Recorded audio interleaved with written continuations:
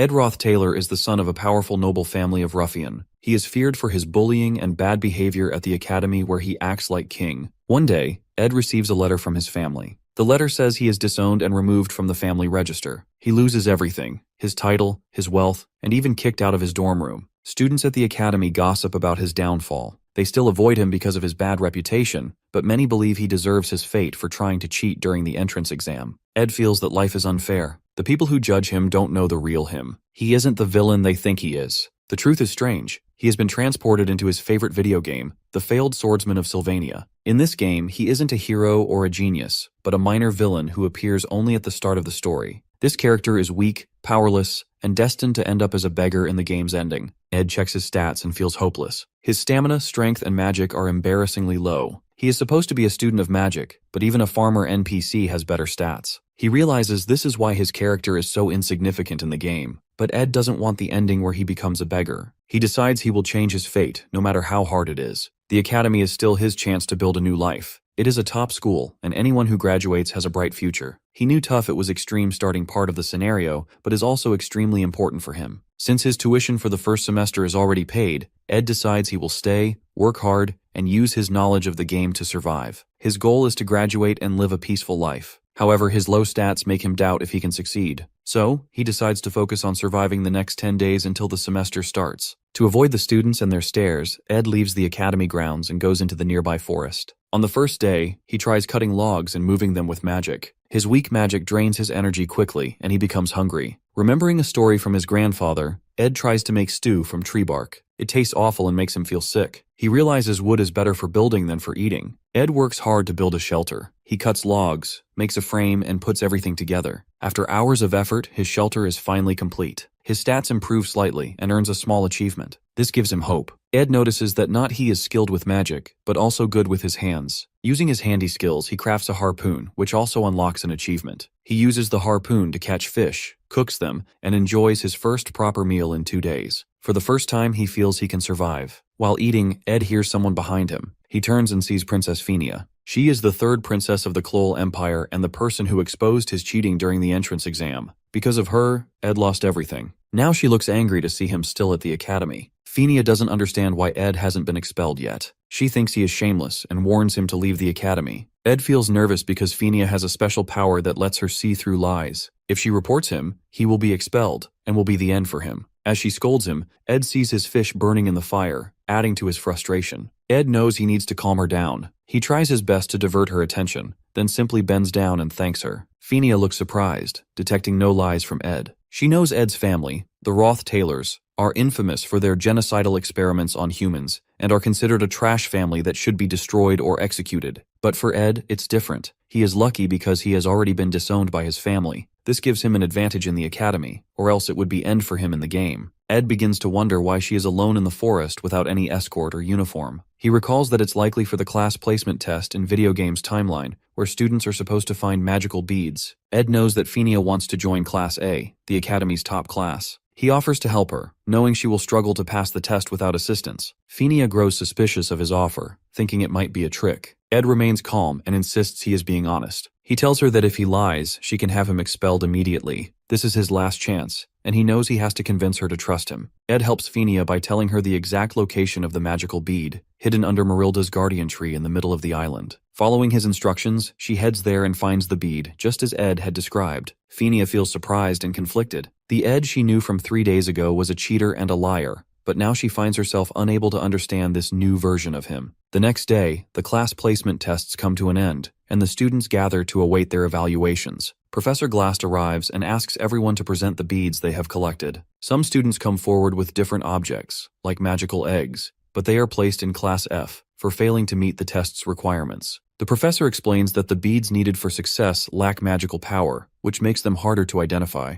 2 of these beads were found by the main protagonists, Jix and Lortel. Then, Professor Glast raises his hand and points to the final student who has retrieved the 3rd bead from the guardian tree. He declares this student to be at the top of the class, leaving everyone in awe. Sitting by the riverside, Ed makes a crude fishing rod, earning another achievement. He remembers from the game that Princess Phinia developed sharp judgment skills because she grew up dealing with people who flattered her or lied to her. She became so good at spotting lies that no one could trick her. But this skill also made her life harder. In the game's original story, Phinia gets the title Princess of Love not because of her beauty, but because of her hard work. She fails the class placement test and works hard to improve, eventually proving herself and earning respect. Ed knows that if he tells her where the magical bead is, he can avoid getting expelled, but it will ruin the original story. If the story changes too much, all the knowledge Ed has about the game will become useless, and he will lose his advantage. However, the information Ed gives Phinia about the bead, though seemingly a gift, is actually a cleverly laid trap. Phinia wants to keep her royal identity a secret because she feels embarrassed by the special treatment her status brings. She wants to prove herself without relying on her status. While the bead would guarantee her top results in the placement test, she cannot accept it because finding it without her own effort would compromise her values. Phinia is determined to walk the righteous path, which is how she earns the title Princess of Love in the original story. Since Ed can't lie to Phinia, he uses mind tricks to control the situation. As he predicts, Phinia refuses to take the bead, leaving her without the bead she needs to pass the test. Another student, Lucy, finds the bead instead. Phinia is angry and frustrated. She knows Ed told her the truth, so she can't punish him, but his actions ruined her chance to succeed on her own. Ed feels relieved and happy to have retained his spot in the academy and kept the story on track. He quickly heads back to the academy to attend the opening ceremony for the new semester. At the ceremony, Ed eats and enjoys the food, feeling more at ease than before. Many students notice the change in his behavior. The Ed they once knew as a bully and infamous troublemaker now seems like a completely different person. Ed's focus is now clear. His one and only goal is to graduate from the academy. Among the groups of students, there is one girl who can't help but notice Ed. She observes him closely, surprised by how much he seems to have changed, as if he's an entirely new person. On his first day back at the academy, the faculty praised everyone who has made to the academy into new improved form. However, Ed is unexpectedly called to meet the principal. He fears the worst and thinks he might be expelled. However, to his surprise, the principal only smiles and speaks calmly. Ed suspects that the princess might have reported him, but feels relieved when he realizes the principal doesn't seem to know about his actions at all. This experience makes Ed more cautious. He resolves to stick closely to the original story and avoid straying from it. While living in the forest, Ed's survival skills improve significantly over time. He becomes skilled at crafting good quality arrows and begins thinking about how to enchant his arrows with magic spells. One evening, after hunting for food to prepare dinner, Ed heads back to his tent. On his way, he notices a girl sitting under the Marilda tree. It is the same girl who had noticed him during the opening ceremony, Janica Failover. Janica is the genius spirit sorcerer of the second year, same year in which Ed is. She sees Ed and excitedly approaches him. She enthusiastically introduces herself and tells him that the magical Marilda tree has shared stories about him with her. The tree has observed Ed in the forest but isn't bothered by his presence. This reassures Ed, giving him a sense of calm. He casually remarks that even a fierce wild wolf can have a tender heart. Janica seems surprised for a moment, but then laughs at his words. She stretches out her hand and asks if he wants to touch the spirit which she signed a contract with to be her friend. Ed, however, isn't interested in interacting with Janica further. He politely declines, saying he can't see the spirit in her hand, and excuses himself, claiming he only came to the area to gather food. With that, he walks away. The real reason Ed keeps his distance from Janica is her crucial role in the original story. He knows that Janica Failover is a key character, and building a connection with her might alter the storyline, costing him any informational advantage he has to navigate the game's events.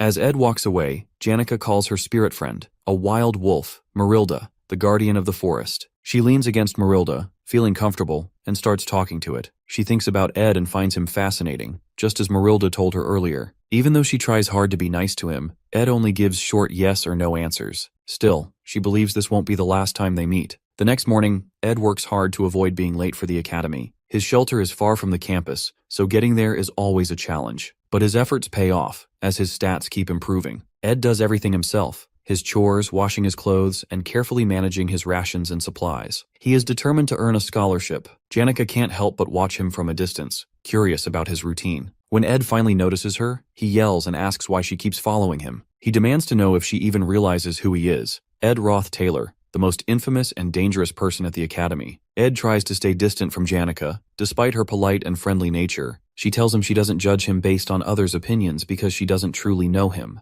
Ed, however, is cautious and wary. He knows Janica may seem naive and innocent, but she is the final boss of Act 1. Ed decides it's safer not to get too close or engage with her more than necessary. Feeling overwhelmed by his challenges and hardships, Ed takes a risk and asks Janica for a favor. She becomes excited, thinking it's something important. But when Ed asks for money, her mood instantly changes. Money is Janica's weakness, and Ed knows this from the game's lore. She comes from a poor background and works hard to stay at the top of her class to maintain her scholarship. Without it, she wouldn't be able to continue her education. With a downcast expression, Janica apologizes and walks away, leaving Ed feeling conflicted. 3 days later, while hunting, Ed reflects on his conversation with Janica. He regrets asking her for money, but knows he has no choice but to avoid entangling himself with key characters to preserve the original storyline. When he returns to his tent and lifts the curtain, he is shocked to find another important figure from the game, Lucy Marcel, the rare genius and the most powerful mage, sleeping inside. Lucy wakes up and immediately complains about how loud Ed is, saying she can't sleep properly. When Ed demands to know why she is there, Lucy points to the area behind him. She calmly tells him that a spirit wants to speak to him,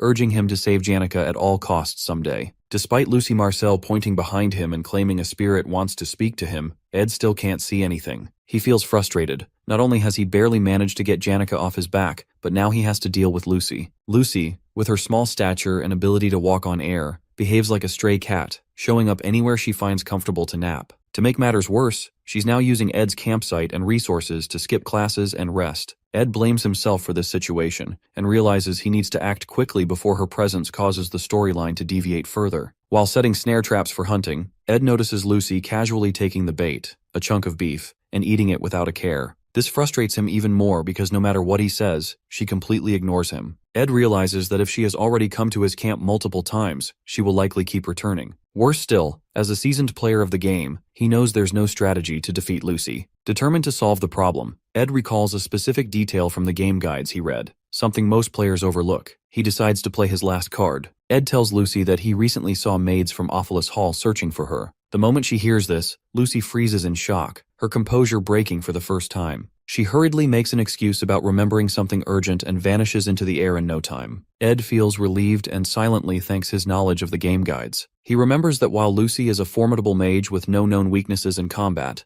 she always flees at the mention of dormitory maids. Apparently she has a habit of avoiding them, as the maids who takes care of Lucy chase after her. With Lucy gone, Ed feels a sense of triumph. He's confident her 2-day stay won't impact the storyline significantly, and is grateful it didn't take him long to figure out how to get rid of her. Once again, he has managed to protect the original story, though he can't help but note how satisfied he's starting to feel. As the game story progresses, the first major quest finally appears: Joint Combat Training. This is a mock one-on-one combat exercise where students use fake weapons to reduce lethality as much as possible. It is also the moment when all the main characters of the game are introduced and meet for the first time. Among them stands the main protagonist, the hero of the game, Taylor, the failing swordsman of Sylvania Academy. Ed shows little interest in the matches at first. He already knows the results since the winners are always the first-year main characters, including Taylor. However, one thing catches his attention: Janica. She appears again, full of the same enthusiasm as before. Despite Ed's repeated efforts to distance himself from her, she continues to stick to him like glue. Watching her persistence,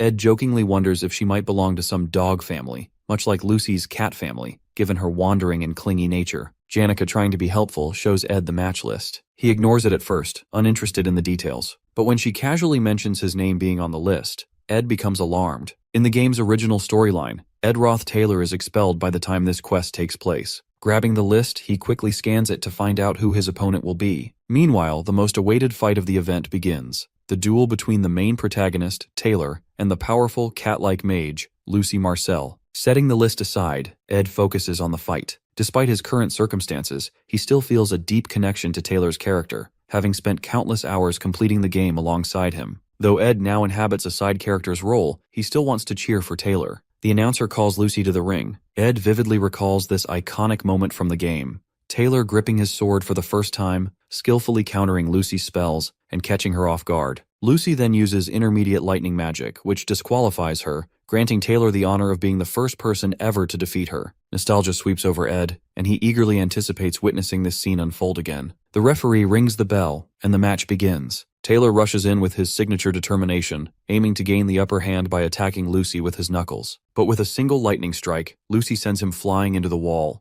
Ed watches as Taylor, despite the overwhelming odds, he knows that he refuses to give up, just as he remembers from the original story. Despite of being bumpkin and all the failures he faces, he never loses hope. Taylor grabs his sword, charges forward, and catches Lucy off guard, mirroring the sequence from the game. But then, something unexpected happens. Instead of Lucy using her intermediate lightning spell as she does in the original storyline, she casts a blocking spell, halting Taylor in his tracks. She follows this with wind magic, sending Taylor flying even farther and exhausting him completely. The announcer declares Lucy the winner of the duel, Ed is stunned. Taylor was supposed to win this fight, but now Lucy has defeated him. This small change might seem minor, but Ed knows it could completely mess up the original story. He fears what might happen next. The crowd cheers for Lucy as Taylor walks away from the match, crushed and defeated. Ed feels a rising sense of panic. This is a huge problem. He quickly realizes that the magic Lucy used isn't normal. It's continuous magic, the kind that can only be obtained by forming a contract with a high-class spirit. In the original storyline, Lucy and the forest guardian spirit Marilda have no connection. However, Lucy's unexpected visit to Ed's campsite must have led her to accidentally form a contract with Marilda, making her far stronger than she is supposed to be.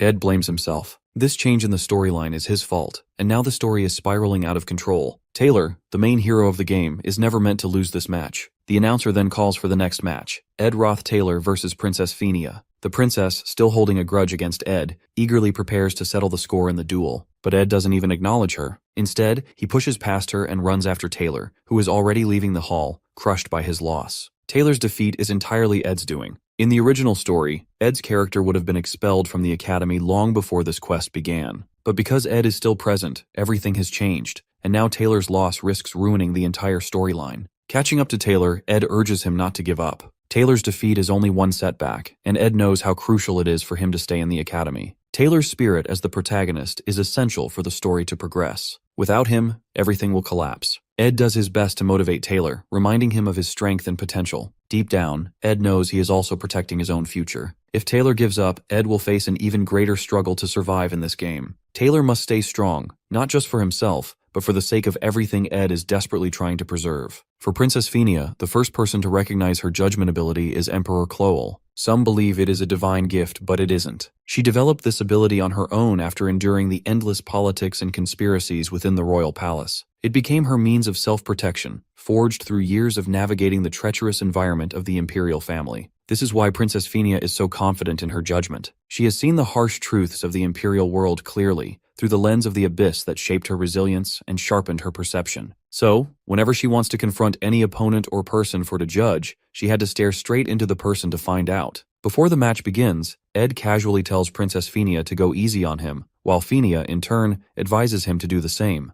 Meanwhile, the audience whispers harsh comments about Ed Roth Taylor. In the game's original storyline, Ed was notorious for bullying Taylor and later cheering him on, making him seem hypocritical. In the original backstory, he bullied Taylor and then later acted nice by cheering for him. They think it doesn't make sense. Ed knows they are right because, in the story, his character used his position to humiliate his juniors, and when that failed, he cheated in exams and got expelled. The match begins. Phinia forms a water ball and throws it at Ed, wanting to test him. She thinks he will dodge it using fire or wind magic. But Ed doesn't dodge or defend himself. He just stands there and takes the hit. Phinia is shocked. Ed then calmly declares that he lost, giving the victory to her without even trying. The audience erupts into cheers for Princess Phinia, declaring her the winner while loudly booing Ed. They shout insults, calling him worse than Taylor. Despite this, Ed calmly approaches the princess, thanks her for the match, and quietly leaves the arena. This only deepens Phinia's curiosity. She begins questioning why he acted this way, wondering if he had no interest in the duel from the start. Ed makes an intentional choice to forfeit the match. He doesn't want to interfere with Phinia's place in the story because he understands how important she is to the plot. He quickly leaves the arena and goes in search of Taylor. Ed believes that Taylor is the real protagonist of the tale, much more significant than the princess,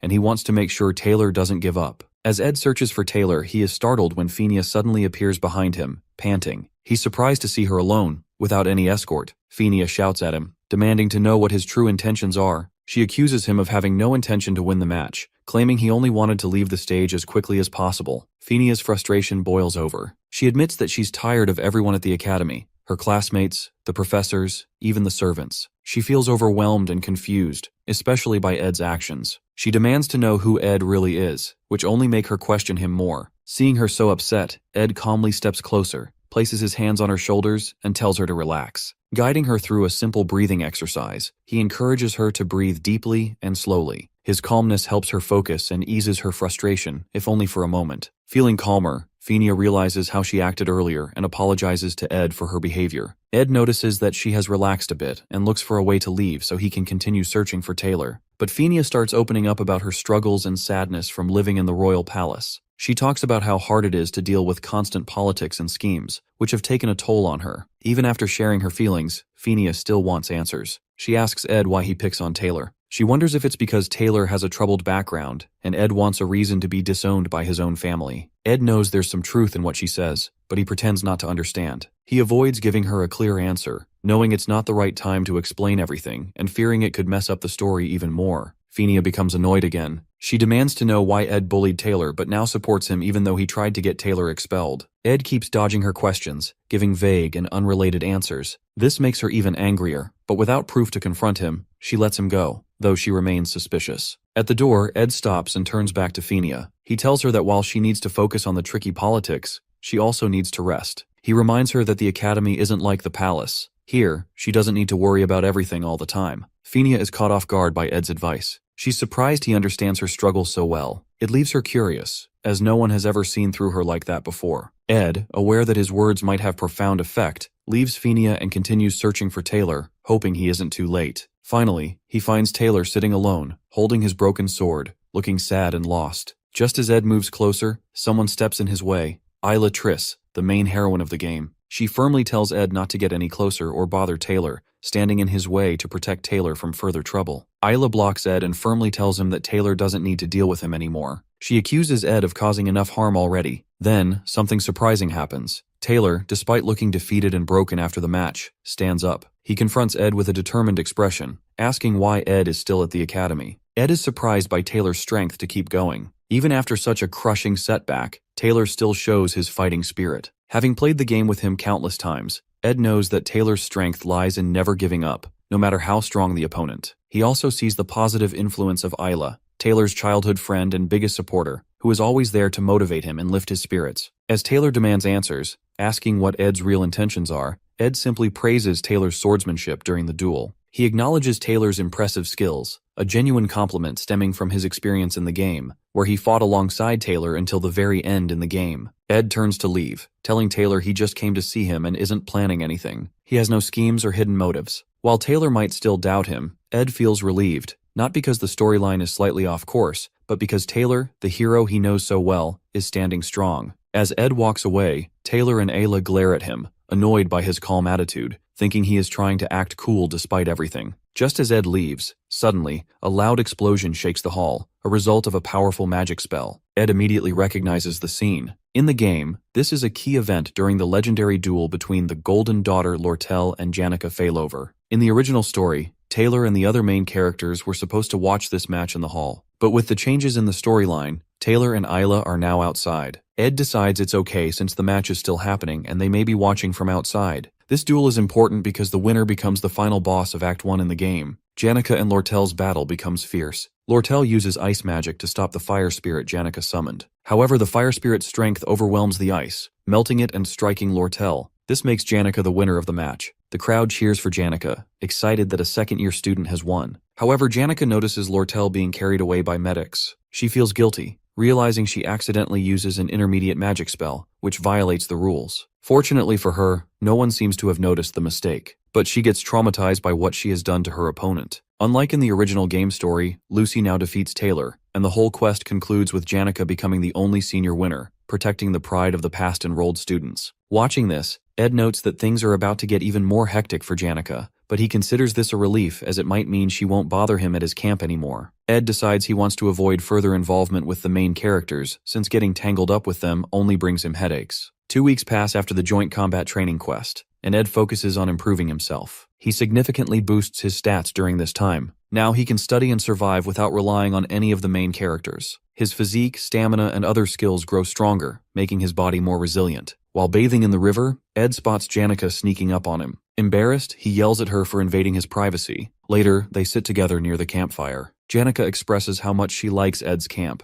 describing it as a top-secret base perfect for adventures. She mentions she needs his advice on something and asks for his honest opinion. Curious, Ed asks why she came to him instead of seeking help from her other friends. Janica explains that after Ed left the hall, her match against Lortel ended in her victory. However, during the duel, she accidentally used an intermediate-level spell, which wasn't allowed, and injured Lortel. Now she feels guilty, and can't shake the thought that she overreacted. She doesn't want reassurance from her friends, as they would likely tell her she did the right thing. Instead, she wants an honest opinion about whether she should apologize to Lortel. Ed tells Janica to do whatever feels right to her and to apologize if she believes it's the right thing to do. While Janica is bubbly, cheerful, and cherished by everyone as the perfect friend, feeling guilty or self-critical won't erase the mistakes already made. People may encourage her and take her side, but that alone won't undo what has happened. Hearing Ed's straightforward opinion, Janica feels happy that he doesn't take sides blindly. She notices how much Ed has changed compared to the person he was last year. Though she is a lively and smiley girl, she is also a keen observer. She remembers how, when Ed once asked her for money, he didn't show the desperation most people would. Instead, his behavior subtly signaled her to keep her distance from him. Janica finds Ed intriguing and admits she likes him a lot. She tells him she wishes more people were like him, as he has become a source of strange but comforting reassurance for her. The next day at the academy, Ed finds himself in serious trouble as Lortel keeps following him and calling out to him, despite his best efforts to ignore her. He knows exactly why this is happening. The game, The Failed Swordsman of Sylvania, is considered a masterpiece, with only a few players managing to reach its true ending. Most new players encounter bad endings early in the story, often caused by wrong decisions or failing to save important characters. These choices lead to tragic outcomes, such as the hero being killed or broken,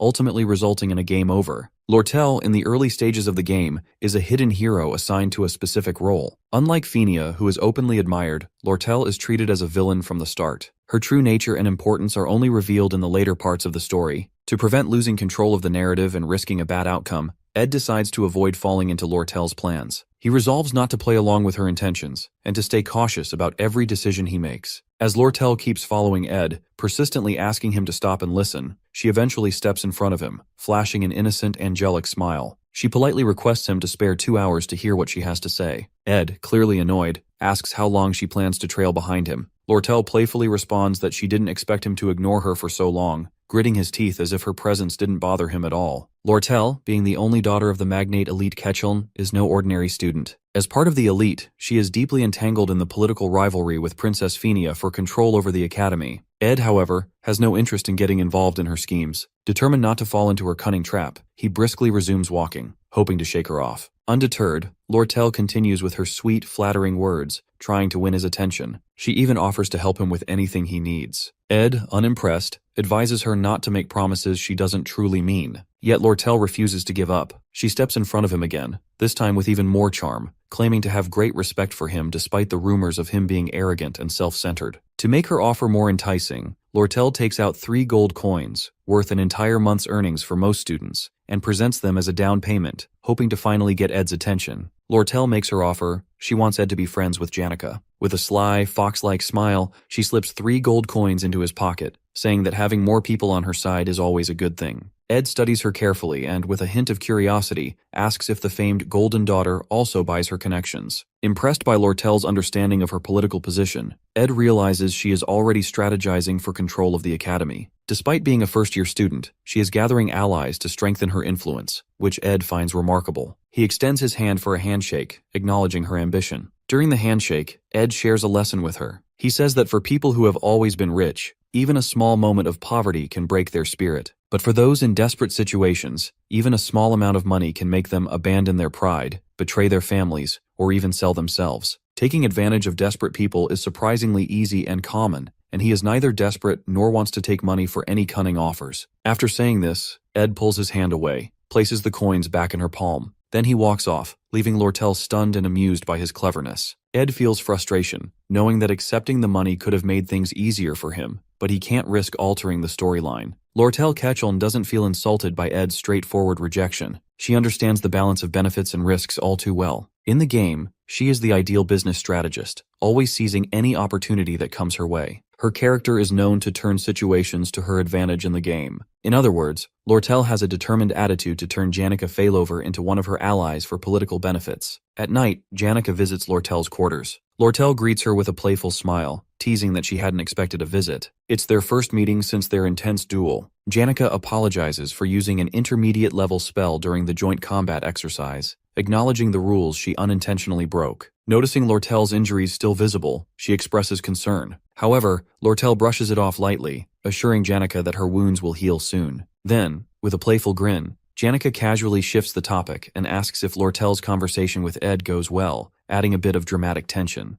Lortel catches off guard, tries to deflect the question, claiming she doesn't understand what Janica is referring to. Janica, grinning knowingly, reveals her spirit powers, saying that although she usually keeps her spirits away from personal matters, they enjoy eavesdropping on conversations. This revelation momentarily stuns Lortel, leaving her at a loss for words. Seizing the moment, Janica asserts her seniority, leans in real close and calls out Lortel's strategy of using gold coins to gain allies. She emphasizes that sincerity and genuine bonds cannot be bought. To make Lortel feel a little jealous, Janica then talks about Ed's approach, saying it was much more genuine and heartfelt than Lortel's way of doing things. Janica laughs, feeling hilarious of herself for showing her authority as a senior. She thinks maybe she bragged a bit too much. Before leaving Lortel's room, she says sorry again for hurting her during the training, remarking that one day she'll be strong enough to summon a high-level spirit like hers, but she needs to keep working harder for it. As Janica leaves, Lortel thinks about her. She realizes Janica isn't as innocent as she seems. Behind her cheerful and friendly personality, Janica is strong and uses her happy attitude to survive in the dark world. But right now, Lortel feels Janica seems a bit different, like she's dealing with something difficult. Back at his camp, Ed is hanging his laundry when a strong gust of wind blows it all down. It's caused by Belle Maya, the senior maid from Sylvania's Awfulest dormitory, who once kicked him out of the dorms. Seeing how he's living now, she comments that it's surprising but admits she's happy to see some positive changes in him. Awfulest hall maids are known for their perfection in everything, from cleaning to cooking. Ed can't help but stare at the basket Belle is holding, filled with the finest ingredients she collected from the forest. Shocked to see her at his camp, Belle tells Ed not to be so much shy as he can ask her anything he wants. Taking advantage of the moment, Ed asks for the basket. He knows it will help him improve his crafting skills to make medicines, food, and other useful things. Seeing a chance to be good friend with the maid, Ed uses the basket to craft new tools and food. At sunset, he sits and enjoys his hard work, even having some fun. But the rest doesn't last long. Suddenly someone crashes down from the sky, destroying Ed's entire tent, nearly killing him with the crash. It's Lucy. Seeing his precious camp ruined, Ed is furious. He angrily tells Lucy she almost killed him. When he demands an explanation, she admits it was Belle Maya who was moody for some reason and got angry with her earlier for skipping class that morning.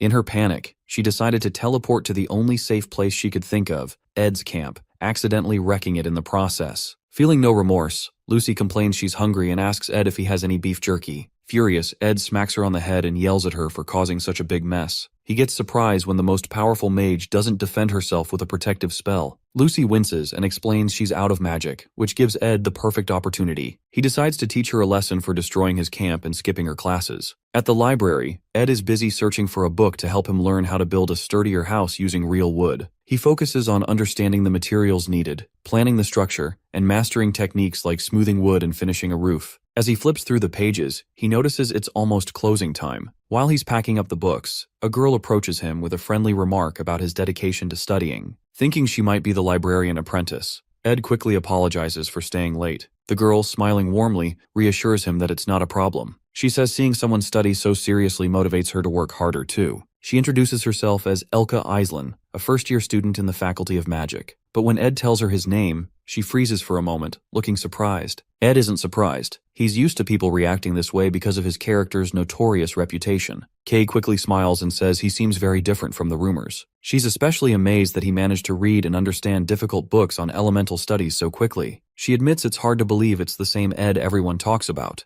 Before leaving, Elka says she'll be cheering for him and wishes him a safe trip back as she has to return to her dorm to clean up, leaving Ed feeling slightly encouraged by her kind words. Suddenly, a loud crash shakes the ground in the library, causing books to tumble from the shelves and fall on Ed and Elka, creating chaos all around. It marks the start of the final chapter of Episode 1 in the game. On campus, students rush toward a temporary camp led by the main character, Taylor. Among them, Ayla, noticing the disaster, recalls a passage from a spirit book she once read. It speaks of a summoning ritual for Glaskin, the highest-ranked dark spirit. Fenia listens intently as Ayla explains that only someone with a strong connection to spirits could summon Glaskin, and that person is Janica Failover. As per the storyline, Janica, now the final boss of Act 1, has lost control of the dark spirit, allowing it to take over her completely. Fenia, understanding the gravity of the situation, realizes that the barriers protecting the temporary camp will only hold for a limited time. Taylor steps up and urges everyone to head to the student center immediately. He explains that if Glaskin fully manifests, the chances of casualties will be extremely high, and the group must act quickly to ensure everyone's safety. The Royal Guard captain reassures the students not to worry, explaining that the faculty and expert mages will notice the situation soon and intervene. However, Elvira Aniston, an outspoken member of the alchemy faculty,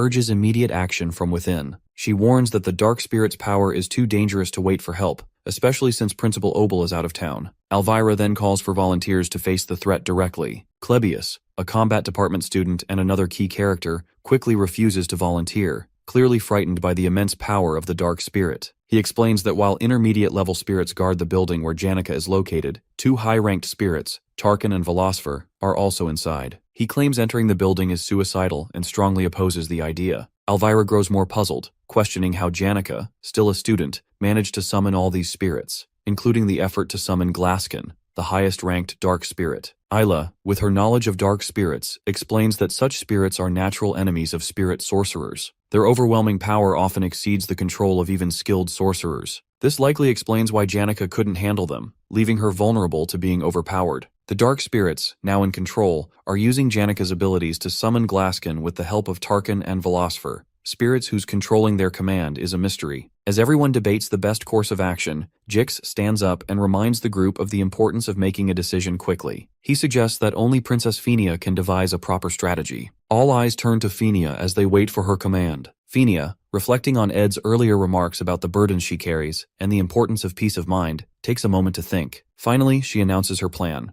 Only the top students from each year and the royal guards will volunteer for the mission. She orders them to prepare within an hour to enter the building, free Janica, and stop the summoning of the highest-ranked dark spirit, Glaskin, before they cause further destruction. Princess Fenia encourages everyone to steel their resolve, promising to take full responsibility for the mission. Just then, a student runs up to her, panting and visibly distressed. He informs the princess that the residents of the teaching area will not be able to assist, as they are already defending Audrey Hall to protect the potion archives from attacks. Realizing their limited numbers, Fenia asks if there are any other students who can help. Suddenly, another student, a frightened girl, rushes to the princess, trembling as she reports an emergency in the library. She reveals that Elka, the librarian apprentice, and a sophomore student are trapped inside. Hearing Elka's name, Jix immediately reacts. Grabbing the girl by the shoulders, he demands confirmation that Elka is still in the library. When the girl confirms, Jix panics, stating that he must save his best friend immediately because Elka has no way to defend herself. Fenia quickly intervenes, commanding Jix to calm down. She reminds him that stopping Janica and the dark spirits must be their top priority. Fenia assures Jix that Elka might be safe since a sophomore student is also with her. However,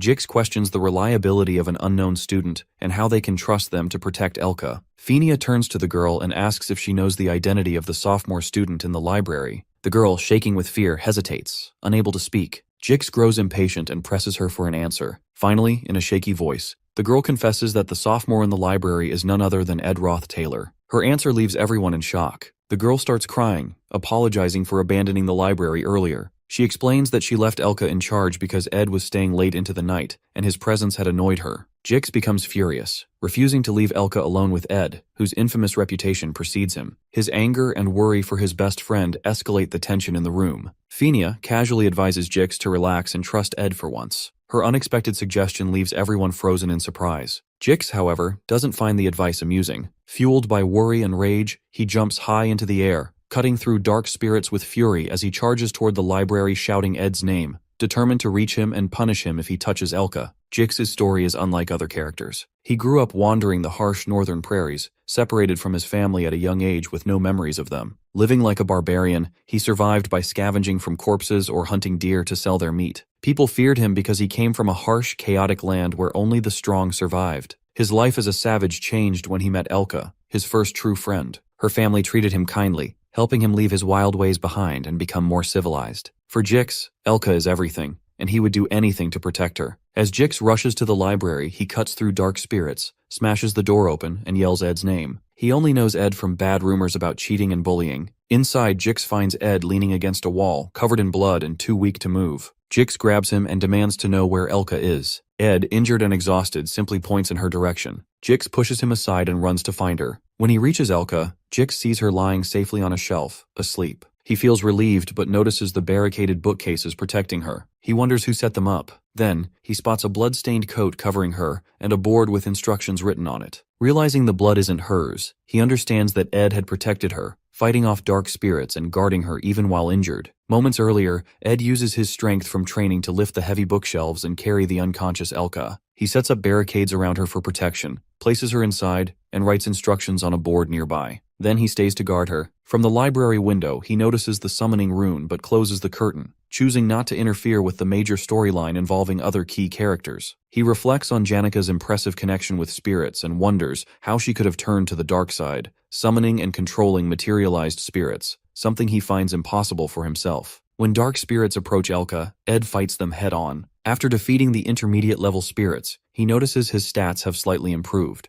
Surprisingly, he even unlocks some spirit connection abilities, leaving him curious about his potential. As Jix carries Elka to safety, he asks Ed what happened in the library. Ed casually replies that he was just training. Jix laughs at the response and thanks Ed for saving Elka, promising to repay the favor someday. Ed recognizes Jix as Taylor's trusted ally and best friend in the game, knowing Jix plays a crucial role in the storyline. Ed advises Jix to join Taylor and follow his lead to fix the ongoing chaos. Jix is surprised by Ed speaking so highly of Taylor, as they barely interact. However, Ed's motive is to ensure Taylor unlocks his slash element, essential for defeating the high-ranked spirit, Tarkin, with Jix's help, as it happens in the original game storyline. Jix thanks Ed for the advice and leaves, allowing Ed to finally rest. As Ed sits to relax, he notices something strange. Jix and Taylor aren't friends yet. He remembers that in the original game, Taylor and Jix become friends after a duel where Taylor learns the slash element by cutting through Jix's magic. This event was supposed to happen before the Act 1 finale, but now things are happening earlier than planned. Without their friendship,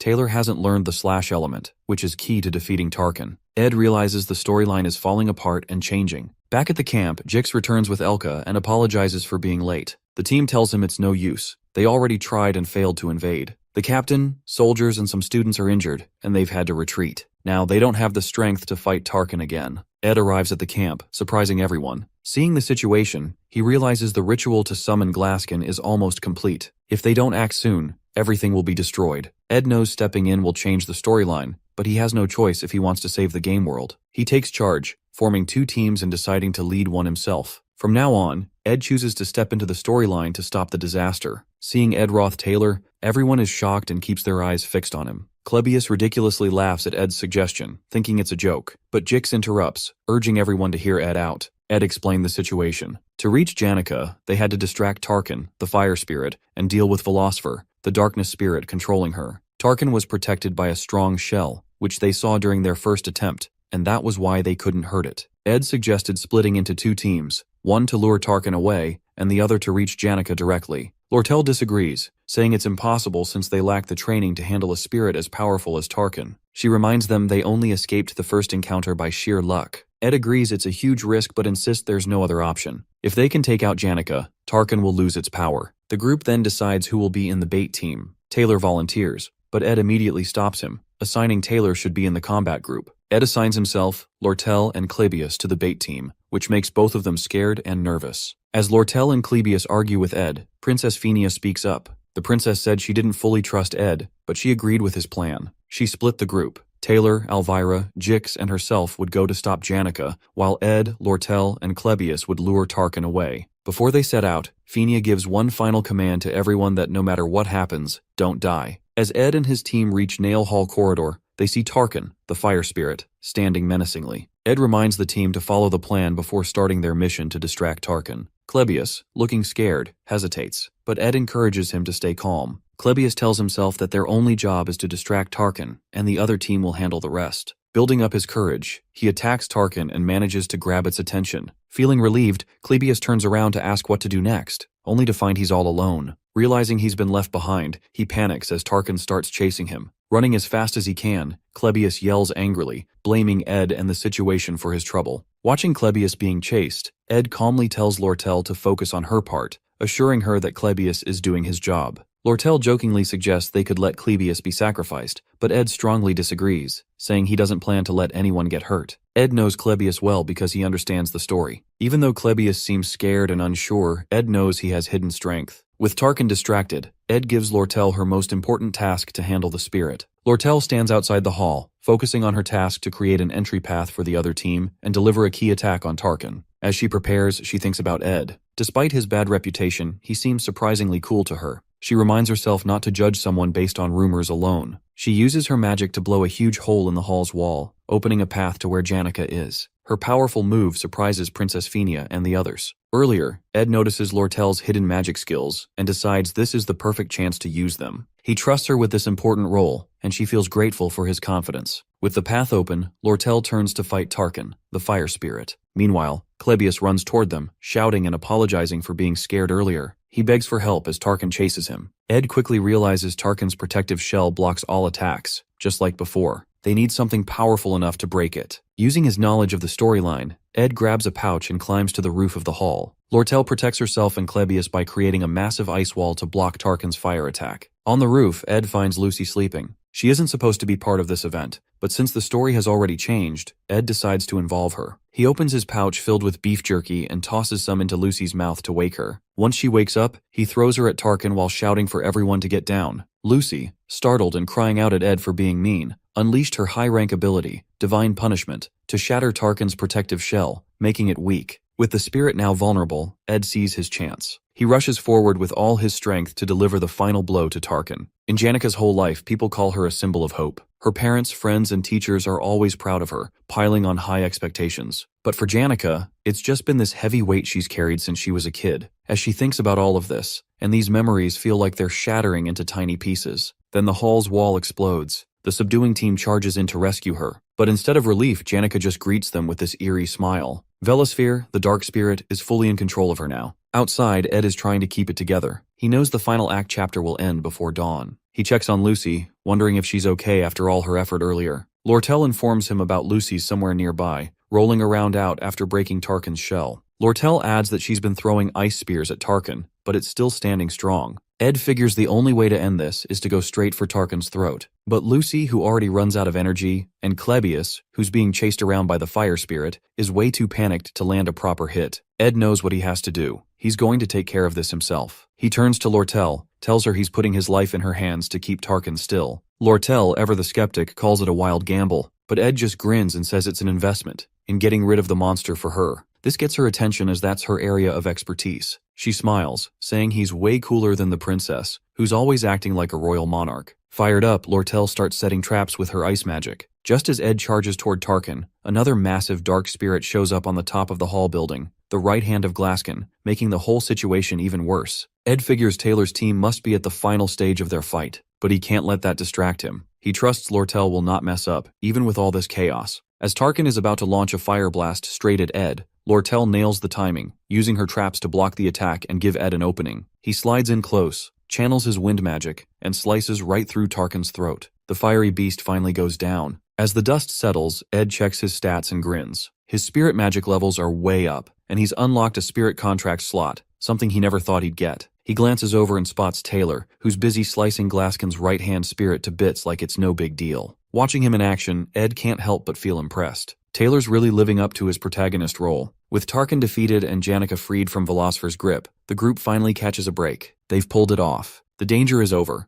Lortel chuckles as she remarks that she's met plenty of people in her life who claimed they were risking everything, but most of them turned out to be cowards. She's amused that even after going through a life-and-death crisis together, Ed doesn't show much emotion. With a sly grin, she shakes hands with him again, this time slipping 3 gold coins into his palm as a token of gratitude. On the other hand, before he can process the moment, Taylor arrives. His hair has turned white from the immense power he used to defeat Glaskin's right hand, and there's a look of resentment in his eyes as he stares at Ed. Ed can't help but admire how incredible Taylor looks in his swordsman form, embodying the role of the game's protagonist perfectly. Even though Ed has his own reasons to resent Taylor, the sight is undeniably impressive. To Ed's surprise, Taylor bows deeply and thanks him for saving the academy, saying he owes Ed a huge debt. His gratitude is genuine, but Clebius, still shaken, interrupts by sobbing and yelling about how no one should ever trust someone like Ed. This outburst is quickly shut down by the others, leaving Clebius grumbling in the background. Finally, Princess Phoenix steps forward. With her usual grace, she thanks Ed sincerely, acknowledging how much he's done for them all. Princess offers Ed to join the student council for his heroic acts, but Ed gently declines, giving credit to the team instead.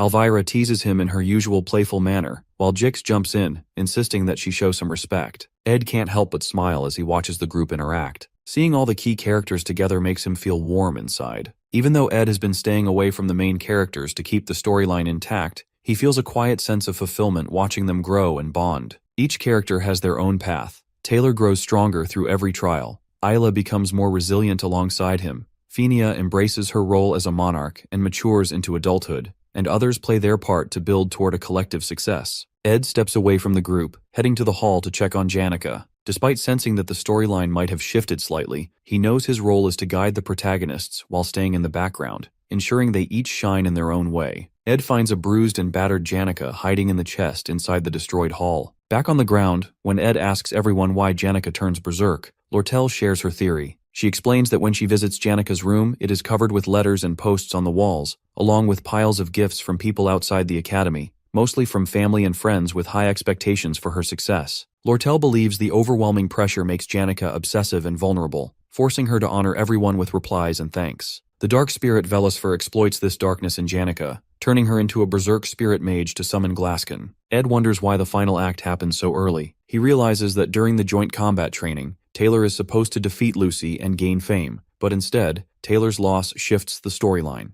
The audience becomes fans of Janica, the only senior to win against a first-year student, putting her under immense pressure to maintain her standards. Ed then notes that while both Lucy and Janica make contracts with spirits, Lucy spends more time in the forest, strengthening her bond naturally. Janica, however, lacks that connection, and Ed blames himself for being in the forest and altering the game's storyline. Janica tells Ed she feels forgotten amidst the chaos, which hurts her. She admits that after wreaking havoc on such a grand stage, she thinks others will look for her but they don't. Ed consoles her, making her laugh a little. Janica says she doesn't expect him to find her so quickly and just wants to stay hidden a little longer, as she feels close to ugly crying. This makes Ed tear up as well. Ed recalls Marilda, the spirit wolf, telling him to save Janica one day. He realizes this moment is what he means, preventing Janica from falling into such despairs. Ed now gets why the wolf said those words to him. Everyone else is putting a lot of pressure on Janica, while Ed keeps his distance, making Janica feel like he's the one she can rely on. Because of all this pressure, Janica messes up while trying to form a contract with a high-rank spirit. She rushes through the summoning ritual and ends up being taken over by the dark spirit, causing the faculty building to be destroyed. She studies magic every night and tries to make everyone happy who supports her. But even though she seems to meet everyone's expectations on the outside,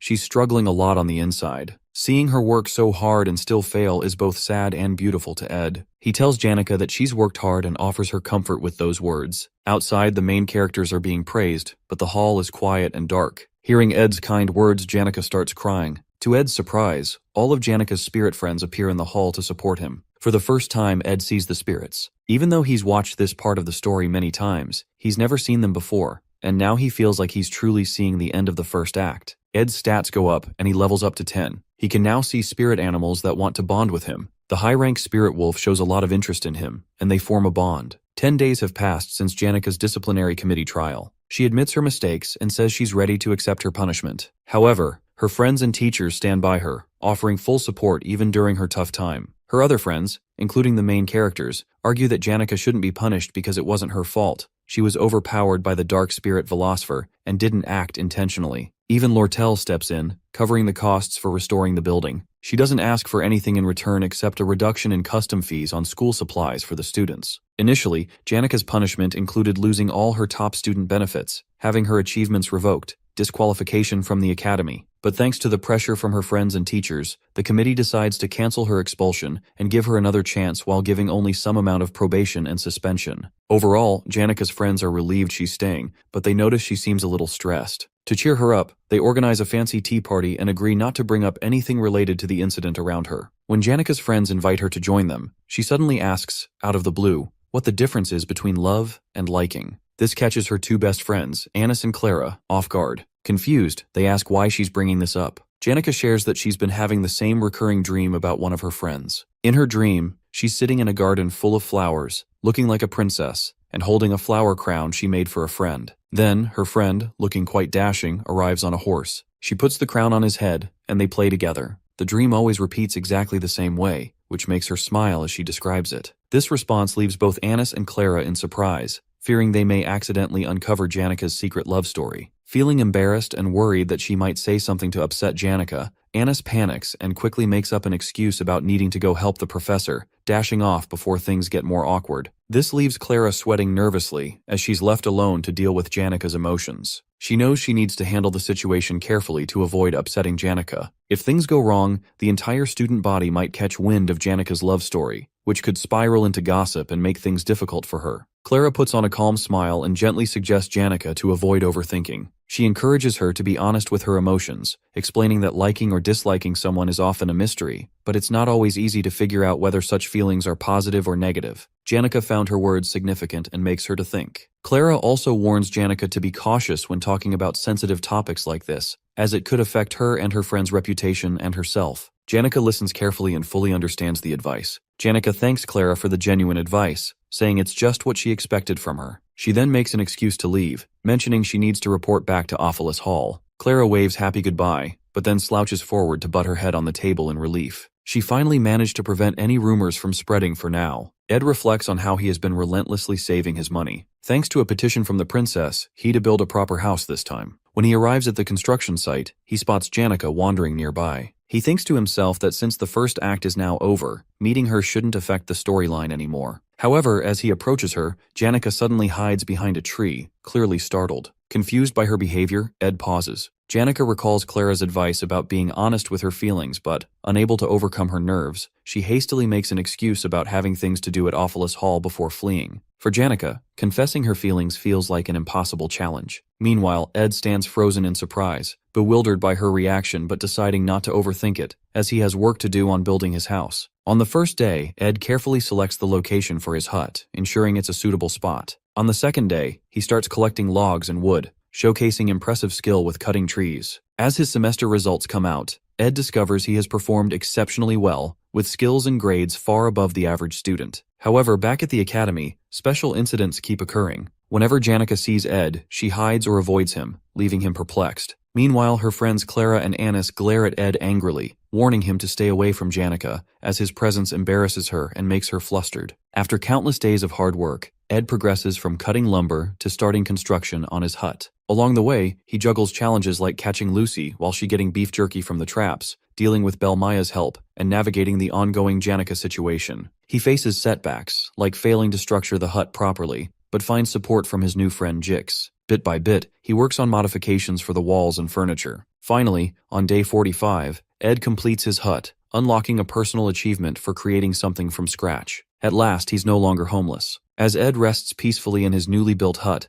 Janica shows up, watching quietly from behind a tree in the forest, observing the hut he's made. After finishing the final touches, including the wall flooring, fireplace, and storage for firewood, Ed takes a moment to admire his hard work. However, his peace is interrupted when he notices Lucy lazily napping on the roof of his hut. To his surprise, Janica suddenly appears and greets him with a cheerful greeting. Ed, startled, asks how she found her way to his remote campsite. Janica explains she heard about his beautiful hut from the maid, who praised it as a masterpiece. Curious to see it for herself, she decided to visit. She marvels at the craftsmanship and natural beauty of the hut, voicing her admiration loudly as she wanders around. When Ed asks if the spirits told her about the hut since it's so new, Janica blushes. She admits they mentioned it, but teases that the spirits were more focused on how handsome and hot Ed looked while building it. Laughing nervously and hiding her deeper feelings, Janica says she simply wanted to check on how he's living. Ed smiles and invites her inside. Blushing, Janica nods and follows him in. Inside, while Lucy sprawls lazily on the roof, Janica gasps in amazement at Ed's handiwork. Sitting near the fireplace, she shares her gratitude for the support Lortel and her friends have given her. However, she also expresses worry about how to repay their kindness. Seeing her conflicted expression,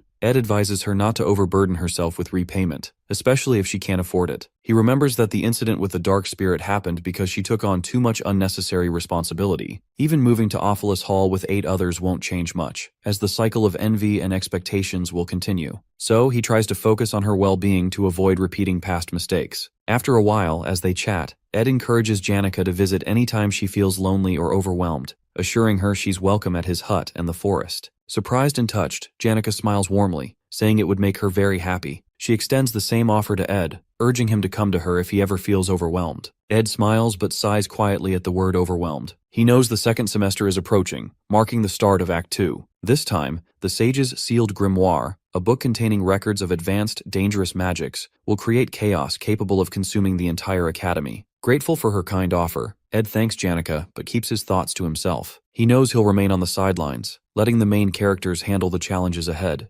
quietly cheering them on. On a dark and stormy night, Act 2 begins. Students from Office Hall live like royalty, enjoying special perks like first-choice seating, personal maids, and extra freedom. These privileges set them apart from the students in Dex's Hall, who don't get the same treatment. When vacation ends, a heavy rainstorm hits the southwest side of the academy. Office Hall students are given horse carriages and boats to help them return safely. Even those who are late are allowed extra days without punishment. But Dex's Hall students aren't so lucky. They have to travel in the pouring rain and risk losing points if they don't make it back on time. This unfair treatment makes the Dex's Hall students angry. They come together to protest and demand equal treatment. They want answers for why they're treated so poorly compared to the Office Hall students. Behind the scenes, Lortel and a clever troublemaker named Willain stir things up. Willain is good at using his words to manipulate people and make things worse. While the students want fairness, Willain's real goal is to cause chaos and hurt Office Hall's reputation. Together, they push the situation to the edge of a full-blown riot. Lortel proposes a fair solution, suggesting the school extend the deadline for students returning after the storm and should confess that Office Hall students get special treatment. Although the head maids of Office Hall and the Academy's review division support her plan,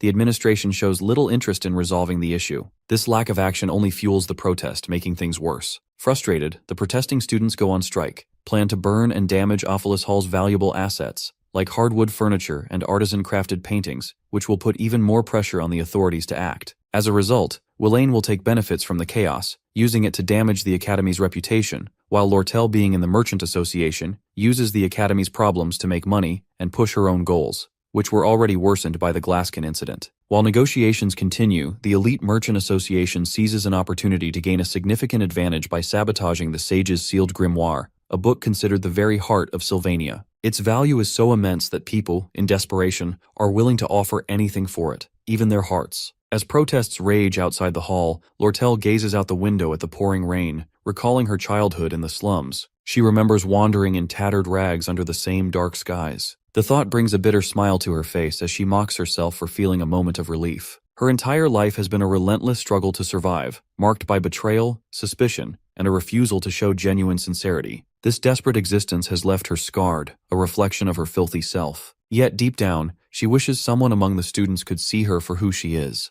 a survivor of a harsh life. She decides to seek out others like her, those who have also endured the life of a gutter rat. Ed describes Lortel as a shadowy figure, always hiding the harsh truths behind the scenes. That's why the audience and players of the game call her the Black Veil. The angry students protest loudly, full of frustration and determination. In the original storyline, the Ophelis Hall occupation incident centers on the main character, Taylor, stopping the students who were provoked into rising against Lortel. Along the way, Taylor and his friends face middle bosses stationed on each floor of Ophelis Hall, from the 1st to the 5th, who aid the rioting students. The first middle boss is Tote, known as the Decoy. Tote is a bitter student who mocks Taylor by calling him a loser and eventually gets beaten up by Taylor's friends. This humiliation fuels Tote's grudge, and he is later bought off by Lortel. Tote's role in the incident is to capture the maid guarding the first floor from the protesters and sabotage the front door of Ophelis Hall, allowing the rioters to storm inside. In the scene, the mysterious guy kidnaps the maid and smashes the front door open, surprising the protesters outside and giving Willain the green light to lead the invasion and cause chaos within the hall. According to the original storyline, Tote's role after breaching the door is to block Taylor and his friends from entering the hall as they arrive to confront the rioters. However, as the rioters push toward the 4th floor to declare their control over the hall, something unexpected happens. Willain approaches a mysterious figure and asks if he is working for Lortel. To everyone's surprise, instead of Tote, it is Ed Roth Taylor who is revealed as the middle boss, breaking away from the original story's expectations. Ed explains how he got into this situation. Just 2 days before the Ophelis Hall incident broke out, he was struggling to hunt for food with a bow and arrow. He feels pain because he has no combat skills and is bad at using the bow. Despite this, he keeps pushing himself. His campsite gets frequent visitors now that people know he's living in the woods. Among them, there are 3 who come the most. The first is Lucy, who always asks him silly questions, but Ed doesn't have many answers for her. The second is Janica, who has fallen in love with Ed. He likes her too because she often brings him food, teaches him laundry tricks, and helps him with tasks. When Ed compliments her, she blushes and acts strangely, confusing him because she's easy to read. But sometimes Janica seems jealous when Lucy visits him. The third is Lortel, who visits Ed at night. She always asks for help, and Ed realizes she's probably trying to gather people who will help her take control of Awfulus Hall. One night, she explains her plan. She wants him to help sabotage the hall. At first, Ed refuses because he doesn't want to mess with the game's storyline. He believes that if he stays out of it, everything will follow as planned. But when Lortel mentions that Tote passed out after a confrontation with Taylor, Ed becomes worried and asks how it happened. In the original story, Tote was supposed to fight Taylor and get beaten badly. But this time, things are different. When Tote insults Taylor by calling him worse than Ed Roth, it angers Jix even more, beating Tote until he faints. With a foxy smile, Lortel laughs and tells Ed that she doesn't need much from him. Just one simple task, which is take the keys from the maid and open the door when the protesting students flock outside the hall. Ed realizes that if the hall doors stay closed and Lortel's plan fails, things will spiral out of control and the story will fall apart. Even though he doesn't want to get involved, he knows he has to do something to keep Act 2 on track. He takes a deep breath and tells Lortel he's not interested in getting fully involved, but is willing to help if he can keep his role small. Lortel agrees and offers him 20 gold coins as payment. With their deal struck, Ed agrees to play his part, determined to ensure the storyline stays intact and unfolds as intended. Ed realizes that if the hall doors stay closed and Lortel's plan fails, things will spiral out of control, and the story will fall apart. Ed sits near the fire, thinking about how the protesters took over Awfulus Hall. He remembers the fight over Sage's sealed grimoire and Lortel's clever plan to mess up the Academy's finances. The thought gives him chills, but he also finds the whole situation fascinating. At the Academy, Princess Fenia and Lortel are at the center of a major rivalry. Lortel starts a group called Merchantry, a business-focused faction that challenges Princess Fenia's student association. The outcome of the story depends on which side Taylor, the main hero, chooses. Ed has no interest in picking sides early on. He plans to watch and join the winning side later, ensuring he survives and gets a good ending in the game. Before the protest, Janica visits Ed at his hut. She thanks him for always letting her come by and tells him she's moving to Dex's hall since her suspension is ending. She offers to give Ed some extra things she doesn't need, like cushions and pillows. Ed happily accepts, which makes her smile. Janica notices Lucky sitting on the roof in the rain and asks why she does that. Ed remembers Lucky's story about avoiding her fate and reflecting on her life on rainy days. He tells Janica not to worry about it, which seems to make her happier and special. Ed then asks Janica for a favor. He knows that when the protesters invade Awfulus Hall, magical protection runes will activate and lock everyone in their rooms for safety. Still, he doesn't want Janica caught in the mess, so he asks her to meet him at the Rose Garden outside the hall at 9 p.m. Janica thinks Ed is planning to confess his feelings and gets excited. She runs off, blushing and waving goodbye. Ed, however, just wants her to be safe and feels relieved knowing she'll be out of harm's way. Back at the protest, Jix is in his room exercising. He notices someone sneaking to the back door of Awfulus Hall. It's Ed, who is led in by a maid. The maid tells him the other staff are in a meeting, trying to figure out how to block the protesters. She then gives Ed the goods he asked for, and then leaves. At the protest, Willain urges the students to break down the door. Before they can, Ed opens it for them. Willain meets Ed and realizes he's the person Lortel hired to help. Seeing a tied-up maid and listening his story for helping as he once kicked out of Hall, Willain feels touched for doubting Ed, and thanks him for his support. Ed brushes it off and tells Willain to get to work upstairs, pushing the plot forward. Ed knows Willain will take the blame for everything, but he doesn't feel too guilty since it's all part of the game. As Ed looks around the hall, he sees the maid untie herself and run to report. He doesn't stop her, knowing the chief maid Alice is on Lortel's side and won't be able to stop the protesters in time. Just as Ed observes the unfolding chaos, Black Veil Lortel appears, setting the stage for the next part of the story. Lortel explains to Ed that the Academy's staff will quickly put an end to the chaos, so she needs to finish her plans fast. Ed, uninterested in the details, tells her to do her best. As she heads upstairs, she pauses and asks Ed a dark question if he's ever killed someone. Ed, uninterested in her games, replies that he hasn't. Lortel smirks and admits she hasn't either, but she's done things just as bad, destroying lives and betraying people to survive. She says that's how she earned the title of the Golden Daughter. Lortel knows she doesn't deserve sympathy, but she often looks for it in people like Ed, who might offer her understanding. Instead of outright denying her, Ed warns her to take responsibility for her own actions.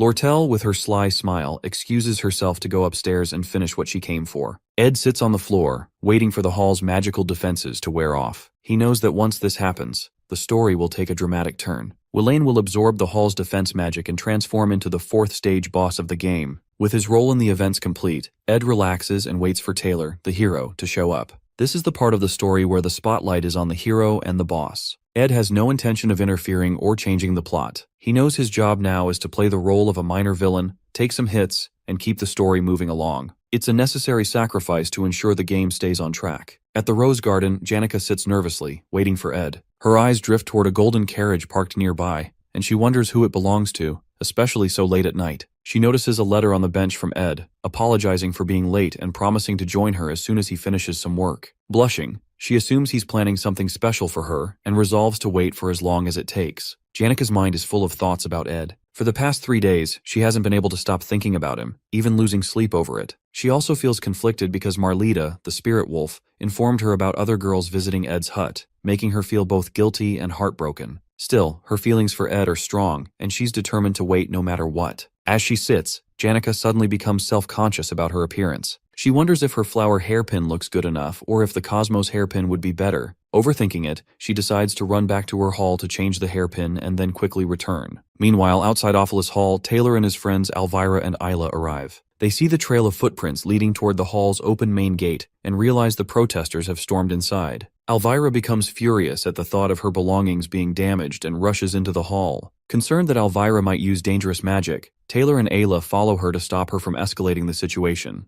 Elvira forces the door open wider, only to find Ed Roth sitting calmly in their path. Confused, Taylor asks Ed why he's there. Looking around at the chaos in the hall, Taylor and his friends quickly realize that Ed intends to block their way to the 4th floor, playing the role of a villain. Ed confirms their suspicions, stating he won't let them pass. Angry Elvira steps forward, boasting about her magical abilities and claiming she can easily defeat him. But Ed, unfazed, calmly warns her that she's still just a rookie. Determined, Elvira and the others prepare to fight their way through, while Ed readies himself to hold them back. Taylor makes the first move, charging toward Ed. With skillful precision, Ed uses a spell to hurl rubble into Taylor's path, disrupting his attack. Then, activating a wind spell, Ed cuts the chandelier above him, sending it crashing down. The falling chandelier smashes into the wall, striking Taylor and knocking him to the ground. Inside one of the rooms, Clebius sits trembling, scared by the loud noises of the protesters outside. The shouting and crashing sounds make him more nervous, imagining trouble coming his way. Out in the hall, Taylor and Ayla dodge Ed's wind magic while Elvira keeps trying to push forward. Ed uses his spells skillfully, making it hard for them to get closer. As Elvira moves ahead, a sharp wind blade cuts through the air near her, shocking her. Her bag falls, spilling her important spells and items onto the floor. Seeing this, Elvira turns back to grab her things, but Ed casts a fire spell, creating a wall of flames around her dropped items. Now she can't reach them. Ed moves quickly and thinks ahead, controlling the fight like it's second nature. Elvira, frustrated, starts blaming Jix for not warning them properly about how strong Ed is. She realizes they underestimated him. His magic is far more powerful than they thought. With Ed holding them back so effectively, Elvira realizes something crucial. Ed understands the Academy's biggest flaw. The students rely too much on magic tools and elixirs, leaving them with almost no real combat skills. She reflects on her own overconfidence, relying on spells and dismissing magic rings and necklaces as inconvenient. Now, she sees how Ed has outsmarted her, dropping the chandelier, using a small opening to cast a firewall, and targeting her bag. The first year's top alchemy student is rendered completely helpless. Frustrated and furious, Elvira curses Ed for being so cunning and yells his name in anger. Determined not to give up, she throws a magic spirit bead onto the ground, summoning a spirit rabbit. She applies a fire-resistant formula to the creature, amplifying its strength and turning it into a monstrous berserk attacker. The rabbit becomes her weapon to regain control. Meanwhile, Isla and Taylor struggle to navigate the firewalls Ed has set up. Isla attempts to use a water spell to douse the flames, but the firewalls are protected by wind magic, striking back at anyone who gets too close. Taylor shields Ayla from the sharp wind blades and encourages her to keep trying. He knows Isla excels in magic theory and is above average at casting basic spells, but Ed's precise targeting keeps them pinned down, unable to move forward. Elvira calls out to Taylor, asking if he can take Ed down if he gets close. Without waiting for an answer, she orders her spirit rabbit to attack, using it as a distraction to create an opening for Taylor. The rabbit charges at Ed, its amplified strength making it a real threat. At the same time, Taylor pushes himself forward, trying to seize the opportunity to close the gap. While Ed is distracted by the rabbit, Elvira rushes toward her bag, ignoring the firewalls and narrowly avoiding Ed's spells. Finally, she reaches her scattered items, smiling in relief as she clutches her spells once again. Despite the chaos, she feels hopeful, ready to turn the tide of the battle. As Elvira regains her spells, Ed quickly casts a Windblade spell and hurls it toward her while fending off the spirit rabbit. Spotting the incoming attack, Elvira confidently shuts her eyes and casts a release magic spell. The spell neutralizes all of Ed's active magic, turning it into harmless chemical reagents and temporarily preventing him from using any magic at all. With the rabbit spirit now gone and his magic disabled, Ed realizes he's outmatched and makes a run for it. Taylor doesn't let him escape, chasing him up the stairs. At the top, Ed grabs a bucket of fire oil he had prepared earlier, spilling it across the floor. The oil ignites, flames quickly spreading. Alarmed, Taylor and the others hesitate, worried the fire could consume the entire hall and endanger everyone inside. But Taylor, resolute in stopping Ed and ending the chaos, uses an elemental slash to extinguish the flames and clear a path. He charges toward Ed without hesitation. Meanwhile, Elvira notices something unusual. The carpets in the hall have been removed, and the windows are wide open. It clicks in her mind. Ed had prepared the area to minimize the fire's dangers. Before she can warn Taylor that Ed might not be the villain he appears to be, Taylor closes the gap and engages him. As Taylor gets within striking distance, Ed raises his bow and fires an arrow, not at Taylor, but at Ayla. The arrow whistles past Taylor, aiming straight for her. At the last moment, Elvira leaps into action, intercepting the arrow with her claw hand tool. She notices the arrow's tip is wrapped in cloth, not sharp. Alarmed, she yells a warning to Taylor, suspecting Ed might have another trick up his sleeve. Taylor reaches Ed and swings his sword. Ed blocks with his bow, holding him off briefly. Then, a noise from above grabs Ed's attention. Clebius has escaped his room. Realizing the next phase of the act in the game is now in motion, Ed sighs in relief. His role complete. Resigned, Ed lets Taylor's next strike land. The force of Taylor's elemental slash sends him flying into the wall. The battle ends with Ed defeated, leaving everyone stunned and questioning his true motives as if he was playing a deeper game all along. With Ed finally defeated, Taylor grabs him and demands to know why he went so far to stop them. Elvira watches uneasily, feeling that Ed had been toying with them the entire fight. It doesn't add up. Ed is a second-year student with more experience, and if he truly wanted to overpower them, he could have ambushed them after the chandelier fell. Instead, he stood his ground and deliberately engaged them, seemingly more to delay than to win. The group senses something is off, as if Ed's actions are driven by a deeper motive. Frustrated, Taylor shoves him away. Weak and injured, Ed speaks in a quiet but firm voice, telling them to go upstairs if they're done wasting time on him and to stop the real chaos. His words leave them stunned. Elvira demands to know why he tried so hard to hold them back if he's now telling them to go. Taylor and Ayla press him for answers, their confusion mounting. Elvira, her voice rising with frustration, yells that she won't leave until Ed tells them the truth. She's determined to uncover his intentions, suspecting there's more to his actions than meets the eye. Before Ed can respond, the hall door creaks open behind them. A girl enters, shielding herself from the rain with a hood. As she steps inside, her eyes widen at the scene before her. Taylor, Elvira, and Ayla standing over a battered and bloodied Ed, with the hall in complete disarray. It's Janica. She had been waiting for Ed at the Rose Garden, thinking he might be at the pavilion nearby, but seeing him like this, her heart sinks. Shocked and concerned, she cries out, asking what they've done to the hall, and to Ed. Her voice echoes in the tense silence, leaving everyone frozen in place. For Janica, Ed is someone who has become incredibly important in her life, making her feel special. Despite being caught up in a complicated situation, Ed's simple lifestyle and the way he treated her during the Glaskin hunt have made her care for him even more. He has a way of making her believe he'll always figure things out, no matter the problem.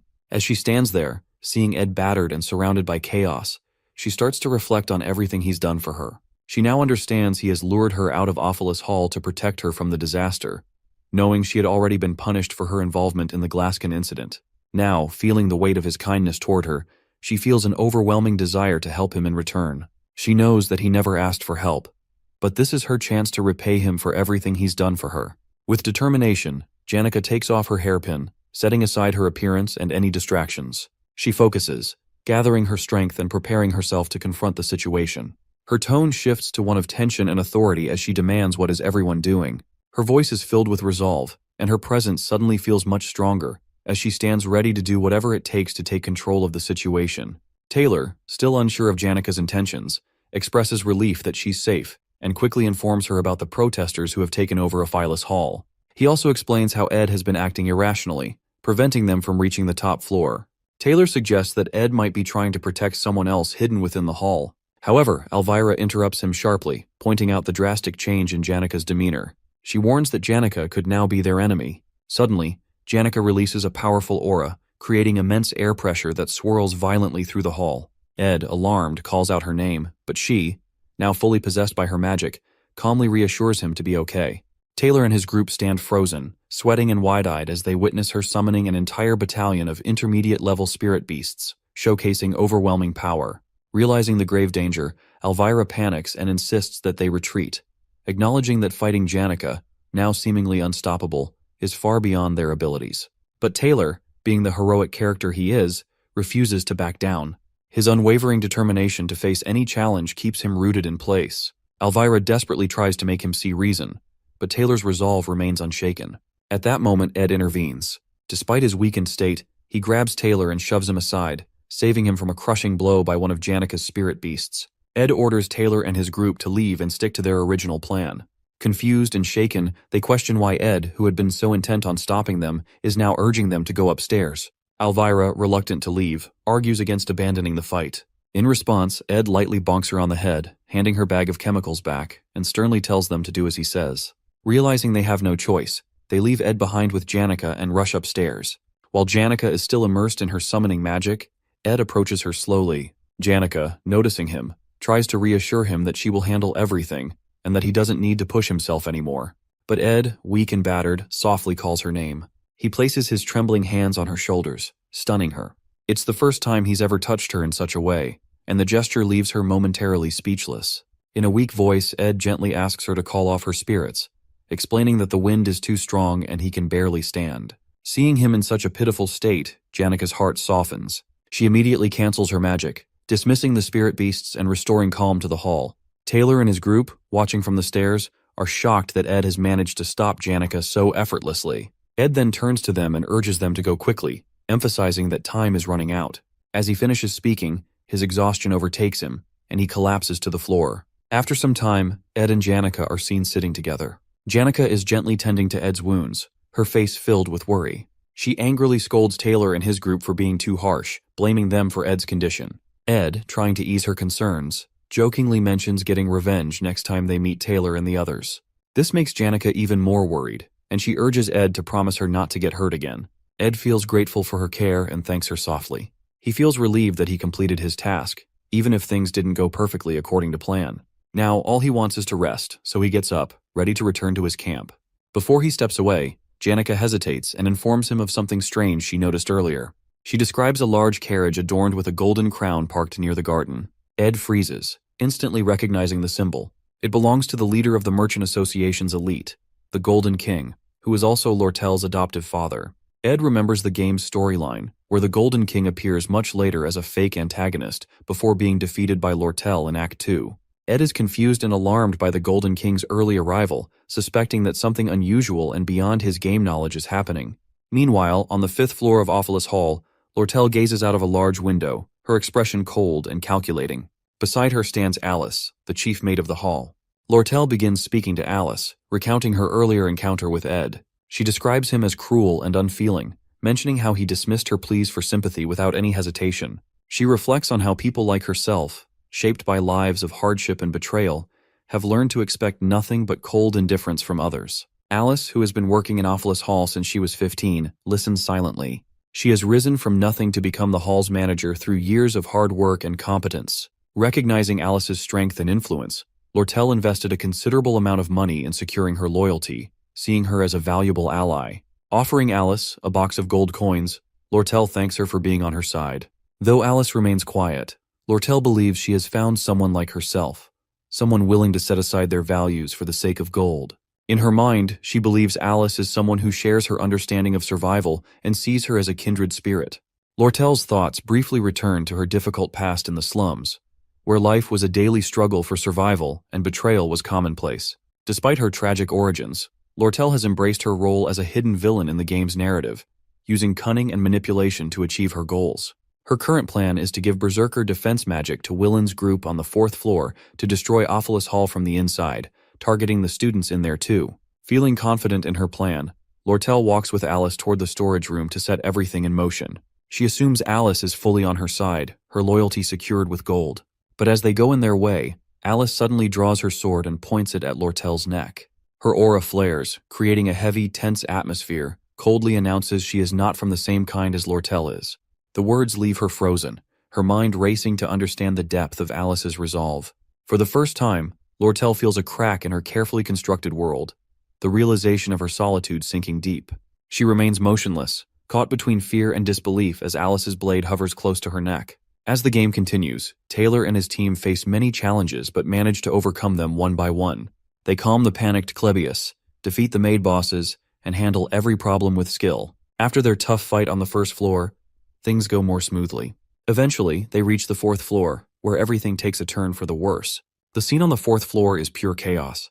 Wylane is trapped in the effects of the defensive magic runes and loses control. His body glows with unstable energy, and the crystal ball of defensive magic in his hands becomes extremely dangerous. Wylane cries for help, but the magic is taking over his body and mind. The situation becomes even more dangerous as students panic, thinking the building will collapse. They rush out of their rooms in fear, adding to the confusion and danger. The once organized protest falls apart completely. Taylor and his group act fast. Taylor blocks the blasts of magic from Wylane, protecting the students while the rest of the team helps evacuate them. Once the students are safe, they turn their attention to Wylane, who is still under the dangerous effects of the magic runes. His attacks grow stronger, and destructive magic spreads across the hall. Elvira realizes that normal magic won't work to stop Wylane. She pulls out an anglerweed reagent, a special substance that can weaken magic, and prepares to help. She tells the group they must physically knock Wylane out because magic alone won't save him now. Taylor takes charge and runs toward Wylane while Elvira throws the scared Klebius ahead as a distraction. The group moves in a zigzag pattern to avoid Wylane's wild attacks. The air is filled with powerful magic, and the pressure is intense. Finally, Taylor gets close to Wylane, ready to stop him, but the magic runes become too unstable. Wylane's body shines brighter and brighter before a huge explosion shakes the entire hall. The situation has turned into complete disaster. Ed and Janica watch the explosion from the garden. Janica, worried about Ed's wounds, hovers over him, urging him to rest. Ed reassures her, explaining that most of the blood isn't his, trying to ease her worry. However, Ed's attention is elsewhere. The biggest concern for him now isn't the explosion, but the ominous presence of the carriage parked outside the hall, the one belonging to the Golden King elite of the Merchant Association. The Golden King, Lortel's adoptive father, is a character who shouldn't appear in this act of the game right now. His presence at this time raises alarm bells in Ed's mind. Known as a fake boss who eventually vanishes after being defeated by Lortel in Act 2, his discreet and unexpected arrival suggests a secret motive. Ed's eyes narrow as he observes the carriage, piecing together the puzzle in his head. What catches his attention next is even more unusual. Shenny, one of the maids of Ophelis Hall and a subordinate of Alice, stands by the carriage waiting for the Golden King. This feels off. Alice is someone Lortel had invested in heavily to secure her loyalty. For Shenny, one of Alice's trusted maids, to be seen with the elite now seems strange and out of place. It hints at something deeper. A crack in the loyalty Alice pledged to Lortel. The pieces begin to fall into place in Ed's mind, realizing Shenny is involved with the elite as Alice may have betrayed Lortel. Ed understands the gravity of the situation. Lortel is an essential character for progressing through the game's later acts. If the elite take over Ophelis Hall and gain access to the sealed Book of Grimoire, Lortel's downfall could occur, causing the entire story to unravel. Ed knows he needs to act quickly. He decides to take on Lortel's role, doing whatever it takes to keep the Golden King away from entering the building and changing the original storyline. Before the chaos of the protest, Alice, the chief maid of Ophelis Hall, secretly writes a letter to the elite merchant king. In the letter, she exposes everything about him, how he is Lortel's adoptive father and the man responsible for killing Lortel's biological father. She reveals Lortel's plans to take revenge by manipulating the business magnates and directors of the elite merchantry to overthrow him. She also shares details about Lortel's scheme to acquire or sabotage the sage's sealed grimoire, a critical move intended to strike the Golden King by surprise and remove him from power in the Merchant Association. Alice ends the letter with a bold demand for more money than what Lortel has offered her, promising to switch sides and create a dramatic turn of events in the Golden King's favor. Now with her sword pressed against Lortel's neck, Alice waits for the Golden King's arrival at Ophelis Hall. Lortel, usually clever and confident, is now shaken. She pleads with Alice, questioning her betrayal and pointing out that they both wanted revenge against the Golden King. Alice sighs and apologizes, but delivers a brutal truth. She tells Lortel that they, including the Golden King, are not so different, driven by ambition and survival. Her words cut deep, leaving Lortel speechless. Suddenly, an explosion echoes through the hall as the door bursts open. Taylor and his group arrive, dragging a restrained and defeated Wylane behind them. They are battered but still resolute. Elvira quickly assesses the situation, deducing that Alice must be the one behind the chaos, as only she could have provided Wylane with the defensive magic runes. Spotting an opportunity amidst the commotion, Lortel acts to collapses dramatically to the floor. Taylor and his group rush to check on her, concerned for her well-being. Hiding her tears and masking her turmoil, Lortel pretends to be overwhelmed and helpless. Without a word, she suddenly gets up, sprints away, and retreats to her room. Her mind races with plans for what to do next. Lortel stands frozen, stunned by the unexpected arrival of the Golden King. The man who pulled all the strings in the shadows has come all the way to Ophelis Hall himself. Though shocked, she quickly shifts her focus to the opportunity now at hand. Blaming him for the large-scale tampering with the Merchant Association's account books and the damage caused during the chaos could finally lead to his downfall. Her plan to overthrow him feels within reach, but she knows she must act fast. She knows what she has to do. She needs to get to her room, where a carrier pigeon is hidden. The pigeon will carry a message to the Merchant Association's officials, exposing the Golden King's crimes. Once she sends it, she plans to hide somewhere in the hall to stay safe. Even though her heart aches from Alice's betrayal, Lortel doesn't let herself cry. She's used to being hurt by others and has learned to blame them to protect herself. Wiping away her emotions, she quickly heads to her room, determined to complete her plan. At the same time, the Golden King elite enters the hall with his guards, carrying an air of authority. Spotting a student near the entrance, he calmly advises the student to evacuate for safety. However, the student doesn't budge and instead informs him that no one is allowed inside the hall due to safety protocols. The elite looks puzzled but intrigued by the student's firm stance. The student is none other than Ed, standing in front of the stairs like an immovable wall, blocking the elite's path to the upper floors. The elite, maintaining his calm, asks Ed if he has any official authority or permit to enforce such rules. Ed boldly replies that he's acting on his own judgment. In this tense standoff, Ed evaluates the situation. He knows that only 3 people truly understand the flow of the story. Lortel, who wants revenge on the elite for destroying her childhood and plans to oust him. The Golden King elite himself, who seeks the sage's sealed grimoire for ultimate power. Alice, the chief maid, who has become the central villain in this act by betraying Lortel. Ed decides to trust Taylor and his group to deal with Alice, the act's main antagonist, while he focuses on keeping the elite from going upstairs. By doing so, he hopes to preserve his understanding of the game's storyline and secure his role as a successful character in the end. The elite tries to defuse the situation, claiming he needs to consult with the Academy about the chaos inside, but Ed remains unmoved. His unyielding stance begins to irritate the elite, who activates his aura and then asks a pointed question whether Ed is siding with Lortel. 10 minutes before the confrontation with the Golden King elite, Ed and Janica arrive at Jix's room. To their surprise, Jix is calmly exercising while the building is in chaos, with most students already evacuated. Curiously, they ask why he hasn't left. Jix explains that he's trying to avoid rash actions and prefers to focus on his routine, rather than getting involved in the protest. Noticing Janica and Ed together, Jix foolishly asks if they're dating. Embarrassed, Janica yells to instantly denies it. However, she becomes flustered, giving eye contact with Ed as she worries she might have made him uncomfortable. Picking up on the awkwardness, Ed subtly makes Jix realize his rudeness. Jix hurriedly apologizes to Janica for his careless question.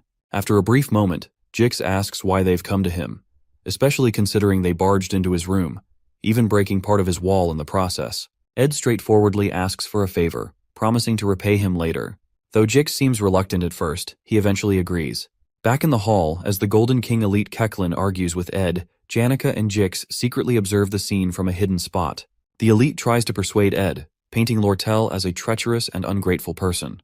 He recounts how he raised her since childhood and accuses her of plotting against him. In an attempt to win Ed over, he even offers to double the amount of gold coins Lortel promised to anyone on her side. Ed stands firm, making it clear that he isn't interested in money or personal gain. Frustrated, the elite gives up on diplomacy and orders his guards to dispose of Ed. As the guards surround and overpower Ed, Jix springs into action. Using wind magic, he sends the guards flying, creating a moment of chaos. Jix and Janica reveal themselves, stepping in to help Ed. Janica summons her spirit companions while Jix prepares for a fight. Ed thanks them for their intervention, promising Jix he'll repay him later, before heading upstairs to check on Lortel.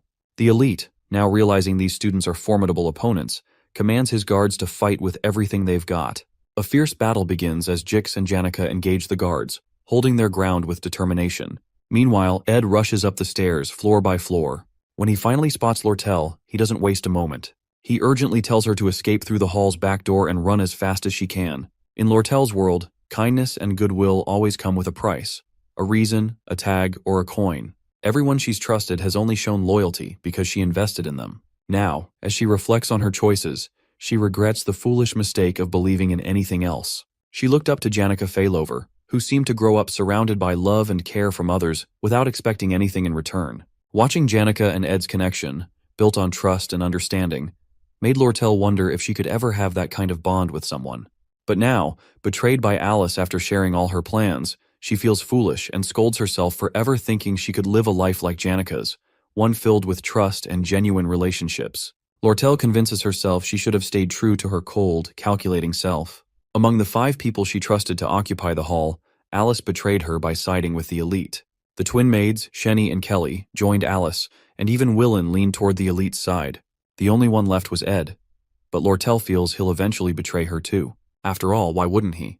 As they run through the hall, Ed asks Lortel if Alice betrayed her. Lortel suddenly stops and stands still. Her voice is low and regretful as she apologizes, saying she can't guarantee the 20 gold coins she promised him. The situation is too unstable now, and she's lost control. But Ed doesn't care about the money. He firmly tells her he's not doing this for gold. Without hesitation, he grabs her arm and pulls her forward, urging her to run. He warns her that if the elite catches her, it's all over. They need to escape quickly to secure the plan and ensure her survival. Hearing Ed's words takes Lortel by surprise. For the first time, she wonders if Ed sees something in her worth believing in. She starts to question her assumptions about trust, wondering if maybe there are people who act without ulterior motives. Still, the idea confuses and unsettles her. As they run, Ed asks her what's really going on with the Merchant Association and why the elite came to the academy himself. Lortel explains about her adoptive father, Elite Ketchlin, has been covering losses due to manipulating market prices through secret deals and monopolizing the armor trade within the association. This scheme has left him in desperate need of money to secure his power and position in the association. To fix his financial problems, Ketchlin plans to sell Sage's sealed grimoire for a high price. He sent Lortel to the academy to find a way to steal or sabotage the grimoire. For years, Lortel has worked to build alliances within the Merchant Association, buying the loyalty of merchants and committee members and turning them into her side.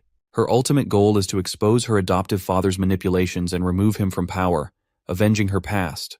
Ed realizes that Ketchlin's desperation explains why he's arrived earlier than expected in the story. His rushed actions to monopolize the armor trade and secure the grimoire have put him in a vulnerable position. Ed knows how important it is to keep Lortel safe to ensure her plans succeed. Lortel knows her plans can only work if her father is away from the merchantry headquarters. With him gone, the merchants on her side will have the chance to transfer the rights of sale to her. Ed quickly pieces everything together. He realizes that Lortel has been using this elaborate plan to disrupt the Academy's finances by burning Ophelis Hall. This chaos would push the negotiations for the Sage's sealed grimoire in Elite's favor. Now, Elite Ketchlin's urgent need for money has brought him to the Academy, giving Lortel a perfect opportunity to send a message to her allies and execute her plan to bankrupt him. Surprised by Ed's sharp understanding, Lortel informs she has a carrier pigeon ready to deliver the message to her allies. However, she also reveals that her father expects her to get caught and plans to use it to expose the traitors inside the merchantry. When they reach Lortel's room, Ed pauses and gives her detailed instructions. He tells her to stay hidden and avoid being seen by anyone. He explains how she can escape using the horsemen in the quarters, ride to the Arkan Mountains. He advises her to leave the horse carriage at a spot to mislead Elite's guards, and then hide at his place in the forest for 3 days, as he will write and send the message to her allies from her room in the hall. Ed notices someone suspicious guarding the back door and warns Lortel to wait until it's safe. He firmly grabs her shoulders and emphasizes the importance of staying hidden. Lortel is stunned by how calmly and decisively Ed handles everything, and for the first time, she starts to trust him. When Ed sees her frozen in thought, Lortel suddenly asks in a soft, innocent voice why he is helping her so much. Ed simply replies he is doing it for no reason, as he just feels like he should help her. With that, he leaves the room. Alone in her room, Lortel sits down, confused by her feelings. She hears a loud beating sound and soon realizes it's her own heartbeat. For the first time, someone has helped her with kindness, expecting nothing in return. This unfamiliar warmth fills her with emotions she has never felt before. Meanwhile, at the back door, Shenny, one of the twin maids, stands guard. Ed approaches, ready to confront her. As Taylor's group battles fiercely with Alice, the chief maid, the stakes rise. Alice gathers all the hall's runes and takes control of their magic, using them to launch powerful attacks. Despite her expertise as a veteran intermediate magic user, Alice cannot match Taylor's strength. Being the hero of the game-failed swordsman of Sylvania, Taylor's determination and skill are unmatched. With this, the final battle of Act 2 begins. Meanwhile, Ed confronts Shenny, one of the twin maids, at the back door. Shenny draws her sword, ready to fight. As she dashes forward with a lightning-fast attack aimed at Ed's leg, he uses his quick reflexes to dodge her strike. Ed, being a skilled player of the game, already knows her fighting patterns and starts anticipating her moves. He jams her sword with his foot and grabs her hands just as she tries to draw her knives, disarming her. But Sheni isn't done yet. Sharing a magical ability with her twin sister Kelly, due to their shared birth star, she uses low-level telekinesis to hurl objects and blades at Ed while attempting to stab him. Despite taking some hits, the wounds aren't deep due to her unrefined magic. Ed pulls the blades from his body and manages to pin Sheni down, pressing his knee against her back to immobilize her.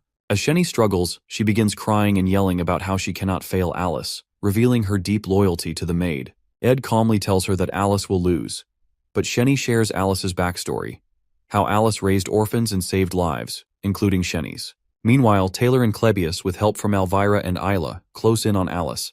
Taylor uses his powerful slash-element attack, causing a massive explosion that shakes the entire floor. Seeing the explosion, Sheni screams in despair before passing out from shock and exhaustion. Ed, unaffected by the emotional backstory, stays focused on surviving the game.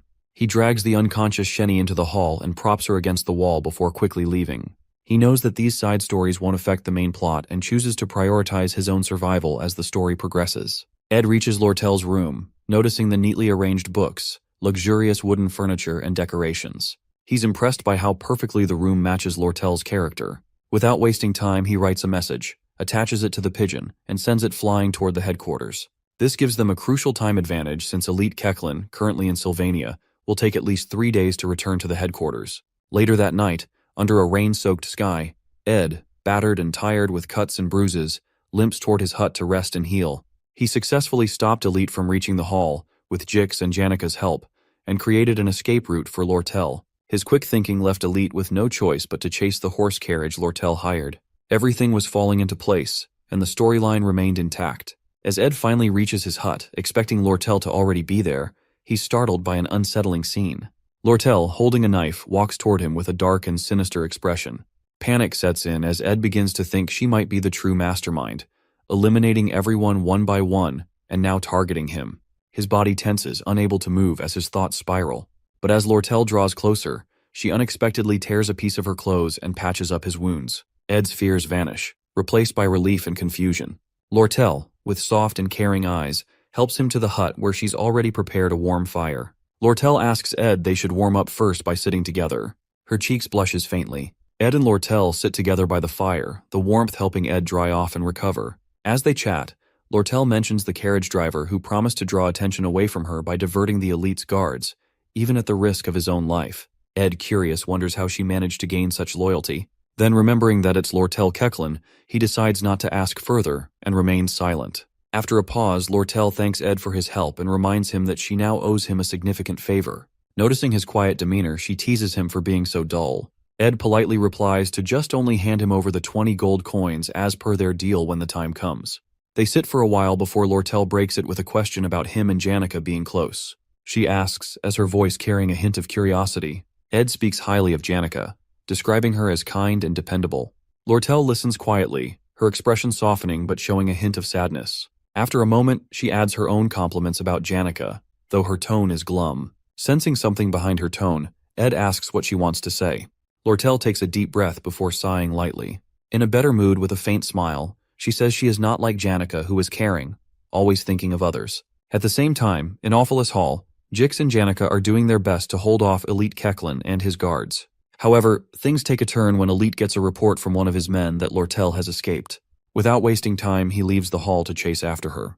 The fight isn't going well for Jix. He's struggling, and it's clear he's no match for the guards. But Janica, who was nervous before, suddenly activates her spirit magic aura. A powerful tornado forms in the hall, throwing guards in all directions as her spirits unleash their full strength. Jix panics and yells at her to stop, worried about the destruction and casualties. Janica pauses, then turns to him with an unsettling, almost eerie smile. Her eyes gleam with a strange intensity, as she calmly says she is not mad at all. The next day, at Ed's hut, he is busy washing his ruined academy uniform. After the long and exhausting night, he skipped classes to take care of things. Jix arrives with a spare uniform for Ed and shares some surprising news. He explains what happened after the incident. Welaine has taken all the blame for the destruction of Awfulest Hall, while Chief Maid Alice, who was captured, hasn't said a word about what happened. Lortel has vanished, safely hiding in Ed's hut, and there's no news yet from Elite Kechlin. As Jix talks, Ed feels relieved. His plan worked, and now all he has to do is wait for the carrier pigeon to return with good news. Stretching his sore muscles, Ed feels the aches and pains from the night's events, but stays determined to keep moving forward. Later, Ed notices something new. His stats have improved, and he has reached the intermediate craftsman rank. This upgrade unlocks advanced crafting skills, giving him access to new abilities. Excited, he decides to learn Spirit Formula Infusion, a skill that combines spirit sorcery with magic engineering. With this ability, Ed can form contracts with spirits and create powerful weapons, magical artifacts, and useful tools. Feeling more confident in his abilities, Ed starts planning how to use these new skills for the challenges ahead. Later that day, Janica visits Ed with a cheerful smile. Ed is exercising outside the hut when she arrives and takes a seat beside him. Curious, Ed asks why she isn't in class. Janica explains that she's feeling tired and needed a break, so she decided to come to the woods for some fresh air. Concerned, Ed asks if she got hurt because of him. Janica shakes her head and smiles reassuringly, saying she's fine. Then with a slight frown, she asks if Lortel is doing okay. Ed tells her that Lortel is resting inside the hut, which makes Janica feel a little jealous, though she hides it well. Inside the hut, Lortel leans back, feeling relieved that the chaos of the Offalis Hall incident is finally over. However, her work isn't done yet. She still needs to persuade the chief maid, Alice, to help lay the groundwork for negotiating the purchase of Sage's sealed grimoire. For now, though, she waits anxiously for a reply from the elite merchant's headquarters. While waiting, Lortel can't help but notice how safe and comforted she feels in Ed's presence. His unconditional kindness and trust make her heart race, and for the first time, she feels something more precious than gold. Blushing, she realizes she doesn't want to lose Ed to Janica, whose life is already full of family and friends. Lortel quietly resolves to win Ed over, even if it means competing with Janica. Spending 3 days with Ed only deepens Lortel's feelings for him. She starts to develop a bit of a fixation, even imagining showering him with gold if that's what it takes to win his affection. But then, she decides a different approach might be better, one that feels more natural. She resolves to show him sympathy and kindness, and even considers helping him with his tuition to subtly gain his favor. Lortel's heart races with determination. For the first time in her life, she's discovered something worth more than wealth, and she's ready to fight for it, no matter what it takes. Fantasizing about Ed makes Lortel feel embarrassed and awkward, especially since she has never had a boyfriend before. Suddenly, Sleepy Lucy barges into the hut and claims her spot near the window. However, Ed quickly intervenes, dragging Lucy out and setting her up in the small tent outside the hut, which he had made specifically for her. Ed then apologizes to Lortel, asking if he disturbed her. Lortel feels unsettled by Lucy's presence in Ed's hut, seeing her as yet another rival for his attention and labeling her in her mind as a natural disaster. On the second morning, Lortel wakes up early, hoping to spend some time alone with Ed. However, to her disappointment, she finds Janica already with him as usual. Sighing, she turns back, noticing Lucy still asleep in the hut as well. Meanwhile, Ed works on crafting homemade bricks, adding another achievement to his stats, and learning the stonemasonry skill. Using this new skill, he builds a brick fireplace inside the hut. Later, he grills beef jerky for everyone, and they all dine together. As they eat, Lortel remarks that since nothing significant has happened that morning, it means everything is going according to plan. Ed thanks her for the good news but warns them not to let their guard down. Feeling a bit competitive with Janica, Lortel offers to compensate Ed with supplies and goods instead of the 20 gold coins they agreed on earlier. Ed appreciates her offer and asks if she has any construction materials or spare magic engineering equipment. Lortel promises to check. Ed then turns to Janica and asks her for a favor, to teach him some basic spirit magic and how to make a spirit connection. Overjoyed that Ed is seeking her help, Janica eagerly agrees. She demonstrates using a spirit bird, explaining how to focus and make a connection. But unexpectedly, the spirit bird speaks up, scolding Janica for giving Ed incorrect advice. The bird also reveals that during their last spirit meeting, Janica received tips on how to use Ed's cabin construction as an opportunity to get closer to him. Embarrassed, Janica hastily dispels the bird, sweating nervously as she asks if Ed heard anything. Lortel, seizing the moment to tease Janica, jumps into the conversation and mentions her leftover food stock at the headquarters, which she eagerly offers to sell to Ed at a discount. Ed negotiates, asking her to include the stocks in their agreed 20 gold coin deal. Playfully, Lortel suggests giving the supplies for free, further annoying Janica and sparking a light-hearted debate between the two women. Ed sits back, eating his beef jerky with amusement, realizing he can now learn both spirit magic and magic engineering with the help of Janica and Lortel. As their conversation continues, a new figure appears at Ed's hut. It is Belle Maya, the new chief maid of Offalis Hall. She apologizes for the sudden visit, explaining that she brings bad news, a message from the former chief maid, Alice. Hearing this, Lortel's expression shifts to worry, and the atmosphere becomes tense with suspense. Before Belle Maya's visit to the hall, Clara, one of Janika's friends, drops by to see her. Clara gossips with Belle, revealing a top-secret piece of news, but she warns Belle not to show any shock or let it slip. Leaning in close, Clara whispers that her friend Janika is in love with Ed Roth Taylor. Belle feels conflicted, trying not to show any surprise while maintaining her composure. The two chats about Ed, who has a reputation as a troublemaker but seems to be improving his image lately. Clara admits she supports her friend Janika, but can't help noticing that Janika keeps bringing up Lortel's name. She confesses that she doesn't understand either of them. Relationships, she says, are all about balance, and Janika is too naive for the game. Clara complains that Ed is acting clueless, completely ignoring the obvious hints Janika keeps dropping. She pleads with Belle to step in and do something. Belle, trying to calm her, suggests that Ed might be too preoccupied with his own problems to think about romance right now.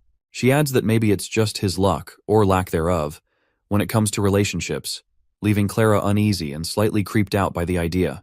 At Ed's hut, Belle Maya grows annoyed seeing Lucy, Lortel, and Janika all gathered together at Ed's place, giving her headaches. When Lortel why she's there, Belle Maya informs her of an important message from the former chief maid Alice. That evening, Belle Maya decides to take sleepy Lucy and Janika with her, leaving Ed frustrated.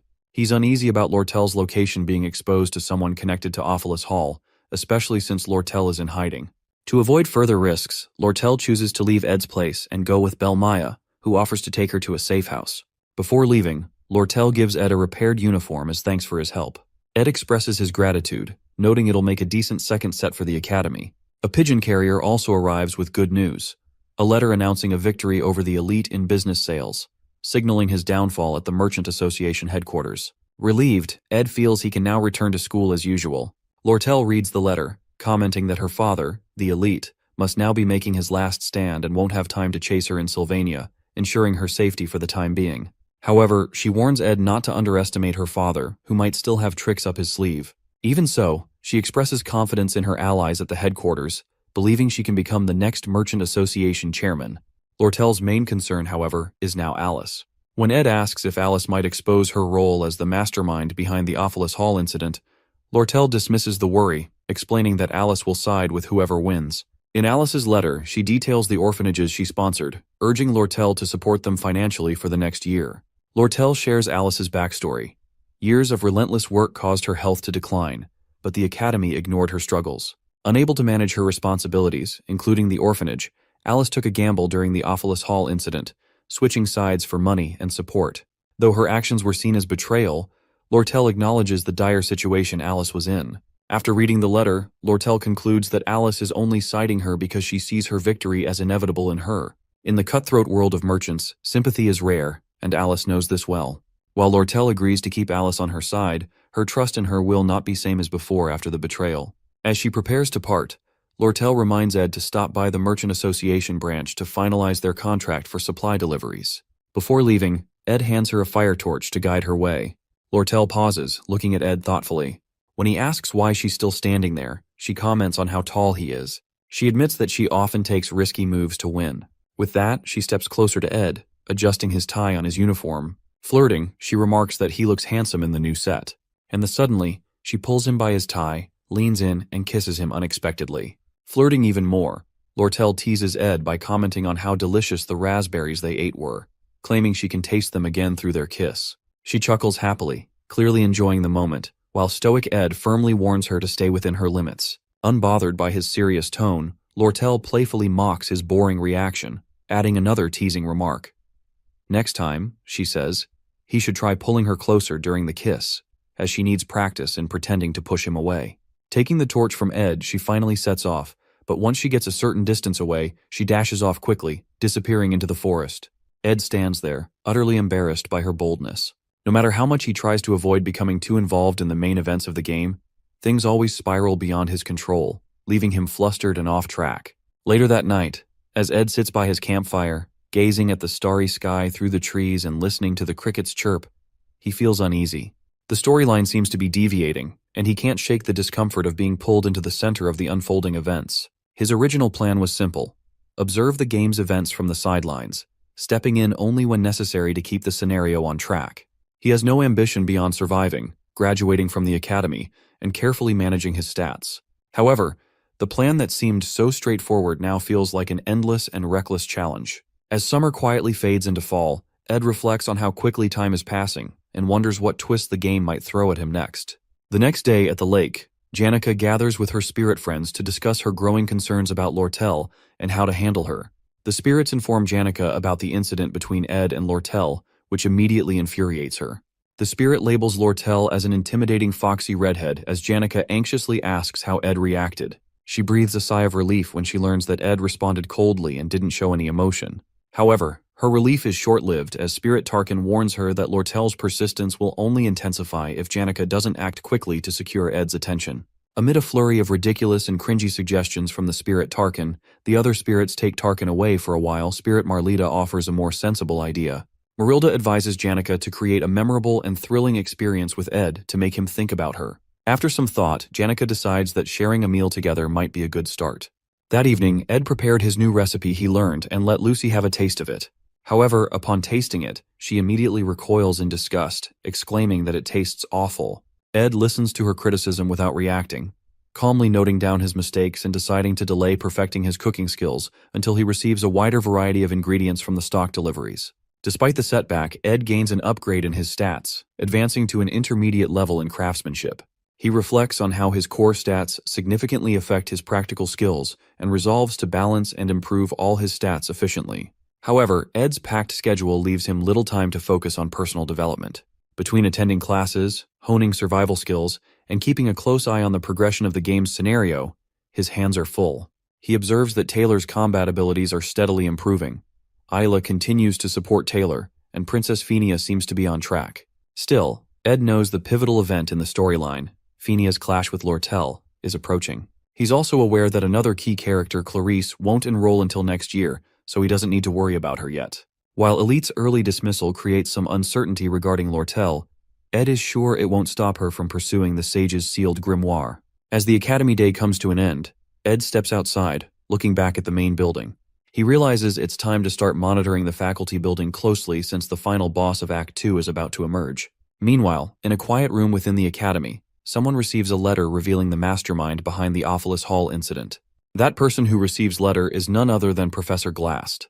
Professor Glast stands in his quiet office while his assistant, Claire Elfin, stood nearby. Trying to impress him, Claire praised his sharp thinking for suspecting someone behind the Ophelis Hall incident. However, Glast, a no-nonsense figure, ignores her attempts at charm. Removing his glasses, he exudes a dark and intimidating aura, ordering Claire to find the divine science thesis he had asked for earlier. Startled by his stern tone, Claire quickly rushes out to do as he says. At the Ophelis Hall faculty building, Claire receives all the materials about the incident from Annis. Relieved, Claire thanked her and started looking through the files of students involved. Among the files of students linked to the incident, 3 catch her attention: Ed Roth Taylor, Jix, and Janica. While most of the case seemed straightforward, Claire couldn't help but feel something unusual about Ed's file. His reputation and some missing pieces made her curious. That evening, Ed visited the Sylvania Merchant Association branch to collect the supplies he'd ordered under his contract with Lortel. Lortel, clearly enjoying his company, teasingly apologized for forgetting the contract details, as she is using it just an excuse to make him visit again. She prepares tea and snacks, inviting him to sit and chat. As they talk, she tells him to pick up his magic equipment at the counter when he leaves. Trying to keep his attention, Lortel shows off her fancy dress, asking how she looked for an important meeting. But Ed, uninterested, simply asked what kind of meeting it's. Lortel smiles, amused by how little he noticed her flirting. Then the conversation shifted to Ed's cabin. Lortel suggests he may need furniture, but Ed explains her company's products were too expensive for him. Lortel agrees but says she cannot give away items for free because of her merchant ethics. Suddenly she used her magic to break a chair's leg, claiming it is now damaged and she will throw it away tomorrow. She hinted that Ed, with his crafting skills, could fix it.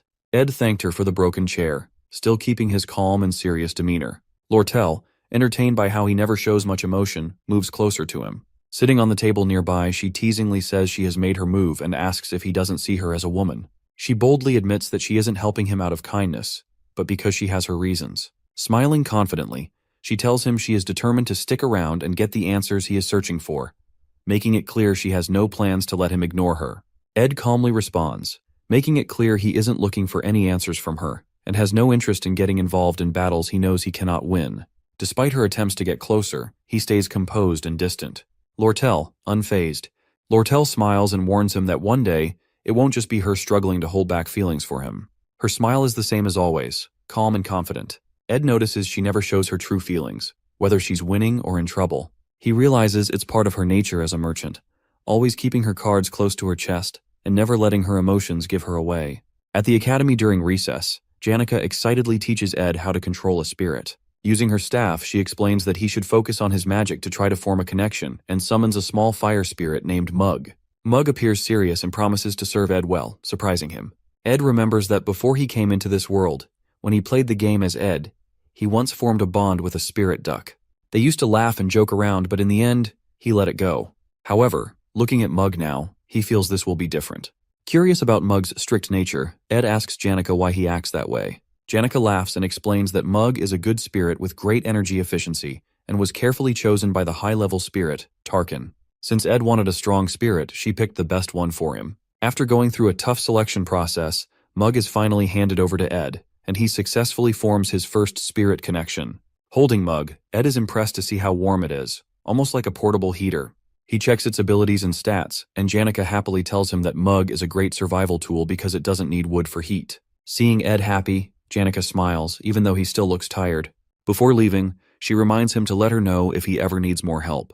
She offers to teach him more about spirit connections, and suggests that he will learn faster if he spends more time with her. As Janica talks with Ed, she suddenly changes her tone and expression. Just as she promises to come the next day to help him, she quickly switches, claiming she is very busy and that many others are waiting in line for her lessons. She remembers her spirits and her friend Clara advising her to keep things cool with Ed and not get too close too fast. Smiling awkwardly, she says it's a bit too much for her to teach him magic all the time. Ed, feeling guilty, apologizes for taking advantage of her kindness and offers to pay her for her help as a token of appreciation. Hearing him mention money, Janica gets upset and insists that she's helping him out of friendship, not for payment. She calls his offer cold and reminds him that they are close friends, and such things shouldn't come between them. Confused, Ed points out that she was the one who mentioned compensation earlier. Realizing she contradicted herself, Janica gets flustered and embarrassed. To make things right, she admits that her friend Clara told her she's too generous and needs to learn to say no sometimes. Ed appreciates her honesty and agrees that Clara is right. After some time, Janica waves goodbye, promising to meet him again at combat training and bring a special accessory next time. She leaves Mug, the spirit, with Ed, and he waves back. With his new crafting skills from Lortel's magic engineering and the low-rank spirit from Janica, Ed finally feels like he has a proper setup. Now he can learn proper crafting skills and can keep his fireplace lit all the time, making his life much more comfortable. Looking out of his hut's window at the night sky, he suddenly remembers that he forgot to check the traps and heads out. Meanwhile, deep in the forest, Claire Elfin is investigating Ed, suspecting him to be the mastermind behind the Awfulest Hall incident. With everything she knows, his disownment by his family and his lack of connections to Awfulest Hall, he stands out among the other students and teachers. Reports say he often appears in the woods, which leads her here. As she carefully moves through the forest, she suddenly hears footsteps and quickly hides. What she sees is terrifying. A man carrying Lucy over his shoulder while dragging a dead deer behind him. The man doesn't use magic but seems to rely on raw combat skills, which makes Claire realize that it's not Principal Obel. At that moment, her suspicions are confirmed as that man isn't Principal Obel at all. It is Ed Roth Taylor, the true mastermind behind the Awfulest Hall incident. Realizing her intuition is correct, Claire feels proud of her detective skills. She quietly follows Ed through the forest, surprised to discover his hidden hut. Watching from a distance, she sees Ed throw Lucy into a tent he set up for her and place the deer near the fireplace. After that, Ed heads inside his hut, planning to sleep early for tomorrow's work. Claire cautiously sneaks closer, determined to rescue Lucy.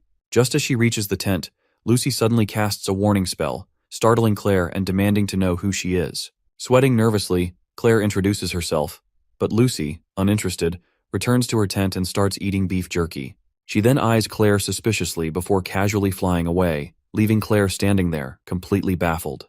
Back at the office, Claire rushes into Professor Glast's office, presenting the evidence she has gathered, convinced that Ed is guilty. She reminds Glast that Ed was disowned by his family, emphasizing how suspicious he is. However, Glast, uninterested in low-ranking students, barely remembers who Ed is. Claire mocks him for his indifferent attitude and insists that Ed is dangerous, recalling how he easily overpowered Lucy in the forest and kept her imprisoned in his tent. But Glass dismisses her claims, stating that Lucy often wanders and sleeps in the woods, and it's nothing unusual. Claire, frustrated, realizes convincing him won't be easy. Claire takes a different approach and confidently reveals that she used magic to record the memories from the first floor of Ophelis Hall. Glast, raising an eyebrow, questions whether she had permission to use magic for such purposes. Flustered, Claire quickly tries to cover up, claiming she lies to the authority and recovers the memories from the floor by herself. Unimpressed, Glast sternly orders her to write an apology and explanation letter for her actions. Despite this, Claire insists that Glast should still look at the memory she brought. The recorded memory clearly shows Ed sitting on the stairs, striking a perfect pose that makes him look like a mastermind. It also captures him stopping Taylor and his group from going upstairs, which seems highly suspicious to Claire. However, Glast remains uninterested and asks if she has any stronger evidence. Claire, eager to convince him, mentions the recent forest incident, explaining how Ed was carrying an unconscious Lucy, making it look like he was trying to trap her. Glast, staring at Claire in silence for a moment, simply reminds her once again to submit the apology and explanation letter. Sighing in frustration, Claire leaves his office, feeling exhausted. Glast, now alone in the office, finally looks at the memory globe seriously. As he watches Ed blocking Taylor and his group, he becomes intrigued. He finds it hard to believe that someone as ordinary as Ed could hold off the Sword Saint Taylor and the natural-born alchemist Alvira. The memory flashes again, replaying Ed's actions and combat techniques. For the first time, Glast's expression changes as he realizes Ed might not be as ordinary as he thinks. The globe finally catches Glast's attention. Back in the forest, Ed successfully crafts an impressive weapon using both magic engineering and spirit magic. Ceremonial dagger, explosion. He admires his work, realizing it's the best weapon he has made since he started living independently in the game. Feeling a sense of pride, he examines the dagger closely. Mug, seeing Ed pleased with his creation, advises him to improve the weapon's efficiency by using it frequently. Then, trying to flatter him, Mug begins singing a song in his honor. Ed, who has been observing Mug's flattery and overly formal behavior since they met, suddenly picks him up and shakes him, demanding to know the real reason behind such behavior. Mug stammers and tries to apologize, but Ed pushes further, asking if Janica promised him something in return. Mug hesitates, but Ed insists he should be honest since they are now bonded through their spirit connection. Feeling the pressure, Mug finally cries and confesses. He admits that he deeply respects Ed, but is ashamed of his own low ambitions and success. The real reason he agreed to the contract was to take advantage of the refined magic around Janica, which allows him to grow at twice the normal rate of a low-ranking spirit. Ed sighs, asking if there's anything else Mug has been hiding. Mug, feeling guilty, reveals that he also heard rumors about Ed's strict and authoritarian reputation at the academy. Fearing Ed's temper, he tries to stay on his good side by constantly flattering him. After hearing Mug's full confession, Ed calmly tells him that he understands his situation and that it's only natural for him to want to grow stronger. With that, they head back to their hut together, while Mug comfortably sits on Ed's shoulder, chatting with him along the way. Back at his hut, Ed chops wood for the fireplace. His stamina has improved, and his storage is now full of meat and vegetables. He no longer has to sleep outside feeling hungry. With enough supplies, he can now focus better on his studies by reducing sleep and practicing more, forcing himself to absorb the information quickly. However, all this effort makes him exhausted, and he falls asleep. Later, Ed wakes up to find Janica standing beside him while he's lying outside the hut. She advises him to take better care of his health, saying she's worried about him. Ed decides to focus more on himself, especially because he has received 3 letters. The first letter is from the Academy, and the second one is from the Merchantry. However, it's the third letter that grabs his full attention.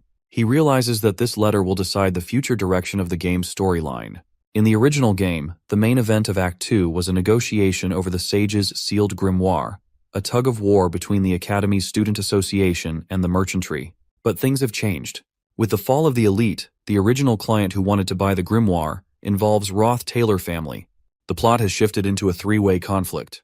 Now, with the Roth-Taylor family has stepped in, Crepin Roth-Taylor, the family head, gets involved personally. He wants the grimoire to further his research on eternal life. Crepin is originally supposed to be a major boss in Act 4, and appearing this early in Act 2 makes things much more difficult. In the game, no player will strong enough to defeat him at this stage right now. Ed knows how dangerous Crepin is, and wants to prevent him from getting involved, hoping to keep the storyline intact and avoid unnecessary chaos. If Crepin Roth-Taylor succeeds in buying the Sage's sealed grimoire, it will become impossible for Ed to complete the game, even with all the knowledge he has about it. Crepin's involvement would throw everything off balance, making Ed's survival and progress impossible. The third letter holds critical information about Crepin's actions and suspicions regarding the grimoire. However, the sender of the letter remains unknown. adding another layer of mystery to the situation. During recess at the academy, Princess Phinia enjoys her tea in the garden. Captain Claire approaches her, reporting that he delivered Ed's letters as she instructed. She thanks him for his service. For Phinia, the sage's sealed grimoire is the heart of the academy, and selling it just for money would bring disgrace. Even Principal Obel asks help from her, informing the princess about the academy's financial troubles and requesting her support. However, what concerns Phinia more is the unexpected interference of Kreppenroth Taylor in the grimoire's sale. Captain Claire suggests that maybe Ed reported the sale to his family in hopes of being accepted back. He believes Ed might do anything to regain his family's recognition.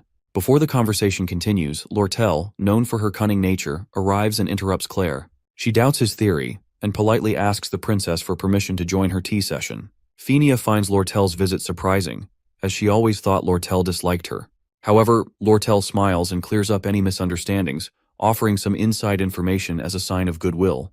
Lortel reveals that it was not Ed, but Elite Ketchlin, her adoptive father, who involved the Roth-Taylor family in the grimoire business. To Phinia's surprise, Lortel adds that Kreppenroth-Taylor was the one who originally requested the grimoire.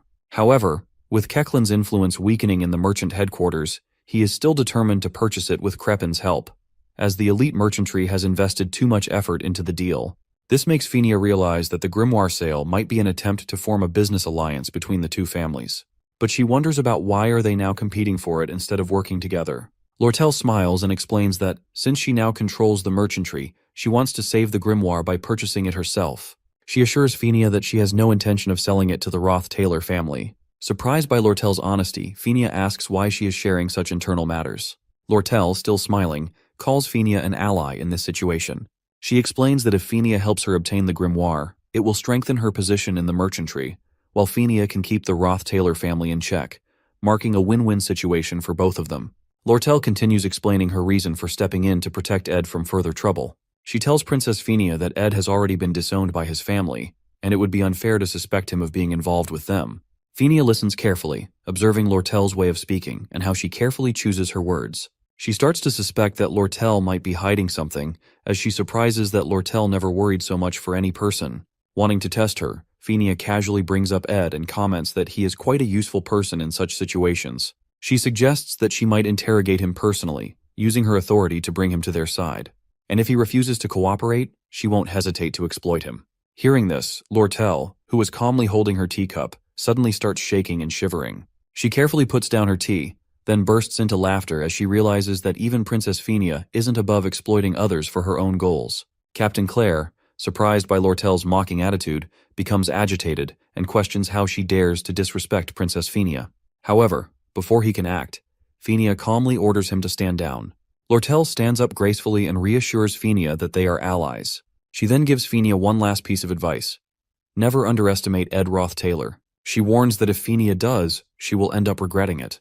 As Lortel walks away, Phinia falls deep into thought. She struggles to figure out the truth. Is Ed really the one behind Kreppenroth-Taylor's sudden involvement in the bidding? Or could it be Lortel, who always acts so confident and never bows, even to a princess? Watching Lortel leave, Phinia wonders if she will ever have the chance to face her again. For the first time, she feels unsure about what to do next. At the merchantry branch, Lortel spots Ed with Janica and can't help but feel a little jealous. Janica, noticing Lortel's gaze, greets her teasingly.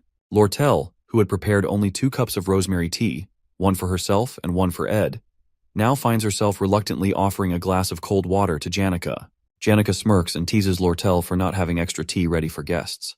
Lortel, keeping her cool, fires back, reminding Janica that as a merchant, she can't afford to waste her merchandise so easily. Ed, visibly tired and drained, takes the cold water instead and hands his tea to Janica. This small gesture makes Janica happy, while Lortel watches, feeling slightly annoyed as Janica continues to tease her. After some time, Lortel presents the magic engineering equipment she promised Ed. As the glamorous tools are unveiled, Janica suddenly yells in protest. She accuses Lortel of breaking merchant ethics by offering Ed brand new equipment for free. Janica's jealousy flares up, suspecting Lortel of trying to win Ed over with expensive gifts. Lortel, maintaining her composure, brings the equipment closer and points out the minor defects, assuring Janica that they aren't brand new. But Janica, unconvinced, insists that Lortel might have done this on purpose. Lortel just laughs, further fueling Janica's irritation. As Ed looks at the equipment, he hesitates, telling Lortel that he can't accept more free items, especially since he hasn't even paid her for the previous ones. He reminds her that this is already the fourth time she's offering him something. However, Lortel waves off his concerns, saying that since he's her regular customer, he can always renew his contract, and there's no issue at all. Janica, sensing Lortel's clever tactics, suggests Ed quickly finish his payments and cut ties with Lortel before he ends up too deep in debt. Lortel, unimpressed, tells Janica to mind her own business, sparking a playful but competitive argument between them, both clearly trying to get Ed's attention. As the two continue their banter, Ed suddenly feels a strange sensation take over his body, a light, floating feeling, as if he's drifting in water. It's something he experiences when he's overworked. His mind, occupied with thoughts about dealing with the grimoire problem and building a better mattress for proper sleep, can't keep up with his exhaustion. Before he can react, he collapses to the ground. Lortel and Janica immediately rush to his side.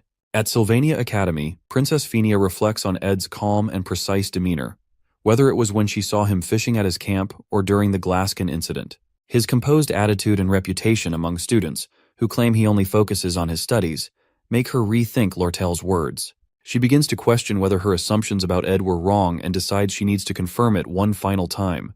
To do this, she is the one who sends Ed the third letter, an invitation to visit her at the royal residence, a letter meant to be highly secret. As she reviews her schedule for the next day, she asks Captain Claire about Ed's expected visit. However, Captain Claire delivers unexpected news that Ed has collapsed from overwork. This revelation surprises Princess Fenia. In the game, when a character accumulates exhaustion status, they are usually given several rest days to recover. Now, despite all the pressing matters and preparations for the Crepin Roth Taylor event, Ed is forced to rest, delaying his plans. When Ed wakes up in his hut, his body feels incredibly heavy, and a strange warmth spreads through his lower belly. Looking down, he finds Lucy sleeping on top of him, mumbling in her sleep. Seeing her sleeping so soundly, Ed is reminded of how unnaturally light she is when he threw her during the Glaskin incident, making him question whether she's even human. But with his exhaustion, he lacks the strength to even move her off. Noticing the new blankets and mattress around him, he assumes that the merchantry must have brought him here to recover. Just as Lucy wakes up, she immediately starts talking about how hungry she is. Upon realizing Ed is finally awake, she offers him mana treatment, helping to restore his distorted mana flow. Lucy mentions that she has been doing this treatment repeatedly while he was in his weakened state. Once she finishes, she drifts back to sleep right next to him. Before falling asleep, Lucy gives Ed some advice. Not to keep getting sick because it's a hassle for her, and warns Ed that being weak can be dangerous. Ed knows her grandfather died bedridden from an illness like he is now. So, he thanks her sincerely for the magic treatment and her concern. Just then, Jix enters the hut without knocking, checking if the stove is working properly to keep the place warm for Ed. Seeing Jix walk in so casually, Lucy quickly flies away from the camp to another location, feeling embarrassed. Now fully awake, Ed contemplates how he seems to attract so many people in this so-called open society, despite his efforts to stay independent. Turning to Jix, he asks why he's here, to which Jix replies that he has been checking in on him while others are out. As they talk, Jix casually mentions that it's autumn season, offering Ed a bowl of soup. Still processing everything, Ed asks if there's any news from Sylvania Academy. Jix shares updates about the Academy exploration problem, mentioning that Taylor and Klebois managed it well, and other incidents like the Demon of the Sewers Act, which seem to be under control according to the storyline. This reassures Ed that nothing critical has changed and everything is going according to the storyline. However, the most important event, the struggle over the Sage's sealed grimoire, is still looming. Ed urgently asks how long he has been unconscious. When Jix tells him it's been 10 days, Ed realizes with shock that the main event has already started. To add more worry and Ed's attention, Jix further informs that Lortel gets no choice but to leave for an important negotiation in his absence. Panicking, Ed immediately jumps up, insisting that Jix help him send a message to Lortel right away. Meanwhile, at Sylvania Academy, the bidding war over the Sage's sealed grimoire has begun. The major players are gathered. Princess Fenia Kloll representing the Student Association, Lortel from the elite merchantry, and an unexpected third party. The man who has deviated from the original storyline, stepping into the hall with an imposing presence. The patriarch of the Roth-Taylor family, none other than Crepin Roth-Taylor himself. At the luncheon, all the key players gather to assess each other before the bidding war for the Sage's sealed grimoire. Crepin Roth-Taylor greets Princess Fenia warmly and expresses his delight at seeing her in good health. He personally apologizes for the actions of his foolish family member, Ed Roth-Taylor, and assures her that Ed's past misdeeds do not reflect the values of the Roth-Taylor family. Princess Fenia responds politely, telling him not to worry too much. However, she carefully observes him. Crepin appears noble, compassionate, and wise, with his attendants showing unwavering respect in their every action. But through her judgmental ability, she clearly sees Crepin as an evil man. Crepin then turns his attention to Lortel Quechon, asking if she represents the elite merchantry. Lortel stands and bows respectfully, introducing herself as Lortel Quechon and expressing her honor to be in his presence. As they talk, Crepin tests Lortel's knowledge and motives with calculated words. Lortel responds strategically, revealing only what benefits her. She asserts that her interest lies solely in profit, maintaining a composed and confident demeanor. The bidding process begins, and each participant writes down their bid, knowing that the highest offer will win the sage's sealed grimoire.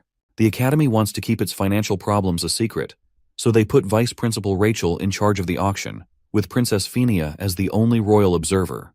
The auction takes place quietly inside the Academy building. Phinia watches carefully, knowing the grimoire is more than just an expensive item. It has great magical value for research. She knows about how rare books like this are usually sold and realizes that knowing the other bidder's highest offer is the key to winning in this type of auction, where there is no price limit. Lortel and Crepin sit in silence, observing each other's movements carefully, weighing their strategies before submitting their final bids. Lortel, driven by profit and market trends, keeps her expression calm and composed, while Crepin's demeanor remains inscrutable, exuding confidence and authority. Vice Principal Rachel collects the bids and thanks both Lortel and Crepin for their participation. As Rachel prepares to announce the winner, Phinia quickly looks at the bid amounts. She guesses that Lortel, who always thinks about profit, probably bid around 8,100 coins, the highest price a similar book has sold for before. If Lortel offered more, it would be risky because selling it again at a profit might be difficult. But still, Phinia worries that if Crepin bids just a little higher than Lortel's estimated maximum of around 8,000 coins, he will win the grimoire. Vice Principal Rachel finally stands and begins announcing the bid amounts. When she reveals Crepin Roth Taylor's bid, as expected, he offers 8,500 Flen gold coins. Phinia isn't surprised. Crepin didn't come to the Academy just to make a profit from book trading. However, when Rachel announces Lortel's bid, the entire room is stunned. Lortel has bid 9,400 gold coins, far exceeding expectations and securing the grimoire. Crepin's face darkens with frustration as he realizes his loss. Without a word, he leaves the building with his attendants, his bitter expression revealing his disappointment. Meanwhile, Lortel calmly moves to a private room to complete the transaction, leaving Phinia in disbelief. Phinia struggles to understand why Lortel, who claims she only cares about profit, would spend such an enormous amount just to secure the grimoire. The princess recalls their previous conversation over tea, when Lortel suggested they become allies. Now, it becomes clear. Lortel's true intention was to prevent the grimoire from falling into Crepin's hands. Yet Phinia remains skeptical. She cannot believe that Lortel would act purely out of a sense of justice. There must be someone behind her, someone who ordered or influenced her to stop Crepin Roth Taylor. The princess's suspicion grows, wondering who could be pulling the strings behind the scenes. As Princess Phinia recalls Lortel's words about Ed's ties to the Roth Taylor family, a realization strikes her. Ed had been fighting against his family's darkness all along, struggling to the point of collapsing from overwork. Overwhelmed with guilt, Phinia panics, questioning how she could have driven such a person to ruin by pushing for his disownment. Regret washes over her as she reflects on the consequences of her actions. However, for Ed, Phinia's misunderstanding may have been a hidden blessing. Living in the forest forced him to sharpen his survival and combat skills, turning him into someone far more capable than before.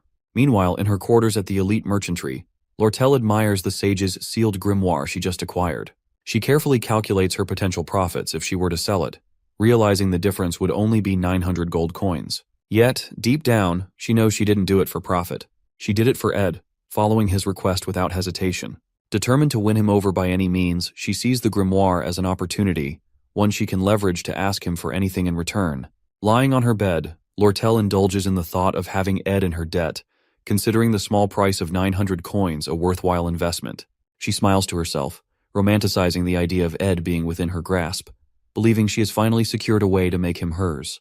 At the campsite, Ed feels better after hearing that Lortel won the grimoire. Jix sits nearby and laughs, telling Ed that he should have seen Lortel's face when Elka gave her the news. Ed knows that Lortel might have used her charm to get what she wanted. She often relies on it, but he worries if that will be enough this time. Even though she won, Ed is still worried. He thinks Crepin Roth Taylor must have had some secret information to enter the auction. Ed feels that things might not be over yet, and Crepin won't give up easily. At Ed's hut, Janica suddenly arrives, panting and asking about his health.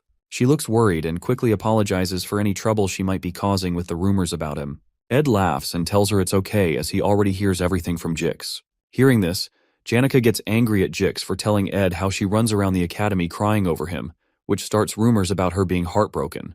Frustrated, she orders her spirit bear to take Jix away. As Jix gets dragged off, she waves goodbye while Jix looks defeated. From Janica's hair, Ed's spirit, Mug, suddenly appears, crying with guilt.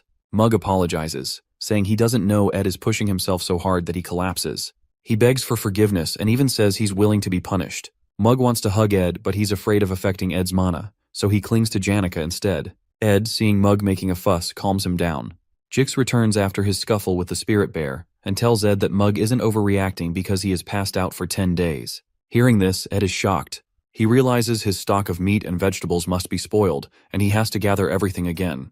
But this time, Jix and Janica offer to help him out. Seeing their determination, Ed feels grateful. He thinks back to when he first builds his wooden shelter and sleeps alone in the forest.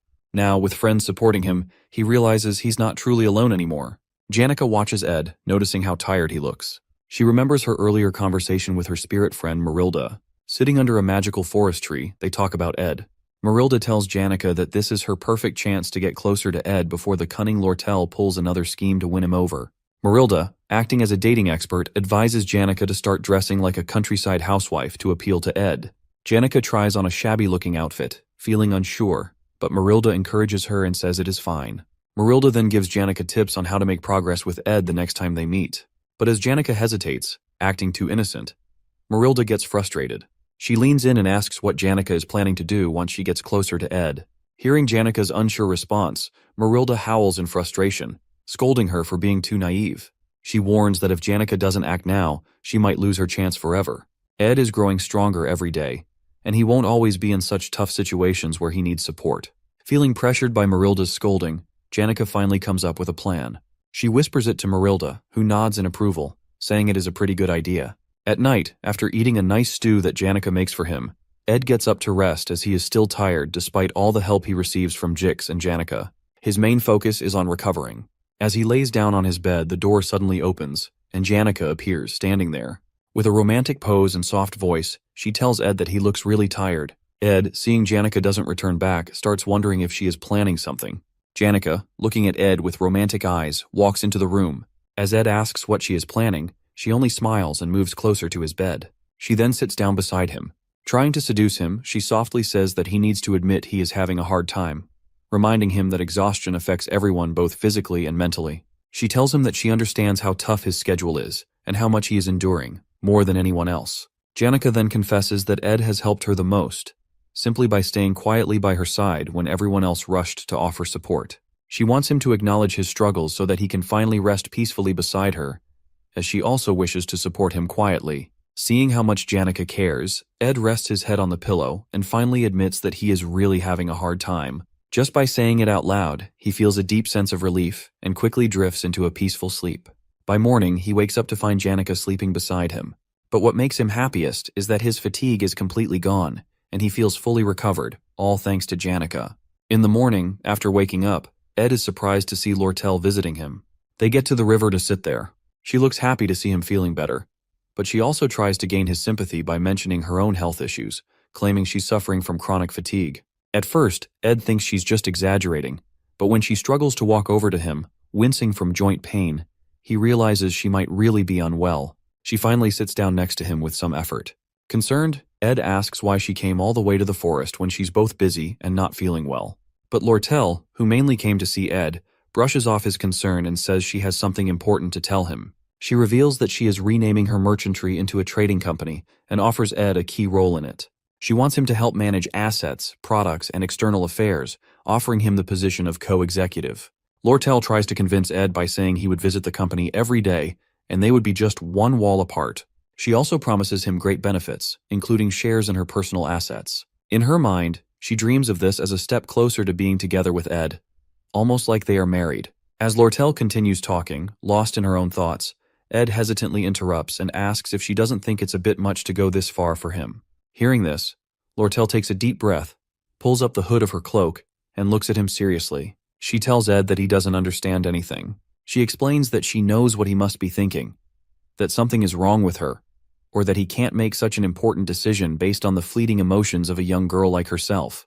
Lortel acknowledges that Ed wants to keep things professional until the very end, but he doesn't realize what she has been through. After living a life where hundreds of gold coins come and go, and facing betrayal countless times, she has come to understand one thing. She needs someone she can truly trust. Someone who will never betray her, even if all her wealth disappears one day. She tells Ed that while most people have family or friends to rely on, she has seen too much. Great merchants rising and falling, fortunes vanishing overnight. And through it all, her biggest fear is that one day, something might happen to her, leaving her with no one to trust. Finally, with a deep, heartfelt expression, Lortel asks Ed to stay by her side forever, no matter what happens. Ed looks at Lortel in surprise, but she just laughs and says she almost had him fooled. Frustrated, Ed yells at her for being too emotionally manipulative. Lortel, still laughing, admits with a smile that she has a habit of touching people's hearts and making them waver. As they sit together for a while, Lortel takes a deep breath and says that her feelings aren't a lie after all. However, Ed tells her that he plans to graduate from Sylvania Academy first and doesn't intend to leave until then, and tells to consider her co-executive offer only after his graduation. Lortel, smiling, stands up and tells Ed she can wait for him to graduate. But then, with a playful smirk, she shows him the grimoire document letter. She reminds him that he's in her debt and warns him that she'll use it as a free pass to win him over someday. Waving goodbye with the letter in hand, she cheerfully tells him it was great seeing him again and walks away. As Lortel leaves, Ed sighs, feeling like he's made a mistake. He realizes he truly does owe her for the sage's sealed grimoire, and now he feels stuck. Meanwhile, as Lortel walks back, she feels nervous about the risky move she just pulled. She had wanted to confidently tell Ed that he belongs to her now, but seeing his serious reaction completely threw off her plan. She even forgot to give him his change for the magic engineering products he bought from her, and now feels awkward about seeing him again. Deciding to quietly drop off the change at his hut, she heads back. But as she reaches Ed's hut, she's shocked to see Janica already there, stepping outside after just waking up. Both women freeze in surprise, gasping at the sight of each other. They immediately start questioning why the other is there, and tension rises. Anger and rivalry fill the air, marking the beginning of a new disaster, not just for them, but for Ed as well. Both are determined to win him over, no matter what it takes. Ed, after taking a refreshing bath in the river, gets back to his daily routine. He starts cutting logs for the fireplace, all while being constantly reminded by his spirit, Mug, not to overexert himself. Taking Mug's warning seriously, he carefully manages his stamina and completes all his tasks efficiently. Now that his food and firewood stocks are full, thanks to Jix and Janica's help, Ed can finally shift his focus back to his health and studies. With a clear mind, he turns his attention to the 3 letters he received before collapsing from exhaustion. The first letter is from Lortel, warning him to stay alert since neither of them knows what the elite might do next. The second letter is from Fenia, discussing Crepin's possible involvement in recent events. But it's the third letter that catches Ed's attention the most. It's a highly confidential message from an unexpected sender, Professor Glast, requesting a private meeting with him after the conference. Unfortunately for Ed, he couldn't meet Professor Glast because of his sudden collapse, leaving him in the dark about Glast's true intentions. However, based on what he knows from the game, Ed is well aware that Professor Glast is the final boss of Act 2, and the events of this act have already begun. In the game's story, Glast believes that only a few talented people can change the world. He wants to bring back Sylvania, the greatest sage in history. To do this, he has been studying effectual magic, which can change the natural laws of the world. However, Glast needs the sage's sealed grimoire to complete his plan. Since the Academy sold it to Lortel due to financial problems, Glast steals it. He then kidnaps Taylor's friend, Ayla, who has a special magic ability. He wants to put Sylvania's spirit inside her body to start a new era, but his plan is dangerous and crazy. In the game, Taylor fights through many obstacles and defeats Glast to save Ayla. In the end, Glast falls from the magic tower and says something important before he dies, but Ed can't remember what it was. What Ed does know is that Act 2's final battle begins when Ayla is kidnapped. He realizes that he must be ready for what's coming. In a tense moment, Ayla wakes up and finds herself locked inside a dark, damp dungeon, guarded by a terrifying demon from the underground waterway. Fear grips her as she realizes the horrible situation she's in.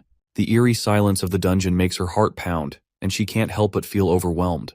However, Ayla soon realizes she's not alone. Another voice echoes in the dungeon, blaming her for ending up in this mess. Tears well up in Ayla's eyes as she yells at that person, calling him mean for blaming her at a time like this, insisting that she hates being stuck in this awful place. To her surprise, the person with her in the dungeon is none other than Ed Roth Taylor himself. In Act 2's final scene, Ed doesn't plan on being kidnapped. To explain this, he reflects on the past 3 days. While working on his magic engineering gadgets, Ed realizes that despite his hard work, it's still not enough for the final battle. He needs better materials and blueprints. Suddenly, an idea clicks in his mind as he recalls a key detail from the final battle where they must enter a secret laboratory during the 3rd stage of Final Act battle, which is filled with valuable blueprints. Although Taylor is responsible for handling the middle boss battle in the secret laboratory, Ed is more interested in the contents of the lab. Knowing it's dangerous to go alone, he decides asks Janica for help. At the academy, Professor Glast announces that 2 new students, Adele from Class B and Isla from Class C, will be joining Class A. This decision comes as the academy needs to accommodate more talented students. Jix realizes that with the addition of these 2 students, Class A will now have 5 members, marking a significant change after many years under Professor Glast's supervision. Even though Ayla might not be the strongest student, her unique aspectual magic stats make her stand out. Curious, Jix asks Glast whether the class criteria are based strictly on talent. Glast responds firmly, warning Jix not to underestimate the student's efforts. He advises that the quickest way to ruin someone's life is to give them false confidence in vague talent and offer inadequate support, ensuring that everyone, including Jix, understands the lesson. Professor Glast is a man who strongly believes in talent and is almost stubborn about it. This is mostly because of his daughter, Muiri. He had a lot of faith in her as a parent, even though she was just an average mage. Muir wanted to prove herself, so she joined a monster hunting mission too soon. Sadly, she was killed, which broke Professor Glast's heart. After losing his daughter, Professor Glast changed a lot. He became even more focused on proven talent and spent most of his life at Sylvania Academy studying aspectual magic. But what makes his research interesting is that he is not doing it to improve magic. Instead, he wants to bring back Sylvania, the greatest mage of all time and the creator of magic. At the end of the class, Professor Glast calls Lortel as if he is about to say something but then stops and changes his mind. Instead, he tells her that he will speak to her separately tomorrow about the lesson. However, Lortel knows exactly what he wants to ask. He is concerned about Sage's sealed grimoire, which she has already purchased. She also knows that he wants to scold her, considering it a disgrace, since the grimoire is crucial for aspectual magic research. But Lortel is not worried, as the passing ceremony and the official transfer of the grimoire to her are just around the corner, and his talk will not be any use.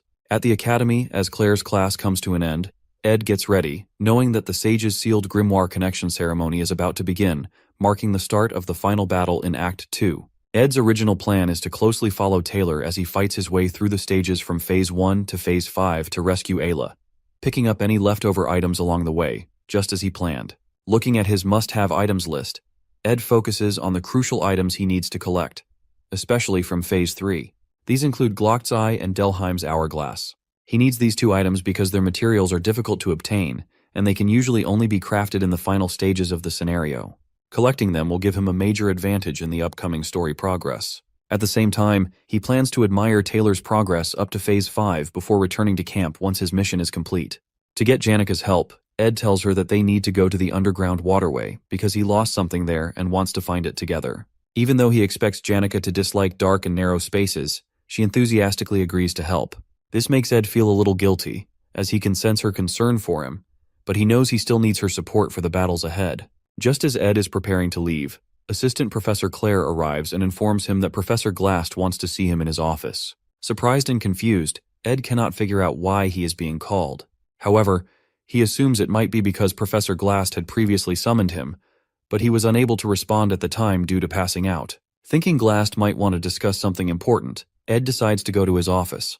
Upon arriving, Ed is even more surprised to see Ayla already there. She immediately takes a defensive stance, still wary of Ed's intentions ever since the Ophelis Hall incident, where he shot an arrow at her. Ed, on the other hand, is confused to see Ayla standing safely in the office, instead of being kidnapped as expected for tomorrow's event. Puzzled about why he was called, Ed quickly senses something is off and begins scanning the professor's desk and surroundings for any clues that might indicate a change in the future storyline. Eventually, he discovers a report on Glast's desk, written by Claire, detailing her observations and investigations of Ed about the Ophelis Hall incident.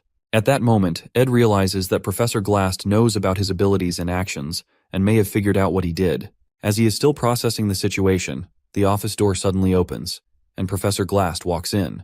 Instinctively, Ed draws his dagger. Isla, startled by Ed's sudden reaction, screams and rushes toward the professor for help. However, Ed is not the villain. Professor Glast is. He has now revealed himself as the final boss of Act 2. Without hesitation, Glast uses his effectual magic to trap Isla in a time prison. Reacting quickly, Ed throws his dagger at Glast while calling out to Mug to trigger an explosion. However, the experienced professor effortlessly blocks the attack and even praises Ed's quick response and ability to search through his research materials in such a short time. Despite being impressed, Glast tells Ed that it will take more than that to understand his true motives. Taking cover, Ed asks why the professor is restraining him, and even promises to stay quiet and not interfere if Glast only needs Isla for his plans. However, Glast refuses to leave any potential threats unchecked. After witnessing Ed's combat skills and resourcefulness, he decides to eliminate him as a potential obstacle. Realizing that even if he manages to escape now, Professor Glast will continue to pursue him, disrupting the original storyline. Ed contemplates his options. If he allows himself to be captured, there is a high chance he will be taken to the secret laboratory, the very place he wants to go. After weighing his choices, Ed ultimately surrenders and allows Glast to kidnap him. Observing Ed, Glast remarks that Ed is a product of effort, not talent. Despite his impressive combat abilities and survival skills, Glast considers his approach weak. Seeing Ed, he is reminded of his daughter and her struggles in the past. As Ed is trapped in the time prison, Mug stealthily sneaks out of his pocket and escapes from the professor's office. The small creature rushes towards Ed's hut, where Janica is preparing lunch, unaware of the events unfolding. An old man writes his life story, chronicling his travels across the southern continents where he uncovers many magical truths. He dedicates much of his writing to his late master Sylvania, one of the greatest mages who tragically passed away at a young age. In his heart, she remains eternally beautiful, and throughout his life, he longs to break the natural laws of the world just to see her face once more. However, he understands that what is lost cannot be regained. Instead, he chooses to pass on his knowledge by training a young apprentice, preparing her to carry on his teachings. On his deathbed, he places Sylvania's hat on his apprentice and hands over his life's work. In the final words of his book, he dedicates his legacy to his young apprentice, Lucy Marcel. In the game's story, that old man, Glocked, accepts his approaching death with serenity, waiting for it more sincerely than anyone else. Lucy, his apprentice, has no choice but to let him go, yet the sorrow of losing her beloved master, whom she calls grandfather, cuts deeply. Ed reflects on whether Lucy's pain will ever fully heal or if the scar will remain forever. The only small comfort Lucy finds is in the pouch of beef jerky she keeps from Ed's hut. As Lucy shakes her beef jerky pouch and finds it empty, she climbs down from the hut's roof to refill it. However, she spots Janica standing below, activating a deep, sinister purple aura filled with anger, while the spirit mug speaks to her. Meanwhile, at Trix Hall, the Academy's main conference room, the sage's sealed grimoire passing ceremony begins. Elite members of the Merchantry and Academy faculty gather as Lortel stands ready to receive the grimoire from Principal Obel Forsyth in front of the audience. As she looks at Principal Obel, she recalls Kreppenroth Taylor, who is the same age but appears strikingly different. Back at after the bidding for the grimoire concluded, Kreppen personally met with Lortel, urging her to hand it over to him. In response, she countered with a bid of 12,000 gold coins, which Kreppen accepted without hesitation. Before leaving, he revealed crucial information to Lortel that her father, Elite Ketcheln, had hired a group of mercenaries who were now heading to Sylvania. Despite Kreppen's unpleasant personality, his information proves valuable to Lortel, strengthening their alliance. Holding the grimoire in her hands, Lortel contemplates her options to whether to sell it to Kreppen for a significant profit or use it as an opportunity to get closer to Ed. A subtle smile crosses her face as she gently touches the grimoire, weighing her choices. Suddenly, Professor Glast uses aspectual magic to create a powerful barrier, preventing anyone from approaching the grimoire. At the same time, he summons two enormous spirits, forcing Principal Obel and Lortel to retreat under their overwhelming pressure. Without hesitation, Glast seizes the grimoire and swiftly leaves the hall. With no obstacles left in the way, the story moves forward without any changes, signaling the official beginning of the final scene of Act 2. In Professor Glast's secret laboratory, Ed finds himself trapped in a prison cell alongside Isla. Frustrated and angry, Ayla yells at Ed for being mean and expresses her hatred towards him. Suddenly, Coombe, Glast's friend and fellow researcher in aspectual studies, appears. He warns them to consider themselves lucky for not being used in experiments and advises them to stay quiet, fearing that the monstrous guard outside may awaken and put them in danger. However, Ed remains calm and responds confidently. Impressed by Ed's composure, Coombe tells them to sit silently and avoid any foolish actions, as he will be watching them closely. Ed leans back and waits patiently, expecting Taylor to barge in and rescue them. His plan is to seize the opportunity, gather all the magic engineering recipes and equipment, and quietly return to his hut. In the meantime, he tries to strike up a conversation with Ayla to pass the time. However, she snaps at him every time he speaks, still angry over the arrow he shot at her earlier. Ed attempts to calm her, insisting he holds no grudges and could have hurt her if he truly wanted to. Stunned by his reasoning, Ayla continues to yell, calling him a liar. Finally, Ed firmly tells her to stop and wait patiently for Taylor. As tension lingers, Ed eventually apologizes, explaining that his actions were driven by his own circumstances. Hearing an apology from Ed for the first time, Ayla is left speechless. Just then, Ed's spirit, Mug, appears, crying and asking if Ed is safe and unharmed. Seeing Mug, Ed feels relieved and grabs him tightly, finally having someone to talk to in the cell. Ayla, surprised to see Ed with a spirit companion, suggests that Mug should go and warn others for help. Mug excitedly informs them that he has already asked Janica for help, and Lucy is also preparing to come. Hearing Lucy's name, Ed's mood shifts instantly. He becomes furious, realizing the disaster that will unfold if she arrives. In frustration, he spanks Mug, sending him flying across the cell. Coom notices the commotion and approaches Ed, but Ed warns him to release them or risk facing serious trouble. Amused by Ed's confidence, Coom ignores him and returns to his work. Meanwhile, Mug stealthily returns with the dungeon keys, having swiped them while Coom was distracted. Ed quickly unlocks the cell and gets a chance to escape. Convincing Ayla to stay behind the cell as her leg hurts and dangerous monsters out there, after some hesitation and arguing, she reluctantly agrees. Without wasting time, Ed rushes out, determined to stop Lucy before she arrives and causes chaos. Ed knows that even the most dedicated players of the game avoid involving Lucy in major events, fearing the unpredictable changes she could bring. With his future hanging in the balance, Ed races against time to prevent Lucy from reaching the lab. At Ophelis Hall in Jick's room, Taylor arrives, bruised and exhausted, seeking Jick's help to rescue Ayla. Having lost track of Professor Glast after the events at Trix Hall, Taylor urgently requests Jick's assistance and plans to lead his companions into the underground waterway to pursue him. Meanwhile, Ed, having escaped from the laboratory, begins retracing his path in reverse order, unlike the original scenario. He finds it amusing to experience the final scenario this way, but at the same time, he feels relieved. In this reversed sequence, all the monsters remain confined, which works in his favor. However, his greatest fear lies in the possible encounter between Lucy and Professor Glast, which could lead to a disastrous ending. Determined to prevent this outcome, Ed hurries to finish the scenario before things spiral out of control. Eventually, he reaches the secret library, where Reyna, the librarian boss and a banshee, stands guard. Familiar with Reyna's movement patterns, Ed decides to avoid engaging with her, leaving the battle for Taylor. He knows Taylor will benefit from the experience gained by defeating Reyna and Coom, making future scenarios easier to clear. Quietly, Ed sneaks through the library, collecting only the necessary magical tools and magic engineering recipes while avoiding Reyna's sight. As Ed watches Reyna's movements from cover, Mug signals him to move. Carefully they navigate the area, but suddenly, a violent earthquake shakes the ground. The unexpected tremor causes enough disturbance to alert Reyna, who immediately spots Ed and Mug. In an instant, Reyna locks onto them, and as she approaches, both Ed and Mug scream, realizing they are in serious trouble. 30 minutes before the earthquake, Principal Obel finally puts down the giants summoned by Professor Glast in Trix Hall, saving everyone. Lortel stands in surprise, unable to believe that Glast steals the grimoire right in front of the Academy's top faculty. Obel tries to calm everyone, assuring them that he takes full responsibility and will retrieve the grimoire. However, he expresses his concerns about Glast, suspecting that he is planning something dangerous. As the others listen in confusion, Obel explains the 3 major taboos of magic which are seeking immortality, resurrecting the dead, and traveling through time.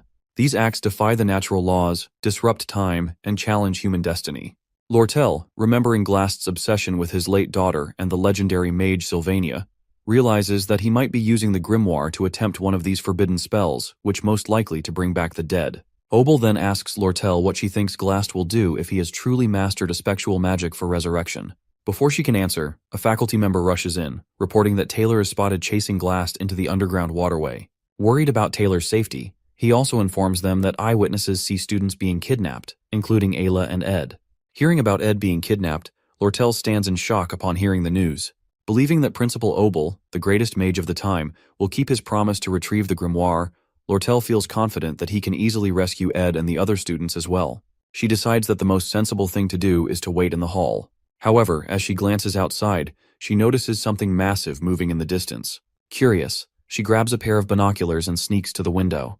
Looking through them, she spots the entrance to the underground waterway and is shocked to see a huge spirit dragon. ridden by none other than Janica herself. Realizing that Janica is heading into the waterway, Lortel quickly makes up her mind. She orders her personnel to prepare for action, deciding that they will personally go to retrieve the grimoire and join the battle against Glast's madness. In the underground waterway, Janica spots Dorothy, a third-year student and one of Professor Glast's helpers. She grabs Dorothy for interrogation, but the sight of Janica's massive fiery dragon, Tarkin, leaves Dorothy trembling in fear. As Tarkin growls and Janica's dark aura intensifies, Dorothy faints on the spot. Confused about where to go next, Janica recalls the directions Dorothy mentioned before passing out. She sighs, feeling a bit guilty, and gently covers Dorothy's face to hide her sorry state.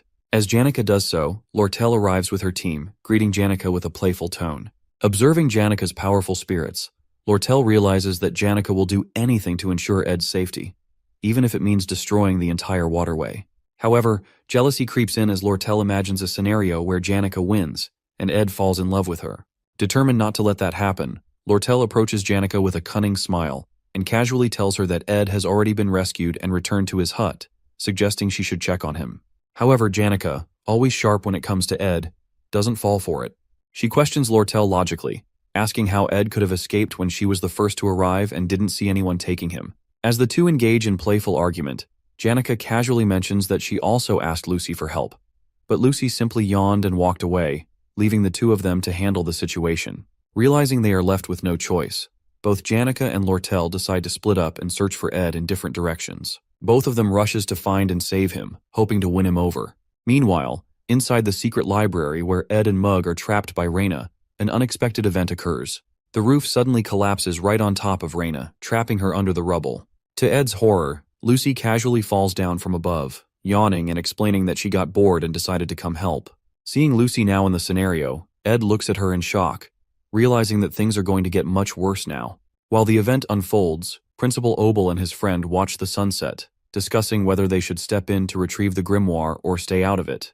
Obel considers letting the students handle the situation, believing it's a valuable opportunity for them to grow, as they are the future mages and warriors of Sylvania Academy. However, his friend questions if the students really need to push themselves so hard. He acknowledges that this is the greatest golden era in the Academy's history, but wonders if they should interfere to ease the burden.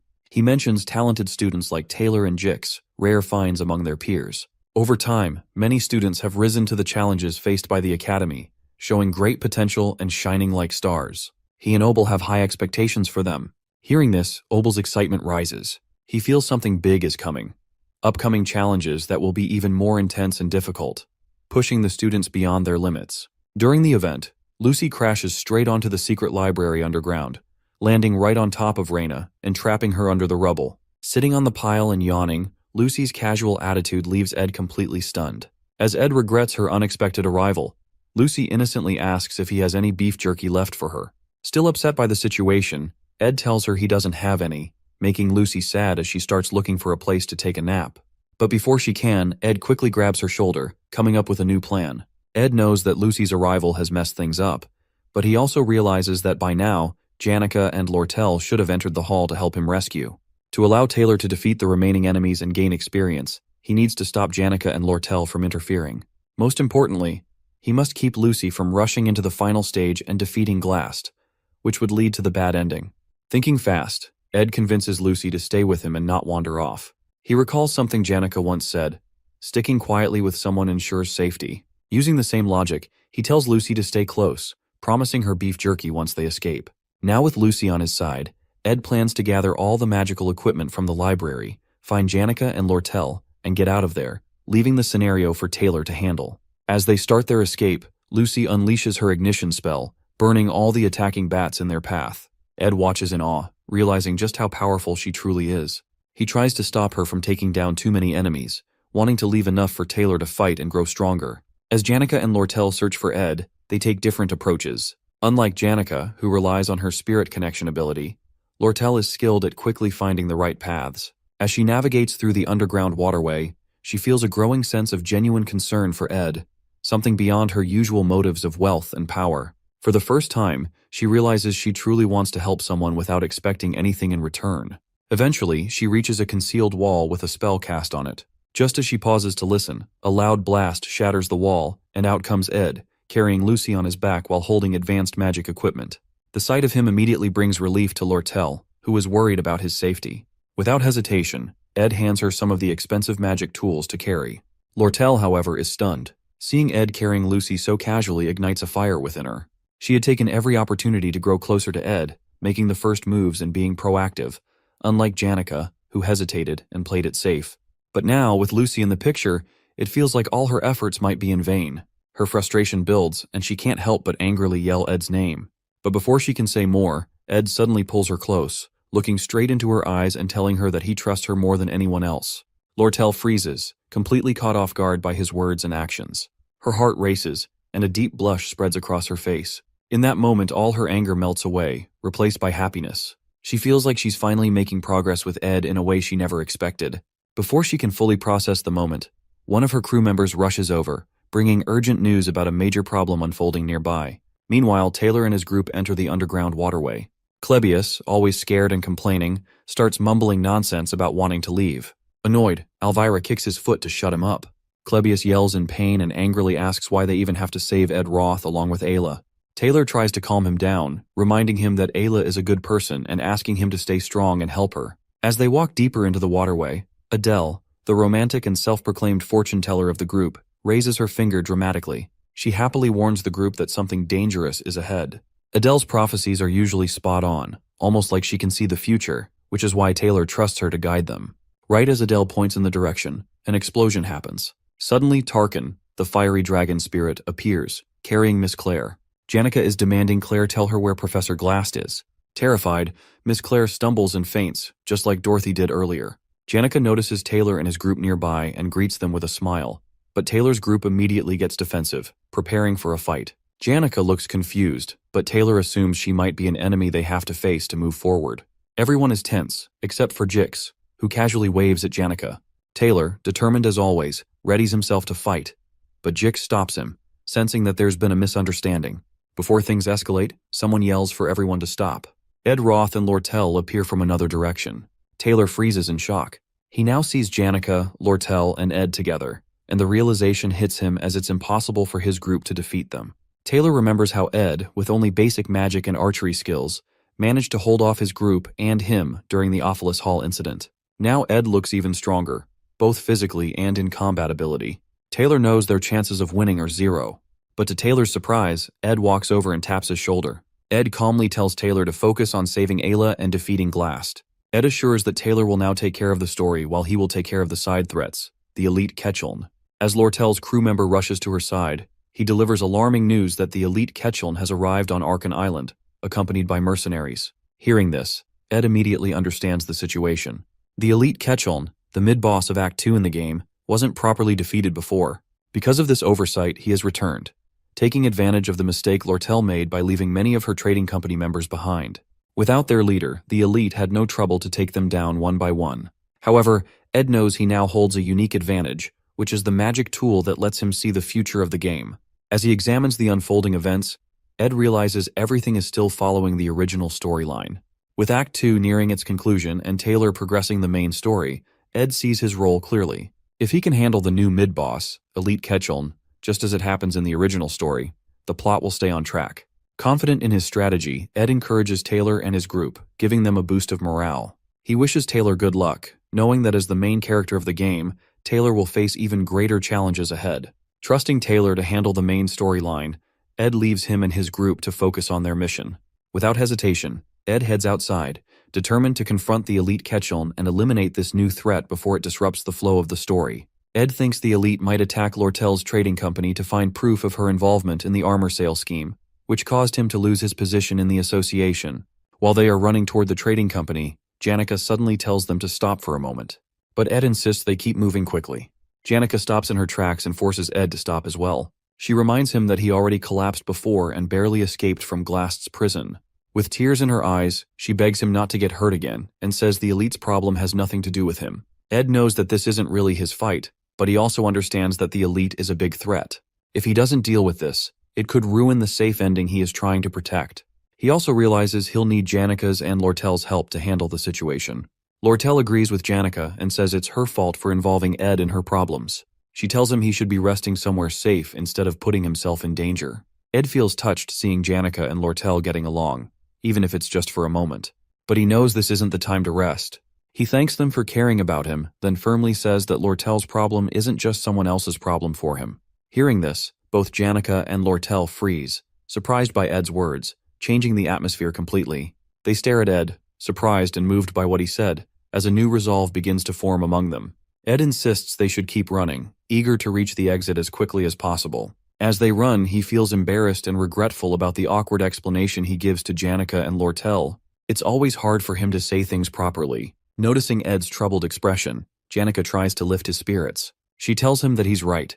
It isn't just someone else's problem, as she reasons that if the elite takes over the trading company, Ed's contract will be ruined, cutting off his magic tool supplies. Hearing her explanation, Ed is impressed by how smart she is, as expected. Meanwhile, Lortel blushes silently, lost in her own thoughts about Ed's words. As they near the exit, Ed notices the scene ahead is in complete chaos. Destruction is everywhere. For a moment, he wonders if Taylor could have been responsible, but he's surprised when Janica admits that she's the one who caused the destruction. She confesses that it was an accident, and explains nervously that Dorothy passed out in the chaos. Janica worries that Ed might think she's heartless, but she tries to convince him that it wasn't intentional. Lortel's crew member informs them that they are almost at the exit, and that there's a carriage waiting for them outside. The plan is to use the carriage to quickly reach the association building, where Lortel's staff is waiting. However, when they step outside, they're met with a horrifying sight. The carriage has been destroyed, and Lortel's crew members have been killed. Standing amidst the wreckage is none other than the elite himself, waiting for them. Lortel tries to play it cool, mocking the elite for showing up sooner than she expected. The elite chuckles darkly and replies that he once taught her how to handle company records, ensuring that no evidence would remain if anyone searched her files. But this time, he exploited a gap in her personnel management. By bribing one of her crew members, he was able to lead them all into this trap. Elite mocks Lortel, seeing her struggling with the betrayal of her crew. He cruelly taunts her, saying she has finally mastered the expression of smiling through betrayal, but that it's a shame he'll ruin her with torture to make her confess. With a snap of his fingers, he transforms Lortel's beaten crew members into zombies, who immediately attack Ed and Lortel. As the fight begins, Lortel mocks Elite, accusing him of never fighting alone and always relying on mercenaries to do his dirty work. With a dark smile, Elite responds that this time he has brought the best mercenaries on the continent. He orders them to kill everyone except Lortel, who they are to capture alive. The mercenaries unleash a volley of arrows at the group, but Janica quickly activates a wind spell, blocking the arrows just before they strike. Observing the mercenaries' precise and calculated moves, Janica warns everyone to stay alert. Elite, knowing how difficult spirit successors like Janica can be to deal with, reveals his trump card, the legendary item Belarus's Prejudice, which suppresses the surrounding mana. Ed recognizes the item as a powerful, high-ranking tool, but he also knows it has a major drawback. It takes time to activate, and the preparation is obvious. However, even with this knowledge, Ed realizes they are at a severe disadvantage. The mercenaries are veterans, and their group consists mostly of mages, making it nearly impossible to cast spells under pressure. Lortel informs Ed that Elite is well prepared and already knows all of their strengths and weaknesses. If Belarus's Prejudice is activated, their fight will end in defeat.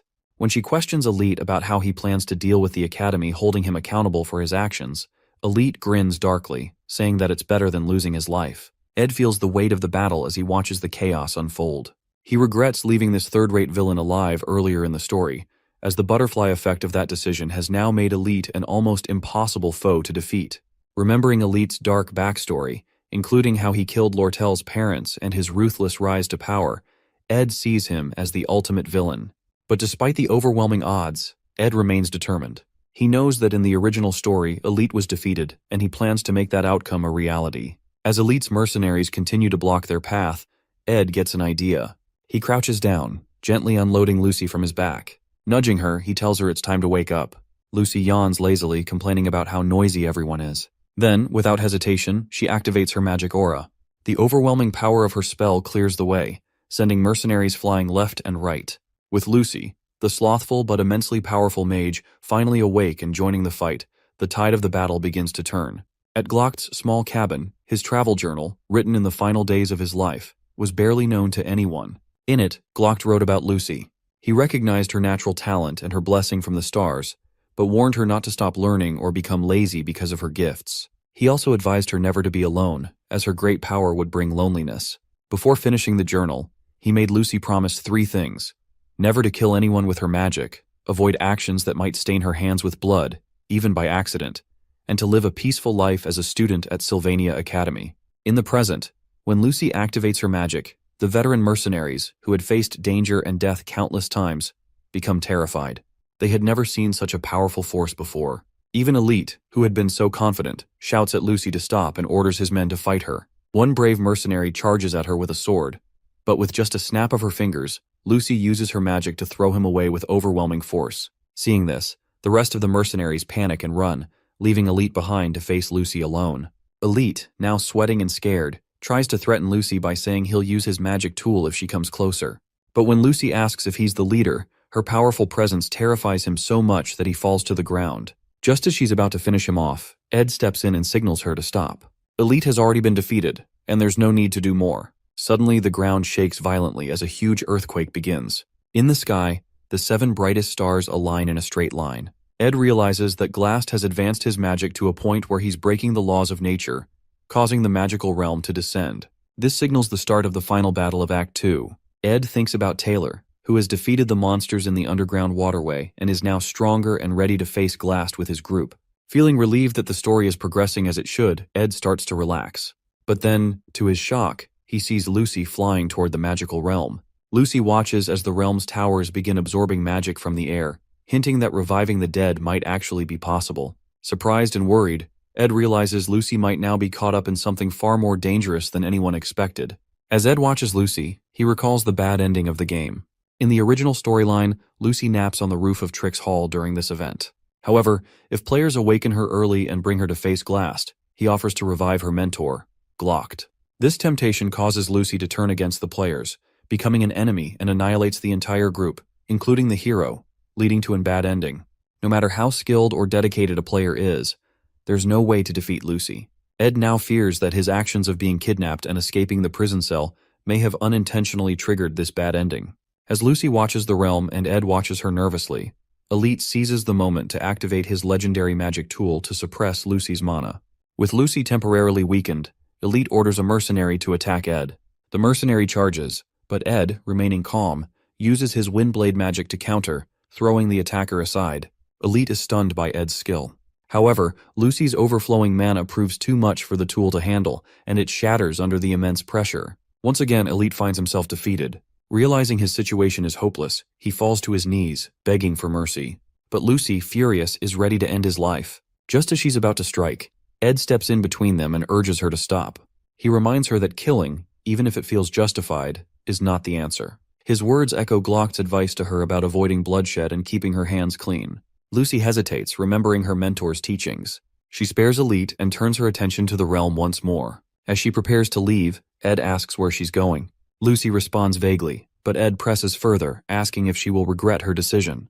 Lucy recalls Glock's final advice from his book, to be strong and accept that what's lost is lost. He dedicated his life and his writings to her, urging her to move forward. With a calm resolution, Lucy assures Ed she won't regret her choice and flies away, disappearing into the sky. With the battle over, Janica oversees the mercenaries, ensuring they retreat safely by boat. Meanwhile, Lortel captures Elite and takes responsibility for handing him over to the authorities for his crimes. With the situation under control, Ed climbs to the top of Trix Hall. His body feels heavy, but he pushes forward, knowing he must reach Lucy. When he finally reaches the roof, he finds Lucy sitting alone, gazing at the realm. Quietly, Ed sits beside her. He reflects on how much Glock contributed to the Academy, even founding the scholarship that Ed benefits from. Despite living a frugal life, Glock donated all his wealth to the Academy, shaping the future of countless students. The Glock Hall, which Janica accidentally destroyed in Act 1, was built in his memory. Ed understands Lucy's sadness that this entire Academy is her mentor's legacy, and his presence lingers everywhere. For Lucy, the Academy is a constant reminder of Glock's life and sacrifices, a legacy. After sitting with Lucy for a moment, she suddenly asks Ed if he has any beef jerkies left. Ed shakes his head, chuckling softly as he tells her he doesn't have any. Curious, he then asks what she's doing all the way up on the roof. Lucy remains quiet for a moment before replying, her voice thoughtful and distant. She says she's just thinking about the old days while watching the realm. As the stars twinkle in the sky, Lucy begins to share her story. She recalls how, back in the day, she used to cry a lot because of all the sad things that happened to her. But at some point, the sadness started to fade. She explains that it wasn't because the pain went away. It was because so much time had passed.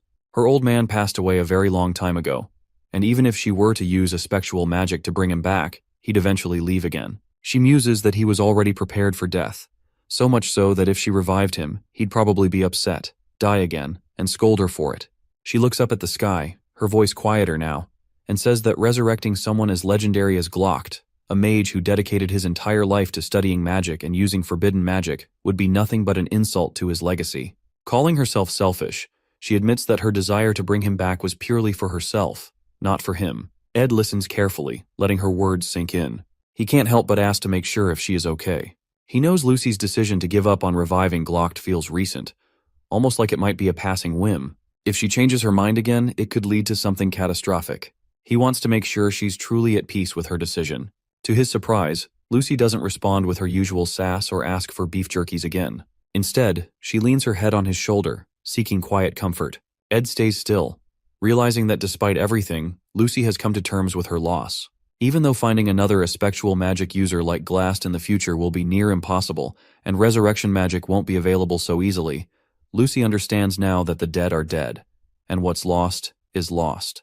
She's accepted that reality, and is beginning to heal, covering her wounds with the life she has now. Together they sit in silence, staring at the beautiful night sky as the stars seem brighter, and for a moment, the sky feels peaceful. As the second act finale begins, Taylor and his team finally find Professor Glast. A massive golem, summoned by Glast's spectral magic, stands before them. Trapped in its heart is Ayla, unconscious, about to be sacrificed. The final battle of Act begins. Jix and the others launch magic attacks at the golem, trying to create an opening for Taylor to save Ayla. Taylor rushes forward, but Glast blocks his way. While fighting, Glast remembers his life as a teacher. He spent his days reading ancient books, studying magic, and creating lessons for his students. He hardly noticed the seasons changing outside his window. His visitors, Dorothy, Miss Clare, and Principal Obel, who would stop by for tea, but Glast stayed focused on his work. However, one memory never left him: the death of his daughter, Muiri. That pain pushed him to do anything to bring her back. As Taylor tries to push forward, Jix and Elvira distract the golem. Glast uses his spectral magic to trap them in a time prison, freezing them in place. Just before freezing completely, Jix shouts for Taylor to dodge. Taylor barely avoids the spell and gets back up, never refusing to give up. Glast moves into the final stage of his plan to revive Muiri. Taylor uses his powerful slash strike to destroy the golem. The golem's destruction reverses all of Glast's creations, restoring time and freeing Jix and the others. Furious, Glast tries to fight back, but Jix hits him with an ice spell, freezing him momentarily. Taylor sees his chance and delivers the final blow, saving Ayla and destroying the golem completely. Seeing his plan fail, Glast falls from the building in despair, missing his daughter Muir. He teleports to a quiet forest, ready to face his death alone. In the forest, Glast leans against a tree, weak and bleeding. He knows his end is near. As he closes his eyes, he notices someone standing before him. Opening his eyes slightly, he sees Ed. He has come to ask Glast something to confirm. After the events settle, Lortel arrives outside the island after securing her adoptive father, Elite. With all threats now resolved, she heads to meet Ed near the underground waterway. Ed arrives, with Lucy holding onto his coat sleeve. As Lortel sees Lucy clinging to Ed, she becomes slightly wary. Before anything can be said, Dorothy and Assistant Professor Clare emerge from the underground waterway. However, upon seeing Janica together with Tarkin, both Dorothy and Claire scream in terror. Janica calmly approaches the gathering to check on Ed's condition and ensure he is unharmed. Janica then shares what her spirit friends have told her about the reports of a spectral magic being used in the forest. Tarkin detected an unusual type of magic coming from the magic tower. Upon realizing that this suspicious magic is a spectral, the group concludes that it must be Glast's doing. Ed, though hesitant to interfere, decides to investigate. His recent encounter with Elite teaches him how dangerous leaving unresolved threats can be. Knowing how much damage Glast's influence could cause if he resurfaces, Ed determines it's best to face him now. In the forest, they find Glast in a terrible state. His wounds are open, and blood flows freely as he leans weakly against a tree. Seeing him in this pitiful condition, both Janica and Lortel are stunned. They ask him what he's doing there.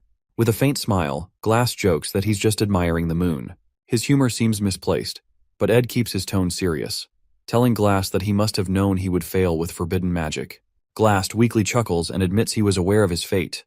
What surprises him most, however, is being defeated by students. He then compliments Ed, telling him that he's a far better student than he thought, but unfortunately for him, he discovers Ed's potential too late. Ed, seeing the opportunity to ask Glass the question he want to, finally asks, why did he kidnap him in the first place? Weak from his injuries, Glass finally explains. He confesses that he was impressed by Ed's exceptional talents. Initially, Glass had planned to use Ed as part of his schemes. However, when Glass fainted from overwork, his plans failed. He captured Ed as a precaution, intending to make him an offer, but by the time he returned to the dungeon, Ed had already escaped. Glass accepts that he is paying for his sins with his life and says it's not a bad deal. However, he admits he still misses his daughter, Muir. He reflects on the 17 years he spent with her, realizing they weren't lonely after all. Seeing Glass lost in grief and consumed by memories of his daughter, Ed decides to speak up. He reminds Glass about his assistant, Professor Claire, who deeply admires him despite his harsh and mean demeanor. To her, Glass wasn't just a professor. He was the most scholarly and brilliant mind she had ever known. Ed also mentions Dorothy, who saw Glass as a precious mentor, someone she respected immensely. Ed tries to make Glass realize that, while he may have recklessly endangered the lives of students and lost his way, his existence still left a lasting impact. Even though he sits here alone, reflecting on his life, saying he will die alone, is like mocking his own legacy. For many, Professor Glass will always remain a part of their hearts, whether as a mentor, a scholar, or a colleague. Hearing Ed's words, Glass smiles weakly and slowly removes his glasses. Summoning his remaining strength, he hands Ed the key to his personal library, entrusting him with its secrets. Inside are legendary rank crafting formulas and years of knowledge. A surprised Ed hesitates, asking why Glass would give him something so valuable. With a faint smile, Glass replies that Ed should be happy to receive such a gift. He then jokes, urging Ed to clean up all the mess he made before the Academy's investigation team arrives. Finally, Glass turns his gaze to Lucy and offers her a piece of advice to look around herself every once in a while. With those final words, Glass closes his eyes forever. His body rests peacefully beneath the moonlit Zelkova tree, as if he is merely in a deep sleep. Ed, Lucy, Janica, and Lortel stand in silence, watching him, each carrying their own thoughts about the man who had once been their enemy and, in some way, their teacher. The next morning, Ed is summoned to the dean's office for an investigation into the recent events. The dean questions him about Professor Glass's motives for kidnapping him, how Ed managed to escape without bringing Ayla along, and his unexpected involvement with Taylor's group. Ed explains everything him about his actions during the event, his encounters with Janica and Lortel, and how they worked together to resolve the dangerous situations. After hearing the full account, the dean pauses, observing Ed carefully. He expresses some suspicion, pointing out how Ed seems to know a lot while claiming to know very little. However, after reviewing Ed's past reports, including the Ophelis Hall incident and the recent Glass event, the dean acknowledges Ed's exceptional talent. Apologizing for the Academy's negligence and the suffering Ed endured, he decides to reward him. To Ed's surprise, instead of focusing solely on the report about the recent incident, the dean pulls out Ed's entire report card. After their conversation, Ed is dismissed from the office. Outside, Janica approaches Ed with a cheerful smile, asking if he's okay or if he's hurt. Ed, concerned about her, asks the same. Janica assures him she's fine, brushing off his concerns by saying her injuries are only minor rashes. As her spirit bird chirps something in her ear, Janica asks if Ed is really okay, or if he's hiding any pain. Ed, reflecting on everything that happened, tells Janica that he realized something during the event, that she is always the one working tirelessly to help, and often ends up suffering in the process. Feeling guilty, Ed apologizes for taking her kindness for granted and unintentionally causing her pain. Janica, initially trying to cheer him up, suddenly grows worried. She stops him and admits she lies and isn't hurt at all, as she only pretending to be injured to get his attention. Ed is surprised but quickly reassures her, revealing something unexpected, that starting next semester, he will be living in Dex's hall, same where Janica lives. The dean rewarded him with proper student housing, allowing him to finally leave the wilderness behind. Hearing this, Janica's face lights up with excitement as she congratulates him with genuine happiness. Later, Ed returns to his hut, feeling a mix of relief and nostalgia. Although he has grown fond of his small hut and the peaceful woods, the idea of living a normal student life feels like a significant change. As he approaches the door, ready to rest, something unexpected happens. Lucy suddenly crashes in front of his door, landing behind him. Surprised, Ed turns to face her, wondering what brings her here this time. Meanwhile, in a dream, Lucy walks through the woods and realizes she's no longer on Arkan Island, but in the northern Ramelin mountain range, where she grew up. She wonders why she's dreaming of her childhood now, but decides to go to her old house to see her father's face regardless. When she steps in, she finds him on a rocking chair in a house filled with cobwebs. However, when he turns to face her, his face is deformed, and he demands to know why she didn't save him when she had the chance. She soon realizes she's having a nightmare and wakes up. After getting up, her maid arrives to prepare her for school. Oddly, Lucy doesn't respond, but instead uses high-level spatial magic because, for some reason, she feels an urgent need to go to the northern forest immediately. She lands on the roof of Ed Roth Taylor's cabin and watches as he walks toward the house after speaking with the principal. Finally, a smile crosses her face as she feels an unexplainable sense of relief. Suddenly, she overhears Ed talking about how his camping life is about to end, causing her to slip off the roof and land in front of him. Meanwhile, a professor named Flurben teaches his students how unpredictable cats are. They let you think you've gotten close to them, but once you try to pet them, they act aloof and distant.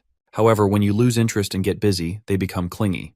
Professor Flurben explains to the students who want a cat-type familiar that the best way to attract one is to act indifferent, which will make them approach first. The ladies in the class laugh about how this is even harder than dating while the ecology class on cat creatures continues. These lectures are very popular, and most students have good grades, but Ed's were initially among the lower ranks. However, he soon got ahead in his preparation and ensured his notes were better than everyone else's. After class ends, Professor Flurben calls Ed to his office to inform him about the Academy's scholarship program. It's a system where students contribute to academic tasks in exchange for tuition discounts. The professor recommends that Ed consider it while he pets his snake. When Ed asks what kind of tasks he'd be doing, Flurben smirks and vaguely says he'll handle various academic duties, including assisting Assistant Professor Claire.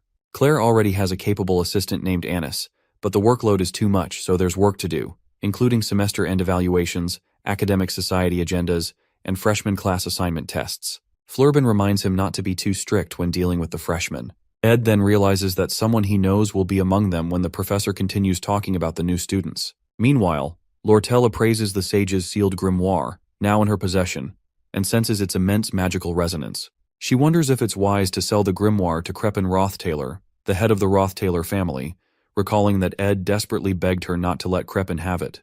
She finds herself in a dilemma, considering that she originally bought the grimoire to resell it, yet she also recognizes that she needs to be more ruthless in her business dealings. She gazes once more at the message she received from Ed about how he'd do anything for her if he could obtain the sage's grimoire purchase certificate, which ultimately changes her mind. Additionally, she considers signing up for a special winter break class at the end of the semester to keep herself occupied since Janica, Ed, and Lucy will also be busy. However, as she prepares to sign the documents, she hesitates, feeling uneasy. Back at the cabin, Lucy notifies Ed that they're running out of firewood and asks why he hasn't been hunting lately. He's surprised that she's saying something productive, which is unlike her usual lazy self. Although it's true that he has been neglecting camp activities, and that's because he's thinking of moving to Dex Hall. If that happens, he won't see Lucy as often, though he hopes it turns out well. While they're walking around the compound, Janica arrives after one of her classes gets canceled and decides to rest in the cabin. She takes a seat and pushes Lucy away, stating that they won't be able to stay at the camp once winter break starts, so she has to come as often as possible. She explains that she really enjoys spending time there, and it's a bit sad that it's coming to an end. She also adds that she hopes Ed calls her if he eventually decides to move to Dex Hall since she can help him with anything he needs. She keeps talking about how they'll see each other more, how they should eat together in the cafeteria, and how she can show him around the hall. While she's talking, Ed takes out the key that Professor Glast gave him before he passed away, and considers that it's time to unlock the secret vault in the library that the late professor mentioned. While he's lost in thought, Janica hands him an application form for Dex Hall, warning him that he might miss his chance if he applies late. Surprised, Ed thanks her for her thoughtfulness, and she urges him to fill it out with her. While she's speaking, Lucy stands between them, looking tense. She signals for Janica to stop and then turns to Ed, insisting that he not move to Dex Hall. That moment marks the beginning of an intense rivalry between the two ladies. Shortly after, while Janica helps Ed increase his spirit and mana resonance, she can't help but notice Lucy glaring at her, making her wonder if she did something wrong. However, Ed's magic power keeps increasing until he decides it's time to try intermediate magic. During that time, Lucy keeps clinging to him everywhere he goes and continues to be particularly hostile toward Janica, but her hostility seems more like fear than resentment. Eventually, Ed realizes that intermediate magic is much harder than he expected when he fails to grasp the basics, despite practicing all day. Suddenly, Lucy approaches him and asks what he plans to do once she leaves. He explains that he needs to run an errand and check the fireplace, something he wouldn't have to worry about if he moved into Dex Hall. Without warning, she kneels in front of him and proposes that they go together. Shortly after, they both create a secret entrance through the top of the school library, and Ed uses a rope to get down. While entering, he asks Lucy why she followed him to a place like this. She doesn't reply but insists that she could have helped him with magic. However, he refuses because he needs to know how to get down himself since he won't be able to take everything there all at once. Eventually, they find the secret safe and Ed tries the key. After opening it, a bright light bursts out and he sees something spectacular inside. Not long after, Ed climbs back up and recalls that it's almost time for Lortel to send the magic engineering item he requested. The object they found is a legendary rank magic tool known as Glast's Golden Phoenix Ring, which can distort the timeline to bring the magic one possesses in the future into the present. Being able to use his future magical abilities means Ed can access high-level magic right now. However, depending on how much magic he borrows, he'll be unable to fight for a while. He realizes it's wise not to use it impulsively, but only when he's driven into a corner. Another way he could use it is for a spirit contract, just like Janica, who can command countless spirits because of her vast magic reserves. Beginners like him only have 1 or 2 slots and must practice to communicate with low-ranked spirits due to their limited magic capacity. Temporarily increasing his maximum magic ability means he'll be able to form a contract with a high-ranking spirit, but there may be risks. Lucy wonders why Glast didn't act differently since he had the time to create something like that. But Ed reminds her that it's all in the past. He believes this is the most precious thing the professor could have left them, because he didn't have a habit of wasting time. This ring can break the barrier of talent known as maximum magic capacity, and must have been the reason the professor was researching magic engineering items. The reason he hid it until the very end was that it was supposed to be a gift for his daughter. When they get out, Lucy talks about how she usually only realizes the importance of something after it's gone, and she tells Ed she followed him because she had something to ask. Finally, with a solemn expression, she asks if he's going to Dex Hall and whether he can avoid going. Her words shock Ed because it must have been difficult for Lucy to say that. Eventually, he confesses that entering Dex Hall would make life more comfortable. After all, it's not normal to live outdoors in the cold winter. Lucy glumly agrees. Lucy sees the clouds in the sky and senses that it's going to rain, but it turns out to be little specks of snow, which is unusual for the weather. However, Ed mentions that he hasn't gathered enough firewood for the winter and asks Lucy for help. With a smirk, he watches as she jumps on him, realizing what he's saying. Excitedly, she asks if he means it, and he nods. He's completely adjusted to camp life. This is how the second act of the failed Swordsman of Sylvania game ended. It's now officially the third act, where the scale of the trials will grow. There's much to deal with, including Princess Phenia, who is aiming for the Student Council President position, and her clash with Lortel. Additionally, new enemies and main characters will enter as new students, and the final boss of the third act will be none other than Lucy Merrill herself. It won't be easy, but Ed decides to put aside his worries for a moment, hopeful that they will both be living well and staying healthy. He had never seen Lucy display such emotions in any scene or route while playing the game, so he's hopeful. Soon after, winter arrives in full force, and Ed spends half the day shoveling snow. He then begins cutting wood, determined to finish his chores quickly because he's been called for a student scholarship task. Eventually, Ed goes to meet Principal Obel to turn down the dorm privileges, but ends up receiving tuition privileges, which grant him more free time. However, he still can't just come home to rest because of Lucy. He's given up on throwing her out, not because she'd get cold, her protection magic ensures she won't, but because it would make him feel bad. Finally, he steps out to practice with the ring and attempts to contact Marilda, the guardian spirit of the forest. Meanwhile, Janica is lured to the Laplace bakery with high-quality refreshments by her friend Clara, as there was no other way to get her to come out, while Anis is also present. Clara immediately informs Janica that she thinks she is slowly approaching a dangerous line and has completely fallen under Ed's spell. Janica is shocked that Clara knows this, but Clara clarifies that she's not trying to stop her because her assessment of Ed has changed. She probes Janica by asking how fast her heart pounds and how nervous she gets when she's with him. After continuous probing, Janica confesses that she feels comfortable and snug around him. This further frustrates Clara, and she explains to Janica that she's heading for the worst possible ending in a dating relationship, becoming a comfortable girlfriend. Apparently, what frustrates Clara is that Janica is the only one showing emotion instead of making Ed desire her. She explains that following him around is a terrible approach to a relationship, and Janica's spirit friends give Clara a thumbs up for making a good point. However, Clara calms down and advises Janica to focus on activating Ed's desire to protect, rather than doing ridiculous things. While all this is happening, Anis watches silently as Clara dishes out solid advice she has gathered from her many friends' love stories. Clara is largely responsible for changing the negative perception people used to have of Ed, simply because he's the guy Janica likes. Everyone now seems to trust Ed, but Anis holds a different opinion. Sometime later, Anis returns to school and sees Professor Claire being scolded by the librarian for not returning a book on time. The scenario makes her feel that Claire has no dignity whatsoever, and she wonders how Claire ever became a professor. However, all the serious professors praise Claire's abilities. As Anis goes in to submit her report, a guy offers to help her carry it.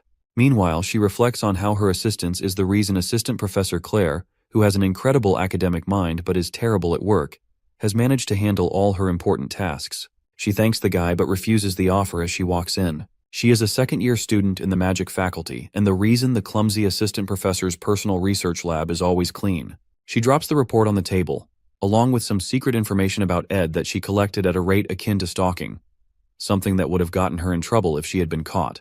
Other than Janica and Clara, not many people know her true appearance, and to her, human relationships are like a game of switching masks. Since she has 20 minutes before the professor returns from getting snacks at the bakery, she analyzes all the details and information about Ed Rothtaylor. He is from the Rothtaylor family, the strongest family within the Clowell Empire, and is the only son, with 2 sisters. She reads more about Ed's birth and family history. When Anis was admitted, her family was unstable, and she had no choice but to fend for herself by working as a student teaching assistant and a scholarship student. She has great survival skills and even considers Lortel her role model. As she reviews Ed's family history again, she supposes that he must have been indoctrinated with a domineering mindset after growing up in a restrictive environment. She concludes that he is probably the kind of person who avoids responsibility and seeks a woman who will give him positive feedback to help him express himself. He would likely prefer a pretty woman, given that he has been surrounded by luxury all his life. Based on his history, he doesn't seem like someone who would appreciate a proactive woman, so she decides it's necessary for her to remain only adequate. Although he has changed a bit since his excommunication, she reasons that someone who has lived a certain way for dozens of years cannot change so easily. Regardless of whether he has become more hardworking, she believes he is still his arrogant self. After preparing a profile on Ed, she decides to practice embodying the kind of woman he might like, since they will be working together soon. Suddenly, Professor Claire bursts in with some confection she got from the bakery, but accidentally spills the tea that Anis had made for them. Fear grips her, as she expects Anis to react angrily, but instead, Anis asks if she's hurt, something completely unlike the Anis Claire knows. Not long after, in Lucy's room, Ed thanks the Academy's maid, Belle, for cleaning his uniform. Belle insists that it was nothing but notes that she has found many blonde hairs in Lady Lucy's clothes, and many white hairs in young Master Ed's clothing. She also asks Ed why he keeps speaking to her so formally, but he explains that it feels comfortable, especially since she is the Academy's chief maid and has many people to manage. Nonetheless, she insists that he has even more people to manage, referring to Lucy, Janica, and Lortel. Regardless, Belle offers to always do his laundry, no matter his decisions regarding the 3 ladies, especially since Ophelis Hall has been fully restored. When she mentions that 7 new students will be joining after the break, and one has already requested to move in, Ed realizes she is talking about Tanya Rothtaylor, his younger sister, and instantly dreads the upcoming break. Sometime later, Jix visits the cabin and informs Ed that he will be going to his hometown for the break to spend time with his best friend, Elka. Jix asks if Ed will be staying in camp for the entire break, and Ed replies that he will stay to learn how to use medium magic since he will be a 3rd year soon. However, Ed reminds him not to push himself too hard. When Ed notices that he can't sense any magic from Jix, he checks his temperature and asks if he trained past his limit. Ed, who had secretly used a ring, gives a vague answer. Jix then informs Ed that Aya has been asking about him and mentioned dragging Taylor over to apologize properly. However, Ed asks him to tell her that he doesn't want an apology because he isn't upset. Shortly after, since Jix is quite good at keeping secrets, Ed hands him some money to help hire manpower to organize Professor Glast's basement library. Jix responds that he doesn't need the money, as it's like training for him, and learns that Ed wants to use the library as a workshop. The next day, Anis welcomes the Academy's scholarship students on Assistant Professor Claire's behalf, as Claire has been awake for 2 days doing paperwork. Anis informs them that scholarship students mainly help prepare the class assignment exam for new students and supervise on the day of the exam. While she speaks, Ed recalls that Professor Glast used to handle this exam every year, but now Assistant Professor Claire will be responsible. Anis quickly assigns Klebius the equipment he requested from Trix Hall and hands another student, Onyx, some of Assistant Professor Claire's work. Finally, because she suspects that Ed looks like a player, especially since he is surrounded by so many girls, she decides to test him for Janica and Clara's sake. After conducting her research, she has created the perfect persona he might be attracted to in order to see if he can resist her seduction. She then informs him that he will accompany her to conduct the field survey. Ed and Anis head northwest to Oran Mountain to survey the field for the exam. While working, Anis mentions that she's tired and asks Ed if he is too. He proposes they take a break. In a cute, pretentious manner, she thanks him and commends his stamina and manners, which apparently dispel the misconceptions she had about him. When he asks what she's talking about, she explains that she's close to Janica and was worried Janica was spending time with a bad person, which was why she acted cold toward him. However, Ed replies that it's fine and that he doesn't care about that stuff. He comments that she must be tired from being a student TA and working so hard, but she seductively grabs his arm and replies that it's okay since he's here now. She starts talking about how she feels supported by his presence and shares that she was also excommunicated from her family, but had to support herself through school. Ed respects her strong ability to survive and solve problems that come her way, so he tells her not to be too distressed since she's endured it very well. Excited, she thanks him and remarks that they have a lot in common. However, Ed notes that something seems to have changed about her usual cool-headed and realistic image. Suddenly, she trips over nothing and falls into Ed's embrace. He catches her and asks her to be careful, but is surprised to notice she tripped over nothing. When she becomes more dramatic, he grows confused, so she asks him to wait while she goes to handle something. While alone, Annis notes that he's reliable and trustworthy and wonders if he's putting up an act. She had played her cards right by forming a relatable point of affinity, sharing that she also endured a difficult academy life, displaying her weakness so he'd want to protect her. She also tried creating contact a few times, but that didn't seem to change much. Oddly, she finds herself admiring how muscular his body feels, even though he acts like a nerd, and how he's much better at work than she expected, considering she thought he was a noble family's young master who couldn't do any work.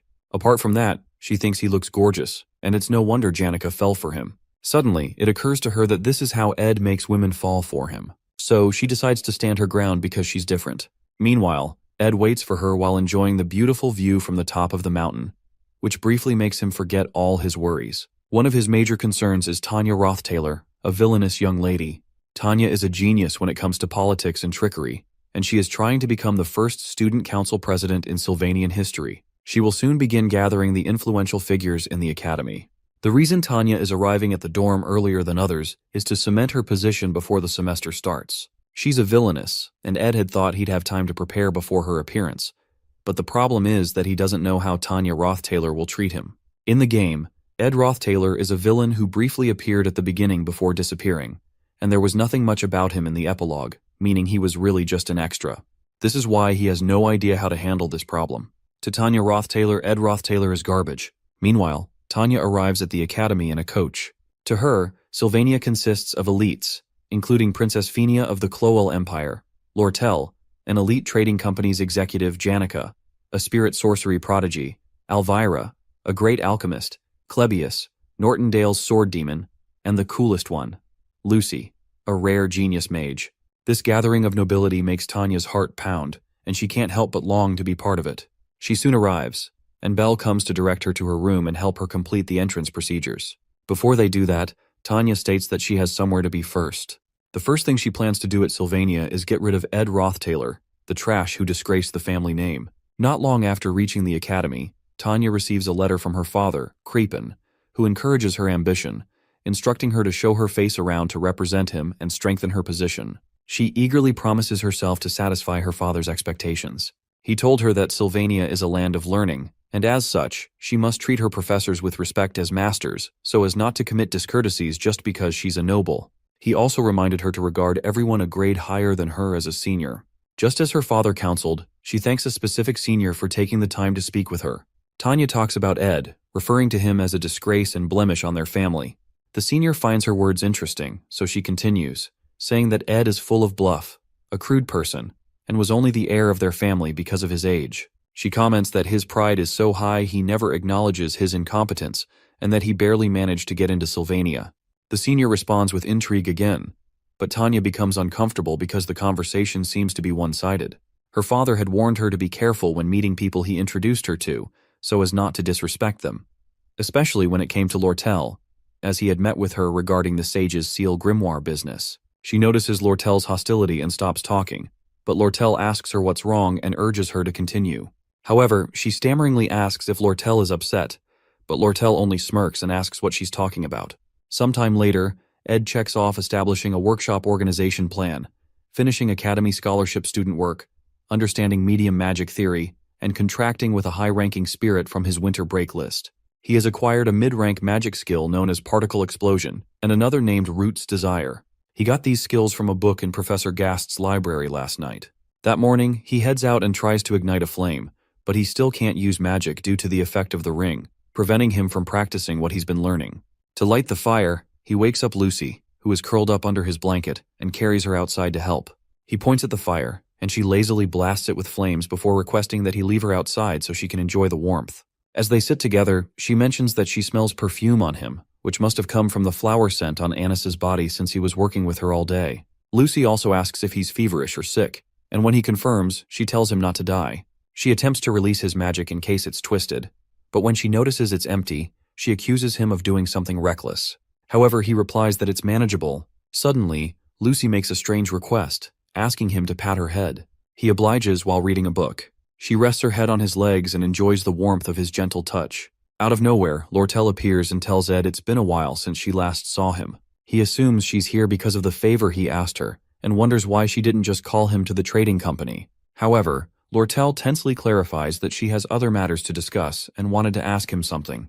Meanwhile, Tanya thanks some seniors for listening to her and offers to reward them the best she can if they help her punish Ed. She offers several antiques from the Roth-Taylor family storage, which excites Elka, but Jix gives her an intense look, wanting to confirm if she's really Ed's younger sister. The ominous aura he exudes suggests his body is well trained, and Tanya realizes she needs to be wary of him because of the strength of his magic. When Jix confirms she's Ed's younger sister, he smiles at her and announces it to Elka. Excitedly, he hands Tanya a mandatory magic engineering item for new students to help train her magic resonance. Tanya looks confused, but Jix also gives her Elka's copy of Professor Delorf's elemental study notes. After gathering several essentials for her first year, they fill an entire box with useful items. Surprised, Tanya asks if they properly heard her offer, but Jix dismisses it, saying that siblings always have trouble with one another. Soon after, Jix and Elka board a ship to their hometown, and Jix finally introduces himself as a second-year student. He explains that he's Ed's junior and is close to him because they're indebted to each other.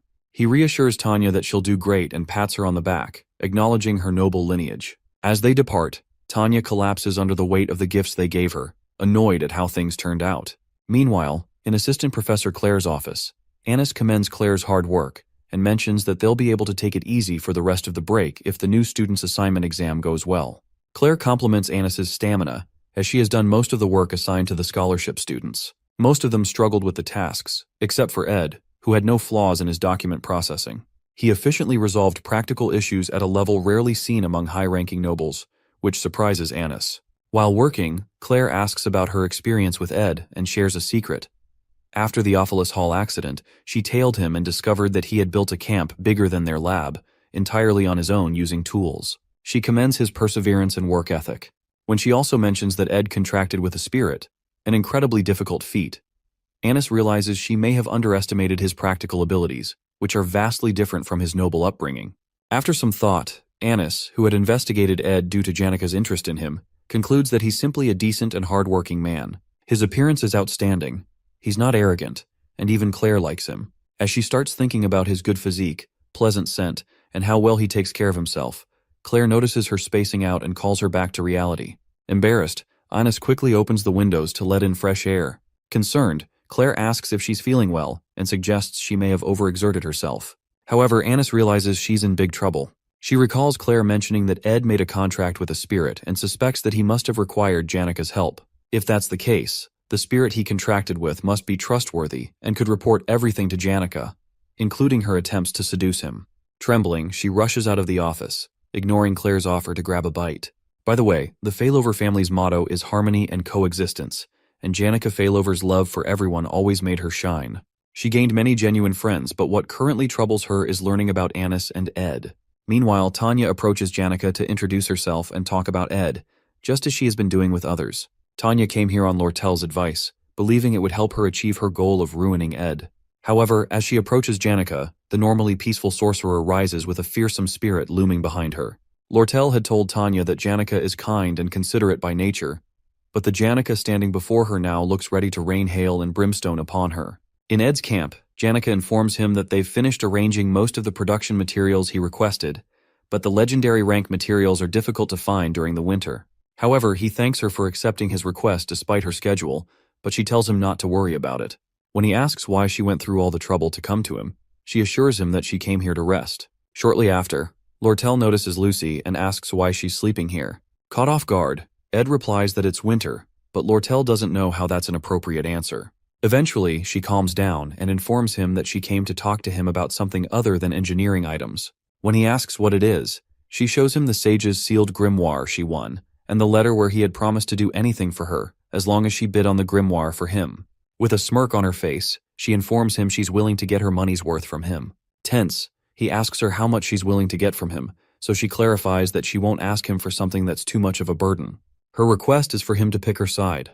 It's about time for the third act, and the opposition between Princess Phinia and Lortel will begin. Lortel is getting started on her politics and strategizing. The benevolent Princess Phinia Elias Cloel is Lortel's fated enemy, and according to the storyline, will rise to the position of student council president, control the academy, and gain power. With that power, she is the main character who begins to dig up the darkness of the Roth-Taylor family in the fourth act. In the time when people in the academy have to choose sides, Lortel asks Ed to choose her side. However, the winner of this election depends on Taylor, the main character, and not on Ed, so he informs Lortel that his support won't change much. Lortel agrees since he's just a student, but explains that his reputation is improving in the academy. However, she clarifies that she wants him on her side, not for political reasons, but for reasons that are private to her. Upon hearing that, Ed agrees to join her. Oddly, Lortel is always the person who devises plans and is known for having 1,000 faces. But for the first time, he sees her genuinely happy just because he promised to join her. The next morning, Ed wakes up early as usual and asks Lucy to light the fire as usual. During his long conversation with Lortel last night, she had told him about how his little sister had been preparing something. Lortel isn't sure if Tanya really sees him as an enemy of the family or just holds a light grudge against him like all siblings do, but she explains that she introduced her to a few people. That morning, Tanya arrives with some of her workers to meet Ed. She mentions that it's been a while and shows him a present she brought for him. She seems nervous or scared of him, but she's not carrying any ill intentions as he had expected. He wonders why she's scared and recalls that he must have lived a very terrible life in her eyes while at the estate. He realizes he has misjudged Tanya. When he gets up, she shrieks in fear, and he remembers a time when he stepped on a maid who offered him food in Tanya's presence years ago. He recalls how she begged him to stop, but he condescended to her for feeling attachment to maids who were mere tools. In the present day, he thanks her for the present and promises to wear it at the start of the next semester. He also explains that he's been excommunicated and is no longer technically her brother, but he appreciates her gesture. When he turns to go in, he signals her to sit by the fire and tells Lucy, who groggily sits by the fire, trying to figure out what universe she woke up in, to give the guests a seat. He soon comes out with a few drinks and asks Tanya about those she's been speaking with. She confesses that she's been talking to them about him, and when he mentions Janika's name, an expression of fear develops on their faces. Ed comments that Janika is the kindest person he knows, and Tanya forcefully replies that she was truly kind. She mentions that Janika was very strong and summoned a high-level spirit fire lizard that threw all their workers around. To avoid him relaying the information to Janika, she eventually lies, saying that Janika was very kind and wished her luck in her school life. Ed asks her if Janika really summoned a high-level spirit, but Tanya lies that it didn't happen and that she didn't know what she was saying. At that point, Ed realizes why Tanya is being this awkward, so he decides to clear the air. He explains that he's living to the best of his abilities now and paying the price as someone who's been excommunicated. He accepts that he must have lived a terrible life at the estate and apologizes for the things he can't take back. Our boy mentions that he heard she plans to run for student council president and promises to cheer her on. Even though he's saying this, he knows Tanya will not become president since she is a villain who is here to help Phinia, but he's attached to her since she's a relative. Shocked, she stares at him as if she had seen a ghost, and Ed doesn't know how their relationship will go judging from her expression. When she returns to her dorm in Opilus Hall, she convinces herself that Ed is still trash who is just hiding his true nature. However, since she was almost burned to death for talking badly about him, she realizes that Janika truly believes in Ed and is following him. But it's strange to her that a land full of elites can tolerate Ed's acting, so she hopes that his true nature is eventually exposed. As she trudges to her door, she spots an inelegant and unsophisticated human who is her next-door neighbor, someone she had seen at Ed's camp. The girl immediately asks her if she's Ed's younger sister and offers to let Tanya know if she needs anything. When the lady walks into her room, Tanya notices the golden nameplate on her door, which only the top students have, and is shocked that the person who just spoke to her is the legendary genius mage, Lucy Merrill. At this point, nothing makes sense to Tanya. Sometime later, Anis meets with Chief Maid Belle in the Rose Garden and asks her to introduce her to a handsome and distinguished boy, since she must know many students. However, Belle knows she's not someone who casually meets boys, especially because she's always so busy and has no interest in dating. Unsure of what to say, Belle mentions the young master Ed, who she thinks shares similar attributes with Anis.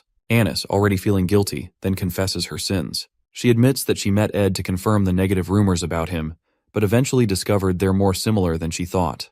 She also found him to be quite thoughtful and considerate. When Belle probes further, Anis admits she feels a bit attracted to Ed and accepts that it's good news because it means Janica has truly found the one. Her plan is to rid herself of these feelings like a malignant tumor by finding another boy to replace him and making it known that they're dating. Upon hearing this, Belle asks if Janica has caught on to her feelings, but then corrects her, pointing out that finding another person just to replace Ed is incredibly disrespectful to the new person. Anis recounts how she ran into Janica yesterday, how awkward it was, and the dark expression Janica had. Apparently, she will have to supervise Ed in the next exam, and she feels sorry for hurting Janica. However, Belle reassures her that it may not be as bad as she thinks. After all, it's true that Anis and Clara were simply trying to watch Janica's back, so her goody-two-shoes attitude wouldn't lead her into trouble. Belle expresses how grateful she is that Anis opened up to her, and eventually Anis starts to feel better about her guilt. That evening, Ed walks around the camp and finds Janica waiting for him. He plans to collect materials to build storage for himself and expand his living room space, but when he notices Janica's aloof expression, he pours her a cup of tea and asks her to talk to him. However, she refuses because she can't bring herself to say it, so he tells her she doesn't have to. She is surprised to hear that and watches as he covers her with a cloth to protect her from the snow. Concerned that she may be struggling academically and looking like an animal backed into a corner, he can't bring himself to brush her off. Eventually, she rests her head on his shoulder, and they both warm each other in the cold. Meanwhile, Tanya recalls how the Roth-Taylor residence was always peaceful. However, after the heir and eldest daughter Arwen Roth-Taylor died, a new heir took over, and everything changed. Ed changed once he gained power, becoming a pathetic piece of trash who acted as if the whole world belonged to him. She remembers a time when he spitefully reminded her that she could do nothing to him and forcefully handed her a sword, telling her to kill him and become the next heir. When she collapsed to her knees, he laughed at her, continuing the daily torment that sometimes made it hard for her to breathe. She always lived under his oppressive gaze, but he never hit her because they shared the same blood. Still, she couldn't save her family or the estate from him, making her life miserable, as if she were already dead. But an opportunity arose when he was eventually excommunicated, and all that remained was for her to prove herself, something she planned to do through the upcoming Student Council President elections. On the day of the new student's class assignment, Anis warns Ed to stay away from her because his advances won't work on her. He just watches her in confusion, certain she must have a reason for her actions. Meanwhile, Assistant Professor Claire joins them as they prepare for the next exam alongside the other scholarship students. This class assignment exam is taking place on Orin Mountain, and Claire is in charge this time. Unlike previous exams where students had to find difficult-to-locate magic marbles, this time, there are easy-to-find magic stones. They aren't particularly hidden and don't have varying point values. Anyone in this exam can qualify for A class as long as they find a stone and place it on the altar of substitution. That's the easy part. However, because she is the disciple of the ruthless Glast, there is also the challenge of fighting and defeating countless monsters and wild animals. Only the students who survive will qualify for A class, which is why she calls it the Orin Mountain Survival Exam of Hell. In the end, none of the new students make it to A class at Sylvania Academy this year. At least, that's the original scenario according to the gameplay. And it's crucial that no one advances to A class because it directly ties into an important future event in the game.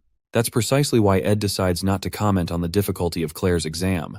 However, he only feels comfortable because no casualties occurred, even though the exam is essentially diabolical. This is because the students will be fighting imaginary monsters, summoned using a magical engineering device called the Vision Disc.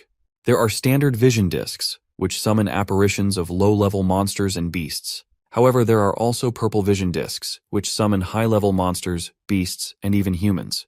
This latter type ensures that no one will reach A class, and Anis is responsible for handling them.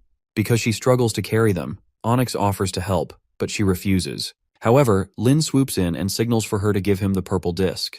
She instinctively jerks backward upon seeing him and mistakenly trips over a rock. To stop her from falling, Ed wraps a hand around her waist, and they end up in an unexpectedly intimate position. Unfortunately, the purple disc slips from Anis's hands and tumbles away, but they are lucky that Clebius catches it in time. Ed is relieved it didn't break but fails to notice Anis, who is nearly exploding due to the way he is holding her. However, Clebius doesn't notice the small crack on the disc, and moments later, it completely shatters in his hands. When Ed sees this, he immediately releases Anis, realizing that they've messed things up. Last year was the year that the failing student, Taylor, picked up a sword for the first time, and that was when he was supposed to beat Lucy and receive attention. But the scenario went wrong when Lucy beat him instead, leading to Janica going off the rails. The joint combat training for this year is equally important. The elite first years get to request combat training against the previous generations, and when the match begins, the first years go on a rampage against their seniors to win by any means possible. However, according to the storyline, they're all supposed to lose to Taylor alone. At that point, Taylor, who had gotten stronger during the year, becomes known to everyone. St. Clarice, who has also been hiding her identity, fixes her gaze on Taylor, and this act ends. The relationship between the Saintess and Taylor is important because her power plays a crucial role in the third act, Lucy's showdown, and what happens after. She has to help Taylor, so this class assignment exam has to follow the initial storyline to ensure that the elite first-year students can go crazy as planned during the joint combat training. However, the only reason they'll go into a frenzy is that none of the students get placed in the A class, and that is because Assistant Professor Claire used 2 purple discs to make the class assignment exam harder. They all look at the broken circuit and realize that it's beyond repair. Anis feels devastated and apologizes for being careless, but Ed clarifies that apologizing won't bring back the purple disc. At this rate, there'll be too many A-class students, so he proposes a solution and chooses Clebius, who doesn't know what he's talking about, as the one they're going to use. At the Oran Mountain entrance, Tanya is happy to meet other noble students as her classmates. Even the princess and the chancellor are part of her class, and everyone is dressed without showing their status or birth. However, there is one peculiar person among them from the Telos order, Saintess Clarice. The other first years bow to her, but she asks them to spare her the formalities to maintain the Academy's order. While she's speaking, Tanya introduces herself and expresses how much of an honor it is to meet her. The Saintess is happy to hear that Tanya is from the Roth-Taylor family, and comments that Crepin, the patriarch, was baptized by her, although she was too young to remember. Regardless, Tanya replies that it was an honor and expresses her hope to be baptized when she becomes an adult. Soon after, an announcement signals the start of the exam, and each faculty member is directed to their assigned area, even though the goal for all of them is to get into A class. Everyone soon sprints toward A class, which affords them free student welfare activities, fame, tuition exemption, and access to Ophelis Hall. One redhead quickly finds a stone and rushes to place it on the altar before anyone else so he can secure A class. While he's talking, another student named Joseph runs past him and reminds him to stop yapping and start running. Meanwhile, Tanya notices that there are too many magic stones on the mountain and figures there must be something else making the exam harder. She decides to conserve her energy, stay on guard, and move slowly. Suddenly, she notices a student taking off her shoes. Initially, she suspects the student slipped, but she is surprised when the girl leaps up cheerfully, explaining that she just wanted to feel the snow on her feet. Tanya is confused as to why she'd do that now of all times, but the girl doesn't see the issue. Tanya then becomes certain that the girl must have hit her head during the exam. Soon after, Tanya introduces herself, and the girl mentions that she heard members of the Roth-Taylor family hold high status. Tanya clarifies that not all of them do, as some are scoundrels, referring to Ed.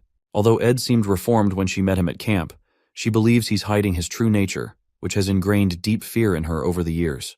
Regardless, the girl thinks highly of Tanya and expresses deep respect. Finally, she introduces herself as Kylie Ekney, a country girl from a small city-state called Terranay Principality. She apologizes for her strange behavior, explaining that she doesn't know much about the modern world. However, Tanya cuts her short and signals that they need to hurry since they're in an exam. Kylie agrees but explains that she's not too concerned about getting into A class because it would draw too much attention to her, which irritates Tanya.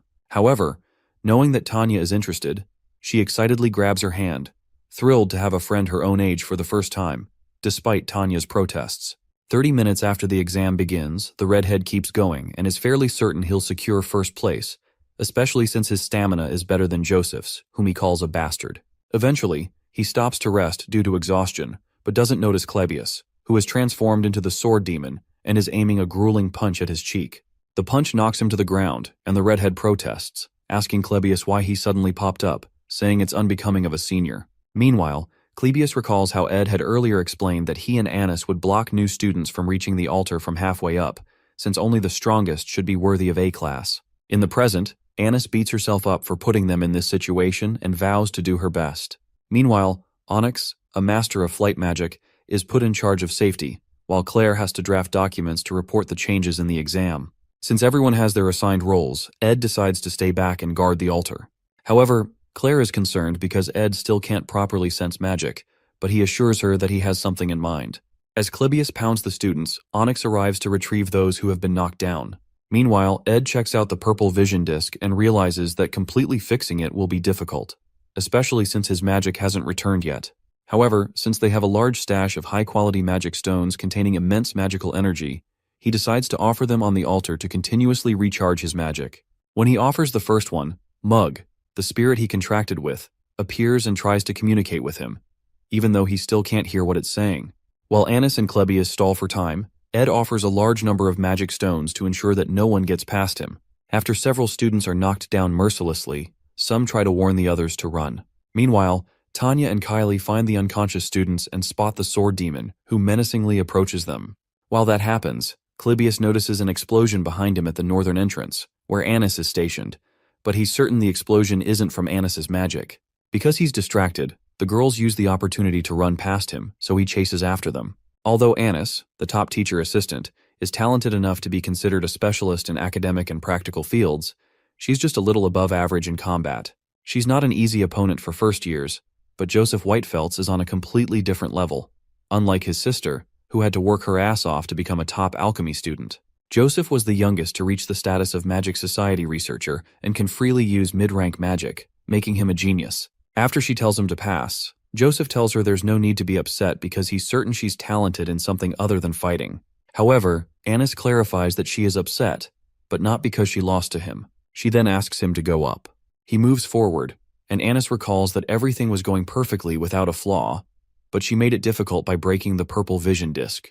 The worst part is that she was unable to think of an alternative and left it to Ed, who had to lead the situation. She blames herself for losing to a new student and failing to block the northern entrance. But what frustrates her most is that she keeps thinking about Ed, who had calmly taken charge of the situation. Meanwhile, Joseph reaches the altar and runs into Ed, who welcomes him and reminds him that he only needs to place the stone on the altar, even though he won't let him do that. Surprised, Joseph comments that the exam method is kind of strange, since there'd be no one left for the other students to fight if he successfully defeats Ed. When he doesn't get an answer, he assumes there's an alternative. But in truth, he's making small talk to buy time and assess his surroundings. When he spots the purple disc, he notices it's a different color, meaning it could be stronger. He also notes that Ed isn't emitting much mana and senses that he has used magic stones, indicating a low mana reserve since he was the first visitor. Joseph prepares to blast him with fire, disappointed that Sylvania hadn't met his expectations. He releases a mid-rank particle explosion, which can hit hard if the target isn't ready. If Ed doesn't see the direction of his hand and dodge in advance, he'll get hit. But Ed quickly evades it, proving he has some combat experience. Joseph immediately assumes Ed will use fire magic, either the spell ignition or scorch.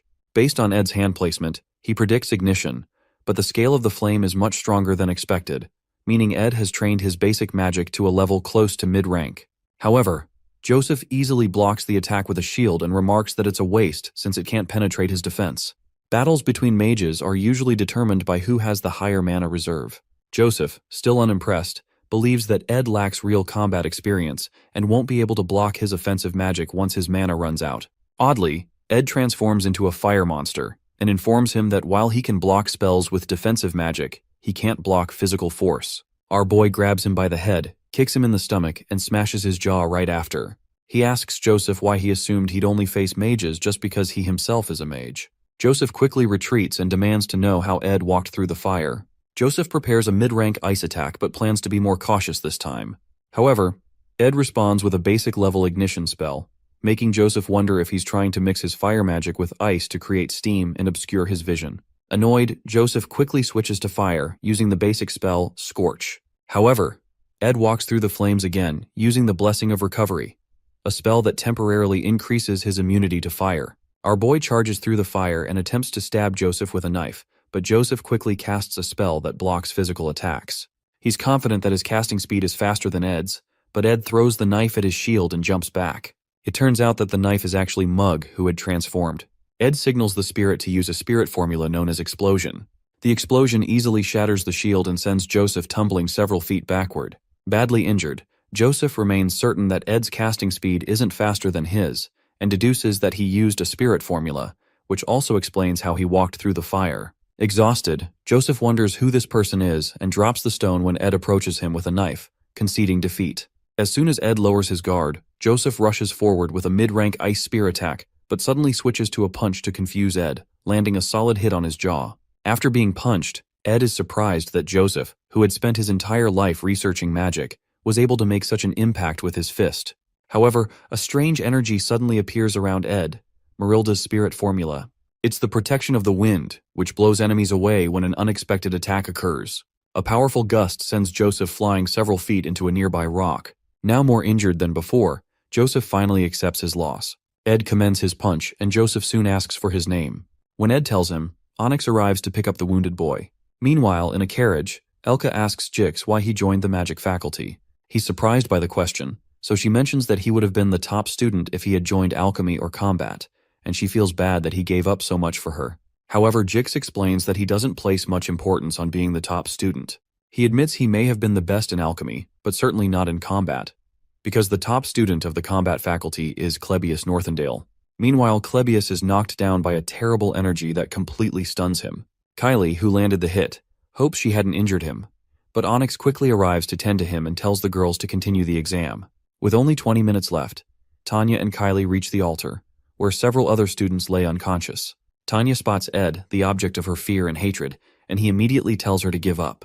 In the past, Saintess Clarice had two dreams. One of the dreams she had that day was planted by Archbishop Verdio, and the other was a beautiful song by Adele about the outside world, the woman in charge of the holy fire. After leaving the Telos Order, she called herself the Romantic. Although it was unclear how she moved from building to building, she sang a song at Clarice's window when the world went to sleep. The second dream Clarice had was about the outside world, which her only friend, Adele, whispered to her while looking at the stars. Adele told her about a life where she could take classes normally, have normal friends, love normally, and hug someone who loves her, rather than receiving countless prayers from believers who revered her. After leaving the Order, Adele joined Sylvania, and when vacation came, she traveled around the world and visited Clarice. However, after Adele left, Clarice went to the places she spoke of in her dreams every night, and at the end of each dream, she would share a deep hug with someone. She and that person would explore the world together and enjoy a colorful journey, which contrasted with her pure white life up to that point. Before leaving for Sylvania Academy, Archbishop Verdio reminded St. Clarice, who was behind Kylie's disguise, to ensure she didn't reveal her identity. She assured him she'd be careful, and with the Order's arrangement to divert attention from her, she was brought to the academy. In this form, no one paid any attention to her, and she enjoyed sitting on a wooden bench, which deeply satisfied her. No one revered or bowed to her, and no one suspected that Kylie was the saintess, except Ed, of course. Meanwhile, in the present, Ed tells the girls to give up. Tanya watches in surprise as it turns out that facing her brother is the final exam. Ed pleads with the girls to return, but then activates a gnarly aura and challenges them to step forward if they insist. The aura is incredibly strong, and Tanya feels that this level of power is impossible even for people who have trained in spirit magic their entire lives. It surpasses even graduate-level skills. Currently, spirit sorcerers are called veterans if they can handle 5 to 6 mid-rank spirits, but Tanya is shocked to see a high-level spirit, Marilda, behind him. After seeing that, Kylie proposes that surrendering is the rational choice, and Tanya recalls the trauma she suffered when facing another high-level spirit while meeting Janica. However, she can't accept the idea of running away from her brother again, just as she did in the past, so she refuses to give up. Tanya recalls how Ed was 2 years ago, and wonders how someone who couldn't even use elementary magic could suddenly summon a high-level spirit. She concludes that it must be a fake. She plans to defeat the real spirit behind him, assuming it must be weaker. But as she moves closer, the energy is so overwhelming that she has to accept the reality. She really might be facing a high-level spirit. After a series of attempts, the energy knocks both girls backward, and Kylie is shocked to learn that this person is Tanya's brother. Secretly, Kylie had a fantasy about noblemen, neatly groomed, with charming smiles and graceful manners. However, meeting Ed, she is shocked to see that this is the same person Tanya had spoken of so disdainfully. Eventually, Kylie gets up and signals to Tanya to go for the spirit's main body, as planned, while she acts as bait, since she can't die except in special cases. Tanya worries she'll get injured, but Clarice assures her that she'll do it. After all, Tanya had said Ed was truly a bad person, and Clarice is willing to protect her first friend at Sylvania. Normally, Tanya would have dismissed such absurd words, but she had witnessed Kylie's abilities during their fight with Clebius, and how effortlessly she deflected his attack. She wonders if Kylie possesses a special power as she watches her charge into the storm with tears in her eyes. The sudden action confuses Marilda, who immediately tries to smash Kylie into the ground, but Kylie's holy magic blessing is suddenly activated. The blessing manifests a mid-rank or above power that automatically defends against any hostile force attempting to harm her. The clash between the two forces knocks Kylie backward, though her shield still protects her. Ed asks if she thought she could make him give up, but he soon notices Tanya leaping at him from the side with a basic magic attack known as Emit. The attack knocks him away from the altar and onto the ground, where Tanya spots the purple vision disc lying nearby. As she scans the area for Ed's body, she notices several arrows flying around her and hears Ed's voice telling her to stay still. She is stunned to see that the same person who once couldn't wield a sword properly now skillfully wields a bow. He reminds her that the first shot was a warning, and as Tanya observes the arrows made of magic, she wonders if the person standing before her is truly Ed Rothtaylor.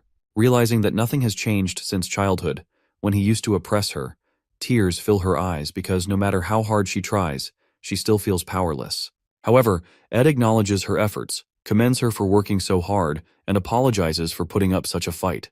He explains that there is a reason behind his actions, and adds that she wouldn't have enjoyed the challenge if he hadn't resisted. As she listens, he praises her incredible performance, admitting that he would have given up if he were in her position. When she notices him wearing the gift she gave him, she realizes that something truly has changed about him. Ed reminds her that she should be proud that she fought till the end, even though it was an illusion caused by the purple disc vision. As she cries, he tells her she's impressive, but that doesn't seem to help as she keeps crying because she didn't get into Class A. Suddenly, Kyle hugs Tanya and cautions Ed to step back so she doesn't attack him. Suddenly, Claire calls out to Ed for help because Clebius is completely knocked out and the exam is over. However, Kylie notices that her voice is beginning to revert to its original tone, meaning her transformation magic is being undone. This must have happened when she pushed back and dropped the magic engineering item Verdio told her to carry. She begins to panic that her identity will be revealed and her school life will end, but Mug suddenly shows up with the magic item. Ed hands it to her and almost calls her by her title but quickly corrects himself. She looks at him in shock as he walks away to meet Claire. The class assignment exam ended, and Ed was able to return everything to the original storyline, except for one thing. One change that was created, even though it was quite meaningless, is that the Saintess's eyes, which were supposed to focus on Taylor, are now focused on Ed because she noticed he almost referred to her by her title. While Ed lies on the ground, Matilda speaks to him about beauty that transcends generations and values, such as what is seen in the setting's nonsense. Ed, however, interjects that she's talking nonsense, so she protests that humans are unable to appreciate the moment, even though they live short lives. It turns out that Matilda wasn't just a vision, she was really there. But Ed didn't want to tell his sister. Matilda reminds him that he needs to learn how to appreciate small things, and Ed realizes she's a chatterbox, just like Janica told him. However, Matilda chastises him for always being thorough about everything and not paying attention to his well-being. Eventually, she spells it out for him. He needs to date someone who can help his well-being.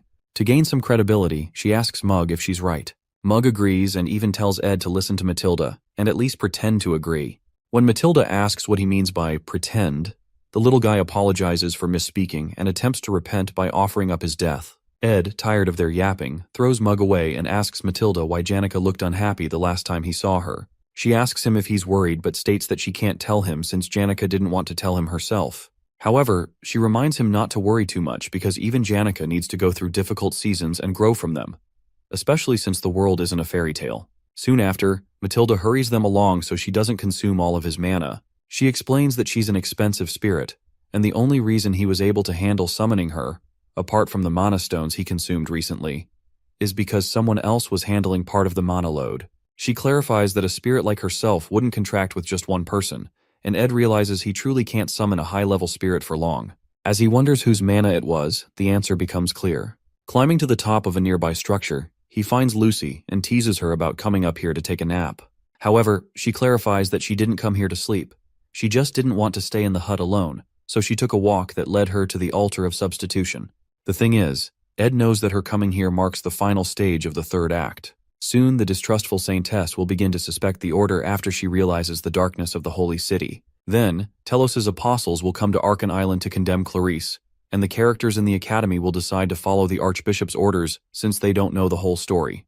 In the end, everyone's swords will be pointed at the one girl trying to protect Archon Island, Lucy, who is following her master's final will. Regardless of their insults, Lucy will not complain and will remain firm until she finally awakens. When that time comes, she will defeat all the main characters at Arkan Island and take down more than half of the raid party by herself. But in the end, her stamina will run out, and she will be defeated by Taylor, who has learned the final swordsman form. After the truth is revealed, everyone will learn why Lucy was trying to kill the god's apostles and realize she wasn't a villain after all. However, at that point, it will be too late to change anything.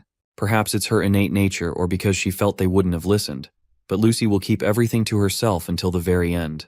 Back in the present, Ed still plans to stop her. He can't handle sacrificing her just to keep the storyline intact. In a flashback to the past, the old man Glock explains to a younger Lucy that Sylvania will be able to overcome most trials on its own, but a time will come when a trial arrives that they cannot overcome. He pleads with her to lend them her strength, even if only for his sake. He told her of the events to come before they happened, and it felt terrible for her to lose her master and only family. Suddenly she leans over and places her head on Ed's legs. She tells him that she recently realized she gets lonely, so Ed decides to always inform her in advance whenever he plans to leave the hut.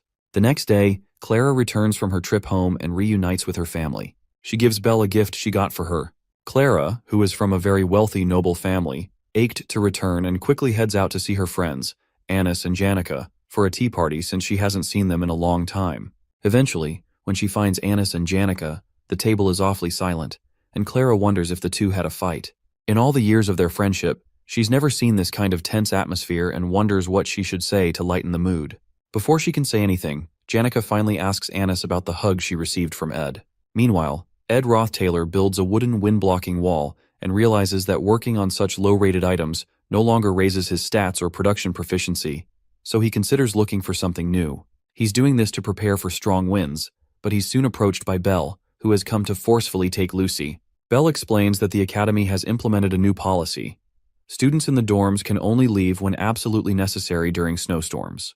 Lucy whispers to Ed, asking for help, but Belle explains that there will be surveillance in the dorms to keep her in place. Despite Lucy's pleading, Ed doesn't flinch. Finally, Belle asks if he really thinks he can survive a week-long snowstorm in such an environment, because she doubts this kind of wind blocker will be enough. However, Ed explains that he's only setting this up to protect his supplies, but he used twine to secure his hut's roof and tie it to the ground.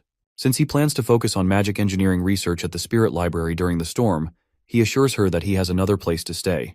When Ed notices the worry on Belle's face, he urges her to speak, but she only wishes him the best of luck and says nothing. Meanwhile, after Janica accuses Annis of hugging Ed, Clara turns to Annis in shock.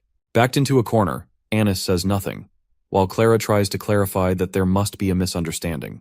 To break the tension, Annis admits that she did flirt with Ed and apologizes. She explains that she didn't find him trustworthy because he looked like a playboy, so she was trying to get to know him. When Janica hears that, she asks Annis if she's lying, but Annis assures her that Ed isn't even her type since he looks like a thug and is quite rash. At that point, Janica stops her from speaking poorly about Ed, so Annis apologizes for flirting with him without talking to her. However, Janica, now crying, asks Annis why she's doing things she never asked her to, making her so worried she couldn't even sleep one night because her precious friend betrayed her. She's also distressed that she's not in a position to be betrayed because she doesn't even know where she stands. But Annis assures her that from what she's seen, she's more than a friend to Ed. After hearing that, Janica protests that it wasn't right for Annis to assess Ed like she did, but since she did it for her, there's no reason to be mad. She thanks Annis for being honest that she doesn't have feelings for Ed, and Clara is relieved because she was afraid Annis had fallen for him. Suddenly, Janica rushes away when she realizes she hasn't been to the Northern Forest in a while. With Clara and Annis left alone, Annis asks Clara to introduce her to a man, but when she realizes that's not enough, she decides to break the stereotype by asking Clara to date her. Confused, Clara just watches as Annis rambles.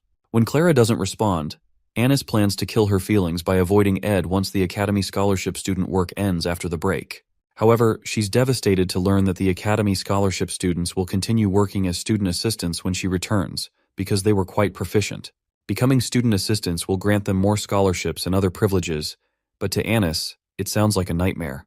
Going through Ed's magic power details, he finds that he can now learn intermediate magic. He has 4 spirit slots, with Mug in one and Marilda in the other. When Janica arrives at the camp, she informs him that he needs to make a contract with a mid-level spirit soon. Ed comments that she looks back to normal since she seemed rather sad the last time she visited, but Janica pretends not to remember. Her reaction makes Ed smile as he realizes Janica makes him loosen up. She's the only third year he can truly call a friend. Soon after, Janica mentions that she knows about his contract with Marilda, but she finds it strange since it's too early for him to handle a high-level spirit. However, Ed is up front and shows her the golden phoenix ring that Glast gave him, informing her of his future plans. When she realizes he can't use magic for a while, she understands that making a contract with a mid-level spirit will be difficult for him right now. It turns out that Ed's magic will return when the break ends and the semester begins. Janica congratulates him for making a contract with a high-level spirit, as it's rare among spirit sorcerers. Finally, she asks if he plans to stay in the spirit library through the snowstorm and comments that he works quite hard. In response, Ed teases her, saying she works even harder since she's the top student. He mentions that people will probably pay attention to her in the upcoming student council president elections. Regardless, Janica responds that she intends to stay neutral during the elections. She asks if Tanya is also running and whether he's close to his sister. Ed admits he can't say so confidently since he's been excommunicated, but that doesn't change the fact that they're related, and he plans to maintain a good relationship with her because he cares about her. Hearing that, Janica concludes that Tanya's reaction was just sibling rivalry. Suddenly she grabs his hand, and with tears in her eyes, she asks if there's something Tanya would like as a gift or food she enjoys. At that moment, Ed realizes Janica must have done something wrong to Tanya and is trying to make up for it. However, Janica insists she didn't do anything. Ed just keeps staring at her, knowing she's a terrible liar, and soon, the guilt overwhelms her into confessing. However, Ed doesn't think it's such a serious issue. Meanwhile, Kylie is informed that the storm will begin in the morning, and that leaving the dorms will not be allowed except for special reasons. As she hears this, she can't help but recall the terrifying sight of Ed, the third-year student she saw a few days ago. But more than that, she feels uncomfortable, especially when he almost called her by her honorifics, making her wonder if he knows her secret. Now, in her true form, she places the form-changing magic engineering item by her side, worrying about how hard she worked to lead a normal academy life. If even one outsider discovers her identity, her academy life will end. It wasn't hard for her to gather information on Ed because she overheard Joseph scolding the red-haired boy about failing to get close to the altar. Joseph mentioned that Ed isn't human at all and that he heard Ed built a hut in the northern forest where he lives. The only problem is that she can't go there since students won't be allowed to leave once the storm begins. And once the snowstorm ends and spring arrives, the new semester will begin, leaving her with no chance to seal his lips or do anything else. She soon opens her window, but fear grips her. The fear of Ed, the darkness, and the bitter cold. Living surrounded by pure white walls and ceilings has deteriorated her ability to appreciate the world's beauty, but she decides she must experience it for herself. So, she jumps out the window with the form-changing item in her hands. Landing on the ground, determined not to lose the freedom she fought for, she heads to meet Ed to ensure he isn't planning anything. Meanwhile, in the academic building, Klebius recalls how his eyes have long adapted to the dark, because darkness is all he's ever known. The most vivid memory he has is of his brother, who stayed by his side even when everyone in the household avoided him, especially the memory of when he stabbed him through the heart. After the break ends, Claire asks him if he doesn't want to be a student assistant. He explains that he felt like a burden to them last time, even though he liked the good treatment. From the way he's talking, Claire suspects that another lab is trying to scout him, but she soon gets him to agree to take the job as a student assistant. Meanwhile, Ed feels like he is trained to the limits of what he can handle. During the break, he was able to concentrate on training and increase his stats in the advanced crafting skill slot for spirit formula infusion and magic engineering. He has improved both advanced skills enough to be considered his specialties, and he plans to spend the remaining week working on them in the library to use them more effectively. As he climbs out, he recalls that he gave Jix some money to clean up the mess in the library with a bit of magic, but Jix had even helped organize the books by theme and title. For that to happen, it seems he got some help from Elka, even though he had told him it was a secret. He'll have to find a way to repay them later. He picks a book from the shelf and decides to focus on a few formulas instead of trying to learn hundreds, aiming to create at least one legendary magic engineering item. After that, he plans to craft a few more to raise his magic engineering skills, and then make other rare items once he masters the basics. While working on his plans, he reaches into his bag but doesn't find the items he needs. It seems he left them in the hut, so he's forced to return in the storm to retrieve them. Meanwhile, Kylie pushes through the painful storm and eventually finds the river in the northern forest that Joseph mentioned. She checks the map she brought and tries to pinpoint the hut's location. At this point, she feels like she's on an adventure. Clarice is not weak. She's more talented than most mages, and her holy magic is even stronger than others. The holy magic's blessing ensures that anyone who attempts to harm her will have the damage returned twofold. so even if she encounters a wild animal or a robber, she won't be harmed. Regardless, she feels a certain fear when it comes to Ed, especially because he may have been baptized by the Telos Order since he was the successor to the Roth-Taylor household. The issue is that the holy magic's blessing does not harm those who have been baptized by the Order. However, there should be no reason for him to harm her. She just needs to be certain that he doesn't know who she is. Soon after, she reaches his door and tries to push it open, but it won't budge. When she forces it open, she notices a small pot filled with blood placed behind it, and her force spills its contents onto the ground. She stands there, confused, but soon becomes afraid when she sees a wild boar tied nearby. There's blood everywhere, and fear grips her. Has she entered hell? As if that's not enough, she soon hears footsteps and quickly hides. Moments later, someone steps through the open door and notices the blood on the ground. Meanwhile, Kylie hides, trembling, as the person approaches her hiding spot and pulls out a huge knife from one of the drawers. Trying to muffle her whimpering, she accidentally hiccups, and the person turns toward her, asking who she is. While she stammers, Ed recognizes her and calls her name in confusion. Surprised, he asks what she's doing here and why she's shaking. However, Kylie, overcome with fear, releases a divine holy magic explosion toward him, an attack that nullifies most of the opponent's magic while inflicting physical damage. The blast hits Ed, launching him backward and sending him crashing through a bookshelf. When she sees that he's been severely injured, she falls to her knees, trembling, realizing she didn't mean to kill him. In tears, she prays to Telos, believing she has committed a grave sin. She was supposed to live a life of purity, but now she is stained with sin.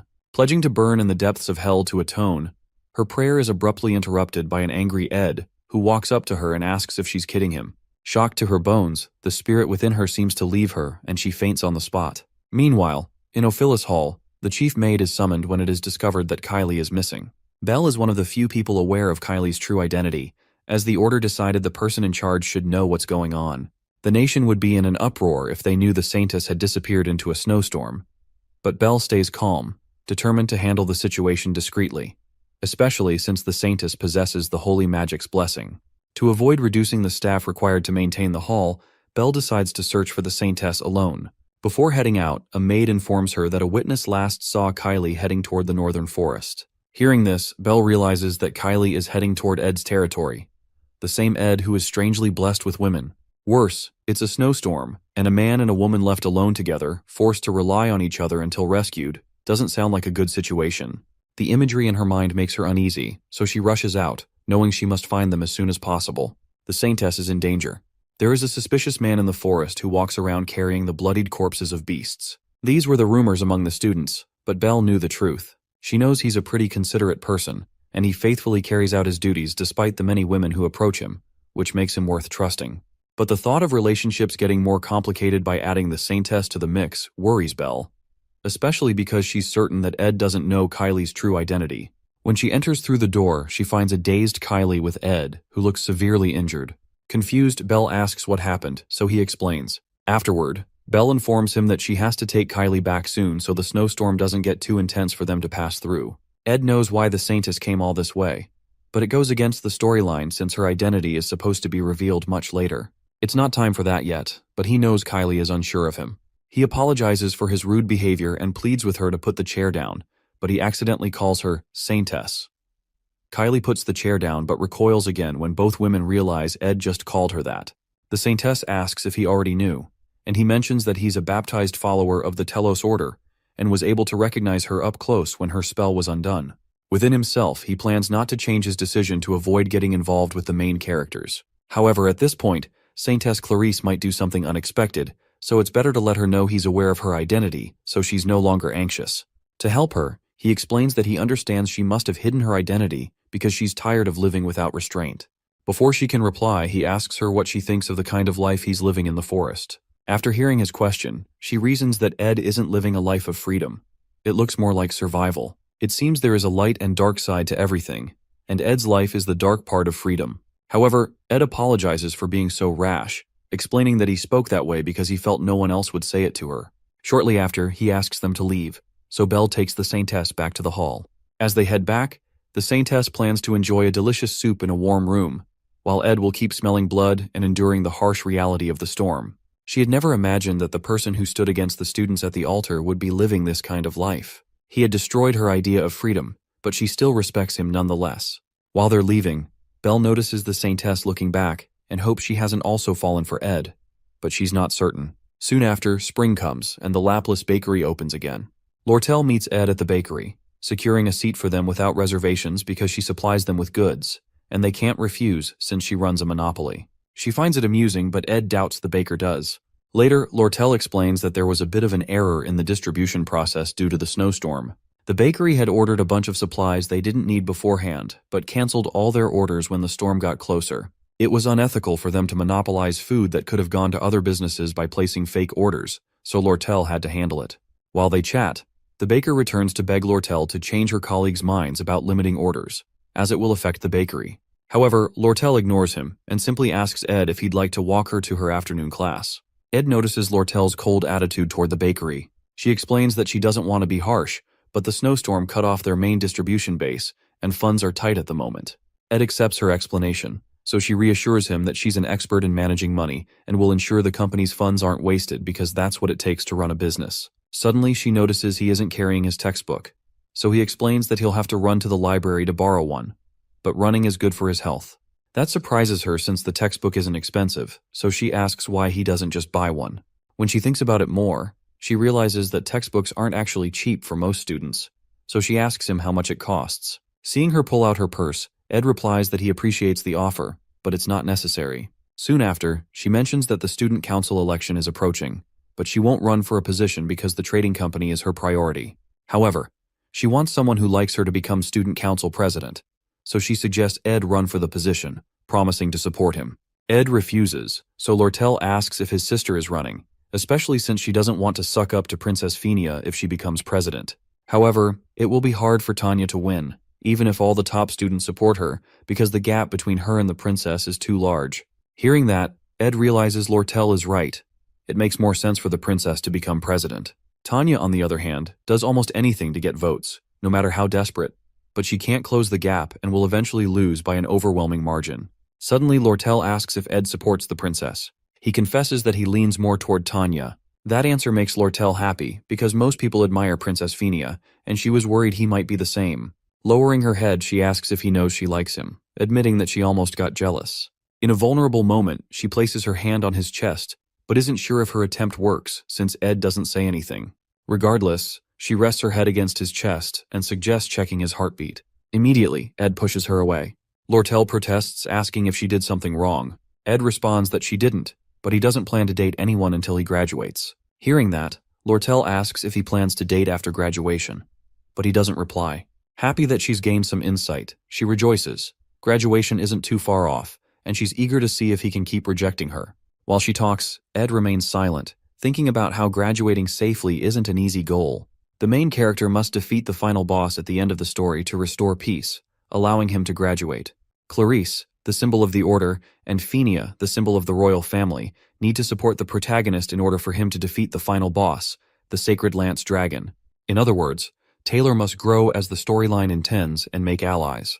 The class placements went as planned, and Clarice seems to be hiding her identity well. Even though he feels bad for Tanya, Phinia will become the council president, allowing the storyline to return to normal so he can rest easy. However, despite Ed's expectations, the scenario is already breaking down, because Princess Phinia suddenly wakes up one day and decides she doesn't want to run for council president after all. Meanwhile, Clebius freaks out because a first-year student had sent him a duel request form and wonders why they didn't pick someone else. He's the first person the student sent the form to, and he begins to curse about his damned life and why it has to be him that this person wants to duel. While that is going on, this first-year student also goes to inform Jix that he'd like to duel with him. When Jix asks why, the guy says he'd like to learn from him, but Jix tells him not to give some shallow reason like that. When the guy hears that, he comes out plain that he'd like to prove his worth. Jix asks him why he needs the duel since he's already claimed the position of top student in his year, but the boy protests that being top student doesn't mean much since he's just a first year. However, since Janica is the top student of all the third years, Drake is the top student of the Faculty of Combat, and Ed is popular among the first-year Faculty of Magic, he plans to duel against them all. But, to follow the proper order of things, he sent a request to Clebius, the top student of the second-year Faculty of Combat, but it seems like he's avoiding it. The guy plans to win against him and then duel with Elvira, the top of the Faculty of Alchemy, before dueling with Jix. Jix wonders why he's next when he's not a top student, So the guy explains that the top student of the second-year Faculty of Magic, Lucy, is out of the question. So that's why he chose Jix. Intrigued, Jix tells the boy he's self-centered, and it seems that the first lesson he needs to be taught in Sylvania is that he's not always right. The guy informs Jix that he doesn't think it'll be easy to defeat him, but Jix responds that what he means is that he won't even get to fight him, Janica, or Ed, because he won't even be able to defeat Klebius. That statement annoys the first-year student, but Jix tells him to learn to perceive reality properly if he wants to defeat him. Shortly after, Jix steps out and runs into Ed, who thanks him for his help in the library. Jix soon informs him about Wade, the first-year student who's sending out duel requests to all the top students. Interestingly, Ed already knows that Wade Callermore's challenges will go on from Act 3, Episode 3, to Episode 5. In the third episode, Wade, who is a skilled swordsman and the son of the commander of the Northern Border Territories, was able to easily become the top student in his year. Unsatisfied, he goes on to challenge his seniors, and in the end, he defeats them all with ease, even Jix. Jix had already been exhausted going into the fight, so it was kind of unfair, but it still ended in a loss. Wade's rampage, which seemed like it wouldn't end, was eventually stopped by Taylor, who had improved over the year. Jix asks Ed if he'd like to check Wade out at the welcome party for the first years that night, but Ed turns down the offer because he already knows what Wade looks like. As he walks away, he notices that the refreshing atmosphere of the school is giving him more energy. Meanwhile, Jix wonders if he should have told him about something else he's noticed. Since he's in the same grade as Fenia and sees her often, he's noticed she's been looking rather down recently. But whenever he's talking to someone and Ed is brought up, she always listens. Sometime later, Jix intentionally calls the name Edward, but focuses on the Ed part, and he notices how the princess jolts back to look at him. However, Jix decides he can always tell Ed later, especially after he's looked into the matter more. Because it's spring, the scenery of the northern forest soon becomes warm. Lucy, who's chilling on the hut's roof, chases away butterflies that are disturbing her while Janica teaches Ed and compliments his improvement. She explains that he should be able to enter a contract with a mid-rank spirit now, and adds that it would be unbelievable that he did this in 1 year. Janica seems to be in her teacher mode, so to play along, Ed comments that he was able to because he has a great teacher. Surprised by the comment, she replies that usually he'd have to climb mountains and valleys to find a spirit whose mana flow matches him well. When Ed protests that he didn't think about mana flow when he made a contract with Marilda, Janica explains that that is because he matches well with fire and wind elements. She suggests that he look into a spirit that's not also wind or fire, and he considers that she's right because finding another element would make it easier for him to respond to various situations. When Ed realizes it will be pretty difficult to find this spirit, Janica responds that most people consider finding their mid-rank spirit a work of fate. However, she helps him first connect and then concentrate his mana into his eyes, allowing him to see the myriad of mid-rank spirits that Janica had chosen for him. When he sees them, he wonders if she doesn't get distracted with all these spirits around. But Janica responds that they like her and she always talks to them all. However, his job is to pick out one of them, so the spirits come forward to introduce themselves one by one. While Ed checks them out, he notices Mug rating them too and wonders what he's judging for when he's just a low-rank spirit. However, our boy feels a bit weird, so Janica asks him what's wrong. He responds that it's nothing, but inside, he hopes to meet his spirit by fate too and wonders if they're using the right method. That night, a welcoming festival is organized for all the first-year students. It's pretty meaningful for the new students, but the organizers soon find out that Janica and Lucy, the top students for the third and second years, were unable to attend due to personal reasons. The faculty became worried that the festival would be unenjoyable because of their absence, but it didn't eventually have any impact because the dignified Princess Fenia attended. The first years were quite afraid to speak to someone of royal blood, including the nobles. There was only one person who was able to talk to her during the event, and that was the top student of the first year, Wade Callermore, who's from one of the 3 greatest swordsman households. They both play a game of chess, and Princess Fenia commends Wade's skill, even though she eventually wins. While they talk, she mentions that she thought she was the best at reading people, but she's found out that she was wrong. Kicking Ed Rothtaylor was only a small concern to her initially. However, he saved Janica, made a home in the forest, and as more time passed, his presence grew bigger until even the incoming students spoke highly of him. As his presence in the school grew, her mistake also grew bigger. She understands that she can be wrong sometimes, but for some reason, she keeps acting like a child by evading her problems, which means that nothing will be resolved. Suddenly, while enjoying the game, she finds new strength and decides that she cannot run from her problems forever. She decides to take 4 days to resolve everything and then go to Ed's hut in the northern forest and talk freely with him. After that realization, she felt refreshed, until the morning of the third day, when the news of Ed Roth-Taylor's death reached her ears. Sometime later, Tanya writes a letter to her father, as she always does, talking about how there are many things she's not used to while living away from home. She mentions the busy schedule, how she's made a few school friends, how she's been working toward the goal she told him about before she left, and her plan to become the youngest student council president. She explains that she's worried because she heard Princess Phinia will be running for president too, but she'll try her best. She also adds that she's met with Lortel, and negotiations for the purchase of the sage's sealed grimoire will begin soon. Finally, she talks about how she met Ed, noting that he seems to have become hardworking and diligent, as if he's a completely different person. She recalls a dream from her childhood where her older sister Arwen held one of her hands, while the other person was either her father or Ed, back when he wasn't much of a scoundrel. She suggests that he's either turned over a new leaf or returned to the way he was before, and she ends the letter. After reading through the letter, Kreppen holds a deadly poisoned sword, capable of killing with even a slight graze. Soon after, he hands it to a butler and informs him that he sent a response to Tanya to assist her with the student council president elections and the negotiation for the grimoire's purchase. He has decided to send her a trustworthy subordinate, to whom he also hands the poisonous sword.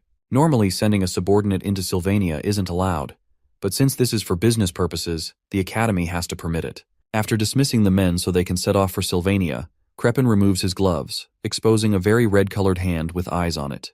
The eye is of the highest-ranked magic called Cause and Effect, which allows him to see the results of any action he sets in motion. He places his hands on a round ball, which drains a significant amount of his mana. He can't use it often for that reason, but the method is tremendously powerful. Suddenly, a vision appears before him, one of his subordinates driving the poisoned sword through Ed's stomach, then dropping him off a cliff as Janica rushes to save him. Kreppen doesn't consider this the best plan, but he views it as a necessary sacrifice.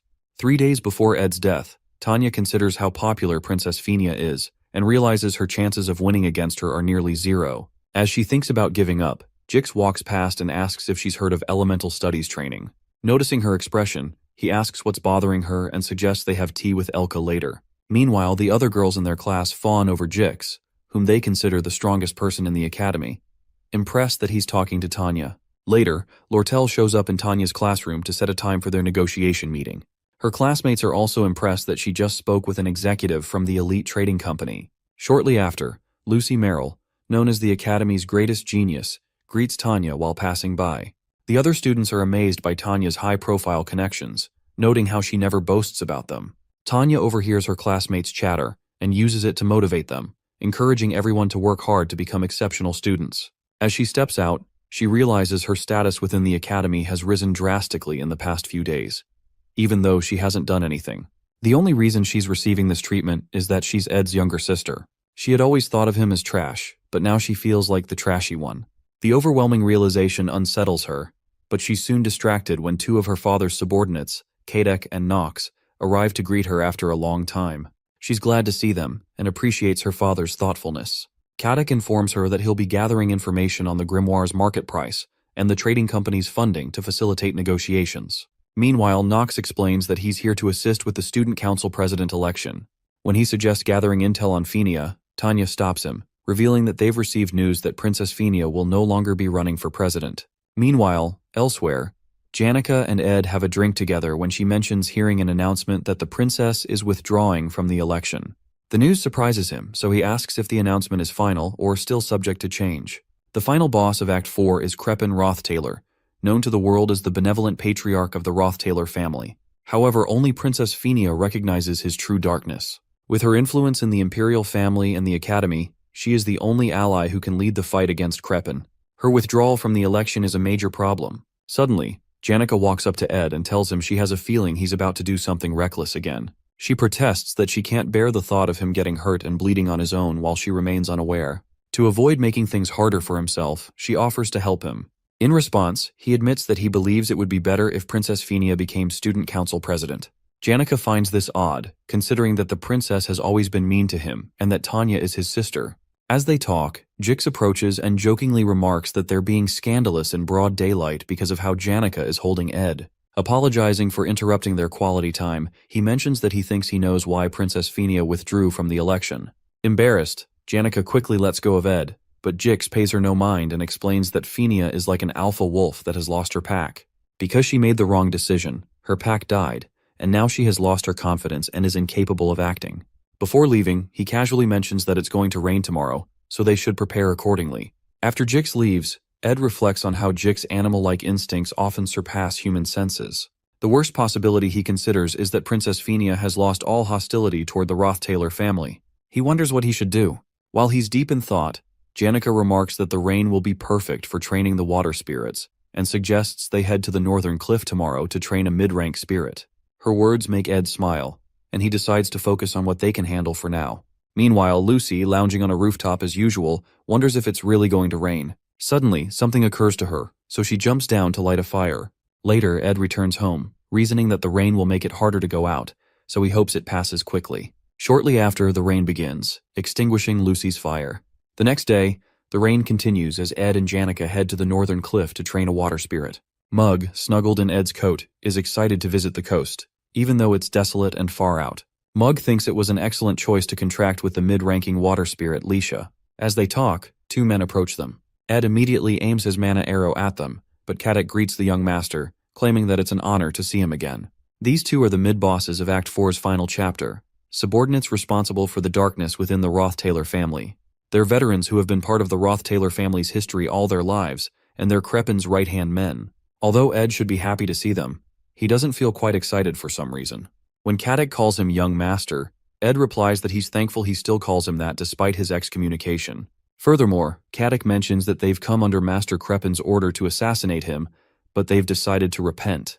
As they kneel down, Caddick explains that the family's vassals harbor great hatred toward him, which is why they plan to assassinate him. However, after investigating his new life, they've discovered that he has changed and returned to his true self as the heir. While kneeling, Knox declares that they'll explain everything to Crepin and plead for Ed to become the heir of the Roth-Taylor family once again, to restore the family's glory to the world. Suddenly, Ed tells them to stop with the bullshit.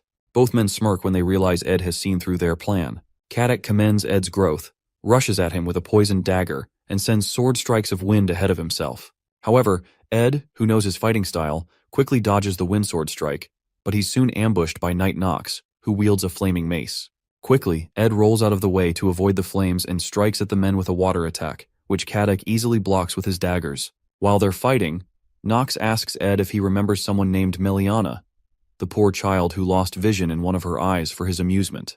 Meliana turns out to be Knox's daughter, and he is clearly fighting with the rage from that experience. Deeply angry, he blasts Ed with fire, but is shocked when Ed completely protects himself with a shield. Our boy doesn't flinch and admits to what he did, but reminds Knox that revenge is useless. He explains that only emptiness lies at the end of vengeance, but Knox, enraged, smashes his shield, unwilling to hear it from someone like him. As Ed moves backward, Caddick retorts that even though Ed has grown, it'll be impossible to block Knox's magic-infused mace. He's dodging well, but he'll die the moment he gets hit, especially since the bow he's carrying is hindering him. The struggle continues as Ed desperately avoids Knox's attacks.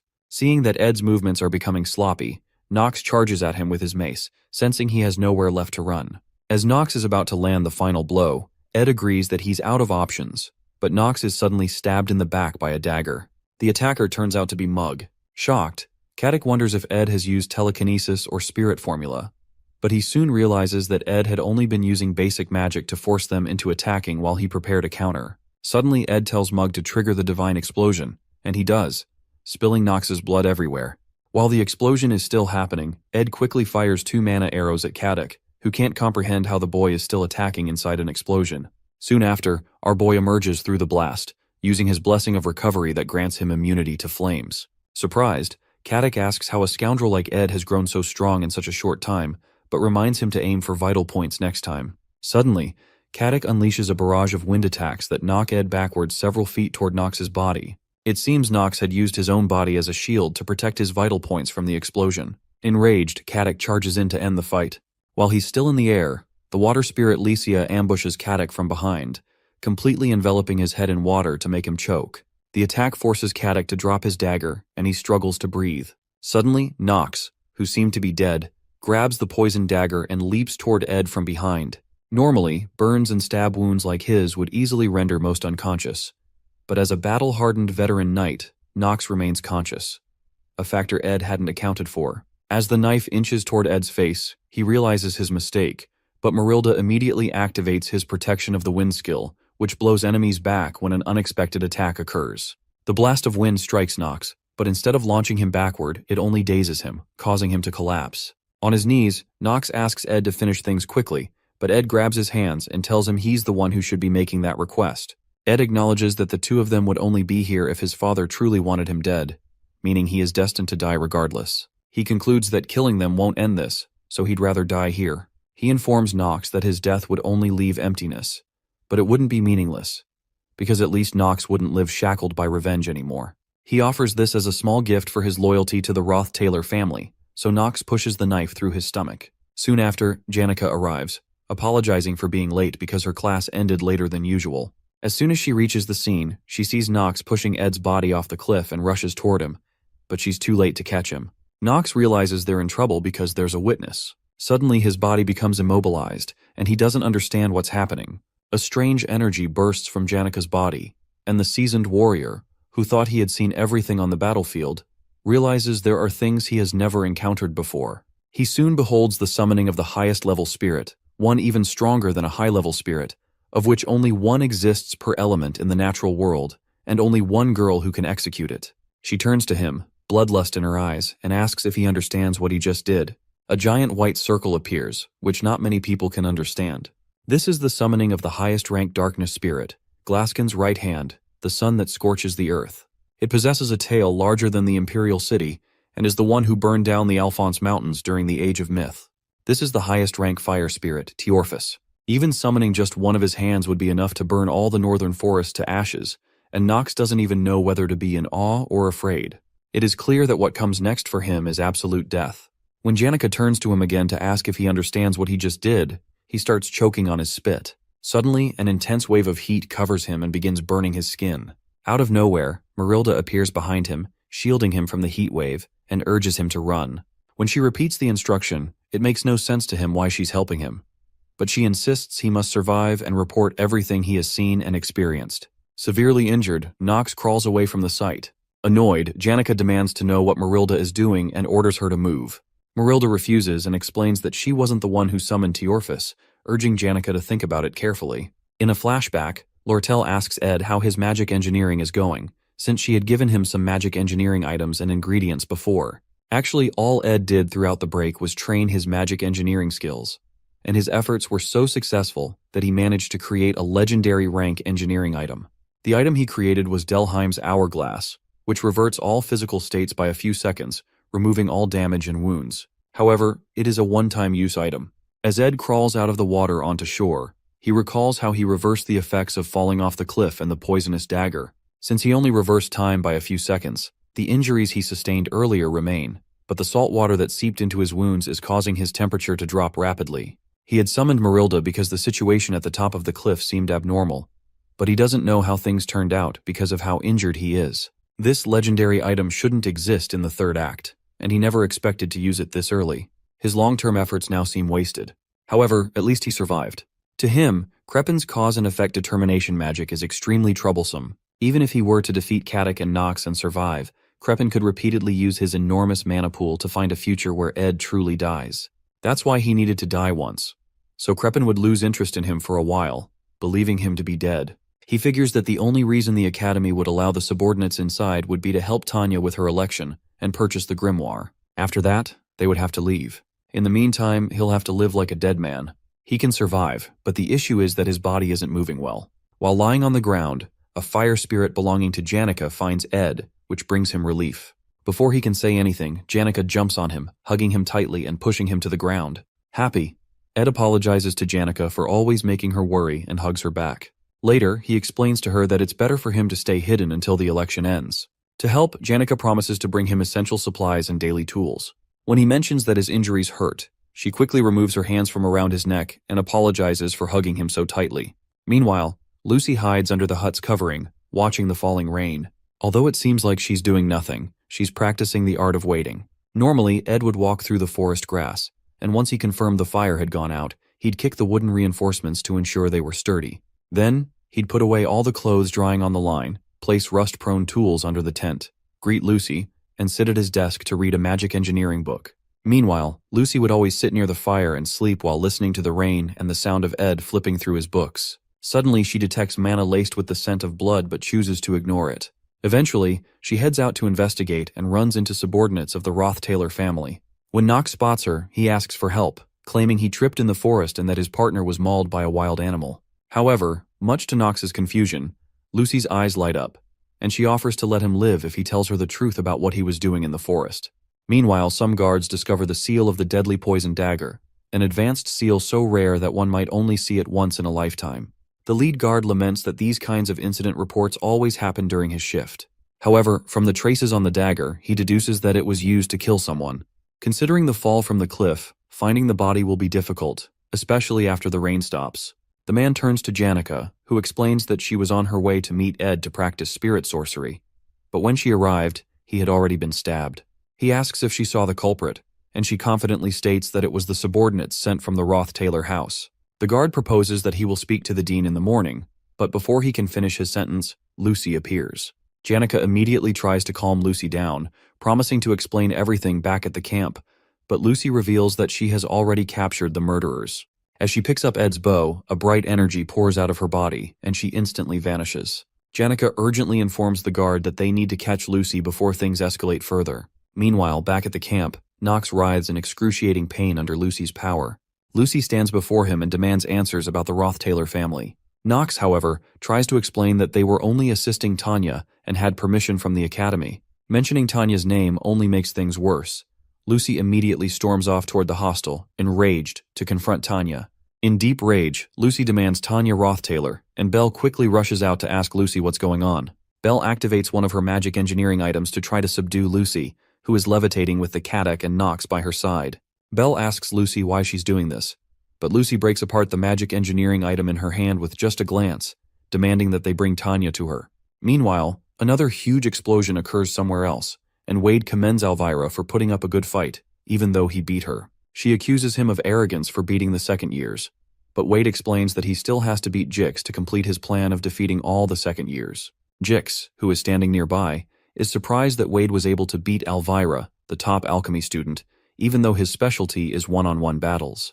Wade is the heir of the renowned swordsman family of Callermore, and some onlookers gossip that he might really beat Jix after all. Before they begin their fight, an explosion shakes the building. It turns out to be Lucy, who is in a fit of rage. They quickly rush toward the noise to investigate, but when they arrive, Jix realizes they're too late. He sees Belle and the others turn to stone. In reality, they are all frozen in a time prison using time-type aspectual magic, and Lucy is likely the only genius who can witness aspectual magic, which someone spent their entire life researching, and copy it after one look. Still deeply angry, she orders them to bring Tanya to her, and one of the maids signals to the students to quickly follow her. The maid explains that they don't know what to do, but if Lucy is telling the truth, it seems Ed Roth-Taylor has died after being killed by the subordinates of the Roth-Taylor family. Shocked, Jix stops running and tells the others to go ahead. Wade warns him not to seek revenge but to evacuate with them. However, Jix insists they go ahead, saying he'll evacuate later. Jix rushes to Tanya's room and realizes that no one has seen Tanya Roth-Taylor 5 minutes after the first loud noise and that her door is locked. The only place she could be hiding is her wardrobe. He opens it and finds her trembling in fear, wondering why any of this is happening. All the evidence points to Tanya, but Jix doesn't understand, especially since Tanya's reputation was improving due to Ed's influence. Although she had some ill feelings toward Ed, orchestrating an assassination seems strange. Immediately, he calls her attention and asks truthfully if she had Ed assassinated. Trembling, Tanya swears she didn't. Even though he can't be sure, Jix decides to protect her because he knows Lucy will eventually kill her. Though he feels desolate hearing about Ed's death, there are too many things he doesn't understand. He decides to get the details later and tells her to stay in the room for now. If she steps into the square, she'll die. He must stop Lucy because he knows Ed wouldn't have wanted her to get blood on her hands. Suddenly, Wade appears and informs Jix that he has to achieve his goal, even by force, so he demands that Jix hand over Tanya. Meanwhile, Lucy continues destroying the hostel, and Clybius, who jumps into the square, stumbles upon another frozen statue. Dorothy, a top third-year alchemy student. Shocked that even a top student has fallen victim, he notices Lucy spotting him from above. He quickly runs for his life, lamenting that there is no peace in his life and that he didn't come to Sylvania to die. Suddenly, he trips over a stone, falls on his face, and curses once more about how much he hates this. While he's on the ground, Elvira approaches him and asks what he's doing. She informs him that only the top students can stop Lucy for now, and they need to hold out for 30 minutes until the academy workers arrive. She then walks away and tells him to escape to the academy building once his legs have recovered.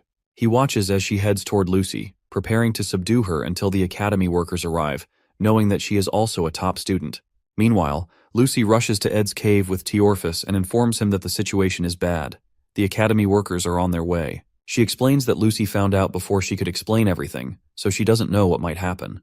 When Ed asks about Lucy's whereabouts, she replies that Lucy has gone to the hall to find Tanya. Upon hearing this, he immediately gets up, realizing he must go himself. In a flashback, Lucy recalls how Glock had attended to her while she was sick, and how he warned that she'd get sick like this again if she kept rolling around in the rain. In a funny manner, he reminds her to remember this feeling because, slowly, the number of times she will get injured or sick will reduce.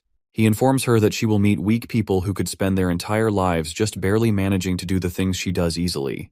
In the present, several academy workers fire different attacks at Lucy, but they don't affect her at all. When she realizes they're not going to bring Tanya to her, she tells them it's fine because it won't be long before she finds Tanya herself.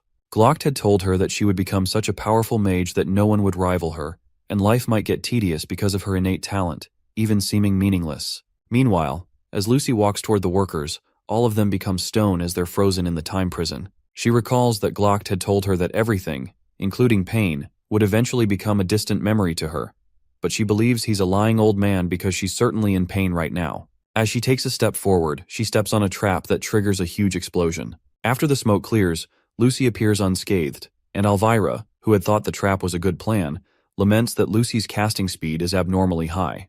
With one wave of her hand, Lucy commands Elvira to move, and a huge power envelops and throws away the poor girl. As she's being thrown away, she realizes that Lucy was able to cast so fast not because of a specific type of magic, but because of the level of mana she was emitting. So, in the end, the problem was mana, because a mage is only as strong as the level of their mana. However, Elvira informs her that alchemists can understand mana and transform it into something that isn't magic, like magic engineering items or reagents. Lucy's eyes widen as Elvira pours something called a red quartz reagent onto the ground, onto all the magic engineering items she had positioned, to use the power of the reagent to channel Lucy's mana to activate the items. Elvira explains that if she activates all of these items with an increased output at the same time, all the mana in the area will evaporate. Even though all the magic engineering items she's spent her entire life making will get ruined, she plans to do it to help all the students and the maids evacuate. Suddenly, Elvira activates them all, but Lucy doesn't move an inch while she's doing that. Suddenly, Elvira receives an overload message that the amount of mana has surpassed the limit of the tool. Shocked, she watches as each of the engineering items explodes around Lucy. Calculating the amount of mana it takes to overload all magic engineering items is theoretically possible, but no one does it because it's not academically valuable, and no one has that amount of mana. If someone like that existed, it would be impossible to stop such a person in the first place. The time it took to apprehend the head maid, Bleal, the fourth-year top alchemy student, Dorothy, 14 high-class maids, and second-year top alchemy faculty student Elvira, is 3 minutes. Lucy walks past Elvira, who is severely injured, but Elvira grabs her leg and asks if she doesn't think she will regret it if she keeps going. She reminds Lucy that she could have easily sent the entire hall flying at once with all this mana, but the fact that she hasn't done that probably means she feels that Ed wouldn't have wanted her to do this. Regardless, Lucy continues and says she'll decide that after meeting Tanya. While she's talking, a strange being approaches her in the dark with a sword. However, Lucy had detected him and cushioned the hit of his sword by protecting herself with a shield. It turns out to be Clebius, who tells Lucy he's not going to let her get past him, even referring to her as a mother fair. In response, Lucy creates a small explosion in her hands and releases it into Clebius's torso. The time it took to apprehend the second-year top combat faculty student Clebius is 1 second. Meanwhile, Wade tells Jix that he has to achieve his goal, even if he has to do it by force, and demands Tanya. He swoops in to strike Jix with his sword, but Jix quickly averts the attack and retaliates with his own sword. Wade is surprised that Jix is able to use the Island family swordsmanship, the swordsmanship of a beast that once roamed the northern grasslands and became civilized after staying at the island estate.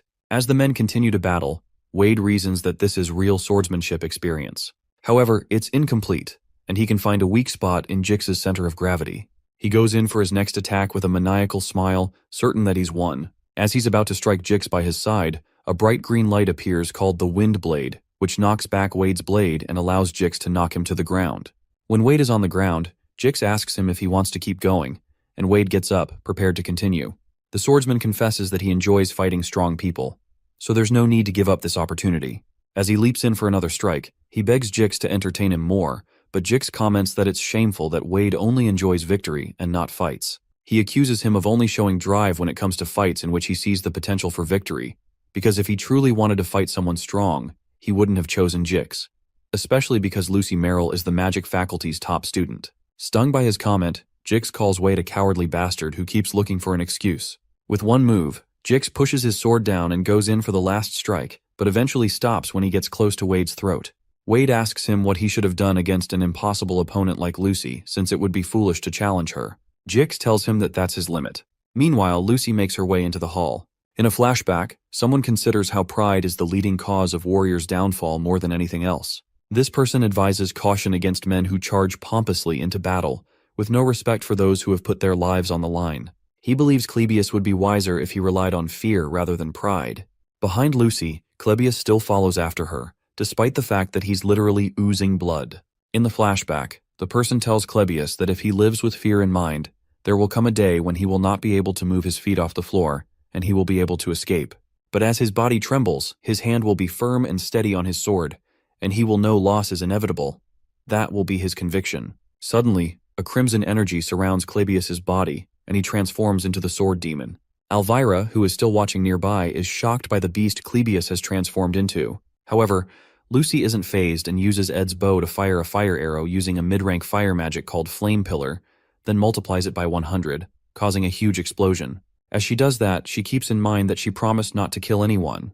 The reason she can do that despite making a promise is because she's confident that she cannot kill that monster with just this much. Her eyes widen when she realizes the arrows didn't touch him, and that he has gotten faster. She looks back and notices him charging toward her with his sword. Before he can hit her, her protection of the wind is activated, since she has a contract with Marilda, and the wind blows Clebius backward. However, he's not knocked down and manages to stabilize himself with his bare hands. More wounds form, and more blood spills over Clebius's blood-stained body. It wouldn't be strange for him to have fainted from all the blood loss. But the amount of mana surrounding his sword and body increases the more he is injured, and the more his blood flows. With ridiculous speed, he makes several strikes on Lucy's shield, and even though she's protected, it worries her that he's holding a cursed sword. This is the Nortondale family's taboo: blood swordsmanship.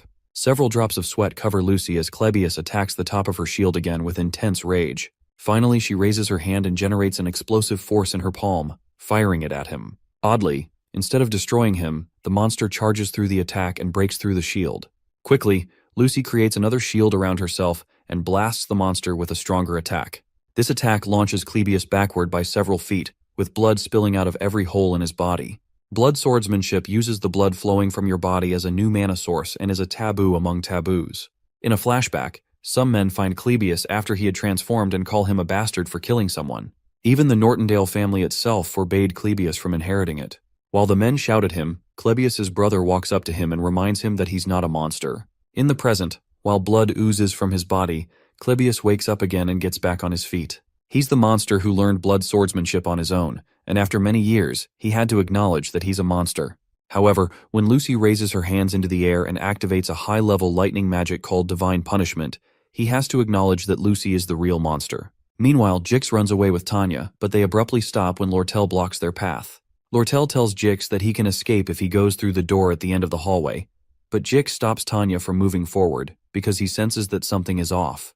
Regardless, Lortel comments that Tanya is lucky to have Jix helping her. Jix, still cautious, asks Lortel if she's heard about Ed, but she replies that she's not sure. Jix asks her what she was going to do if it was just Tanya by herself, so Lortel replies that she would have ripped her to shreds. However, Jix reminds her that would be rash, so she agrees that instead of killing her, she should start with her fingernails to make her confess. When Tanya hears that, she pleads with Lortel, insisting she wasn't the one, but Lortel asks them to go ahead, especially since she can't beat Jix in a battle anyway. When Jix hears that, his body instinctively freezes. As everyone in Sylvania knew, making an enemy of Lortel was a foolish choice. The moment this girl began to show hostility toward you, you could never know what was waiting for you behind the door. Unsure of what to do, Jix freezes, deep in thought. But he hasn't caught on yet because, at this point, they shouldn't be safe. It shouldn't be possible for him to spend this time frozen in thought.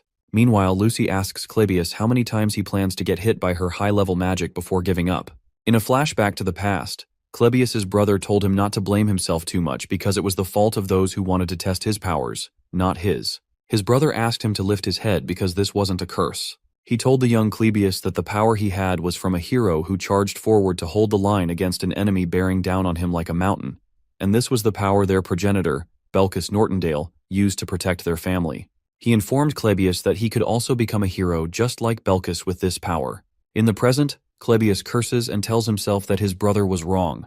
As he charges toward Lucy one more time, he believes he's just a demon who bathes his surroundings in blood once he loses his rationality. At that point, concepts like rationality don't apply to a monster like him. As Lucy blasts divine punishment lightning once more, Clebius leaps into the air to avoid the trajectory of the lightning, inching closer to tearing her in half. As he comes in close, Lucy intensifies the power of the lightning around her to stop him, but is shocked when Clebius manages to charge through it and point his sword at her neck. Clebius remembers how his brother told him he could become a hero with this power, until he finally killed him. After Clebius stabbed his brother told him it was a relief that he was the one who got killed this time, and not someone else because he could at least forgive him. His brother's last words were to not blame himself too much, as he bled out against the wall. To Clebius, the true hero was his brother, who died that day at the hands of a monster. In the present, he transforms back to normal and tells Lucy he really can't go on any longer. He doesn't want to become a hero, but he just doesn't want to become a monster. Finally, he crashes to the ground as his sword shatters. As the maids and students evacuate in the rain, Clebius believes he's done his part. In blood swordsmanship, the amount of mana surrounding your body and sword increases the more your blood flows. Ironically, the closer you are to death, the more powerful you become. But even that great power is insignificant in the face of Lucy. Yet perhaps due to her complacency or his determination, a moment occurred that could never be repeated. She definitely could have died. Lucy, who had lived her entire life as the strong, could never get used to that feeling. The fear of death she experienced for the first time made her determined that she had to kill the weak who no longer had the ability or will to fight. As she generates great power to bear down on Clebius, she notices a drop of spirit water that draws her attention. When she looks to her side, she sees a hooded person who fired this spirit water arrow. Clebius spots the person who fired the arrow, and he angrily confirms that this Mother Fear, as he puts it, is alive, just as he suspected. Meanwhile, Jix doesn't know what to do, and he realizes he has to hurry up and make a decision. Suddenly, while he's looking at Lortel, the glass window close to Lortel breaks, and Janica leaps into the room, jumping on Lortel. Surprised, Janica helps Lortel up and turns to Tanya, relieved to have found her. Lortel notices that Janica seems fine even after hearing the news about Ed and wonders if she's gone crazy. Janica turns to Marilda and asks if she's misinterpreting the situation, but Marilda, who had probably told her about it, assures her that she arrived just in time. Out in the square, Ed is shocked to see Clebius in such a battered state. Clebius retorts that he knew all that fighting was for nothing, and that he'd never be able to reach Lucy's toes even if he put his life on the line. However, he didn't run away because of everyone else who fought, even though they knew they would be unable to stop her. He even mentions Elvira, who sacrificed everything she had worked on her entire life without hesitation. In a flashback to a time with his brother mentions that their progenitor, Belcus, could have given up like the others, but Belcus believed he could become something like a hero. As Elvira helps Clebius up, he curses again, wondering why his brother didn't just let him run away, only for him to end up losing anyway. As Clebius laments that it's all so meaningless, Ed places a hand on his shoulder and thanks both of them because their efforts weren't meaningless. Regardless, Clebius doesn't take the compliment and beats himself up for being an insect piece of shit until he collapses due to blood loss. To Ed, none of what he said was flattery. He has a full understanding of all the main characters in the Academy, but he never thought anyone would have the ability to stop Lucy, including himself. It took at least 10 minutes to evacuate everyone and for Ed to arrive, and Clebius stood his ground that entire time. Clebius, the failed swordsman of Sylvania and the third act's final boss, went against the awakened one, Lucy Merrill.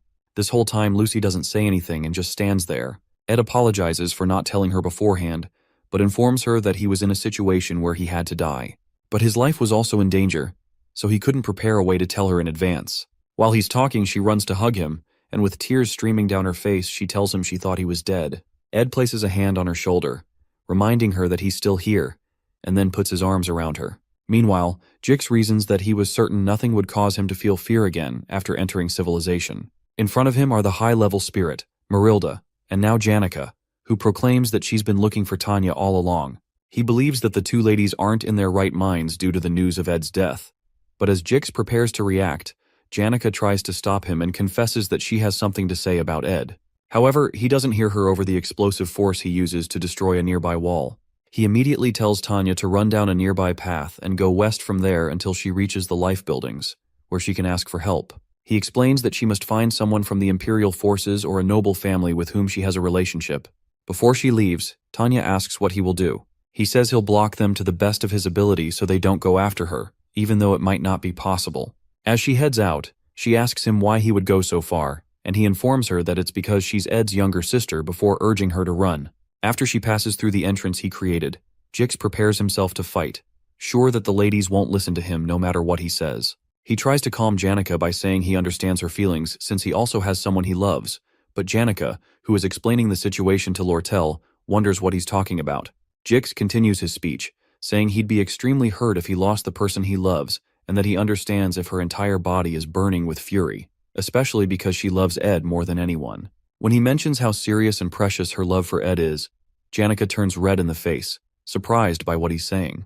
When he continually describes her passionate love and feelings for Ed, which will remain in her heart forever, he suddenly receives a huge fire attack that literally knocks him out of the building. Completely dazed, he hears Janica tell him that Ed's not dead as she strikes him with the staff in her hand and pleads with him to stop talking. Meanwhile, Lucy remains in Ed's embrace as the rain continues falling. Emotions are the same, and you regain your composure once you release them. Lucy had believed that the way she felt about Glock was the same way she felt about Ed, but those overlapping feelings were similar, yet slightly different. Suddenly, she pushes him away, which shocks Ed, so he calls out to her. Although he had only said her name like he normally did, her heart felt like it was burning. Lucy finally realized that the emotion she was feeling was. Lucy considers how the smell of settled grass makes her feel serene. When that scent comes from the stack of hay near the hut, she lets it linger because she doesn't particularly dislike the smell. However, the maids feel the exact opposite. While Ed speaks, she detects that familiar scent of grass on him that makes her feel serene. Ed informs her that those from the academy will arrive soon, and he'd have to explain his circumstances. He proposes that they go see the others since the rain has stopped, but Lucy, whose face is as red as a tomato and has just been staring at his face all along, asks him what he said. Ed chides her for not listening and explains again that she'd probably have to face a disciplinary committee and apologize to Elvira and Clebius because they got really hurt, and Elvira lost all of her engineering items. Lucy is surprised by that because, according to her, Elvira came at her first, and Clebius cut himself to lose all that blood. Even though the magic she used may be cruel from their perspective, she feels like she worked really hard to ensure she didn't kill them. When Ed notices Lucy crying because he said she'd have to apologize, he sighs and informs her he'll take care of it since he's also responsible. She doesn't even hear any of that, but is stung by the fact that Ed sighed. She feels like she's been treated like a pathetic person, that she's been hated, and that Ed is disappointed in her. To avoid him becoming disappointed, she quickly proposes that she'll apologize, and Ed commends her wisdom. The scent of grass wafts past her again, and Ed proposes that they start moving since she's not hurt. Meanwhile, Lucy, who is love-struck, just keeps staring at Ed's face. When she smells that scent of grass, if she lets her guard down for even a second, she can't breathe and feels shivers run down her spine. She wonders why this has happened since she had just considered Ed as someone who took care of her perfect nap spot at camp, who fed her, sat with her, and allowed her to lay on his leg. She realizes they've spent most of the year together, and now she's awestruck by his scent. Meanwhile, Ed turns to go look for Janica, but Lucy suddenly grabs him from behind. With tears in her eyes, she asks him if he really has to leave now, but Ed doesn't seem to understand what the heck is going on. At the Ophilus Hall central entrance, Janica chides Jix for talking too much, and Ed soon arrives with Lucy. Suddenly he notices Lortel looking the other way and asks her what she's doing. She's obviously red in the face, so she clears her throat and calmly turns around to acknowledge the fact that Ed is safe after all. Our boy immediately apologizes for making her worry, but Lortel claims she didn't, because she had logically thought that he wasn't someone who would die easily, especially since he had the Delheim's hourglass that he requested from her. As she continues to narrate how merchants always remain calm and rational, Jix looks at her in confusion, and she turns to Jix to confirm how calm she was. Since he's scared of her, Jix affirms that she wasn't emotionally stirred at all. Furthermore, when Tanya glares at him, he also covers up her own emotional outburst. Soon after, Lortel fixes Ed's collar and claims that she didn't think he had died. She explains that seeing his face puts her at ease and confesses that she was a bit anxious though. Suddenly, she grabs him by the collar and attempts to pull his face toward her because he has to pay for making her anxious. But Ed doesn't understand that logic. Before she can make her move, Lucy comes between them and pushes Lortel away, red in the face with jealousy. For a moment, everyone remains silent, and Jix just looks at them all in confusion. At this point, Lortel becomes extremely angry that Lucy just blocked her chance. Worried, Ed places a hand on Lucy's head and asks her what's wrong. He explains that Lortel was just saying she was worried and that there's no need to push her away. However, he doesn't notice that Lucy is about to burst because of the way he's touching her and is literally oozing out smoke from her head. Suddenly, Janica yanks Lucy out of Ed's reach and protests that they're both standing too close. But Lucy aggressively pushes her away too. At this point, all three women face each other defensively, and for some reason, Ed feels like there's an emergency. He stands there in shock as he watches the face-off, and Jix watches from behind with keen interest. All three women glare at one another in an intense staring competition, and Jix watches excitedly, hoping for some action.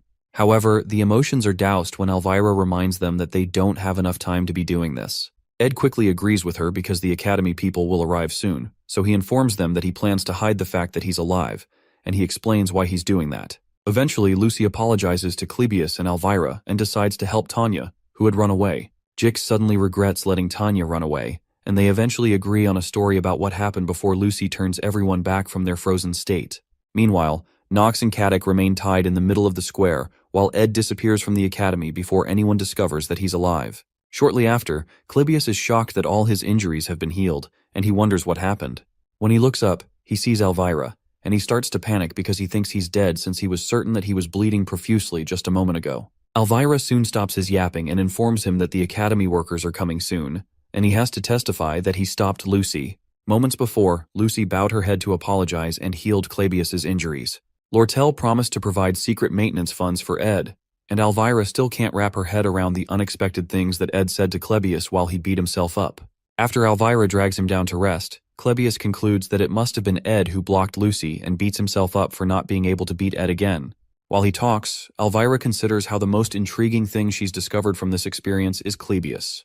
When he laments that life is shitty and expects her to yell at him, she affirms that life is truly shitty, and they both look up to watch the night sky for a while. Meanwhile, Tanya, who had been frantically running through the woods, slips over some mud, and she quickly gets up, urging her legs to move. She urges herself to move because she's certain Lucy would be after her. Unfortunately, no one is chasing Tanya, but her plan is to get to a safe place and find out the truth about how Ed died to clear her name. With tears in her eyes, she runs through the woods so she doesn't get caught, but there's no one to stop her. Sometime later, the guard who was summoned to the site of Ed's murder reports that the investigation into Ed's death is nearly concluded. They use something called thoughtography magic to analyze the scene and attempt a reenactment, which matches Janica's testimony. It appears that subordinates of the Roth-Taylor family stabbed Ed, causing him to fall off the cliff. The subordinates, who seem to be the culprits, have been imprisoned in a facility in the Academy basement, and their punishment will be transferred to the Royal Palace. The principal, Obel, listens to the guard's report and confirms that Ed's death has been essentially verified. He proposes organizing the facts properly for an official report to the Royal Palace, aiding in the conclusion of the investigation. The influence of a student's death seems greater than expected. Lucy had an extreme reaction upon hearing the news, leading to a situation where students had to be evacuated in the middle of the night. It's clear that Ed had a significant impact on many people, and reports indicate that Lucy was eventually stopped by Clebius. Obel is intrigued by Clebius's strength and suggests that the Academy prepare a commendation for him. Regarding Lucy, they plan to hold a disciplinary committee hearing, which is overseen by the Academy's vice principal, Rachel. During the hearing, Elvira and Clebius are called to testify. While the damage to Ophelis Hall is not insignificant, it is minimal compared to the previous Ophelis Hall occupation incident. Lucy might have received a lighter punishment if she had shown any sign of remorse. Other educational institutions, as well as the royal family, consider Sylvania the best academy because it produced the rare genius mage, Lucy, and the Academy frequently uses this for promotion. At this point, expulsion is not an option, and it would be preferable not to leave any disciplinary records. However, Lucy's attitude toward the situation greatly frustrates Vice Principal Rachel, despite her intent to be lenient. Eventually, Rachel revokes Lucy's scholarship eligibility, suspends her for 10 days, restricts her access to student facilities for 70 days, lowers her practical exam score by 2 ranks, and revokes her eligibility to stay in Ophelis Hall. Although the punishment seems harsh, The scholarship means little to Lucy since the Glocked Scholarship Association has already covered her tuition. Even with a 2-rank grade reduction, the gap between her and Jix, who ranks second, remains vast.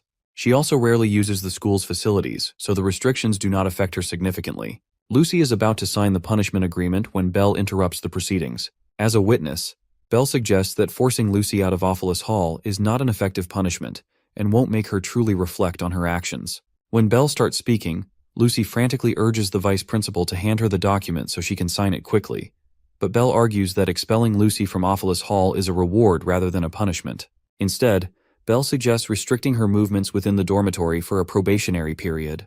Lucy pleads with the vice principal to just suspend her from school entirely, but Belle assures Rachel that the maids will stand guard 24/7 to ensure Lucy doesn't leave. In the end, Rachel grants a 30-day probation. Upon hearing this, Lucy bursts into tears, finally beginning to reflect on her actions. As she begs, Belle reassures her that she will personally make sure Lucy is unable to step outside. Sometime later, Janica visits a cave to inform Ed that Lucy is under probation. Ed considers the punishment lenient, though he knows Lucy must feel like she's dying inside. Meanwhile, Janica prepares her favorite beef stew, which piques Ed's interest. He is surprised that she insists on doing his laundry, helping him with spirit classes, school lessons, and cooking.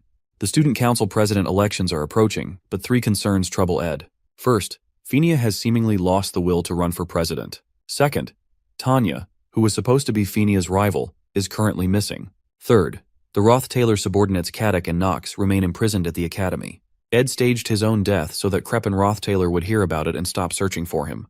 However, since things have taken an unexpected turn, Caddick and Knox have been arrested at the academy, and Ed now needs to find a way to free them so Crepin truly believes he is dead. Only then can he safely come out of hiding. Suddenly Janica comments that Ed, a noble young master from a duke's family, keeps getting involved in various troubles despite being excommunicated. As a simple farm girl, she doesn't understand his struggles or how to properly comfort him. Ed assures her that she doesn't need to overthink it, especially since she has already done so much for him. However, she explains that she doesn't want him to keep suffering and wishes he would stop having such a hard time. Her words surprise Ed, and for a moment they share an awkward silence before abruptly looking away from each other. Shortly after, Ed thanks Janica, acknowledging that she is the only one who worries about him this much. She laughs, embarrassed by her own words. Anyway, their top priority now is finding Tanya. Ed mentions that he has a hunch about where she might be. In the failed Swordsman of Sylvania game, Tanya Roth-Taylor was always portrayed as a proud, fearless, and strong girl. Since he has witnessed her strength firsthand, he is certain that Tanya is fine and is somewhere, confidently planning for the future as always. Meanwhile, Tanya is in tears in front of Princess Phinia, desperately trying to explain that she never ordered anyone to kill her brother.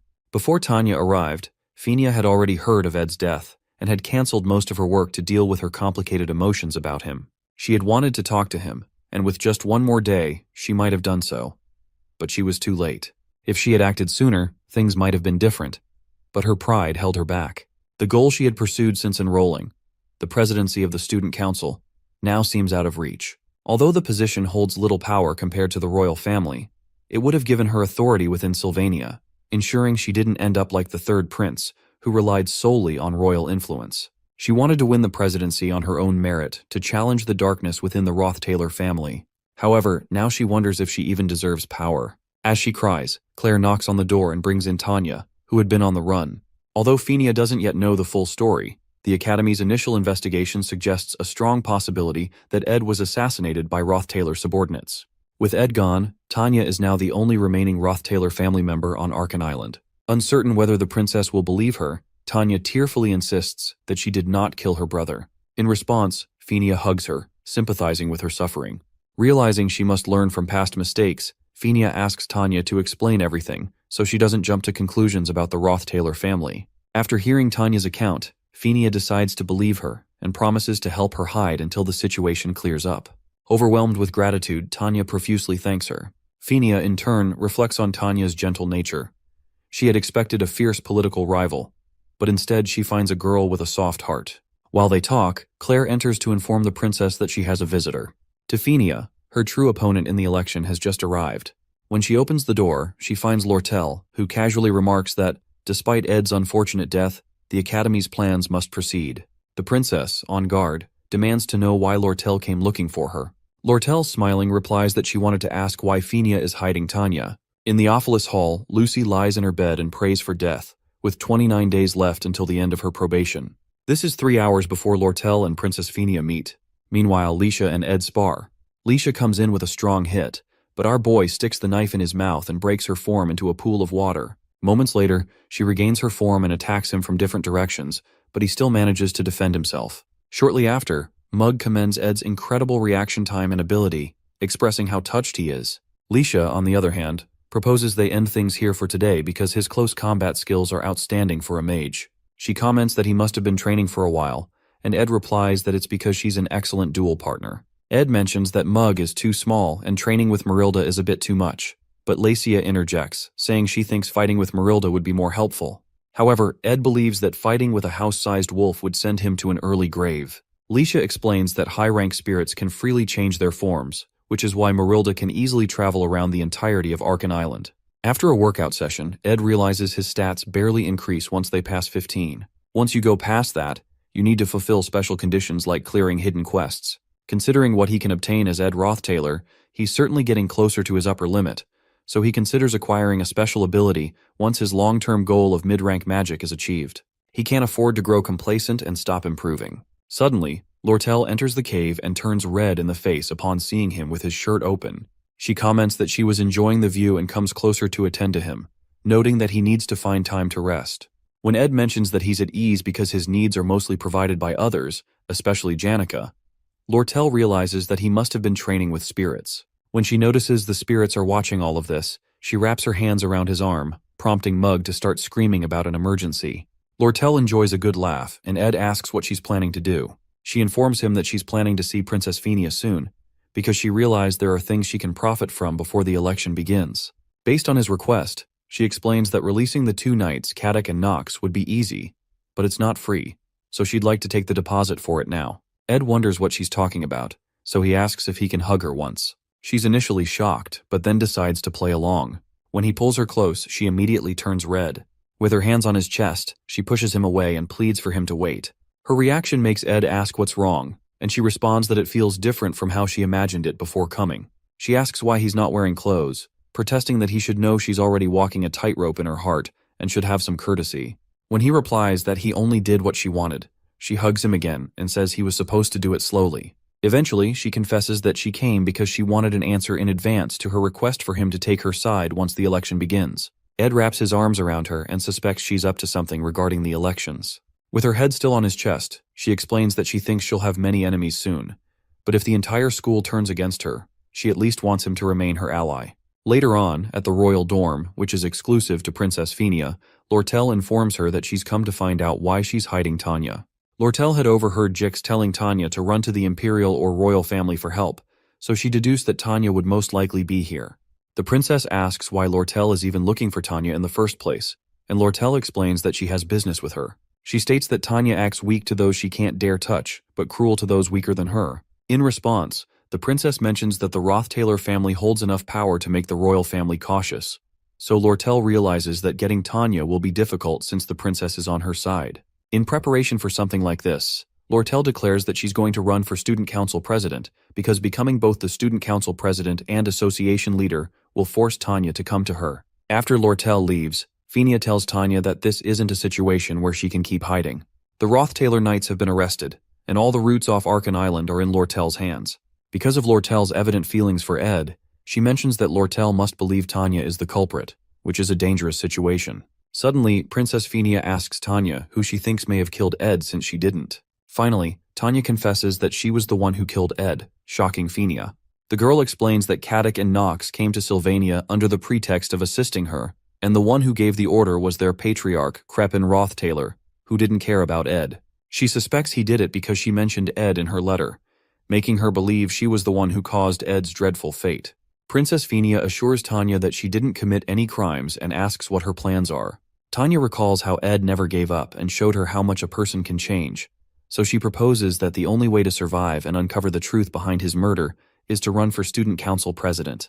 The princess reminds her that it won't be easy since she's currently a murder suspect, but Tanya considers Ed and those who have helped her. Since she's been backed into a corner, she refuses to remain intimidated. Upon hearing this, Phinia informs Tanya that she will publicly support her. Those words shock Tanya, and when she asks Phinia why she would go that far, the princess confesses that she's not sure but has a debt she couldn't repay to Ed Rothtaylor. Sometime later, Lortel's secretary Liena gathers several related documents to help Lortel run in the upcoming elections. Liena reveals that she has obtained information that Tanya will also be running with Princess Phinia's support, but she doubts Tanya will gain much support since she's a suspect in a crime. Liena also protests that Lortel is doing all the work herself, losing sleep, and questions whether the council president position is truly achievable.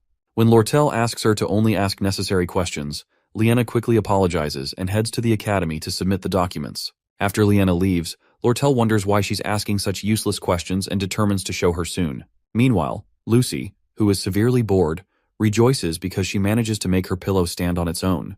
Eventually, the pillow slumps, and so does her excitement.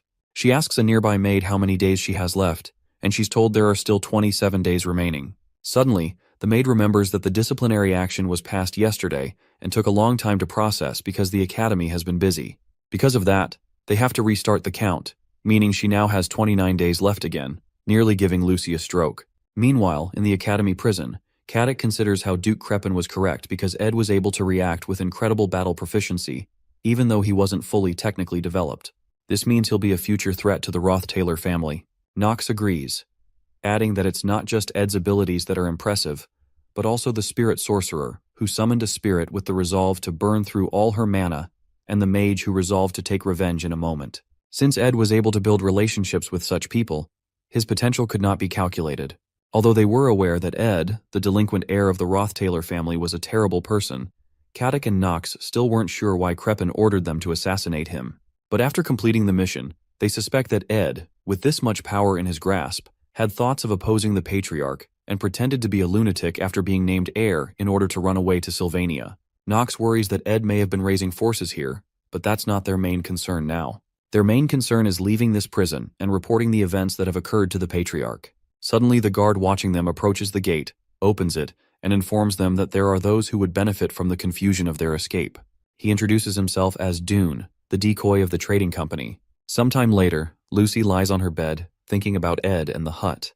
When Belle informs her that she has 24 days and 3 hours left, Lucy asks her to kill her. Meanwhile, a beautiful lady walks around the academy, receiving glances from everyone who passes her. She's quite pretty and has a fascinating aura, but she suddenly disappears, only to reappear in front of Kylie, who had been admiring her. Surprised, Kylie wonders who she is, and the woman pledges to learn all she can about this place and live her life to the fullest. Her excitement is soon doused when she opens the academy newsletter and sees Tanya, whom she had hoped to see after the incident, still in seclusion. She is surprised to hear that Tanya is running for student council president, but is quite glad that she's safe. The more shocking news is that the third-year student, Ed, is dead. She recognizes that the subordinates of the Roth-Taylor family are the likely culprits, and she still remembers what she saw at Ed's hut and the things he said.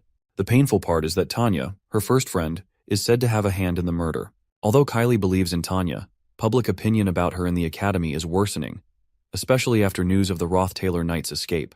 Also, the air around the academy after Ed's death is quite dark and gloomy. Meanwhile, Principal Obel realizes that the paperwork concerning Ed's death is massive, so he is pleased to assign it to a professor who has interacted with the people involved in the incident. When Obel asks if there's anyone like that, the work, as usual, gets assigned to Assistant Professor Claire. While doing the grueling paperwork, she comments on Ed's death, saying that one never knows what will happen in the future, and Clebius gives a short reply. Claire notices that Annis has also stopped talking. Annis, staring at the profile she made of Ed, feels tears fill her eyes and pain swell in her heart. She comforts herself, telling herself she'll be fine, and recalls that it was Janica who testified about the event in court. She considers that Janica must be having an even worse time than she is. She goes to check on Janica, who excitedly declares that she's going to try using curry to cook today.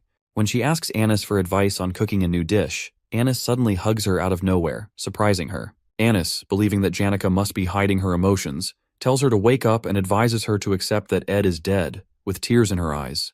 Janica, who doesn't know what to say, simply remains in her embrace and silences Driss, who has returned from picking up groceries, so he doesn't ruin the moment. Sometime later, Ed receives a copy of the Academy's newsletter from Janica, who also informs him that Tanya has returned to the Academy on her own after leaving the royal dorms, where she had been hiding. Apparently, Tanya has been actively cooperating with the investigation to prove her innocence, and the princess has chosen to publicly support her, even though more people support Lortel. Suddenly, Janica asks what happened when Lortel came to the cave, surprising Ed. She pretends it's none of her business, as girls do, but Jix soon interrupts by saying that Lortel will become student council president. Jix believes it doesn't matter if Lortel becomes president, but is worried that the knight's escape has strengthened the rumors about Tanya's involvement in the murder. He mentions that he went to the royal dorms after Princess Fenia called him and noticed that Tanya is in really bad shape. Initially, Tanya received attention from the top students because she was Ed's younger sister, but now she is being framed for murder and suspected by all the students in the academy. After the candidate registration period ends, she'll have to stand in front of everyone, and it doesn't seem like she'll be able to handle it. Jix hints that Ed should do something about it. Right now it's Act 3, Scene 2, right before the election. According to Ed's memories, this act doesn't have a single fight scene. It is meant to clearly show all the relationships the protagonist, Taylor, has built so far. Normally, Taylor would actively support Princess Fenia since she was the one who chased Ed Roth-Taylor out at the beginning and saved him. Because the top students in each year have a large influence on the students, Taylor would go convince the top students he has a relationship with. However, Lucy, who doesn't vote because she's lazy, Janica, who wants to give everyone a vote, Wade, who is on the princess's side, and fourth-year Dorothy, who supports Tanya, cannot be convinced. The ones who can be convinced are Joseph, a first year in the magic faculty, Claude, a first year in the alchemy faculty, Clebius, a second year in the combat faculty, Alvira, a second year in alchemy, Drake, a third year in combat, Adelante, a third year in alchemy, Deke, a third year in alchemy, and Traciana, a fourth year in the magic faculty. These top students make a total of 8 people. In the elections, as long as you can get 5 of these 8 on your side, you can win. With this method, the princess would win the election, and Taylor would obtain the royal family's support, which is the biggest force backing him until the end. In the 4th act, he especially needs the royal family's power to go against Crepin and the final boss. Maintaining the flow of the scenario is a matter of life and death because it's the most assured way of guaranteeing survival in future trials. Although small aspects have changed, Ed considers that he needs to ensure the major parts of the storyline continue and that the princess becomes student council president. If he continues to hide, opinions about Tanya will worsen, and to prevent Lortel from becoming president, Princess Fenia might decide to run. It might be better for him to let the princess know he's alive so he can convince her to run and persuade the top students he knows to sway things in her favor. However, until the registration period is over, there are still many ways to turn Princess Fenia into a candidate. Another issue is Tanya, who was supposed to be a one-time villain that would disappear later, is now being accused of murder. She's experiencing a great ordeal that was never in the storyline, and Ed must choose between Tanya and the storyline. While he's thinking, Jix notices his concern and asks if he'd like to cancel their plans for today. But Ed assures him he's fine and proposes they begin. Our boy plans to confirm the results of all the training he's been doing and find something to distract him. Jix thanks him for the opportunity, as he hasn't had a proper opponent in a while and has been itching to sweat.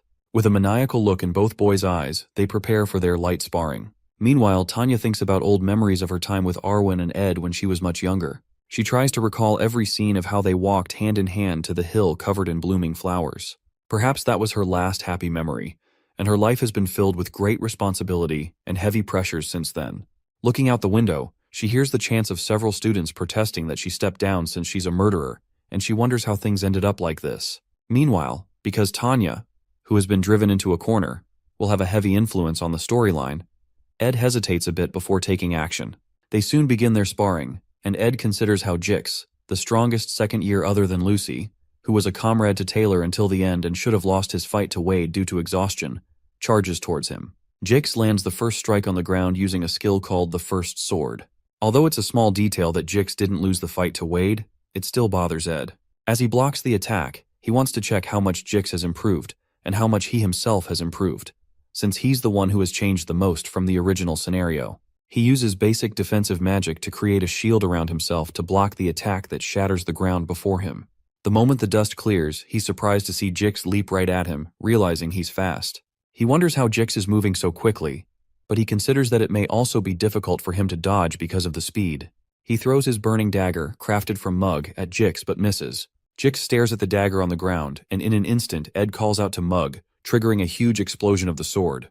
As the fire clears, Ed is surprised that Jix has phased backward and blocked the flames. He wonders about Jix's unnatural movements, and as he picks up the dagger to slash at Jix, who also slides backward without moving his legs, Ed realizes he's using telekinesis magic to move his body during battle. No matter how much control Jix has over his magic and physical abilities, those movements aren't ones that can be replicated because they require a battle sense that surpasses simple theory. Suddenly, Jix uses mid-rank magic, Ice Spear, and blasts Ed, who realizes Jix is fighting with no mercy. He wonders if Jix assumes he'll dodge it, but in reality, he's just barely managing to. It's clear to him that this move was a diversion to activate greater magic. Ed comments that he thought this was supposed to be a light spar, and Jix agrees, saying he thought the same but changed his mind. Suddenly, Jix activates high-rank magic called Advanced Mana Armament. With a smirk, Jix explains that practice should feel like the real thing, so he delivers an explosion so great that Janica, who is cooking far away, gets worried. She also wonders if Ed will be okay with the curry she put in the food and decides to hurry up. Meanwhile, Jix immediately moves in to crack Ed's shield right after the explosion. He slams his axe against the shield and it eventually cracks. As the impact pushes Ed backward, he quickly prepares a water spirit arrow and fires 3 arrows toward Jix. However, the arrows are stopped by an energy field around Jix because the mana armament move creates equipment around the user using their mana. Most mages don't have a reason to arm themselves in such a way, so there's usually no need for such high-rank magic. But as the only mage who can use all types of weapons without limitation, this is Jix's unique magic. As Ed keeps firing arrows from all angles, Jix abruptly moves out of view, using telekinesis to get behind him. As he wields 2 of his weapons toward Ed, our boy turns around in shock, realizing that these telekinetic movements can't be predicted. As Jix comes in to strike, Ed's Blessing of Wind activates due to his contract with Marilda, knocking Jix backward and cutting him enough to draw blood. Eventually, Jix lands on his feet, but he's surprised to see he has landed on one of Ed's water arrows. He immediately wonders when Ed managed to fire the arrow, but our boy quickly activates a spirit formula known as Manifest Waterhead. The move causes the water droplet on the ground to transform into Leisha's form, and Leisha immediately jumps at Jix, who quickly slices the first form with his blade. The moment he turns the other way, he sees Ed inches away, preparing the mid-rank magic, Particle Explosion. Our boy releases the explosive energy toward his sparring partner. After the move, Ed realizes that Jix is strong, especially since he was able to learn mana armament. At this rate, Taylor's party would have no problem facing enemies. While he's thinking, something incredible happens. Jix immediately flies back into the air, declaring to Ed that he can't let his guard down and will be getting serious from now on. With a deadly look in his eyes and explosive energy around him, Jix smirks and activates an advanced mana armament known as Convergence. Ed immediately directs Leisha toward him to match the energy Jix is throwing at him. This is only the beginning of the 3rd act, and the ability that Jix has shown so far is the maximum of what Ed expected at this point in the storyline. There's apparent shock on his face because he hadn't expected to see Jix use this form so soon. This is the same form from Act 4, Scene 7, during Jix's final battle at the Grigol Cathedral infiltration. Jix wields a huge lance known as Nature's Lance, with several bright swords hovering around him. Jix explains that instead of fighting Ed in a ridiculous mental battle, he'd rather crush him with the overwhelming difference in power. Jix points the lance and all the swords toward Ed, who immediately launches fire attacks at the incoming swords to stop them. At one point, he becomes worried because he had to use Particle Explosion and the sword, leaving him almost out of mana. As if that's not enough, the major problem is the next attack that follows. As another wave of bright swords is launched at Ed, he slams his fist on the ground to create a bright shield around himself. Breathing heavily, he brings out a magic engineering tool known as the Impact Amplifying Ball. Jix comments that Ed's use of a magic engineering tool means he's out of mana. Excited, Jix moves in for the final attack and tells Ed that this is the end. As he moves in to impale Ed with the lance, he's shocked when Ed suddenly triggers something resembling wind magic. He wonders how Ed is able to do that since he's out of mana, but Ed replies that he needs to go all out since Jix is prepared to do the same. The tool Ed is using is the legendary rank magic engineering item, Glast's Phoenix Gold Ring. Since he can't afford the ring, rendering him unable to use mana for a while, he decides to use the least amount of mana possible while still manifesting its power. As he's about to blast Jix, he hears a spirit tell him that he's finally been able to summon her without the help of the Altar of Substitution, Lucy, or Janica's mana.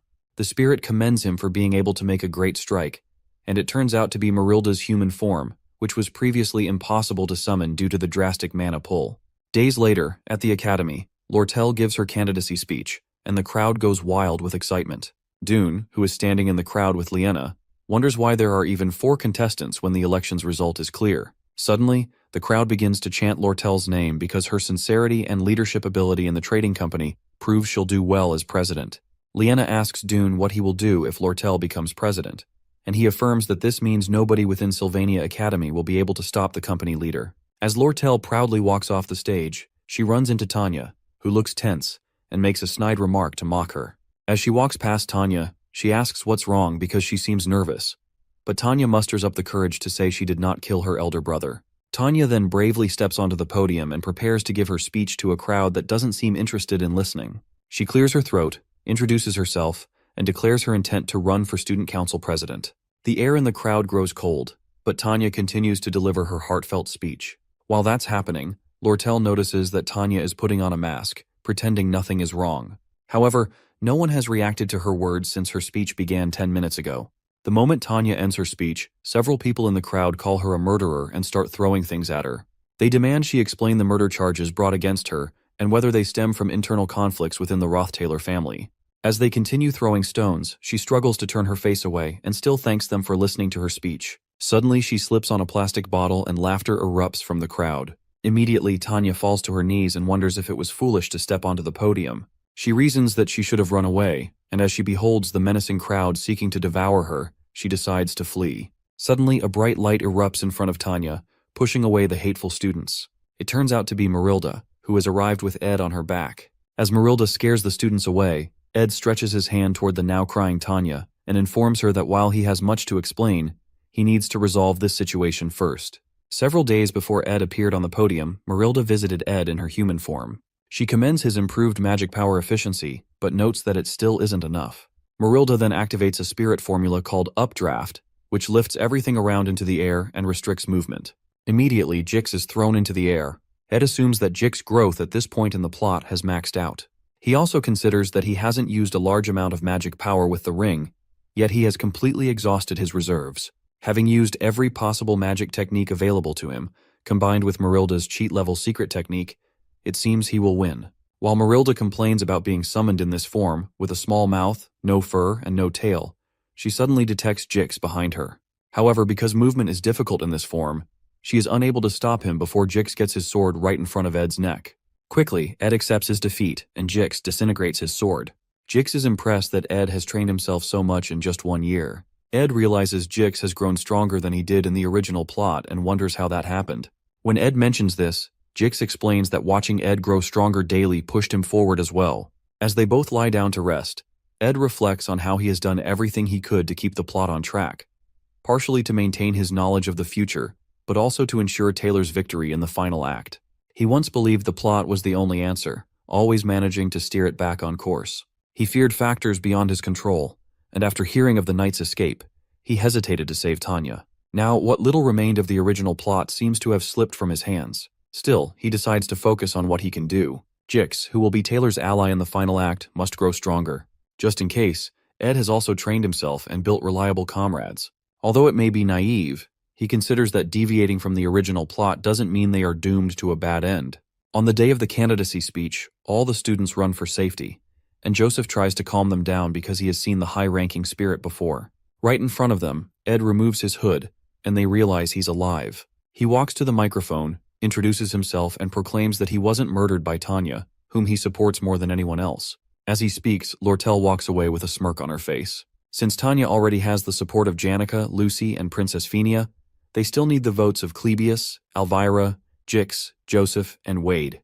However, it shouldn't be too difficult to win them over. After Ed clears the air, he finally feels at ease. Shortly after, he heads to the school's security office to explain how he used the Delheim's hourglass to survive. He stayed alone in a cave before being rescued by Janica and immediately returned to defend Tanya. The security leader recounts everything Ed has said to confirm the details, and Ed affirms them.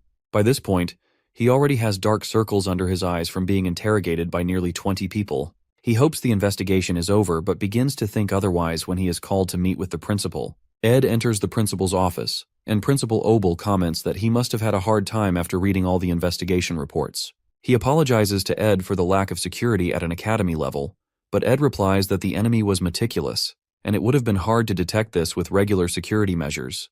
The principal appreciates his comments but adds that it feels very deliberate. It seems as if Ed waited for Kadek and Knox to escape to inform the one who sent them about Ed's supposed death before he felt safe enough to reveal himself. Obel explains that he has no intention of digging into the internal conflicts of the Roth-Taylor family, but as the head of the academy, he has to report Ed's appearance to the Imperial family. However, if he reports to the Imperial family, the Roth-Taylor family will also find out that he's alive. When Ed suggests postponing the report, Obel asks why. Ed explains that his death was ordered by Crepin, his father, who is the real power behind the Imperial family. But Obel comments that he has no interest in matters outside the academy. When Ed continues to plead for a postponement, Principal Obel mentions that his grades are rising rapidly, and his reputation among the students is increasing. To Obel, it's as if Ed has become a completely different person, and because Sylvania always stands with its students, Obel assures him he'll keep his secret. Later that evening, Kylie stops a boy from approaching Tanya because her schedule is over for the day, and she doesn't accept inappropriate gifts. Meanwhile, Tanya approaches Ed, whom she had been expecting, and Ed congratulates her because he heard her election is almost certain. However, Tanya explains that she can't let her guard down just yet. Tanya's innocence has been proven, and she eventually received an overwhelming number of votes. But the major reason Tanya could receive these votes is because of Lortel's downfall. Lortel persistently framed the election as a one-on-one battle between herself and Tanya, making everyone forget the other minor candidates. And at the perfect time, when their supporters were fairly equal, an article about how Lortel embezzled trade funds and abused her business partners was released, causing her to naturally resign in disgrace. As a result, only Tanya's supporters remained.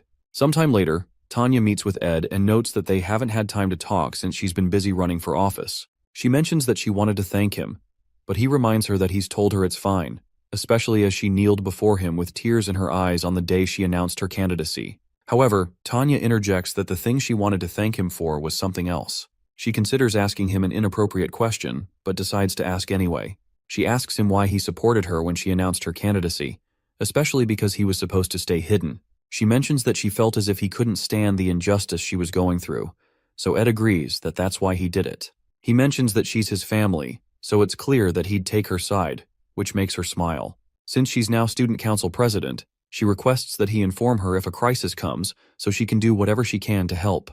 As Tanya walks away, Ed watches her with a smile on his face, but his reflection is soon interrupted by Lortel, who teases him about the touching statement he just made to Tanya. Ed wonders how much of what he said she heard, and asks her how she's been coping with the terrible rumors about her recently. She sits down next to him and cheerfully declares that it's all according to plan. The factor that secured Tanya's victory is the article about Lortel, and Lortel's company deliberately exposed this scandal to help Tanya, setting up a competition with Tanya for the presidency position, and everything else Lortel did was to pressure Tanya into becoming president. Lortel told Ed about her plan the day she came to the cave, and his duel with Jix erased the hesitation in his heart. He had truly saved Tanya because she is family, but he also considered her usefulness. The upcoming fourth act is a battle against the Roth-Taylor family.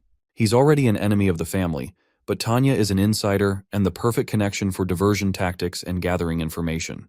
Eventually, Lortel comments that her infamy in the academy has been rising, and Tanya doesn't seem to think too highly of her, so she'll leave it all to Ed. Ed replies that she has a bad habit of manipulating everyone around her, but she jokes that it's just an occupational hazard. However, Ed asks her if she's really okay, but since rumors don't take away her money, Lortel doesn't care, especially as long as Ed doesn't turn into her enemy. At this point, the storyline is entering a new phase, and the future actions of Princess Penia, who did not take the president's position, are now uncertain. The power struggle between the Roth-Taylor family and the Imperial family is also uncertain. All Ed can do is watch and see how the remaining part of the third act will unfold. Soon after, he returns to his hut after almost a month. There are many things to do, but when he enters, he finds Lucy sleeping on his bed, which makes him smile. He immediately goes to his usual spot to read his books, but he eventually falls asleep due to fatigue. The news of Tanya's election as student council president came 3 days later. Meanwhile, Janica goes to meet the senior professor of spirit studies, Melina, who offers her a grading job for extra bonus points.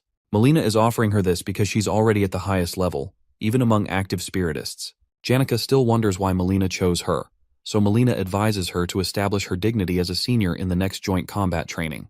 Janica, however, doesn't seem interested in doing that, so Melina mentions that she's the top student in her year, the best spiritist in the academy, yet she's always smiling like the happiest person in the world, with her head floating in the clouds. Melina mentions that it's obvious she's dating Ed, but she looks like she's lost her mind from an outsider's perspective.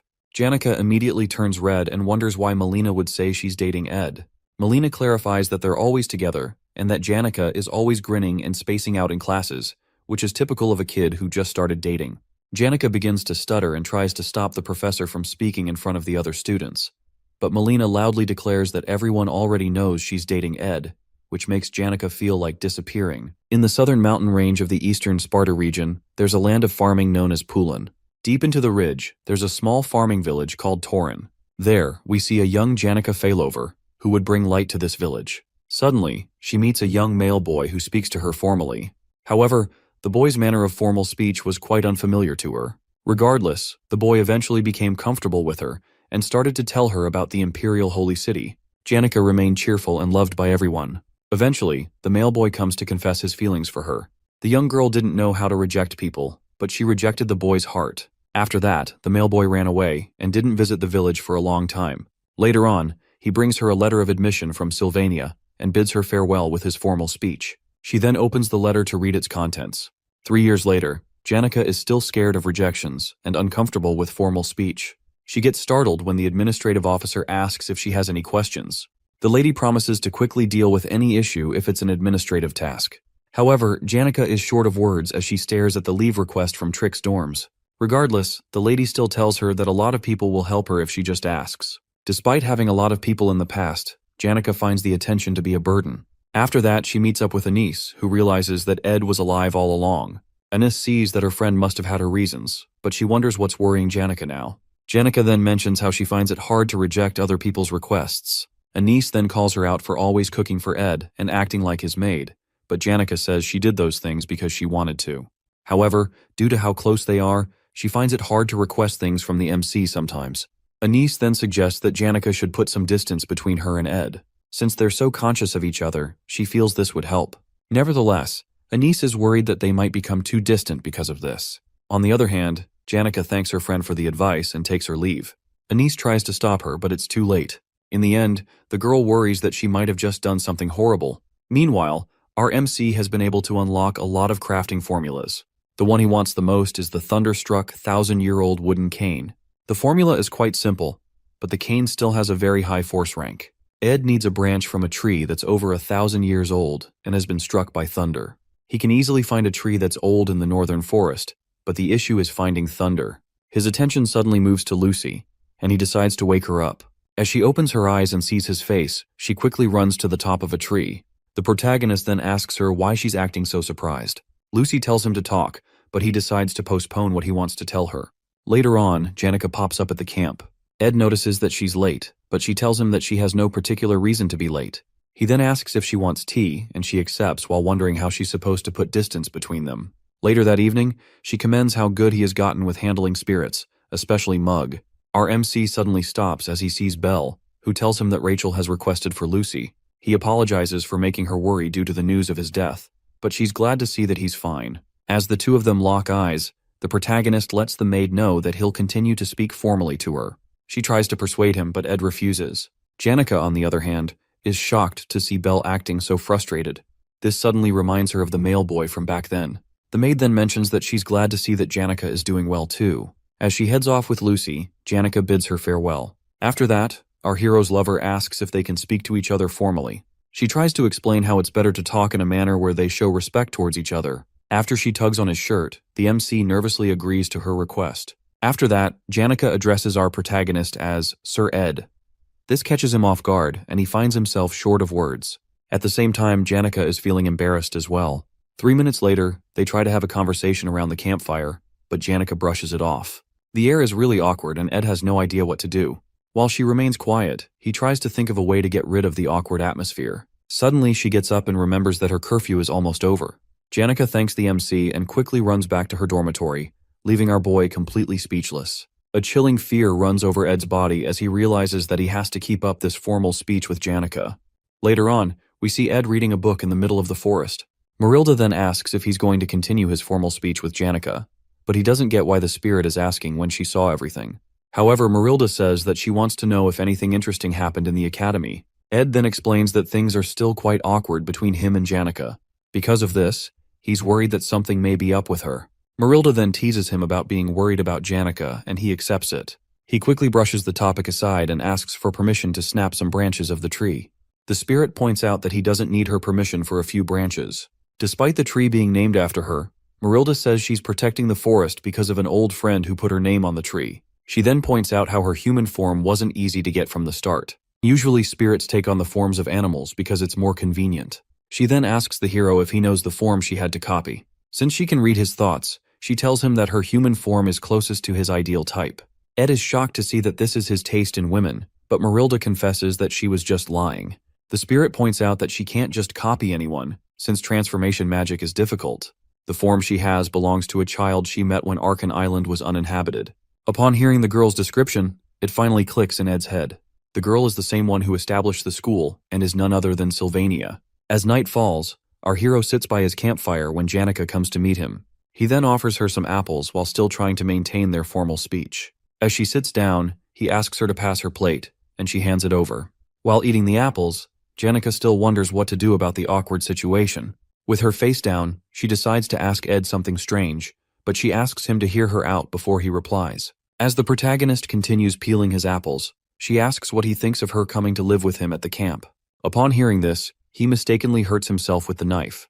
Janica then freaks out as his blood spills everywhere.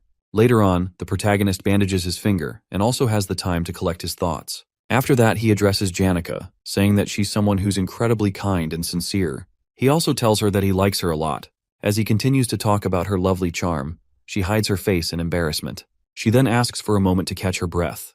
Ed explains why he's worried about them living under the same roof, but she tells him that she's fine as long as she's with him. At that moment, they both look at each other with red faces and are unable to say anything. Ed then gets up and slowly walks to her while thinking of her sudden proposal to live together. He then sits beside her and asks if she's going through a tough time. He wants to think rationally about this since her request is out of the blue. The girl looks up to the sky and talks about how she misses the days of having a room to herself. Right from the beginning, it hasn't been easy for her to live in the normal forms where she couldn't escape everyone's gaze. Ed understands how hard this must have been for her. Janica then tells him how she wanted to escape to the camp if it was possible. Even though it would be a burden for him, she still just wanted to ask. Regardless, the MC points out that it being burdensome to him is unrelated.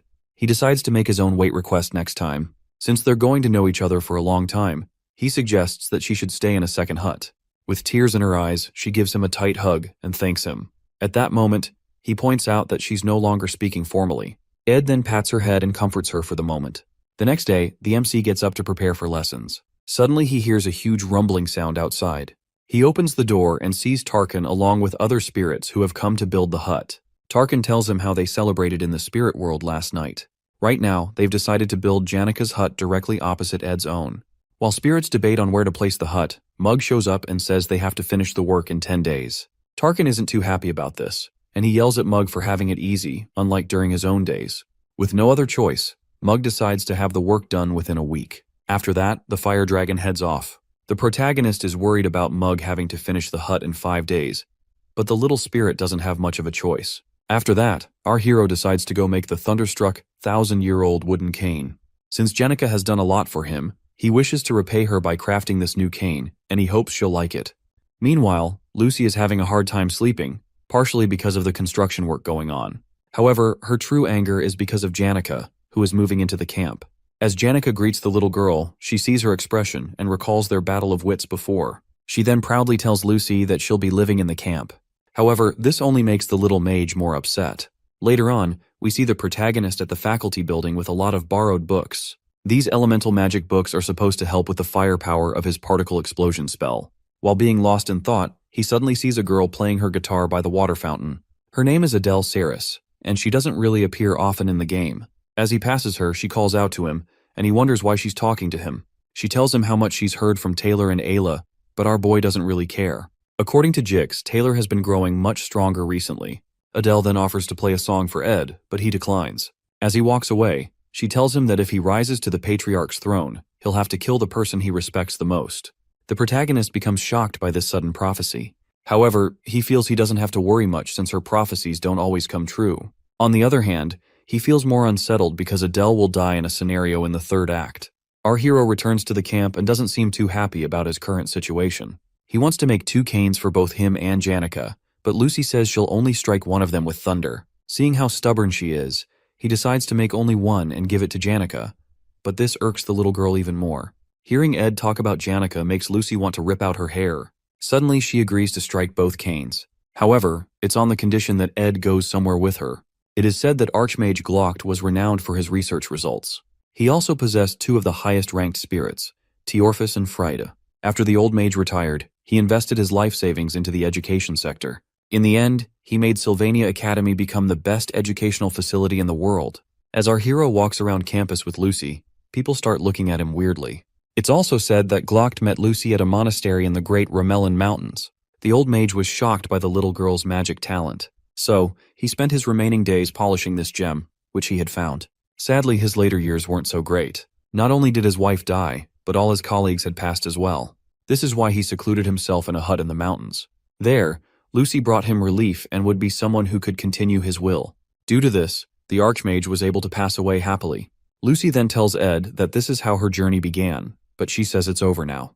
According to his history lesson, Ed learns that the old man is from the lawless area of Cohelton. However, Lucy says he's wrong because that's just where the Archmage spent his youth. According to her, Glocht's hometown is actually Arkan Island. She says the old man was always worried about the academy and how his heart saw Arkan Island as his hometown. Back then, she covered his corpse with a blanket and froze the body with ice magic. At her young age, she was able to maintain the ice magic for a while and carried the body out of the hut. She headed south of the Ramelin Mountains and passed many lands before arriving at the Clole Empire's borders. After that, she passed through many more counties, rivers, and forests, before finally reaching the Mexis Bridge that connects to Arkan Island. The journey took a toll on her body. According to her, it took her 3 months and an extra week to find a strange cave. According to her, this is where the Archmage and the Great Sage taught each other. She then takes Ed to where Glocht's body is buried. There, he sees a book about spectral magic written by the Archmage. Glocht's book on the southern views already cost 7,000 gold. Upon seeing this posthumous book, the hero can't imagine how much it could be. Lucy tells him he can take it since she already knows everything there. She feels she might begin a new journey soon, but she plans to keep her promise to Glocht by protecting Sylvania. It's not really a happy story, but she says she just wanted to show it to Ed. Since the young girl is yet to escape her master's shadow, she waits for danger to approach Sylvania. Nevertheless, once the trial has passed, she'll be able to start a new journey. The MC decides to spend time with Lucy, listening to the sound of the waves while comforting her. The atmosphere was just right, which is fortunate for them. Janika's cabin is finally finished, and she's shocked to see how fast it was built. She looks back and sees that the spirits are completely exhausted from being overworked. Mug tries to explain that this is all Tarkin's fault, but he pushes it aside and ascends with his companions. After that, Janika writes the word cohabitation on the ground and becomes increasingly excited at the thought of it. Ed's cabin door opens and Lucy steps out. She quickly gives Janika an evil look, and the girl is surprised to see her. After looking at the words on the ground, she takes pride in the fact that she's in a better position than her rival. Meanwhile, Ed unlocks the ability to use basic spectral magic. Mana particles gather at his fingertips, but Marilda notices that he's finding it difficult to use. Lucy says he'll get the hang of it after practicing a couple of times. She quickly shows off her skills by lifting all the work tools in the camp. Her face goes completely red as Ed pats her head and commends her for being a genius. The MC is shocked to see that a spectral magic can actually be learned in the game since it's basically the greatest power. Apart from the danger it poses, it's a very difficult magic to grasp. It'll be difficult for Lucy to teach Ed, which makes him wish that he had Professor Glast right now. His face becomes very grim as he remembers the professor. Suddenly, Jix approaches him, shocked to see him with another woman. At this point, he wonders what kind of trouble Ed will get into. The protagonist then unsummons Marilda and Jix apologizes for reading the situation wrongly. After that, the guy shows Ed the books he asked for. The protagonist decides to repay him, and Jix asks for assistance with his student council work. He is concerned about the request due to the last issue with Tanya, but Jix tells him that the council president wants people she can trust. The council president has already gathered some top students and plans to recruit more, including Ed. Jix feels that the protagonist will reject the offer because he already has a lot going on. However, Ed is shocked to see that he expected it. After Ed saved Tanya, a lot of things have become unknown, such as Jix joining the student council. The joint combat training will be happening soon before the third act's final event. During this event, there's a scenario where Claude loses in the final battle. Ed remembers it as one with a bad ending, but it's out of his hands now. Right now, the flow of things is all unknown to him. Later on, we see a giant carriage known as the Wheeled Palace, moving and being guarded by a lot of elite knights. On top of the palace, there are two people sitting, known as Archbishop Verdio and the Holy Pope, Eldine. The two dignitaries will be arriving in Sylvania soon. With Verdio and Eldane visiting, Tanya is pressured to make sure that preparations go as planned. We also see other students helping her to sort out some paperwork. She sees that the dignitaries are worried about Saintess Clarice, and that the Holy Pope also wants to meet Adele. Meanwhile, the real Saintess is getting ready to show up for the first time in front of the students. Sadly, the Pope's visit overlaps with the combat training, which she was hoping to attend. Clarice will rather much remain a student than return to the Holy Imperial capital. Also, she hasn't been able to meet Adele because the girl is usually in and out of places. Not only that, but the Saintess has had some nice adventures and now has stories of her own to tell. Of course, she can't tell the Archbishop about the incident with Lucy and Ed as well because Verdio will make her leave the academy. She finds it hard to refuse the Archbishop's words because he's always been like a teacher to her. Belle then tells her to eat comfortably after seeing how nervous she is. Clarice just needs to make sure that no one finds out her real identity, but she suddenly remembers that the protagonist knows who she is. Because of this, she fears what would happen if Ed and Verdio were to meet. As she shudders in fear, Belle offers to make tea for her, but she refuses and asks her to help with preparations to go out and meet Ed. The Saintess tells the maid that she needs to meet the MC quickly. On the other hand, Belle didn't want Ed and the Saintess to meet. The students gather to look at the matchups for the joint combat training. Meanwhile, Janica is feeling bad about not having any challengers for the training. Just like last year's exam, the results reflect in the grades of the students, and lower grades fight with higher grades as well. The only difference this year is the rule that you can challenge an opponent through a duel request. Currently, there are no first years in Class A, which makes them eager to win against a second-year student. These matches between the first and second years will be worth watching too. On the other hand, not many people are interested in the third and fourth-year matches. Aside from when Janica beat Lortel, no one else was able to beat their junior. Janica notices that Ed is reading the book Lucy gave him, and he says it's important. She starts feeling jealous and he wonders why she's making such a face. Suddenly, the knights clear the way for the Saintess to come through. The protagonist becomes nervous when he sees the chariot because it's weird for Clarice to be there. As she steps out, he starts wondering if the Pope's visit was delayed. He and Janica are shocked as Clarice steps up to our boy, saying that she wanted to hurry and meet him. After greeting him, the Saintess requests to have a short conversation with the MC. On the other hand, Janica nervously introduces herself to the Saintess. Ed figures her reaction is normal since the Saintess isn't a regular person. However, he can't believe that the girl in front of him is the same as Kylie Ekney. Clarice then tells him that Eldine is currently visiting Trix Hall. This makes Ed more wary as to why Clarice came to see him. She then mentions how Verdio is really smart and could make someone wonder if he could read minds. She explains that there are rumors stating that the Archbishop can read one's thoughts. As Ed listens to her, he finally realizes why she must have come to see him. This is because she's worried that Verdio will find out that Ed knows her identity. He then tells her that there's no way the Archbishop will meet him. Since he'll be partaking in the joint combat training, he'll most likely never meet Verdio. Upon hearing this, the Saintess is relieved. Suddenly, Janica asks her if she just came there to see Ed. She then starts to give Clarice a deadly look. The Saintess tries to explain herself but only makes things worse. In the end, she admits that she wanted to see our boy. After getting embarrassed, she runs back to her carriage. As the carriage zooms off, all eyes suddenly focus on our hero. Ed also admits that Clarice is a hard person to spend time with. Later on, we see students cheering as the combat training takes place. Rumors are also flying around about Ed being just strong among the third-year weaklings. One of the combatants, Kordek, brings out an upgraded weapon and says he'll show why the upper grades are different. The other students become nervous and scared as they see the guy's blunt weapon. The professor then signals the start of the match between Ed and Kordek. In a split second, the fourth-year brute appears in Ed's face and tells him that it's not too late to run if he's scared. However, our boy blocks his opponent's strike with his magic and blasts the guy. Kordek lies on the ground, wondering how a third-year student is so strong.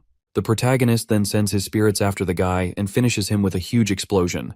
The other students are left speechless as Kordek lies like a roasted chicken on the ground. Ed commends his opponent, but his mind was focused on other things during the fight. After Clarice's visit, he escorted Janica to the stadium. On his way to the other stadium, he suddenly meets Adele. The girl feels that their meeting is by fate, but Ed is confused by her words. As she leaves for the hall, Ed thinks about the consequences of influencing the scenarios. After recalling Glast's death, he finds it hard to just let things pass.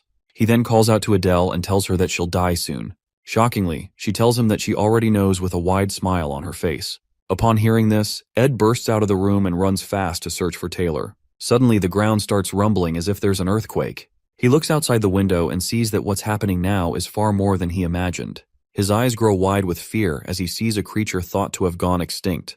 The sacred lance dragon awakens, wreaking havoc in the whole vicinity. In the original story, Taylor crushes the strongest freshman and takes down Claude, who drank the evil god's blood. As he exits the room, he hears of Adele's death. This incident causes Clarice to lose trust in the Order and become a different person. Due to this, players named her the Faithless Servant. As the Order dispatched troops to deal with Clarice, an awakened Lucy completely wipes them out. However, this is changed with the appearance of the sacred dragon, Wellbrock, which is supposed to appear towards the end of the main story. Ed wonders just what the hell is going on. Meanwhile, the dragon is causing so much destruction with just its foot.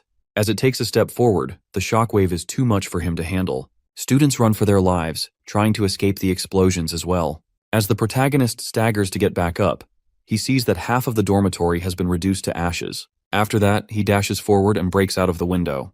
He then powers up his magic ring, knowing that he might never be able to use magic again. He uses all the power he can muster to summon Marilda and tells her to run quickly. Over in Trix Hall, the knights try to get the Saintess to safety. She tells them to gather the others as they offer to take her back to her carriage. In the blink of an eye, the knights are impaled by sharp objects that burst through the window. Clarice shields herself, and as the dust settles, you can see the frightened look on her face. She sees the scales, and as she walks out, she wonders who could have created such a horrid creature. The surviving knight tells Marv to prepare the carriage. The guy tells them the carriage has been destroyed and offers them a horse instead. Clarice is then told that the horse will take her outside Arkan Island. With tears in her eyes, she says she can't ride a horse, but the knight urges her to hold on to it tightly. With his remaining strength, he taps the horse, and it sets off with the Saintess. As Clarice looks at the horrible scene before her, she recalls the stories that the Archbishop once told her. Wellbrock rages out, and she rides to safety. With its magic breath that resembled the sun, it completely destroys everything beneath him. As Clarice screams in fear, a barrier suddenly appears, defending her from the dragon's attack. She looks up and sees Principal Obel, who says that the dragon has awoken too early. Wellbrock raises its foot to crush Obel as the man prepares a spell. As things look grim for him, suddenly, purple chains sprout out and hold down the beast, thanks to Lucy. The dragon thrashes out and breaks the chains, leaving the young girl bewildered. After that, the dragon stomps her back to the ground, shattering the earth.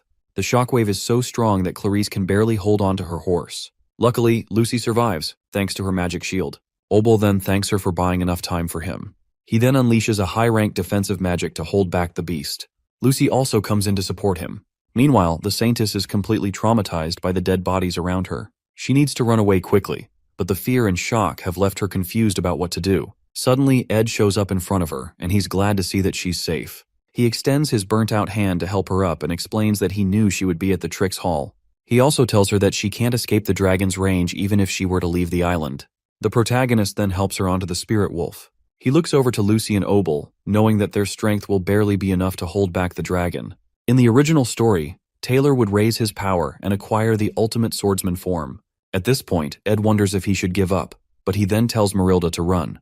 In order to resolve this, he needs to find out what caused the plot to change. At first, he blamed himself for the recent changes in the plot, but this doesn't explain why the final act of Chapter 5 is taking place now. In order to find out what summoned the dragon, he needs to get information about the major characters of Act 3. Lucy is currently fighting the dragon, and Clarice has no idea what's going on. Since Taylor must be trying to save people, Ed is shocked to see who this leaves out. Over at Nail Hall, as the students are running for their lives, Adele sees that the combat training plans have been cancelled. However, she is sure that fate will allow her to meet the Saintess one day. As the battle goes on, Ed figures if he finds Adele, the truth will be revealed. With him using the ring to borrow power from his future, he doesn't have much time. He arrives at the Ophilis Hall and tells Clarice to head inside. However, it turns out that the barrier wasn't able to block the dragon's scales. The Saintess shudders as she sees that most of the students are dead. The protagonist quickly grabs her land and runs inside, knowing that someone is still maintaining the barrier. As he rushes to the top floor, he finds Belle's body impaled by scales. Clarice offers to use holy magic to save her, but Ed already knows it's hopeless. Our hero figures that Belle crawled up to the top floor after suffering the dragon's attacks. With her remaining strength, the maid gives the MC a key before passing out. Knowing her, she'd say she did what she had to do. Tears flow down Clarice's eyes as she looks at the dead maid. As Ed closes Belle's eyes, Clarice believes that the maid will be all right. However, the protagonist grits his teeth in anger and runs out of the room with the Saintess. He opens the door to Clarice's room and tells her to keep a strong heart while he heads out. The Saintess tells him it's too dangerous, but as he tries to explain how things are outside, his words get cut off when he sees a huge gathering of mana particles in the air. He notices that it's aspectual magic and begins to search through all the books in the room. He feels the book he's looking for has to be there. Eventually, he comes across Glock's introduction to aspectual magic. As he assesses the situation, He notes the method of effectual magic being used is nothing like he's seen before. Meanwhile, the sacred lance dragon blows down fire on Obel's shield, and he can barely hold on any longer. As the flames head for where Ed is, he finally figures out why things are so weird. When Clarice asks if he has figured out something, the dragon's flames burst through the window, causing a blinding light to shine in the room. The entire room is destroyed in a huge explosion, and as the dust clears, there's barely anything left of the building. The Saintess then opens her eyes to see Ed standing over her with an iron rod through his body. While barely holding on, he tells her to ask for help if she needs it. Tears fill her eyes as she looks at him. He suddenly starts calling out some numbers, but the Saintess tells him to save his strength as she tries to heal him. Sadly, her efforts aren't enough. Our boy then dies and falls on her shoulder. The effectual magic outside starts to grow bigger. Meanwhile, Clarice cries out, wondering why everyone had to die like this. She holds on tightly to Ed, begging and apologizing for all that has happened. Suddenly her eyes open, and she sees herself back when she met with Ed and Janica. The students around are wondering why Clarice came to meet the protagonist. With the confusion, Ed asks the Saintess why she came to meet him. She suddenly dashes over the table and rips his shirt open, embarrassing our boy in the process. She doesn't see any wounds on his body and wonders how this is possible.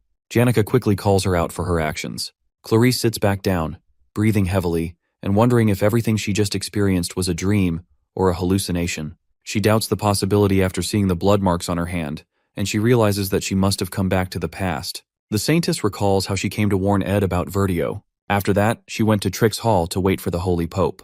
While waiting for the Pope, the Sacred Lance Dragon attacked, and a lot of people died. Right now, she stares at her hand in complete disbelief and fear. As Ed calls to her, she quickly grabs his hand and runs off with him.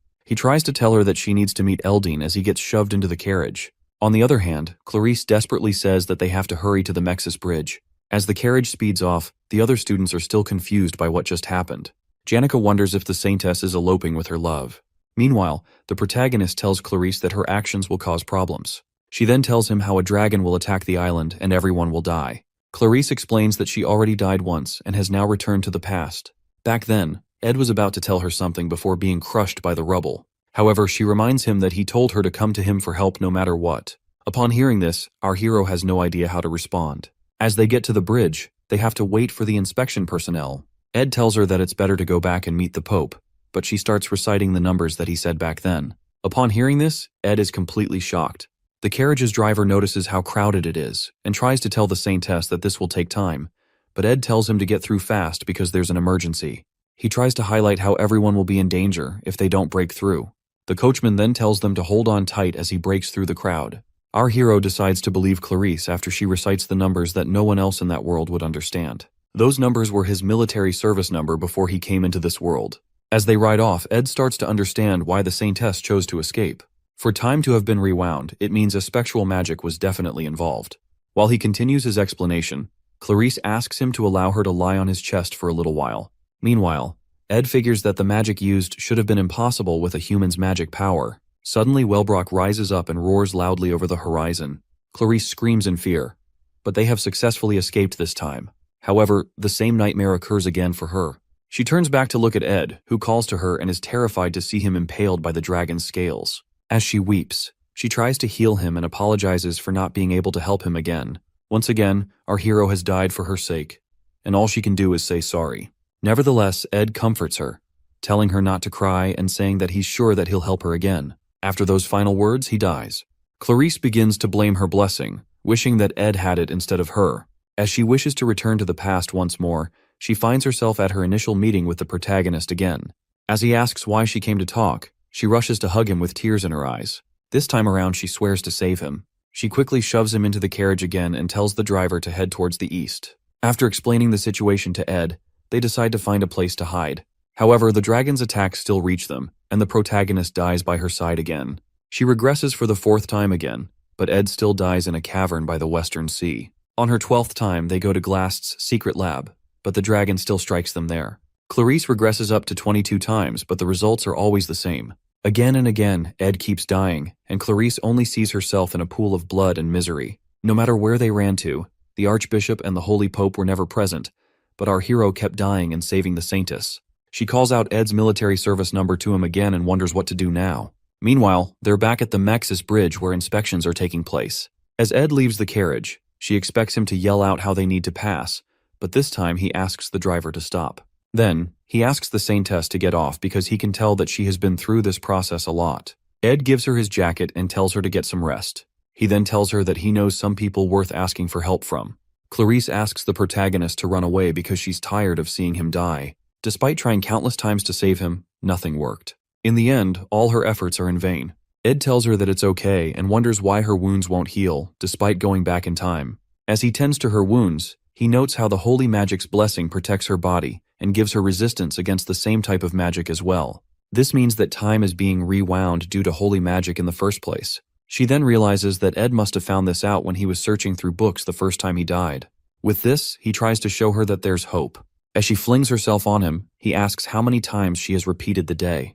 The Saintess tells him that she lost count after the 10th time. Ed tells her to calm down and commends her for coming this far. As she looks up at him with her teary eyes, he tells her to leave it all to him. Now, they have to remove the source of this issue. Ed finds it strange the way Clarice changed after Adele's death. The faithless saint was basically a destruction of her original character. It only makes sense that she experienced so much for her personality to change. Now that he has seen how much she has gone through, it makes sense why Clarice would go against the order. This also means that the original story hasn't changed. Later on, Ed storms into the nail hall and tells the Saintess that they need to stop the resurrection of the Holy Lance Dragon.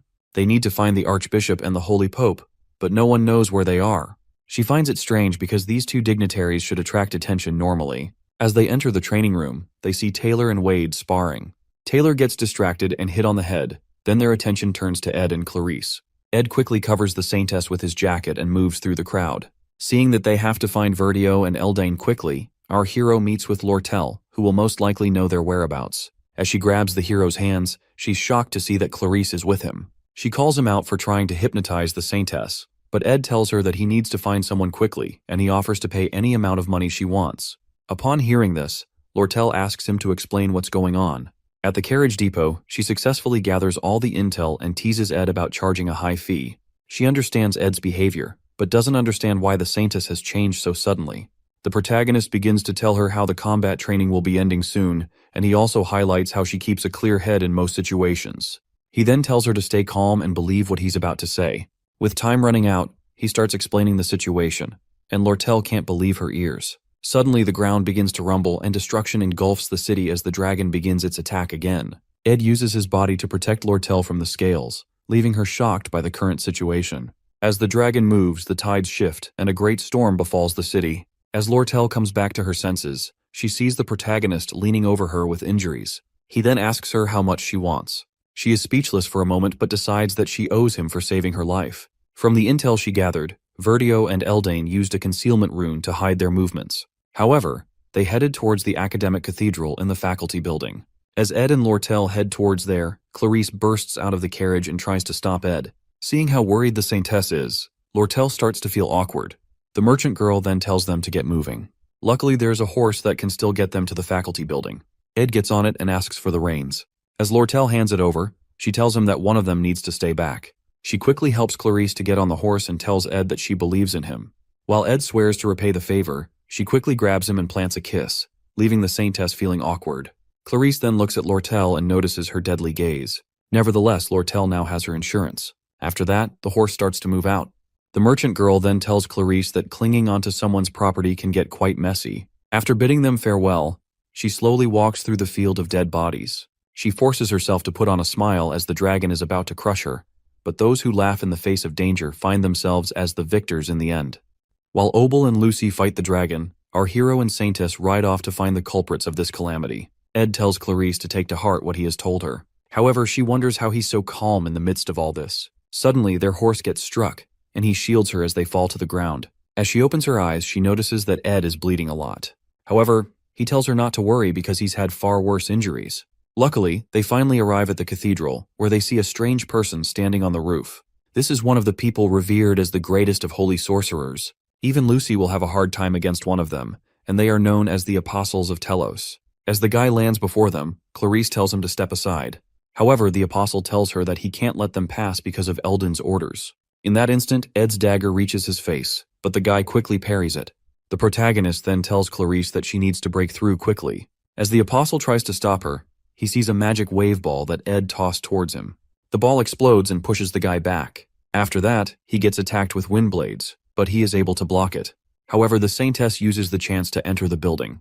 The Apostle of Telos then wonders who Ed is. Seeing that he has lost a lot of blood, he tells the MC to give up.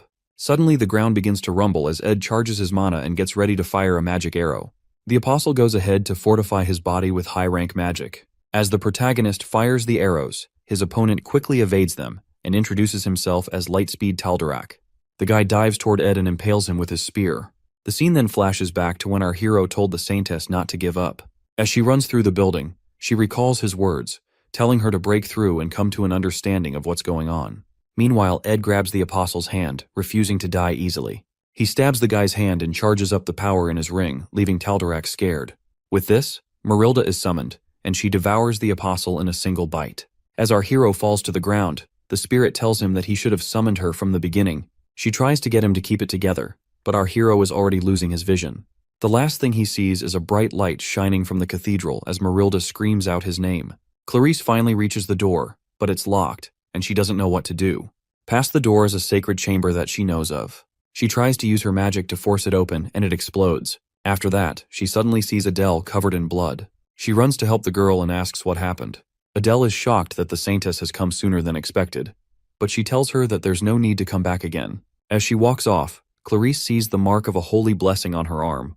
For that one mark, the holy dignitaries must be gathered, and there is only one person who can have this blessing inscribed on their body. This is none other than the Saintess, so seeing this on Adele makes no sense to Clarice. However, the girl tells the Saintess to wait a bit longer because it'll all be over soon. As Clarice reaches out for her, Adele's body bursts out with magic, and the Saintess regresses to the same day again. With the anger in her, she gets up and decides to tell Ed about everything immediately. The first memory Adele recalls is seeing seagulls flying above the harbor. There, two kids are running around and playing. She then tells them to be careful and watch where they're going.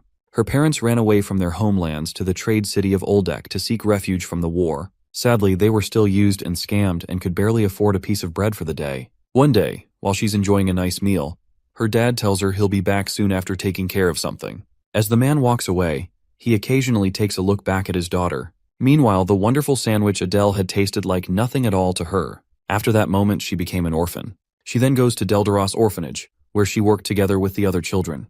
Luckily, they were able to rest occasionally and receive support from the Telos Order. She also learned to play the lute, which made her spend more time at the church. One day, Archbishop Verdio gets congratulated on his entry into the Holy Imperial Capital. While Verdio thanks everyone, his robe suddenly catches fire. As the fire begins to spread, it is quickly doused with a bucket of water. The Archbishop is shocked to see Adele with buckets of water. He then asks her how she knew it would happen. She tells him that she has dreams about the future, but she can't see her own future. Upon hearing this, Verdio grabs her hand and calls her the Saintess of Telos. Just overnight, Adele saw herself at a table with luxurious meals and the respect of high-ranking clergymen.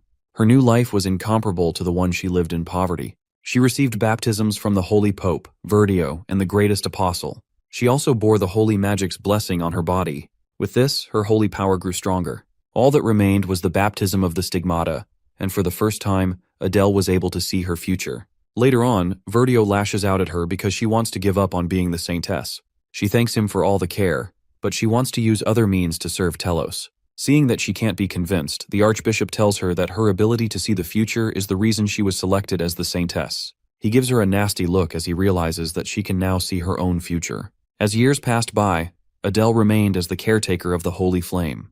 As she plays the lute through the night, her future would appear once she fell asleep. There, she sees the feral dragon, Wellbrock. Verdio then decides to offer her as a sacrifice because his plans have gotten out of hand. While in the imperial capital, she heard a lot of things. Thanks to Emperor Kloll, the world was finding peace, but the Pope's influence was reduced. Verdio, who was also a businessman, knew that they needed to turn things around with fear and the miracle of God. They planned to summon the Holy Lance Dragon and have the Order subdue it. For this, Verdio was searching for a sacrifice which was none other than Adele. However, several years later, she meets Clarice, who has an incredible gift for holy magic. Clarice then asks her what she has to do to live a pure life. Adele stops her music, thinking of how to tell Clarice that it's her fault that she's the Saintess now. She then starts singing for Clarice while telling her to run away in her mind. As they enjoy the night, Adele hopes that Clarice will be able to run away. She would sing these songs, hoping that Clarice would run, but the guilt always came back to stab her. One morning, she decides to run away to the Sylvania Academy. As she walked through the place covered in blood, the students were speechless. However, she eventually realizes when and how the Holy Lance Dragon will revive. When she heads to the chapel, she meets Taldarak, who tells her that outsiders aren't allowed inside. She would then show her holy blessing mark and enter the chapel, where the apostles are waiting. There, she sees a chest containing Wellbrock's fang. She tries to convince Verdio and the apostles to stop, but they won't listen to her. Seeing that Saintess Clarice isn't there, they must have thought that tales of the dragon were fairy tales. However, the appearance of the mighty beast proves them wrong. In the end, Verdio tries to quickly get the Saintess to be used as a sacrifice. The magic circle on the floor would seal the dragon once the Saintess was sacrificed, so Adele decides to use herself as a sacrifice and endures the pain. Nevertheless, she didn't predict that the holy magic blessing would protect her body from the necklace. The aspectual magic within her gets pushed to its limits, so the process repeated itself again and again. Adele was shocked when Clarice managed to enter the chapel the last time. Now, she pushes herself to try 1 or 2 more times to finally end the loop. As she drags her bloody body to the chapel again, she suddenly bumps into Ed and wonders what he's doing there.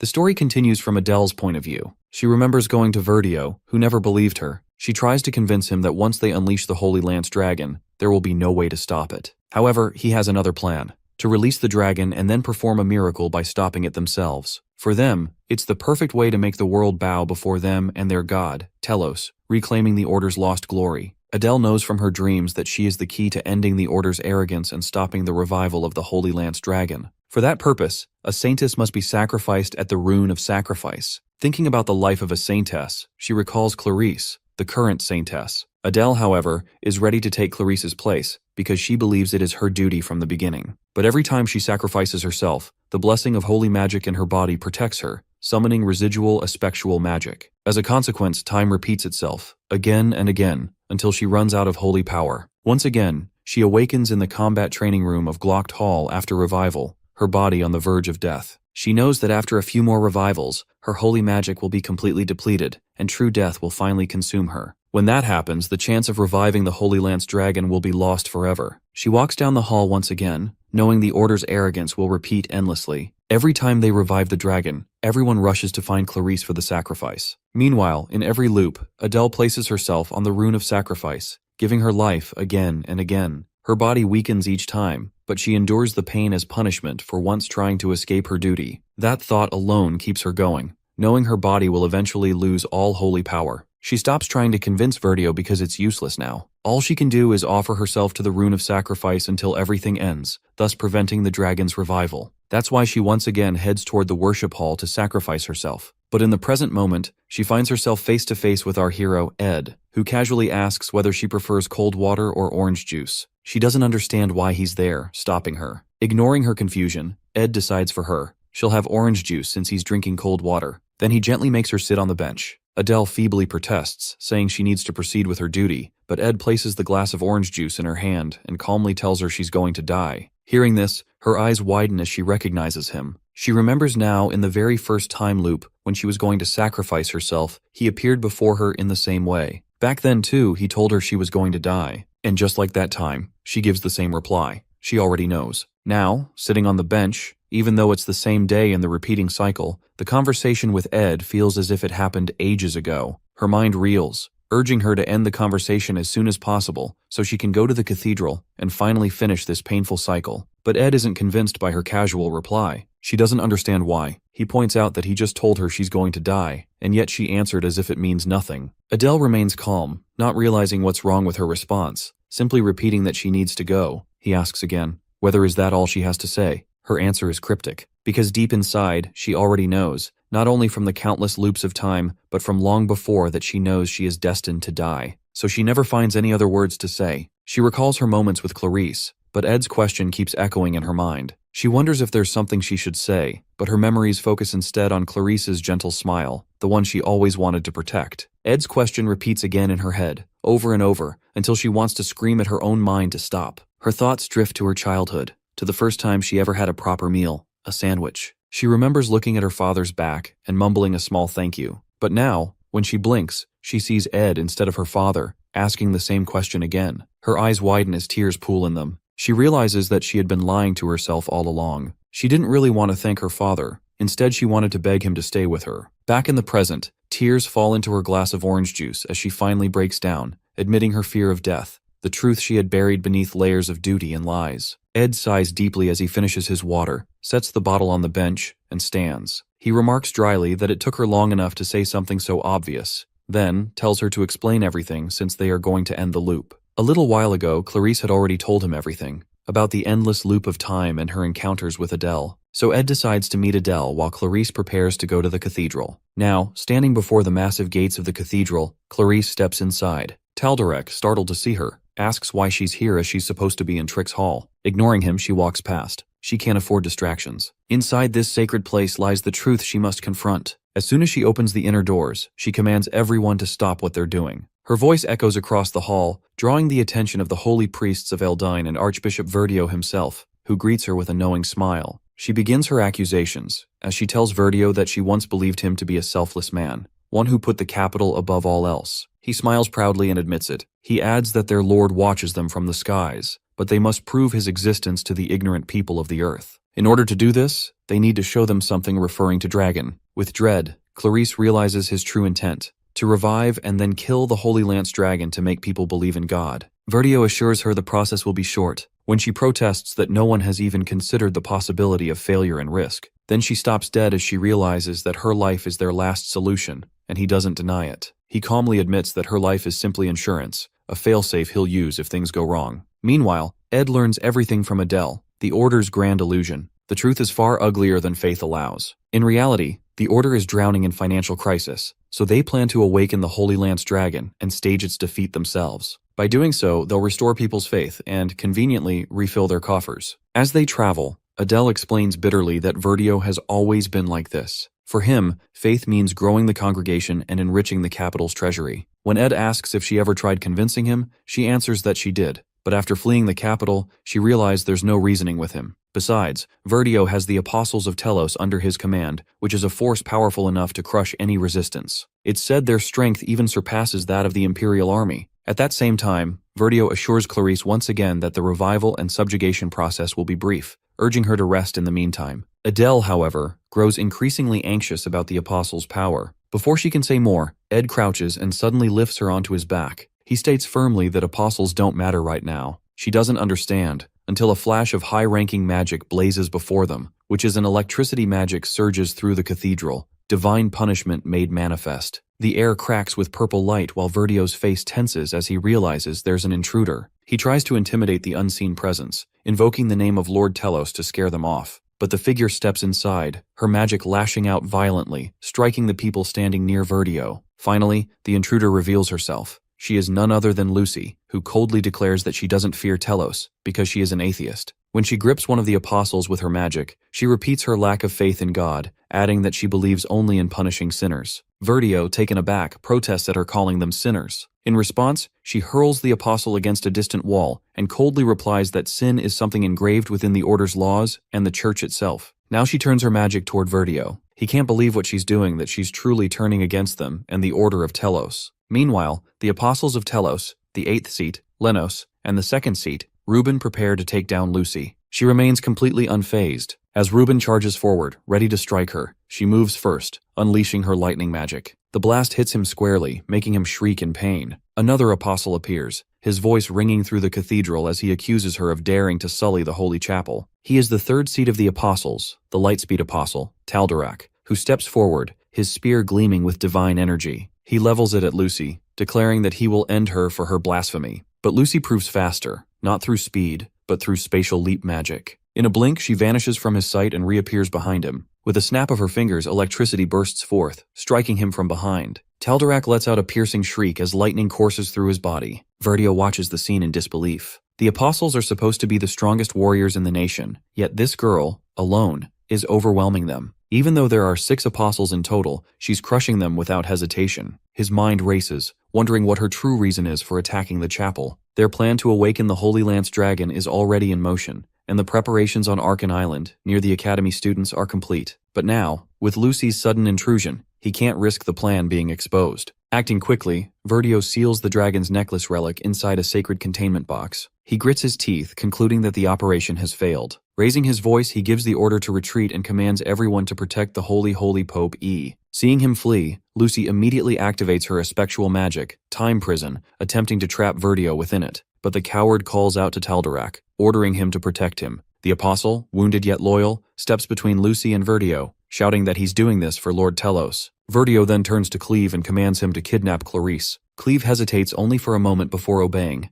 apologizing to Clarice as he grabs her. She struggles and pleads with him to let her go, but he doesn't listen. Verdio has already planned everything to erase all traces of his crimes by taking both Clarice and the evidence, the necklace, with him. In this situation, the Academy will be forced to yield to the holy Pope E's pressure rather than listen to Lucy's accusations. Meanwhile, Lucy intensifies her magic, unleashing her divine punishment against Verdio. But one of the remaining apostles intervenes, shielding Verdio and helping him escape. Orders are shouted across the cathedral that everyone is to retreat and regroup at the designated point. The apostles of Telos, though bloodied and shaken, remain determined. No matter what they must face from now on, they are resolved to ensure that the order emerges victorious. Looking at their retreating figures, she scoffs in annoyance. At the threshold of the cathedral, one of the apostles points out that they might eventually be caught. Verdio assures them that all they need is a moment to destroy the evidence and secure Clarice. Once they do, they can report Lucy's violence to the Academy and prove their innocence. But his words die in his throat when the heat of an ignition spell flares around them, engulfing the cathedral's entrance in fire. The flames surge toward them, making him question how such devastation could come from a basic magic spell. Someone tries to strike the apostles with an explosion blade, but they deflect it.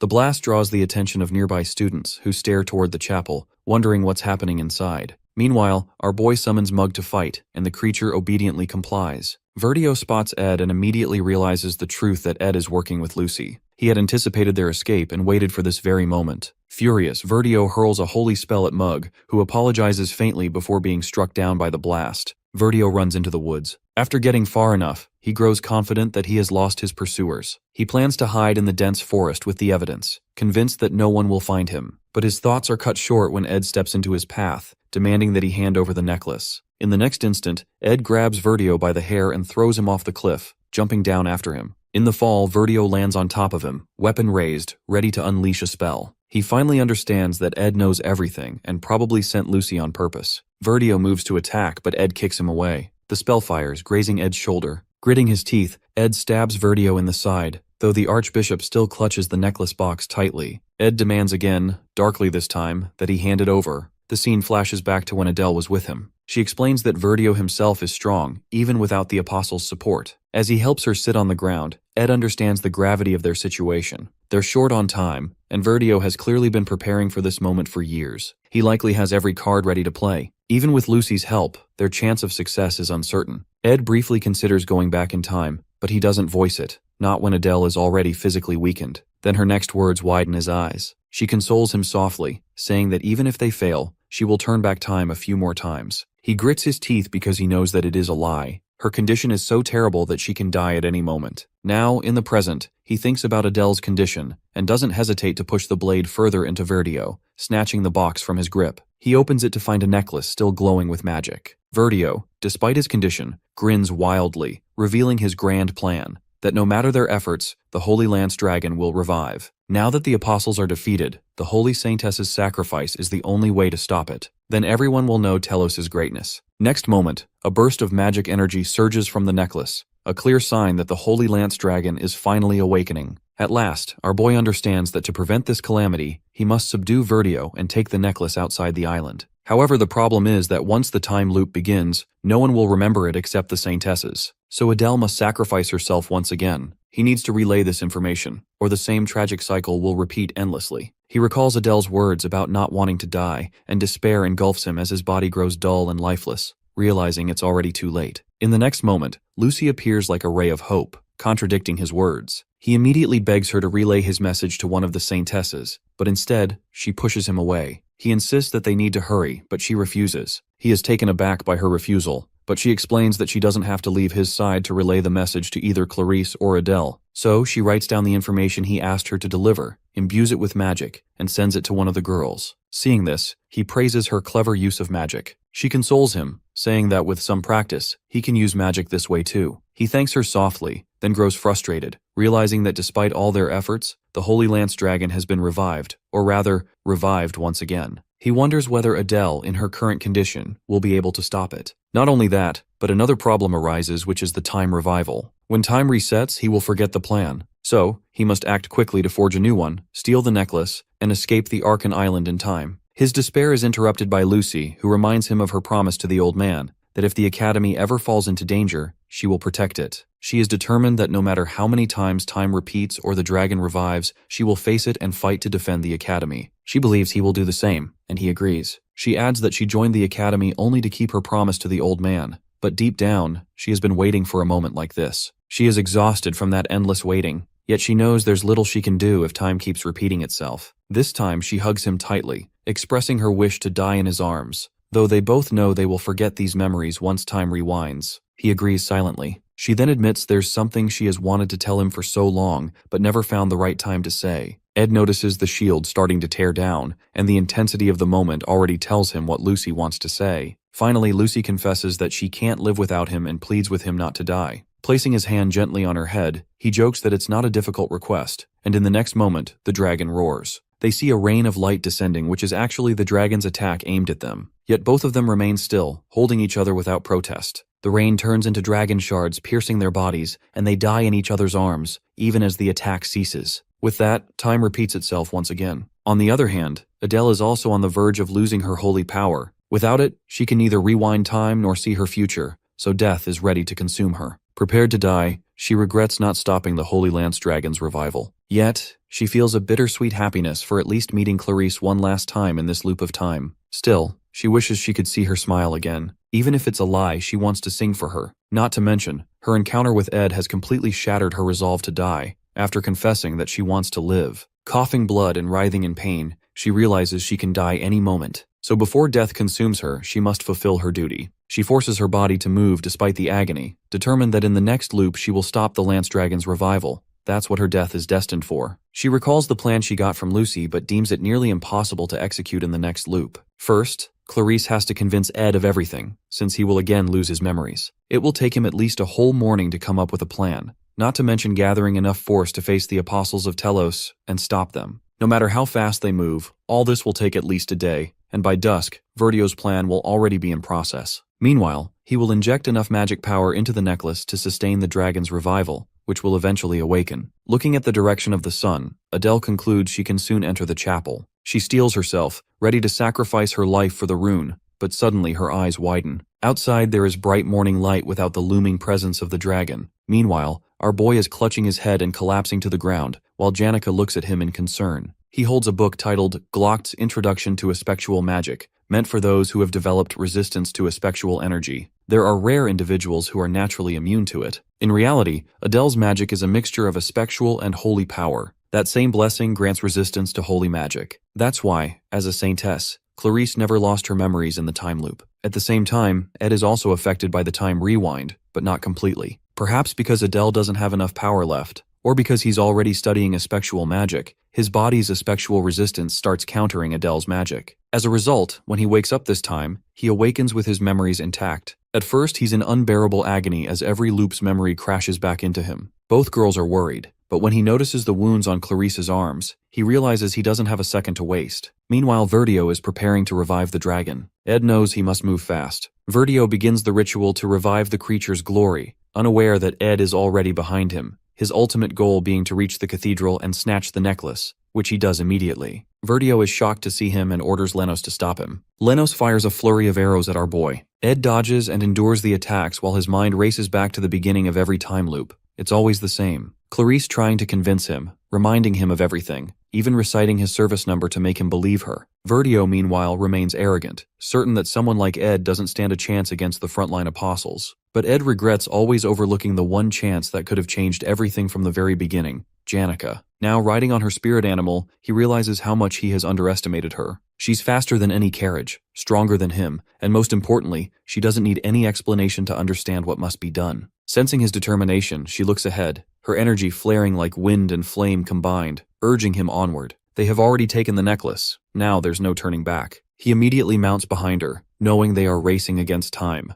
Instead of a carriage, this way they reach their destination within an hour, but it's already too late. The magic within the necklace has already been activated. This necklace is the key to unlocking the Holy Lance Dragon, but the lock lies within the seal on Arkan Island. Once the magic between the seal and the necklace resonates, the dragon will be revived. To prevent its awakening, they must take the necklace as far away as possible before the resonance completes. Verdio doesn't even grasp what Ed is actually doing. Before he can finish his sentence, Ed sends a blade flying toward him. The moment both of them step outside the cathedral, the blade detonates in a violent explosion. In the air, he reminds her of their initial plan. She's supposed to escape while he finds his own way out, but she refuses to leave him behind. She reminds him of his dire situation. Just last year, he was nearly expelled, and this incident will definitely get him thrown out of the academy. Attacking the order is no small matter. She then offers him a choice, to hide either in her homeland, Pulin, or among the deserters and isolated regions. He tries to protest, but before he can speak, she takes his hand and confesses that she knows how much he has suffered alone. He doesn't understand. She explains that she knows what he has gone through each time he wakes up in this endless time loop. So she declares that if he is going to be expelled, then so is she. Not only that, she's choosing a fugitive's life with him. Finally, with fierce resolve, she insists that she can't just leave him to suffer alone. He doesn't know how to respond, but he doesn't get the chance.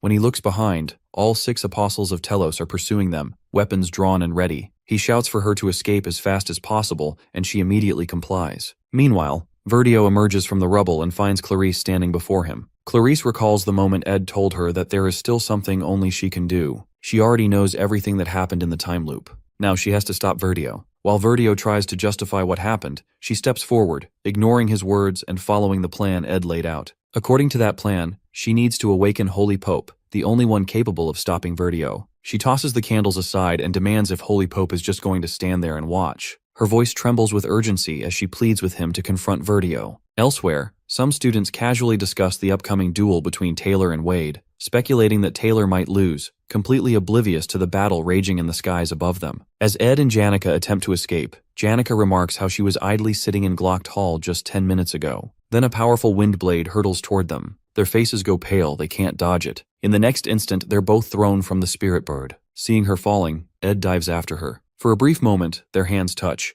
Then he grabs her tightly, clutching the necklace in his other hand as they plummet together. The apostles continue their pursuit, desperate to reclaim the necklace. Janica leans closer, whispering in his ear that she believes he can handle the rest. Her words make his eyes widen in shock. Then, with a faint smile, she pushes him away, reaffirming her trust in him before activating her ring's magic. Moments later, the Academy's atmosphere changes. The air crackles with energy as the sky fills with countless winged spirits. They swarm around the apostles, surrounding them completely. Among these spirits, one stands out, the enormous figure that eclipses the sun, plunging the world below into an eerie darkness. Legends say this spirit was the first of all spirits, the original of the water element that gained sentience. Its name is Frida, the rarest and strongest of all water spirits. The apostles struggle against the lower-class spirits, unhappy with their overwhelming numbers, hundreds upon hundreds of them. Meanwhile, on the water's surface, our boy feels the necklace's magic power dimming. But his greater concern is Janica, who is expending enormous amounts of energy to control the spirits. When he asks if she's all right, she jokes that she's using enough magic to keep her in the bed for a week. The next moment, she starts to collapse into his arms. Alarmed, he reaches for her to check her fever, but her face is already flushed pink. Sweating and trembling, she feebly explains that his closeness is making her fever worse. Meanwhile, the apostles quickly realize that to defeat the winged spirits, they need to target the girl controlling them. They create an opening for Taldarak, who readies his weapon and charges straight toward Ed and Janica. Reaching them, he demands to know if she's the one commanding the spirits, his blade poised to strike her down. Janica, burning with exhaustion and heat, says nothing. Taldarak continues coldly that he usually doesn't enjoy killing people, but he has no choice this time. She must be eliminated. Before he can finish, his words are cut short. Behind him stands Ed, with another spirit, Tarkin, looming in the air like a fire beast. Shock flashes across Taldarak's face as he feels resistance on his weapon. Turning back, he realizes in horror that Tarkin has clamped its jaws around his weapon. Seizing the moment, Ed lunges forward, grabs Taldarak from behind, and locks his arm around his neck, trying to strangle him. At the same time, Janica, despite her fading strength, continues to maintain Tarkin with her dwindling magic power, desperately keeping Ed protected. The next instant, a violent explosion shakes the ground, throwing everyone to the earth. Dust and fragments swirl through the air. Taldarak rises amid the chaos, genuinely impressed by Janica's power. She has not only summoned one of the highest-ranking water spirits, but is also controlling another high-level spirit at the same time. Yet his confidence doesn't waver. Smirking, he demands that Ed hand over the necklace if they both wish to live. But Ed stubbornly refuses. He knows he won't be regressed anymore. He has no more chances, no more loops. The Delheim's hourglass is gone as well. Still, every death he has witnessed, including his own countless times, remains burned into his memory. That's why, this time, he refuses to let anyone die. His eyes burn with fierce determination. He's done watching people fall. Now he's fighting to survive. It's good that he has already moved a little farther from Arkan Island, weakening the magic in the necklace. However, it's still not far enough, which means there remains a chance for the Holy Lance Dragon to be revived. He grows increasingly frustrated to find his opponent none other than Taldarak, also known as Lightspeed because of his ability, Holy Body Awakening. With this ability, Taldarak converts holy magic into physical energy, making his movements surpass even the speed of light. Thanks to the countless time loops he has lived through, Ed already knows Taldarak's frightening speed. The moment his target disappears from sight, he understands that following Taldarak's movement with the naked eye is impossible. Taldarak appears behind him in an instant. Ed closes his eyes, since he can't see his opponent anyway, and activates the Blessing of Wind just as Taldarak is about to strike. This ability allows him to repel any enemy with powerful wind when ambushed. Taldarak is caught off guard by the sudden counterattack, but Ed knows he's staking everything on this one move. The Blessing of Wind can only be used once. Without wasting a second, he activates his mid-tier magic, Point Explosion, and attacks it at his enemy. Taldarak stumbles back, his body clearly taking the toll of the explosion. Cursing under his breath, he growls that Ed is refusing to comply. Ed, however, knows his own weakness. He doesn't have enough firepower to finish this. Hearing his thoughts, Tarkin assures him to conserve his remaining firepower and declares that he'll cover that flaw. Not to mention, the Apostle's immunity to magic makes him more powerfully. The spirit then launches a blazing fire attack toward Taldarak. Taldarak moves faster than the eye can track, easily dodging Tarkin's flames. Tarkin apologizes weakly to Janica for his failure, realizing she can't supply him with enough magical power while controlling multiple mystical spirits. Ed understands that it's taking everything she has just to keep magic going. He knows their situation is at its worst, especially with someone like Taldarak added to the fight. Yet, he doesn't give up. Drawing in his breath, he hurls an ignition arrow toward his enemy, which is a volatile blend of water and fire magic. The moment it hits, steam bursts into the air, surrounding Taldarak in a dense haze. But Taldarak already anticipates the move. The instant Ed prepares his next strike, Taldarak's blade flashes through the mist and slashes across his body, too fast to react. With no other choice left, Ed summons Marilda. In the next heartbeat, the high-ranking wind spirit manifests beside him, his last trump card revealed. In his previous time loop, Marilda had been the one who turned the tide of battle. But this time things are different because Janica is already using the Golden Phoenix Ring, cutting off his ability to summon freely through his own power. Lightning arcs through the air as Taldarak grips his weapon and charges forward, closing the distance between them with terrifying speed. Ed, cornered and bloodied, searches his mind for a last option, but his opponent's voice cuts through the roar of battle, declaring this to be his end. A chilling sense of déjà vu grips him. He has died countless times in these repeating loops, but each death has strengthened his spirit magic, leveling up. With every fall, his bond with his spirits deepens. With every struggle, his understanding of magic grows. He also remembers those endless practice, failure after failure, each one shaping him into what he has become. And now finally his effort bears fruit. His will aligns perfectly with his spirit, and the manifestation completes. The air trembles as Marilda rises in a swirl of cutting wind, ready to handle Taldarak. Ed steadies himself, determination etched into every breath. He knows success never comes on the first try, nor does fate guarantee victory, but that has never stopped him. Standing tall against Taldarak's next assault, he resolves once more to fight, no matter how impossible the odds. Taldarak stands poised with his weapon, light shimmering along its edge, ready to strike. Ed, sensing the fatal blow coming, immediately calls forth Mug. The spirit materializes in front of him, taking the attack on Ed's place. Our boy knows it too well. Every warrior here has their own reason to fight, their own desperate thread of survival to cling to. As Mug holds off the strike, Ed's other spirit surges forward, biting Taldarak's arm. Amid the chaos, Ed steadies his breath, his mind a storm of exhaustion and focus. His arrow glows faintly in his grasp, drawn with trembling hands yet unwavering purpose. The world, he thinks, is full of men like Taldarak and himself, ready to survive at every cost. He releases the arrow and it strikes true. The spear of light pierces through Taldarak's body, driving him backward. Even as the enemy collapses, Ed doesn't stop.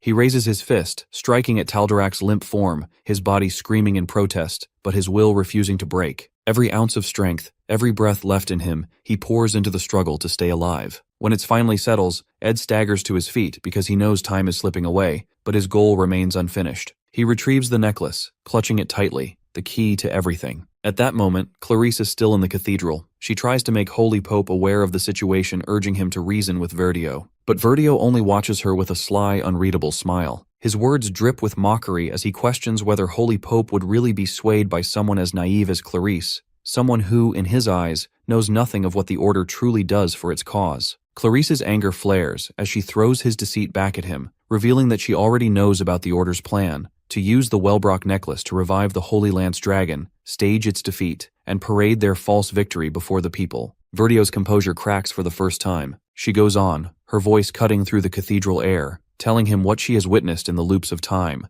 how every attempt to subjugate the dragon ends in failure, again and again. Holy Pope, now awake and horrified, demands the truth from Verdio, and Clarice, breathing hard, declares that this is why she has come, to stop the tragedy before it repeats once more. She continues, saying that in the end, they leave no choice but to sacrifice the Saintess's life to seal the Holy Lance Dragon. She is ready to offer her life if it truly is the will of God. Instead, their greed and ambition take the lives of countless innocent people. After bringing such calamity upon the world, no one will have faith in the Order anymore. Verdio still tries to downplay her words, while claiming she knows nothing about the consequences. She firmly explains that she knows every part of their plan. But this time, if she will die there, two people already know the truth, referring to Ed and Adele, and they will tell everyone about their plan, causing people to lose their faith in the Order in the end. Verdio adds that those people are still on Arkan Island and that they can easily catch them. Besides, by pushing authority of Holy Pope, they can take action against Clarice as the Saintess who has lost faith in the Order. At that moment, the Holy Pope interjects about his authority, declaring that for decades he has been nothing but a puppet,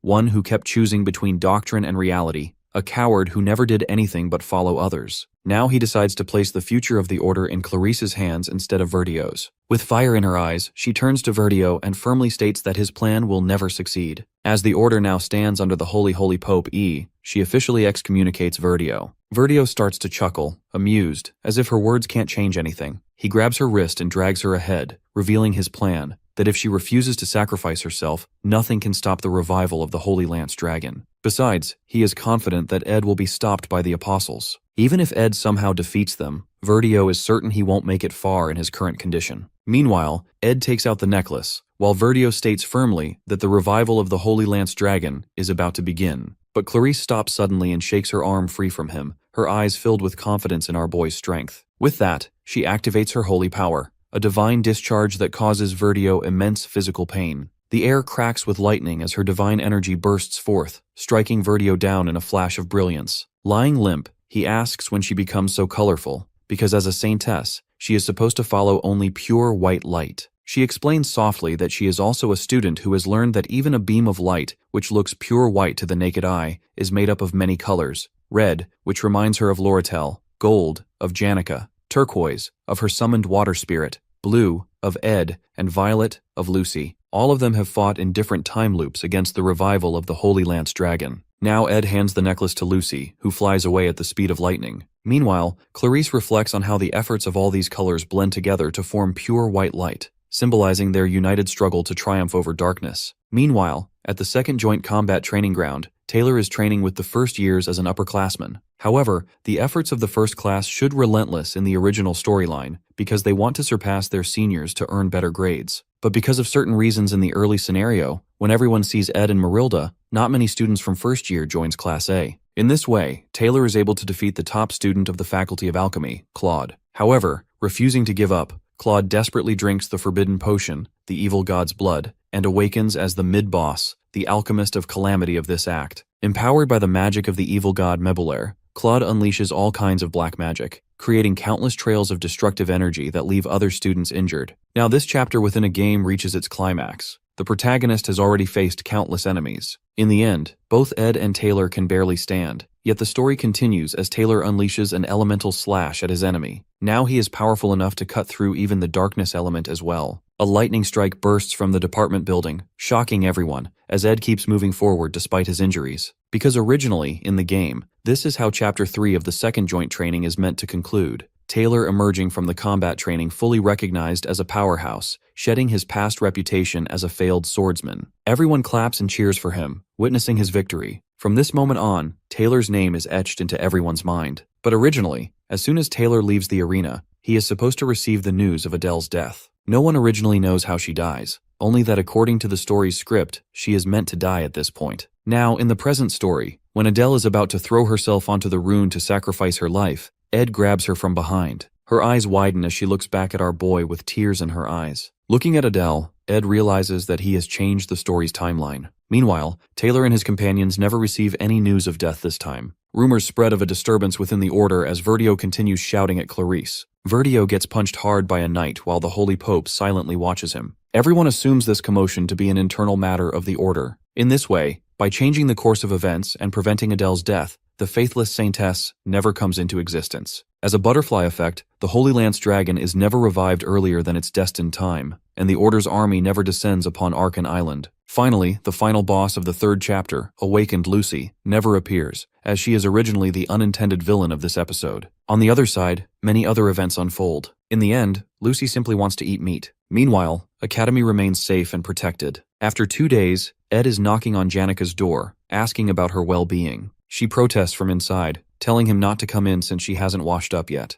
Besides, her eyes are not good enough to see clearly. During the battle, Janika has already used most of the mana she had reserved for the future. As a consequence, she now doesn't even have enough mana to see properly. But that's not all. Her high-ranking water spirit, Frida, who blocked the 5 apostles, also crashes into the forest outside Arkan Island. So, when Janika wakes up to find herself in a cottage, our boy has no idea that Lucy is the one who helped her. Still, he feels grateful for her to be alive and safe. His thoughts are interrupted by the voice of Belle, who offers her help, saying he can always call her if he needs anything. Ed thanks her, thinking that the headmaid probably hasn't had much household work lately. But now, with Janika's condition, she will finally have more to do, which seems to brighten her eyes. Then the maid asks about his condition, and he assures her that he is fine, though he points out Janika's state. She quickly corrects herself, saying she was actually curious if something is bothering him. After a brief pause, he admits that something is indeed concerning him. She nods in understanding and decides to help Janika first. While walking inside, she loudly announces how she is going to assist Janika with changing, making sure Ed hears it clearly. She then adds with a teasing tone that she hopes he won't make any mistakes. Turning to him, she remarks that it's quite a dire situation,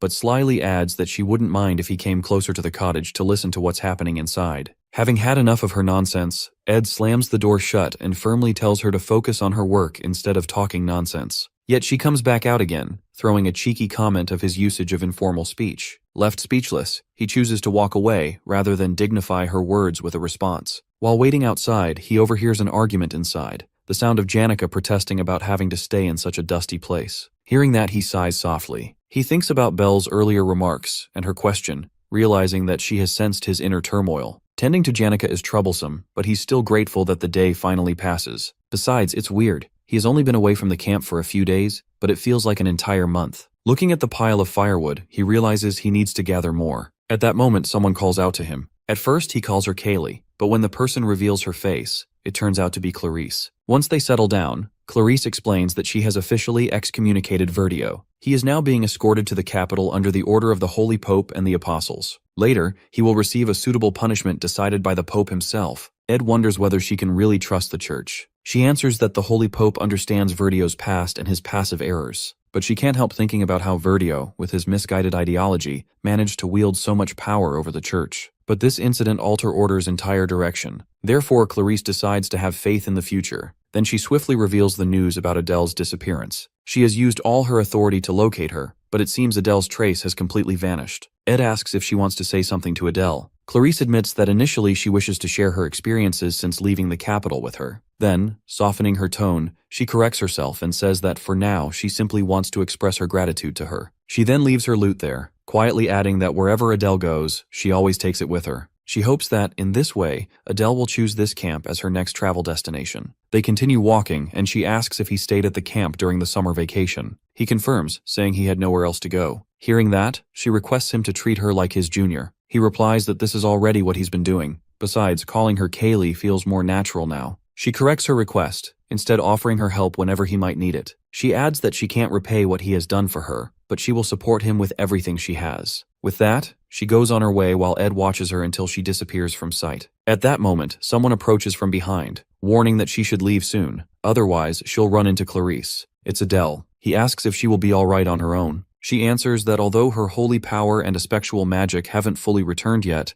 she's happy to finally be able to move her body again. He then asks if it's really okay for her to leave without meeting Clarice. Adele admits that she doesn't have any song left to sing for her, then softly adds that, more truthfully, that she no longer has the courage to lie to her anymore. She recalls how, from the very beginning, she has been lying. Whether it was her words of praise for Telos, or the songs she sang about travel and freedom. Everything she played on her lute was nothing but lies. Much to Ed's shock, she throws the lute into the fire. She then expresses her desire to travel to the places she once lied to Clarice about. That's why she doesn't want to carry the weight of her lies anymore in the form of that lute. She explains how she has always traveled to escape from her fate, but now she wants to travel simply for the sake of traveling. Ed asks if there's really any difference between the two. Smiling, she admits that there is. The difference is that now she has a place to return to. She intends to come back within 3 years to see Clarice graduate, so she can return and sing new songs for her. Ed tells her that in the meantime, he'll make a good instrument for her. She teases him, asking if that means she'll have to come back after 2 years instead. Then Ed repeats his question from last time, reminding her that she has lost her aspectual magic and can no longer see the future. Whatever visions she once had have ended now. From this point on, she'll travel to places she's never been before, without knowing what fate has in store for her. She's stepping into the unknown,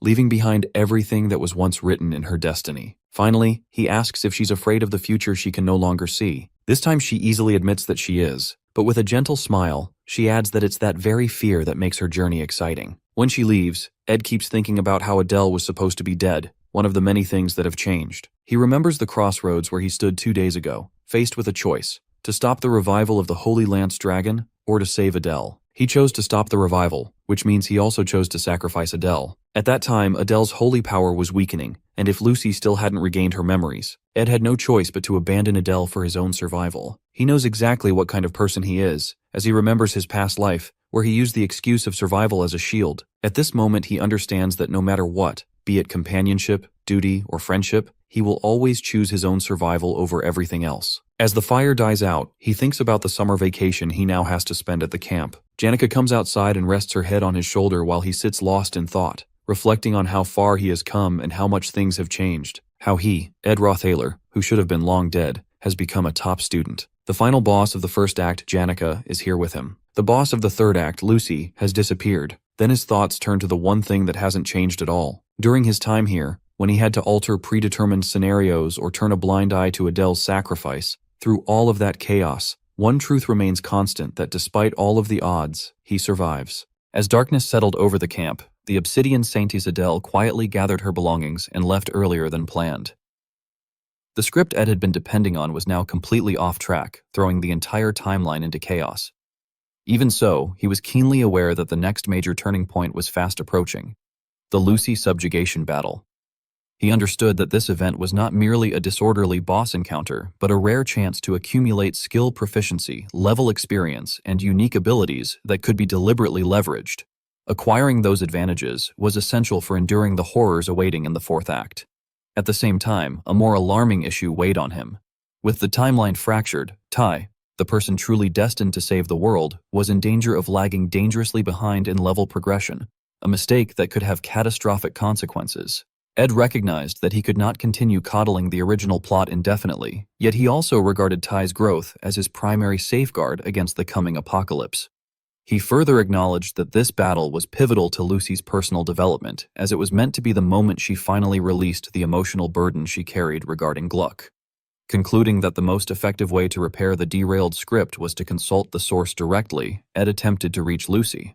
However, despite her usual tendency to remain constantly near his camp, she had inexplicably avoided him for several days.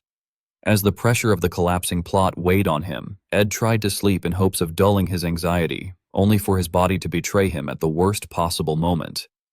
He awoke abruptly, drenched in sweat and clenching his teeth, as though the strain of existential dread had manifested physically.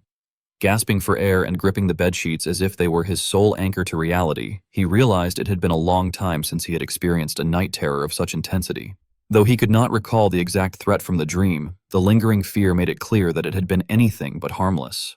After forcing himself to recover, Ed redirected his attention to the next unavoidable ordeal, the end-of-semester exams. He reminded himself that once those were over, the long-awaited freedom of vacation would finally arrive.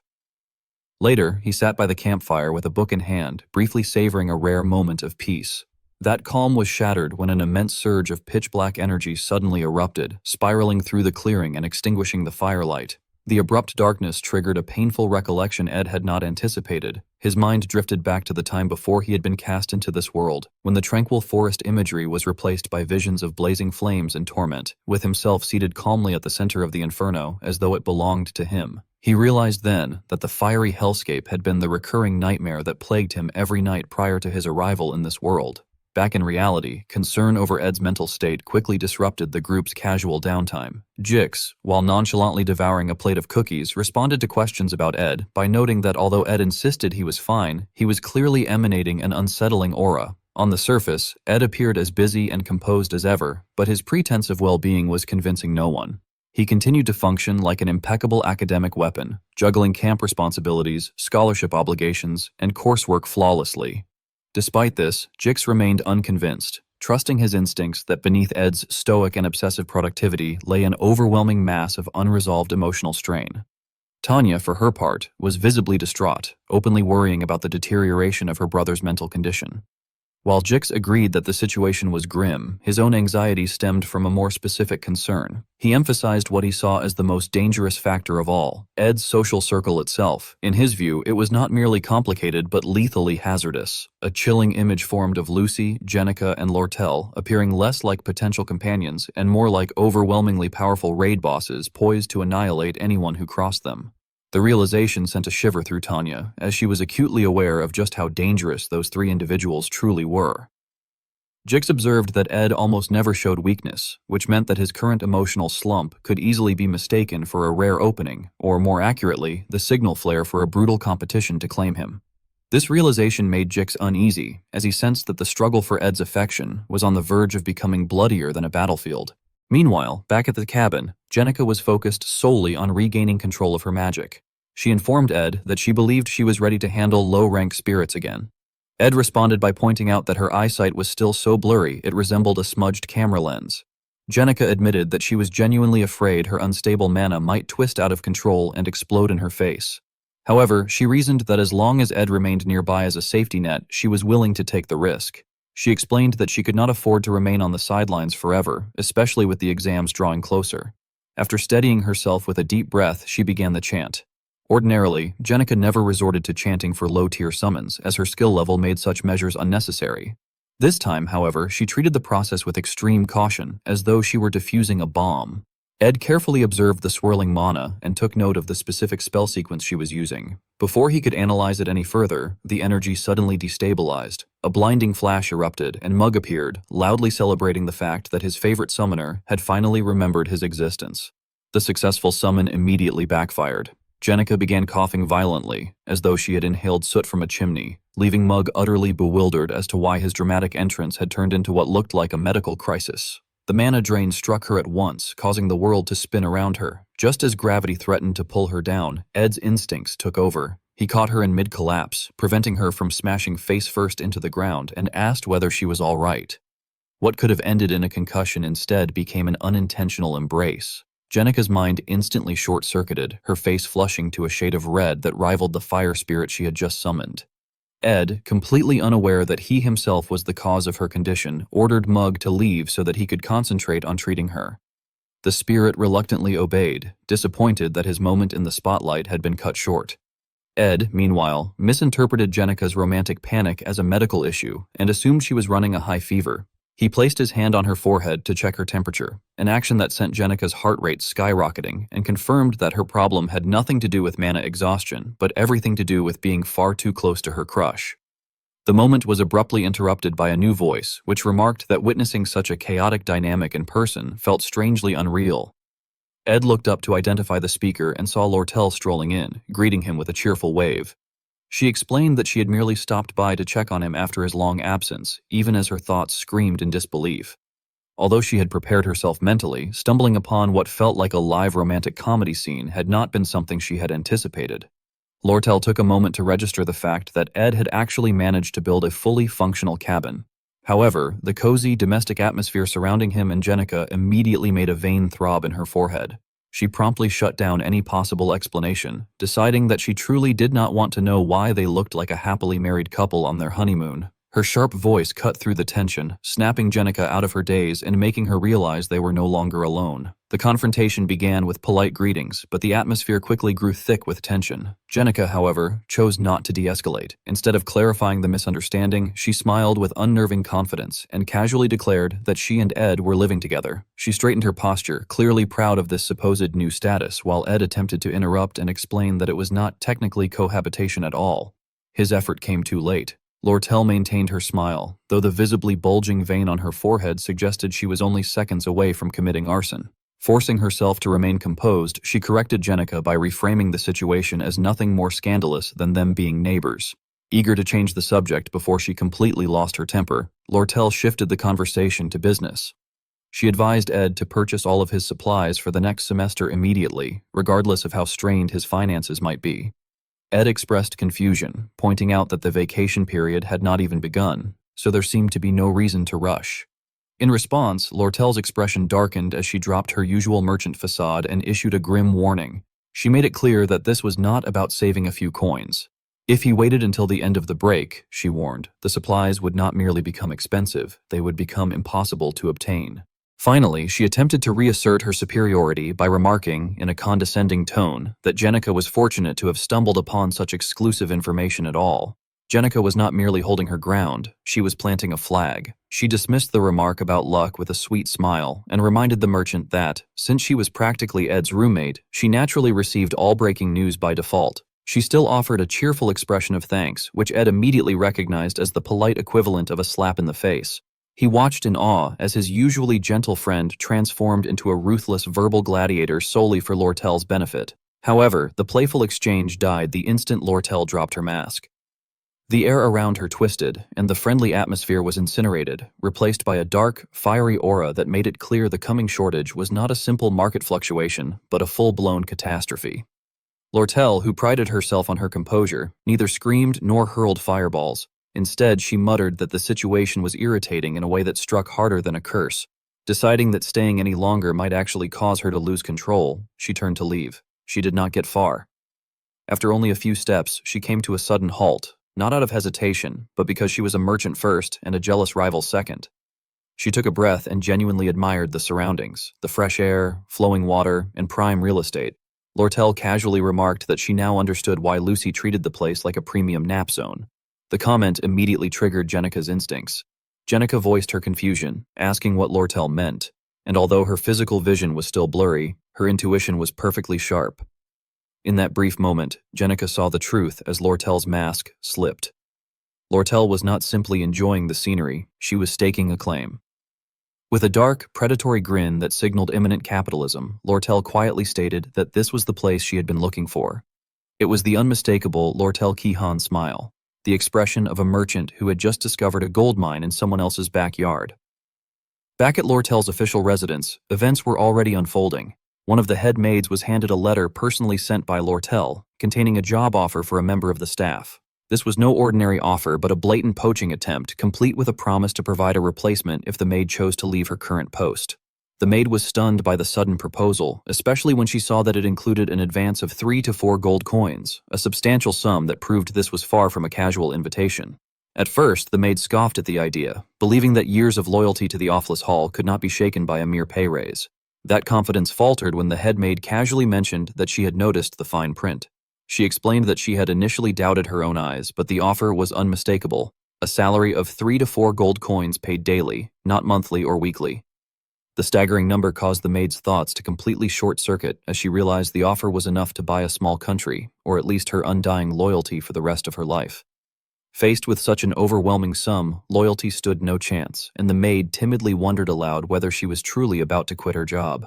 The scene then shifted to Ed, who, having taken Lortel's ominous warning to heart, had immediately begun hammering away at his cabin. Rest and relaxation were forgotten. With economic collapse looming, he reinforced his shelter like a doomsday prepper. While wiping the sweat from his brow, he was interrupted by someone calling out his name. Looking down from the roof, he saw a small group of Lortel's subordinates approaching. One of them introduced herself as a representative of the acting head and indicated her colleagues, Downey and Linen, explaining that they were officially responsible for sales at the Sylvania branch of the Elt Company. She stated that their purpose for appearing at his doorstep was to take basic measurements for a new business venture, making it clear that Lortel wasted no time at all. Ed's mind went blank as the phrase basic measurements sank in. He connected the dots with growing horror, realizing that Lortel was not merely paying a visit, but preparing for a hostile takeover. His fears were confirmed when the representative cheerfully informed him that the acting head intended to build a villa right next door. From her office, Lortel wore a smug, satisfied smile, fully aware that she had just turned Ed's peaceful forest retreat into the newest battleground of their Cold War. As two figures quickly opened their bags and took out measuring tools to begin their work, Ed introduced himself politely while climbing down from his position, remarking that it was an honor to finally meet them. He then added that their excessive formality made him feel somewhat uneasy. Lun replied with a smile, remarking that Ed looked about the same age as him and suggesting that he relax a little. He added that since Ed was someone his master valued highly, a bit of flattery from his side was not a bad thing. Lun also mentioned that he did not think they would be seeing each other often, explaining that Lady Lortel usually disliked sending her subordinates all the way out there. Ed asked whether there was a specific reason for that. Lun explained that Lady Lortel herself was surely aware of how drastically different her behavior became when she was there. With Ed, she acted like any other girl, but in front of her subordinates, Lortel Ketchel became a cold-hearted leader, as if iron flowed through her veins. Ed found this intriguing and commented that Lun's words sounded somewhat disrespectful toward his master. Lun responded casually, asking whether Ed truly thought so, and clarified that it had actually been meant as a compliment. As he reached into his bag, Lun added that regardless of anything else, if Ed ever needed help from their side but felt awkward approaching Lady Lortel directly, he could contact Lun at any time. Lun then carefully wiped an elegant bottle of wine and explained that the wine cost about 1 gold coin even on the old black market. He warned that it was extremely strong and should not be given to anyone who could not handle alcohol, as they would get drunk instantly. He cited Clarice as an example, noting that she had taken only 1 sip and ended up completely trashing the place that same afternoon. From somewhere nearby, Clarice shouted angrily, protesting that Lun should not go around telling people such embarrassing stories.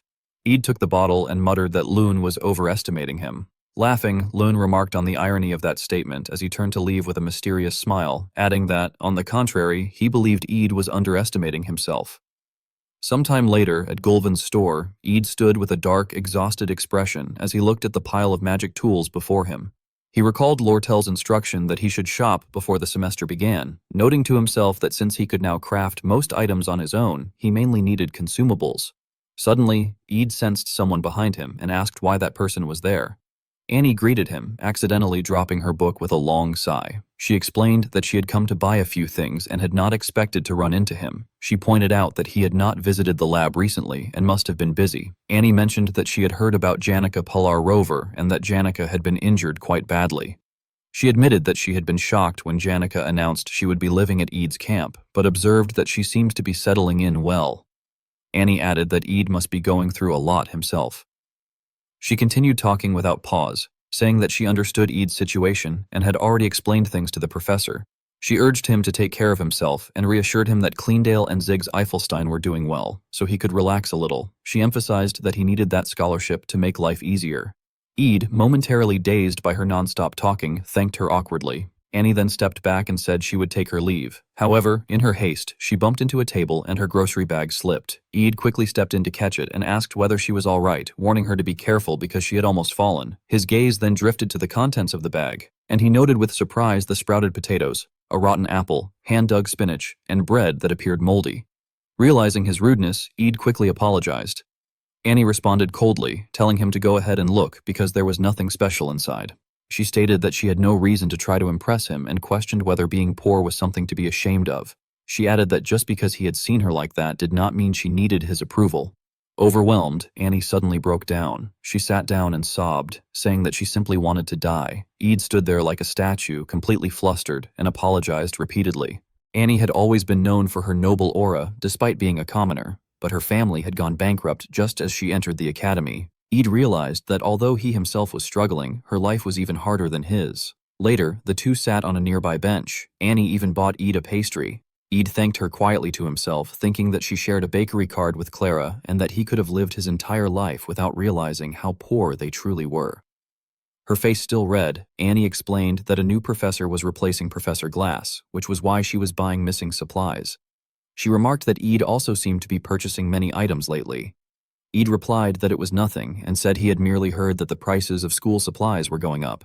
Annie agreed, saying she checked the prices every day and that everything had become about 10% more expensive than the previous month.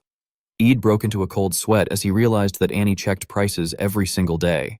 She had once shouted at him, asking whether he thought she was overdoing it, but then her tone had softened. She had admitted that it might sound strange, yet she believed that the two of them were quite similar. She had explained that if he became sick, he would lose his work, his dormitory, and his place at the academy. At that moment, Eid had understood that while he himself lived in a tent in the forest preparing for a game scenario, for Annie, the academy itself was the jungle she had to survive in. Annie had given him a small quiet smile, said her goodbyes, and left with a visibly brighter expression. She had thanked him and confessed honestly that she had thought the same about him when they first met. After a brief pause, she had shared her suspicion that if someone was manipulating prices on such a scale, it had to be the Elk Merchant Association. She had predicted that they would soon clash with the student council and admitted that she did not understand why they were squeezing profits at that moment, though she was certain they had a plan. She had added that their leader was probably smarter than herself before bidding him farewell. When Eid returned to his camp, he found that Lortel was already there waiting for him. She had teased him by saying that Grench wine was hardly a good gift and had mocked Lune, remarking that if he was going to embezzle money, he should at least buy expensive items. She had added that a higher price did not always mean better quality. As Eid took off his backpack, he had pointed out that the bottle belonged to her anyway. Lortel had smiled and replied that everything ultimately came from her pockets. She had explained that Lune occasionally embezzled money to bring back items like that and that he did not even realize she knew about it. When Eid asked why she allowed him to do such things, she had answered that it gave her leverage in case he ever crossed the line. She had called it a bad habit of hers, explaining that she needed insurance in order to truly trust someone. She had admitted that although it sounded strange to say that Eid was special, she still had not found anything that bound him to her yet. She had then stepped forward, taken his hand, and suggested that they share their weaknesses. She had said she was certain that he had many questions he wanted to ask her. Sometime later, as they walked together through the professor's dormitories, Eid had calmly remarked that hoarding school supplies seemed rather cliché for someone like her, and asked whether she was really planning to buy everything up. Lortel had responded with a sly smile, stating that she was the only person on the island who could set prices, and had asked whether he was worried about her. Eid had remained silent. Lowering her voice, Lortel had suggested a trade, proposing that if he told her his secret, she would explain why she was raising prices. At that moment, Eid had closed his eyes, recalling a question she had asked him a year earlier about whether he had ever killed anyone. His voice had turned dark and cold as he confessed that he had lied to her back then. He admitted that his hands had killed before, not once or twice, but countless times. His low voice had echoed through the silent space as he stated that whether she believed him or not was up to her, but that he had once participated in battles across several distant lands. He had explained that once a person was drawn into such battlefields, they were forced to witness more deaths than they could ever accept. Among those who fell, there were always a few people one felt compelled to save, especially close companions, comrades one spoke with often and genuinely cared about. As he spoke, scenes of war had gradually surfaced, like a nightmare being awakened. He described how bombs and shells screamed through the air, how smoke and fire surged upward and blotted out the sky, and how relentless explosions left no one a moment to breathe. Without changing his tone, Eid had continued, explaining how one would grit their teeth and rush forward to save others, even when their body was on the verge of collapse. He described carrying severely wounded comrades across the chaotic battlefield, ignoring the pain tearing through their muscles and clinging desperately to dying companions, tears flowing uncontrollably as they breathed their last in one's arms. He added that eventually, hesitation would appear in one's eyes, and in the end, that person would still turn away and run. While fleeing, they would shout for the rescuer to stop because survival itself had become too overwhelming. Sitting in his chair with a dark expression, Eid had confessed that although the pain was initially so intense it felt impossible to breathe, one day a realization would come that one had gone mad. Even the deaths of those closest would no longer be enough to cause complete collapse. He explained that this was because everything revolved around clinging to one's own life, sinking entirely into survival instinct, remaining tense, alert, and hypersensitive to everything. Survival, he said, became the only thing that existed in the mind. However, he continued, once one left the battlefield and entered a world where no one wished to harm them anymore, a new torment emerged. If one happened to save someone, a question would inevitably resurface. Narrowing his eyes slightly and lowering his voice to almost a whisper, Eid admitted that the thought would echo relentlessly despite all attempts to ignore it. the haunting question of whether, had he not turned away back then, he might have been able to save them. Eid trembled as he silently thought that their deaths were his fault. He believed they had been key characters in the script, people he could have influenced. He fabricated countless excuses, even deceiving himself. Yet in the end, he lowered his head and reaffirmed that long ago he had already reached the conclusion that he would never become anyone's comrade again. After reaffirming that resolve, he tightly closed his eyes. Recently, he had forgotten this determination, which likely meant that he had grown duller. Eid leaned back in his chair as though releasing the last of his strength, recognizing this as his weakness. Outside, the moon slowly emerged from behind the clouds. Cold silver light spilled onto the ground, covering everything below with an eerily peaceful appearance, completely at odds with the heavy atmosphere that had just unfolded. At the same time, Lord Kale spoke in a calm tone, stating that Eid should give her an answer, reminding him that he had already made a promise. She added that he was probably wondering why she had bought all the documents and study books. Crossing her arms and no longer hiding her intentions, she explained that she had received a report that a rat had infiltrated the trade guild and that this was the process of luring that rat into the open. Over the past few days, she noted, the inventory numbers of study supplies and books in the warehouse had repeatedly failed to match, with ledger figures irritatingly inconsistent, as if someone were deliberately leaving traces behind.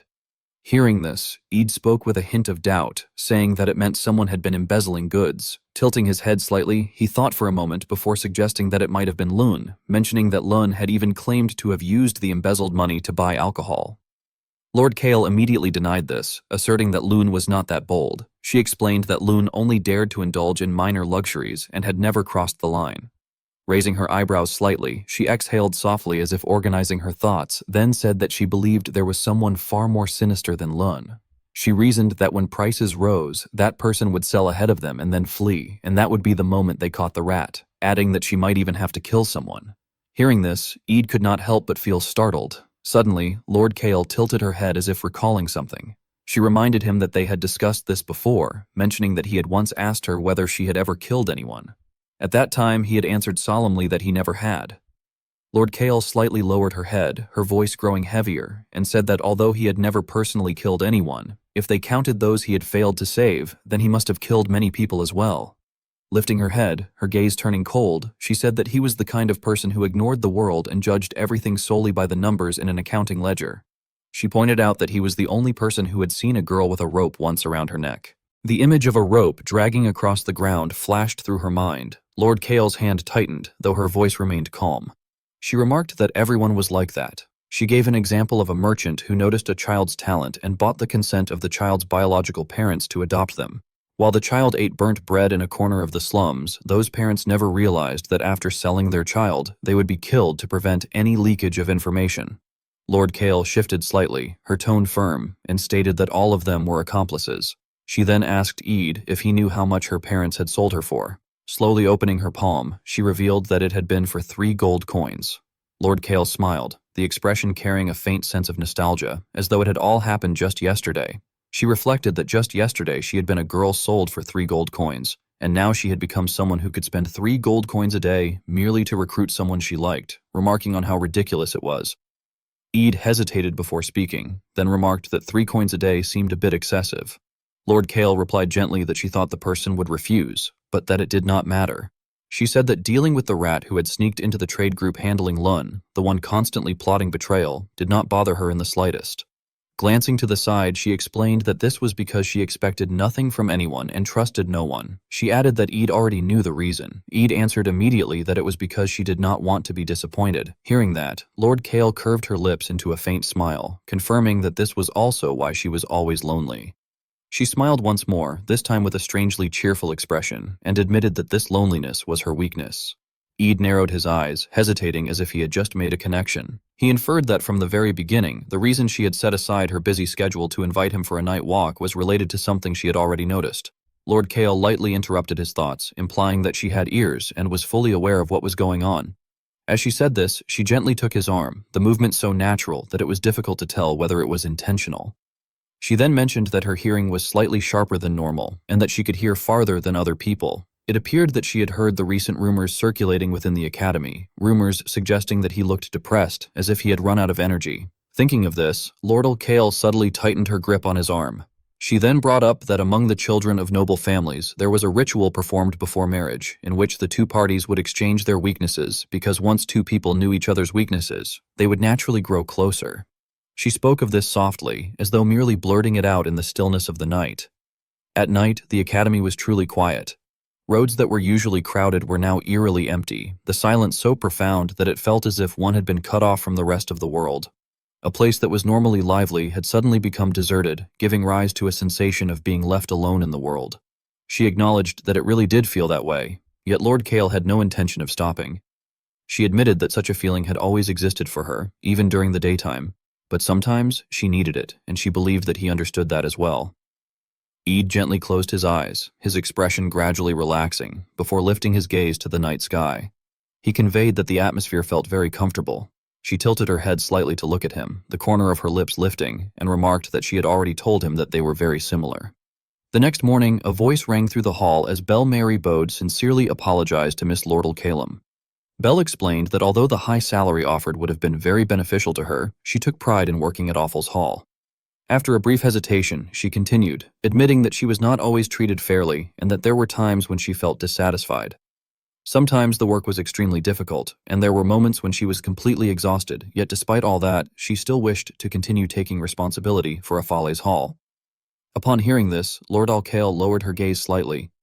The salary of 3 gold coins per day, an audacious offer she had proactively proposed, suddenly felt heavy, filling her with a sense of heartache. She realized that she could not simply convert the trust Belle placed in her work into money. With that thought, she made another proposal. She suggested a part-time agreement instead. Belle reacted with visible surprise, anxiously lifting her head, clearly taken aback by the idea of a part-time arrangement. Lord Kale calmly explained that she had heard Belle had recently been spending much of her time caring for Janica Failover. She proposed that Belle only needed to stop by occasionally and manage things for her in the same way she was already doing. Belle would be free to come whenever she had time to handle whatever needed to be done. Lord Kale then paused and looked straight at Belle with an expectant gaze, asking whether twice a week would be acceptable. Belle broke into a sweat, hesitating as she struggled to decide how to respond. Lord Alcale silently observed her, excitement flashing in her eyes. Eventually, Belle avoided her gaze and replied softly that such an arrangement would be acceptable. Lordle immediately smiled in delight and expressed her gratitude. Belle, drenched in sweat, tightly shut her eyes as if mentally preparing herself. When Belle mentioned that there might be terms to consider, Lord Kale casually interrupted, cheerfully pulling out a sheet of paper. She explained that it was a contract she had prepared in advance. Belle reacted in confusion, but Lord Kale placed the pen in her hand and urged her to sign in the indicated places. Belle awkwardly complied. Once the quill left the paper, Lord Alcale finally nodded in satisfaction. She then added that from that point onward, Belle would also be responsible for managing the estate in the adjacent camp. Belle stood there holding the pen, still unable to fully comprehend what had just happened. When she tried to speak again, Lordle did not give her the chance to finish. Taking the contract, she happily turned around and left, effectively leaving Belle with a part-time job worth 1 gold coin. Belle remained frozen in place, her expression filled with panic, realizing that she had fallen into a trap. A few days later, when Eid set foot in the camp, old memories resurfaced involuntarily. Watching others busy at work quickly pulled him back to reality. Life at the academy had never paused, and he resolved not to sink deeper into sadness or heaviness. More accurately, he simply did not have the time for it. The final season had already arrived, and he needed to complete the scepter as quickly as possible. Vacation would come soon, and before then, he intended to prepare as thoroughly as he could. The scene then shifted to Tanya Rothseller's room. She stood silently, holding a letter in her hand. The letter had just been sent by the head of her family, and no matter how many times she read it, the worry never left her face. She reflected that during vacation, many students returned home to rest with their families before coming back to the academy. Tanya read the letter telling her that she should return home to rest for a while and then come back to Sylvania, and that if possible, she should bring him along as well. Although the message consisted only of words on paper, the pressure from the writer seeped into every line. Her face suddenly turned pale as countless thoughts crowded her mind. At that moment, a maid appeared beside her and gently remarked that she looked tired. Tanya replied that she was fine, yet in her thoughts, confusion churned endlessly. She was still busy dealing with the trade guild, which had begun to overstep its authority, and now even her father had added to her burdens.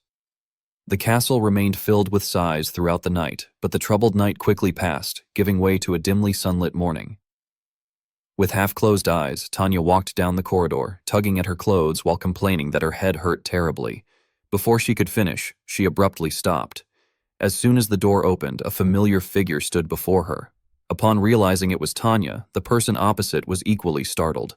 Both of them jumped back at the same time, and a shrill scream echoed through the silent hallway. It took Tanya several seconds to recover. She quickly adjusted her tone and posture and greeted Lucy Merrill, asking whether Lucy had something she wished to say. Lucy awkwardly pulled her hat lower, her embarrassment obvious, and apologized for what had happened previously. Tanya immediately waved her hands and hurriedly explained that Lucy had already apologized before and did not need to do so again. Scratching her head, Tanya awkwardly changed the subject, commenting that the weather was quite nice that day and perfect for taking a nap. She then asked whether Lucy was planning to go to her brother's camp as well. Lucy replied somewhat stiffly that she had not been going there much lately. Tanya tilted her head and asked why. After clenching her teeth for a moment, Lucy finally admitted that sleeping elsewhere felt strange. She complained that her dress became dirty, dust covered her, and her hair ended up in a mess. She continued rambling for a long time, her face turning red like a ripe tomato, before concluding that she did not look pretty at all. Tanya and the nearby maid froze as the same thought flashed through their minds. Lucy Merrill was once again worrying about how others perceived her.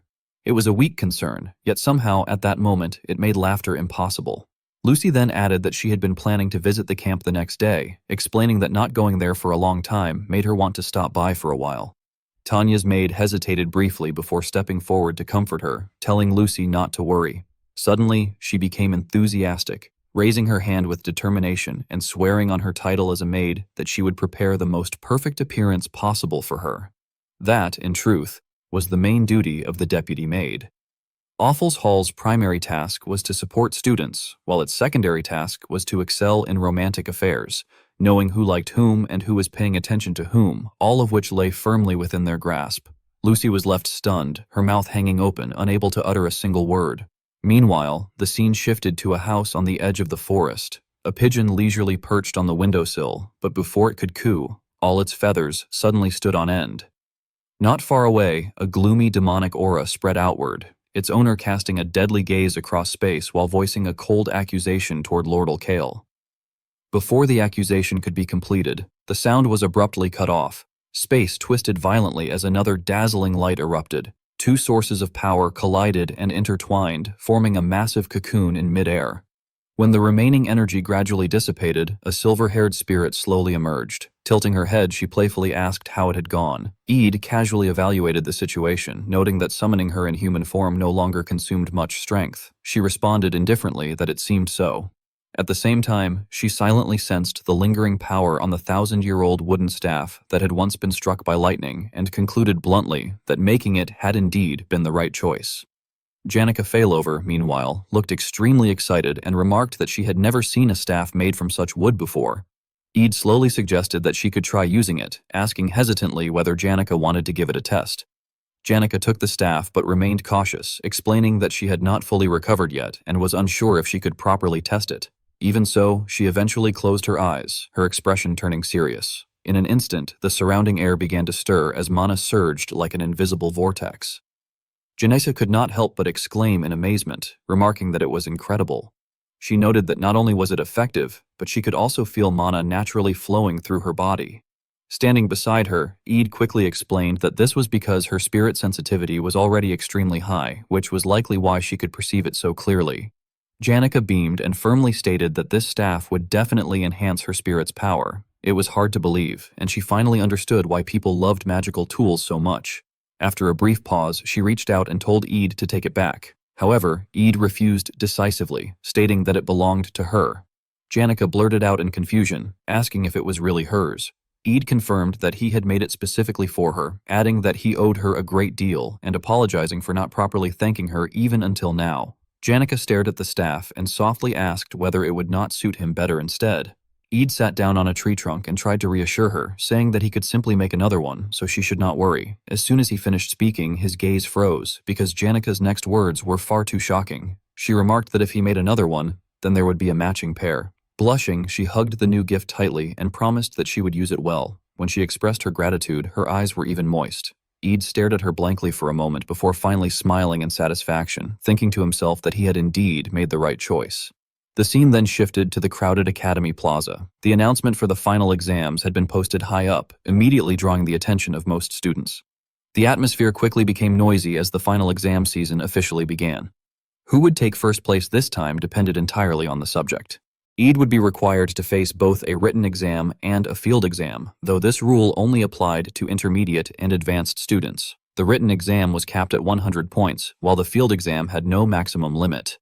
Because of this, the top students in each class were always able to maintain their rankings thanks to their outstanding field exam scores. This situation also applied to WDE Christie, the top student of the first-year cohort. The current top student of the second-year cohort was Lucy Marielle, whose reputation needed no further explanation. As for the third-year cohort to which Eid belonged, the top student was Janica Failover. Thinking about this made his head spin non-stop as he wondered whether he could surpass her field exam score.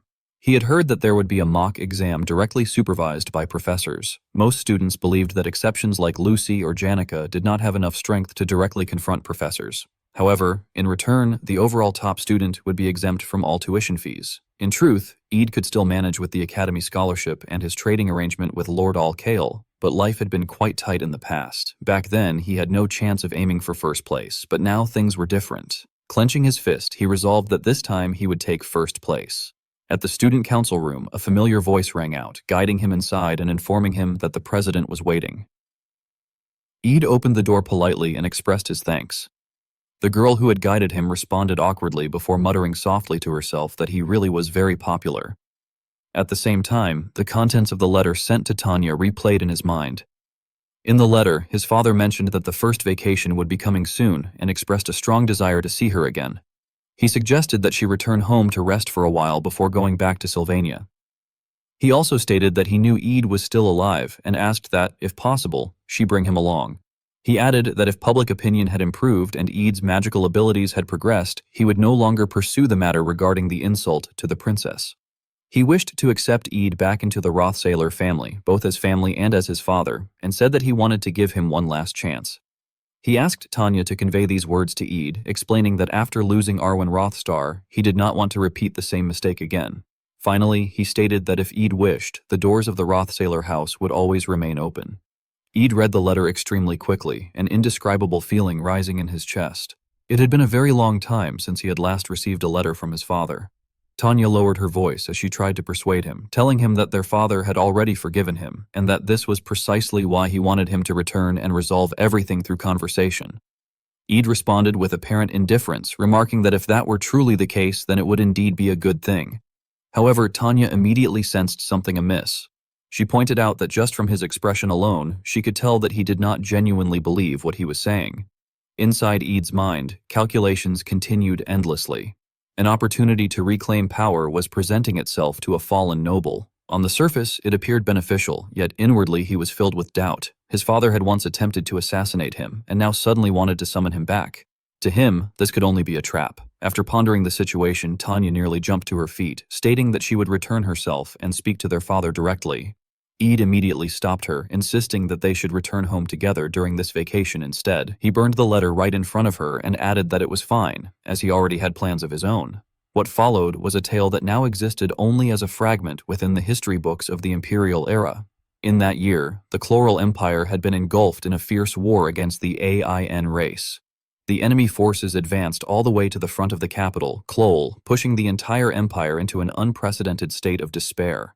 During those dark days, the hero who stood before Emperor Killy's army and led them to fight until the very last moment was OL Forces. At his side were 3 young mages who supported him throughout that perilous journey between life and death. Accompanying them were an adventurer named Glace, the swordsman Zalon, and an outlaw whose appearance was careless and unrestrained. That man was named Sai. The outlaw who had gradually faded into historical obscurity had now appeared once more, this time as an official lecturer at Sylvania Academy. After a tense silence, Bell spoke again and carefully instructed him to proceed slowly and watch his steps. He inwardly marveled, thinking that she truly lived up to her reputation as headmaid, as such attentiveness was not something just anyone possessed. He followed her, though his mind remained full of thoughts. Eventually, Eid decided to voice what had been bothering him and questioned whether walking at such a pace was not a bit too slow. Belle suddenly turned around as if she had just remembered something important and announced that she had recalled a very important question. When he wondered whether there was something else, Belle lightly cleared her throat in a somewhat defensive manner and explained that it was something extremely difficult to put into words, asking for a little time to think. After hesitating for a while, she seemed to have chosen her words, but just as she was halfway through speaking, she abruptly stopped and quickly glanced around. It turned out that the deputy maid had run ahead to prepare things for Lucy and signaled that everything was ready. Seeing this, Belle let out a sigh of relief and decided to swallow back everything she had intended to say. She told him to forget about it for now and that she would explain everything in detail later before informing him that they had arrived. Eid did not dwell on it, his gaze fixed firmly on the space ahead, while the contents of the letter replayed in his mind. In the letter, the writer expressed deep gratitude for being given a new opportunity, stating that even though they had been expelled from the family, they were so overwhelmed with emotion that tears nearly fell. Since being cast out of the Rothsiller family, they had constantly reflected on their mistakes and worked tirelessly to become a better person. They had built relationships at the academy, even forming connections with the royal family worthy of the Rothsiller name, and wished to prove their abilities and sincerely introduce the companions they had bonded with. Ide stood silently before the door as countless possible answers passed through his mind. As for the person he trusted the most, there was no need to even call her name. It was room 302, Lucy Merrill. Belle gently pushed open the door. He stood there dazed for a moment, as if not yet mentally prepared, before his gaze suddenly changed. Lucy's familiar hair swayed softly through the air. Her appearance that day was clearly different, gentler and softer, completely unlike the image she usually had at the camp. Lucy noticed his presence and shyly attempted to greet him, but Belle quickly spoke up to break the awkward atmosphere, remarking that Lady Lucy, as always, dressed quite neatly when she was in her room.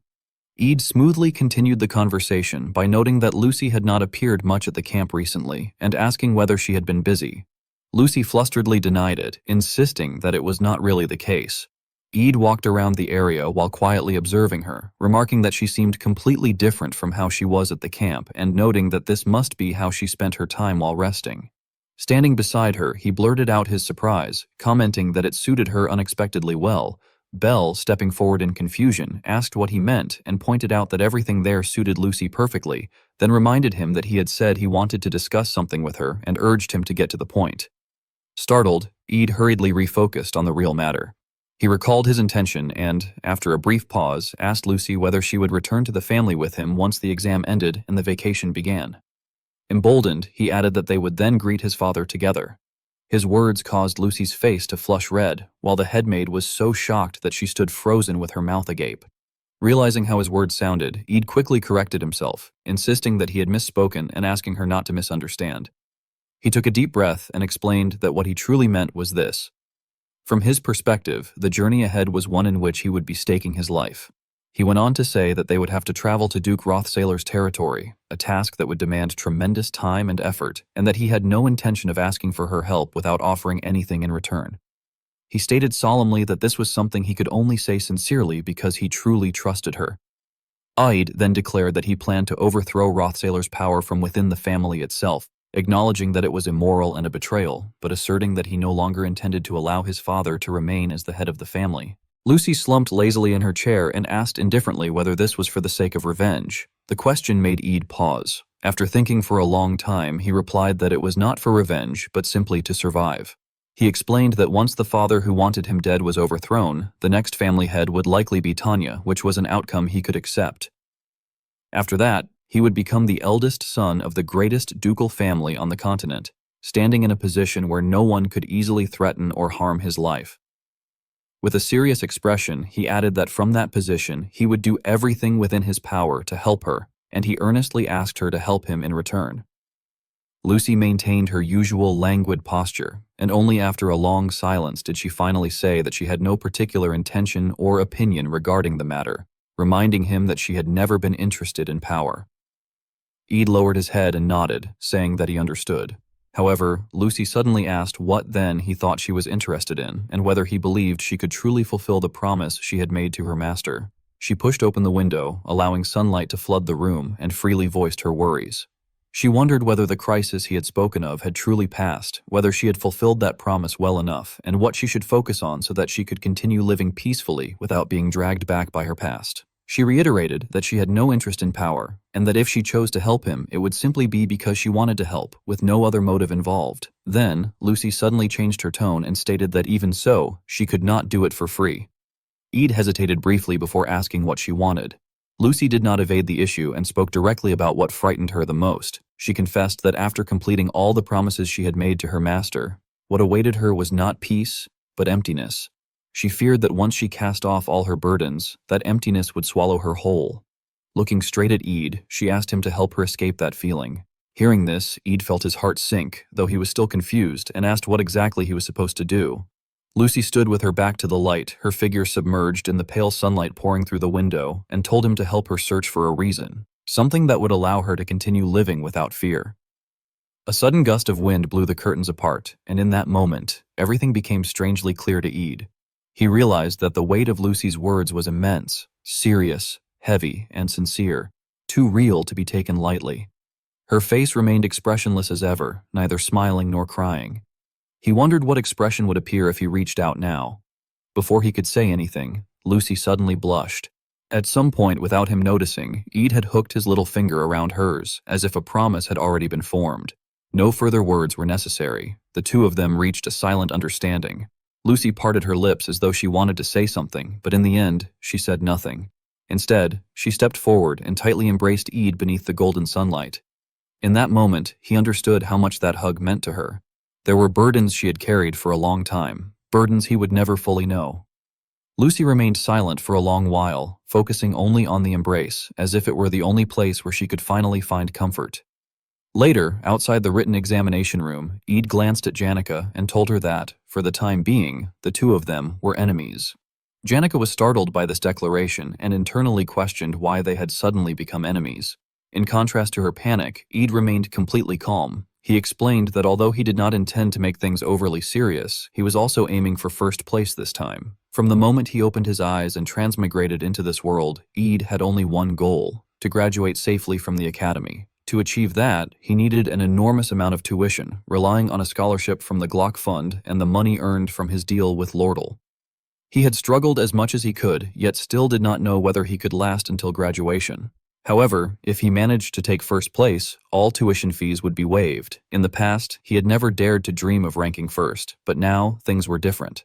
After hearing his explanation, Janica laughed, saying that she finally understood. She admitted that if she lowered her guard around him, she might truly lose first place to him. In Class A, everyone's level was nearly the same. Behind Janica, the voices of other students rang out continuously. Some complained that they still had not finished the test and did not know which answer to choose. Others remarked in frustration that Janica was completely superior in spirit arts, though they felt they had a slight advantage in subjects based on memorization, such as history and magic theory.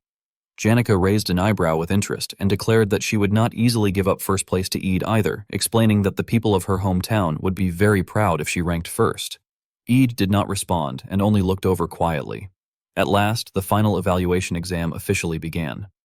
Not long after the written test for elemental studies ended, a weak cry for help echoed through the area. Anise Halen broke into a cold sweat when she witnessed the scene. Professor Sai had been scheduled to replace Professor Glace, but in the end, the one overseeing matters was teaching assistant Claire. She had prepared all the exam questions and evaluation criteria on her own for 3 consecutive days, and now she was utterly exhausted.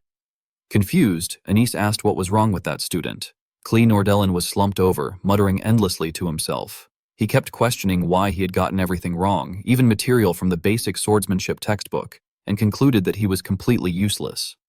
Anise explained that he had become like that after the written test on basic swordsmanship. At that moment, another person ran over and loudly scolded Clavius, asking whether he intended to sit there being useless all day and urging him to perform well in the remaining exams. Aid turned and asked what that person was doing there. Elvia Nair explained that she had come to ask about the theory behind an elemental anti-magic potion she was developing, believing that consulting professors from the magic department would yield more accurate results. Anise whispered hesitantly that Elvie had arrived at the worst possible time, since teaching assistant Claire was asleep after being overworked for days. Hearing this, Clavius's expression darkened as he curled in on himself. He muttered that it was all over and that he would lose first place. He then asked Eid whether he also thought he was pathetic. Elvie became angry upon hearing that and told him to stop whining, scolding him for daring to speak that way to his senior. After saying so, she jumped onto Clavius's shoulder, causing him to scream loudly. He shouted back, asking what any of this had to do with her and whether she could not see how miserable he already was. Anise blushed and looked toward Eid, remarking that it seemed he had done well on the written exam and appeared quite refreshed. Eid replied that he had done reasonably well.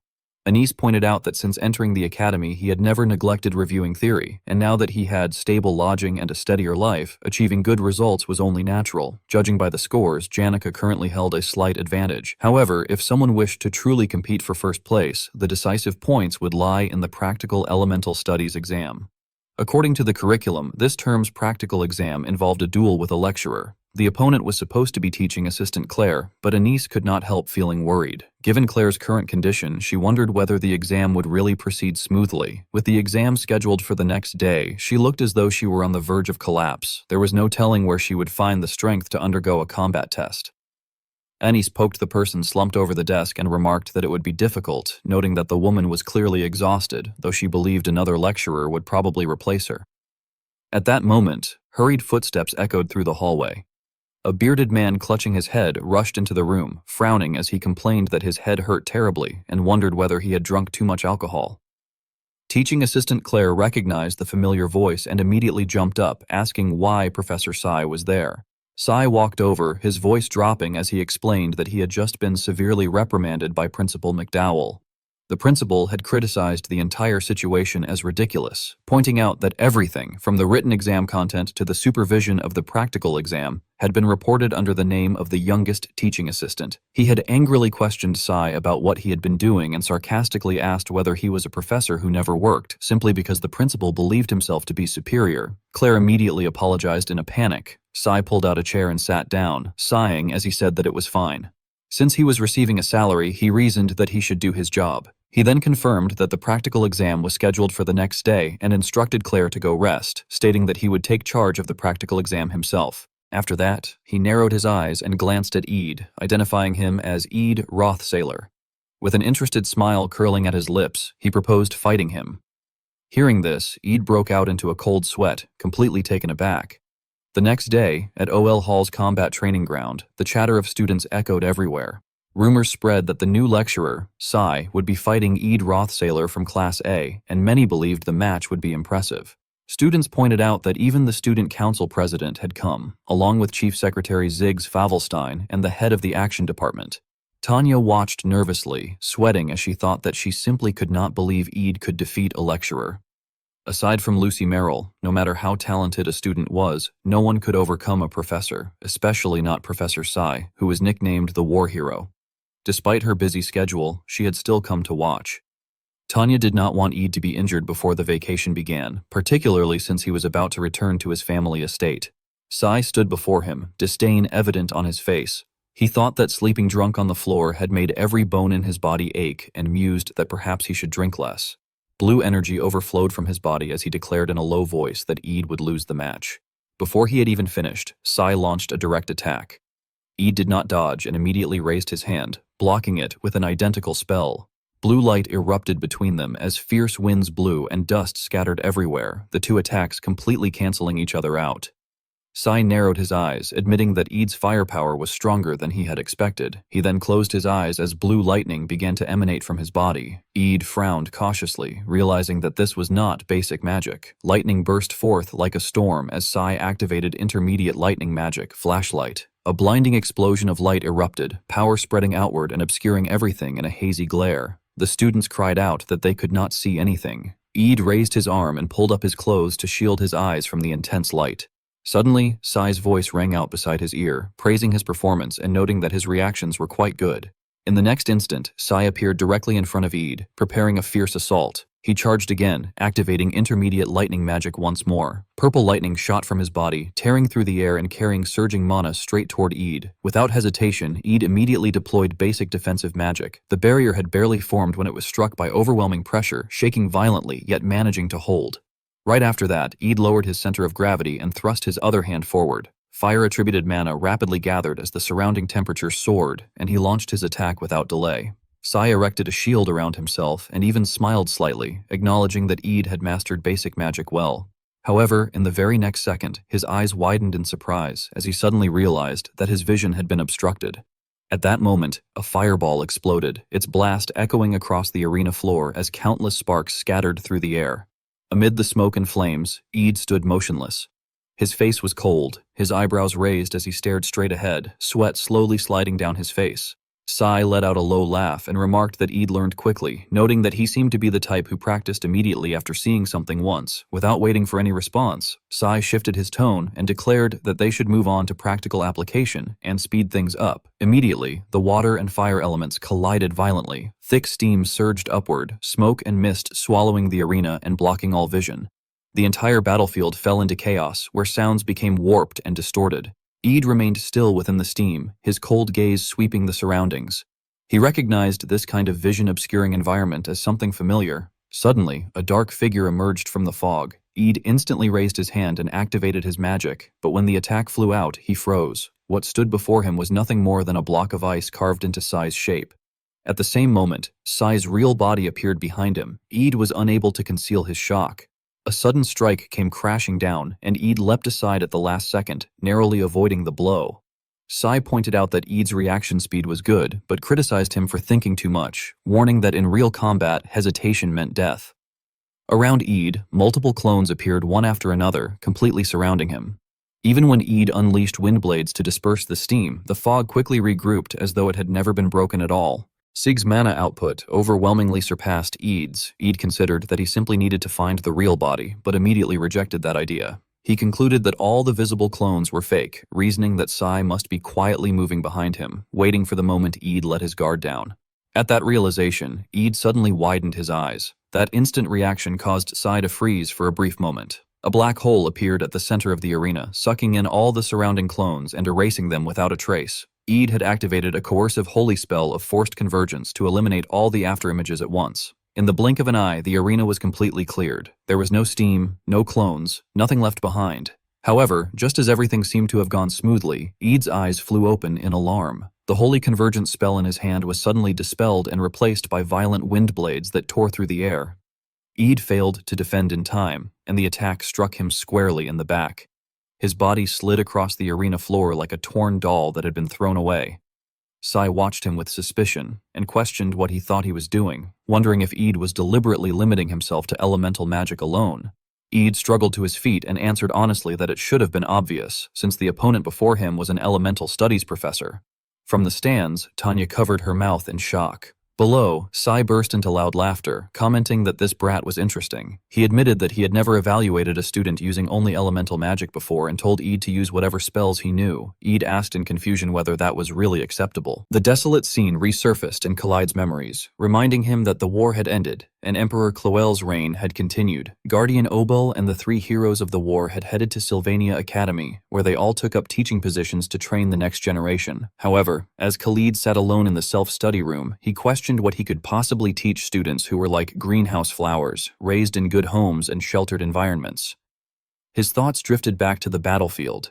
He reflected that wild survival skills were considered abuse in the academy, and that he could neither force students to stay awake all night for mana sensitivity training, nor teach them killing techniques or survival through murder. Khalid's eyes widened as he gasped in horror. At some point, the surrounding area had already been frozen solid by his mana. He recalled how he had fought endlessly with the academy administration over numerous incidents, and even clashed with students themselves, which ultimately led to his departure from the academy. After that, Khalid remembered living for a long time as an adventurer, wandering through the lawless lands of Kohelton while completing various requests. Eventually, he heard about the opening for a professor's position at Sylvania, along with the news of the death of Glast, his only lifelong friend. He returned, yet nothing truly changed. Glast had died without leaving anything behind, and there was nothing Khalid could do about it. As a result, he resolved to simply take the salary. Sitting in a chair inside a room thick with the smell of tobacco, Khalid wondered whether the ones who had stayed with Glast until the very end had been his students. Fragments of memories involving Ed's group surfaced. Khalid thought that such an ending suited Glast. Claire, looking worried, explained that one of those students had been someone Professor Glast had cared deeply about while he was still alive. Khalid recalled how, until a name slipped carelessly from the assistant professor's mouth, he had not realized the significance of it. He then asked what that person's name had been. Returning to the present, Khalid casually withdrew his hand from his coat pocket and told them to stop him by any means necessary. His expression turned ferocious as he declared that if his opponent was still standing on their own two legs after 10 minutes, he would grant a perfect score. As he issued the challenge, Khalid began activating his magic, calling out Ed Rothstaler's name. Suddenly, several ice arrows shot toward Khalid at high speed. Drawing on his extensive experience, he reacted instantly and sliced the arrows apart. Khalid's eyes widened as his usual calm vanished. He focused on Ed, who had already assumed a ready stance, and realized with surprise that from the very moment their conversation had begun, Ed had already finished summoning a mana bow. As Ed continued firing arrows, Khalid dodged while expressing amazement, noting that elemental studies were not even Ed's specialty. On Ed's side, the boy began summoning a water spirit through spirit-style mana source manifestation. The ground glowed as a magical pool of water appeared. Khalid was startled upon seeing the spirit summoning and questioned whether Ed was a spirit mage. He reacted swiftly by freezing the flowing water with ice magic.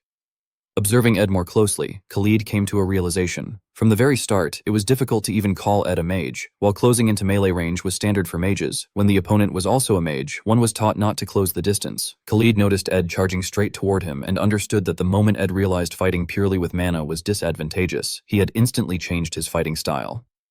A thrilled smile spread across Khalid's face as he thought that for someone with such skill to rely only on elemental magic was almost like fighting with his arms and legs bound. When it was Khalid's turn to counterattack, he regarded the situation as a common occurrence on the battlefield. Suddenly, a red light shone directly into Khalid's face. Not to be outdone, Ed prepared to respond at that close distance. From Ed's hand, a magic sphere was summoned as he gathered basic holy-type magic. As Ed closed in further, he swung a sharp object at Khalid with his other hand. At some point, Ed had already prepared a dagger, its sharp blade tearing through the air. Just before the dagger could strike, Khalid swiftly raised a barrier. Khalid praised Ed's fast reaction and noted that since holy-type magic had already appeared, the next move was obvious. At that moment, Ed suddenly stopped his assault and instead called out to Mug. Following the summoning call, Ed's dagger immediately began to glow. A massive explosion erupted as a spirit-style explosive roar echoed through the area. Though caught off guard, Khalid quickly leapt backward to escape the blast. He coughed a few times as he stared at the explosion before him, growing even more excited as he remarked on just how impressive Ed was. After being summoned, Mug appeared perched on Ed's shoulder as an intermediate fire spirit. Assessing Ed's overall strength, Khalid concluded that he had already surpassed the level of an ordinary student. Such attacks were still unable to bring Khalid down. He slowly rose to his feet, remarking that the impact had finally snapped him back to his senses. From that moment on, Khalid began to fight in earnest, declaring inwardly that since things had come this far, he would go all the way. Ed was stunned when he sensed the magic Khalid was using and questioned what it was supposed to mean. Khalid responded that he himself had no idea how he was going to clean up the aftermath either.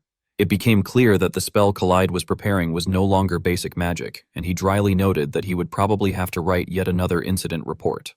Up in the stands, Tanya panicked, protesting internally that no matter how often she had been called a mad dog, she could never go that far against a student. Indeed, the magic Khalid was unleashing was high-level lightning magic. A bolt of lightning crashed down upon the academy, accompanied by Tanya's scream as she realized he was using high-level magic. As Khalid cast the advanced lightning spell, lightning converged in the sky into a massive cluster.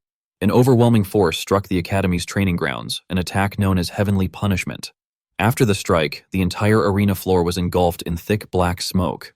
Khalid covered his nose, only now beginning to regret his actions. He cursed himself, wondering if he had gone too far, reminding himself that Ed was only a student. Suddenly, Khalid's eyes widened as he realized he had somehow assumed Ed could endure the attack. Without warning, a sudden strike shot straight toward Khalid's face, and he barely managed to tilt his head aside to avoid it. The blow grazed his face, leaving a cut from which blood began to flow. Within the swirling smoke, Ed's silhouette gradually emerged. Khalid was shocked to see that Ed was still standing. He questioned in disbelief whether Ed had truly endured a high-level spell. His surprise deepened when he saw Ed slowly forcing himself back to his feet, still standing. Khalid questioned whether Ed truly intended to keep fighting. Grinding his teeth, Khalid admitted that he finally understood why Glast had taken such an interest in this boy, and that this was it. Though wounded, with blood continuously streaming down from his head, Ed's expression and gaze remained completely unwavering. He stood amid the sea of flames as if he had just stepped out of a battlefield. Khalid also moved forward, and the two of them now faced each other like warriors on a true battlefield.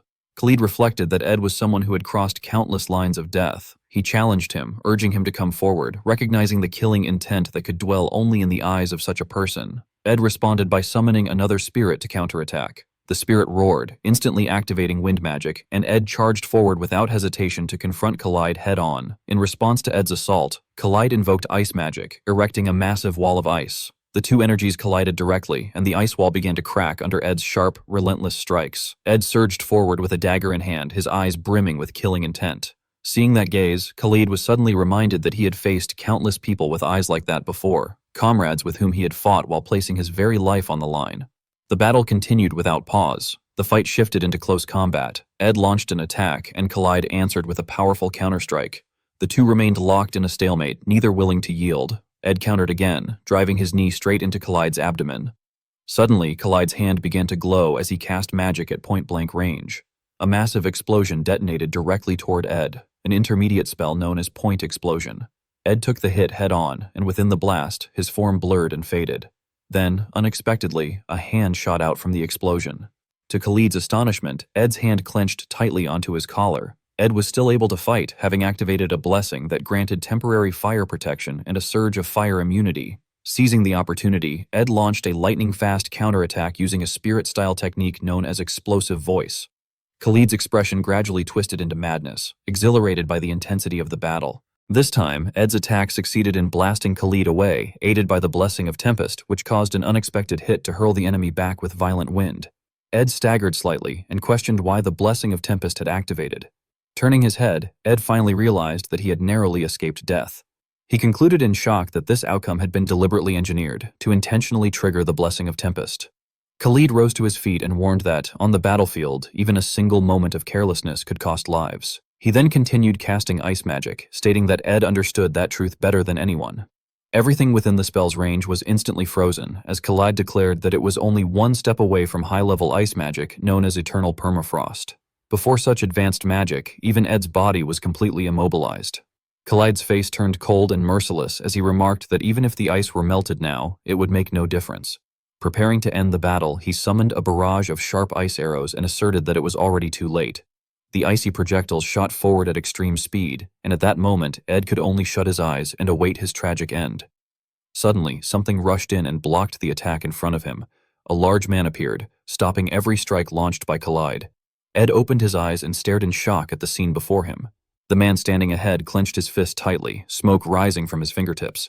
Standing before Ed was a heavily built man with a massive muscular frame who stated that 10 minutes had already passed. He went on to say that Khalid had gone too far. The speaker was revealed to be Dyke Elfalin, the top student of the 4th-year combat department and a senior member of the Student Council's Action Committee.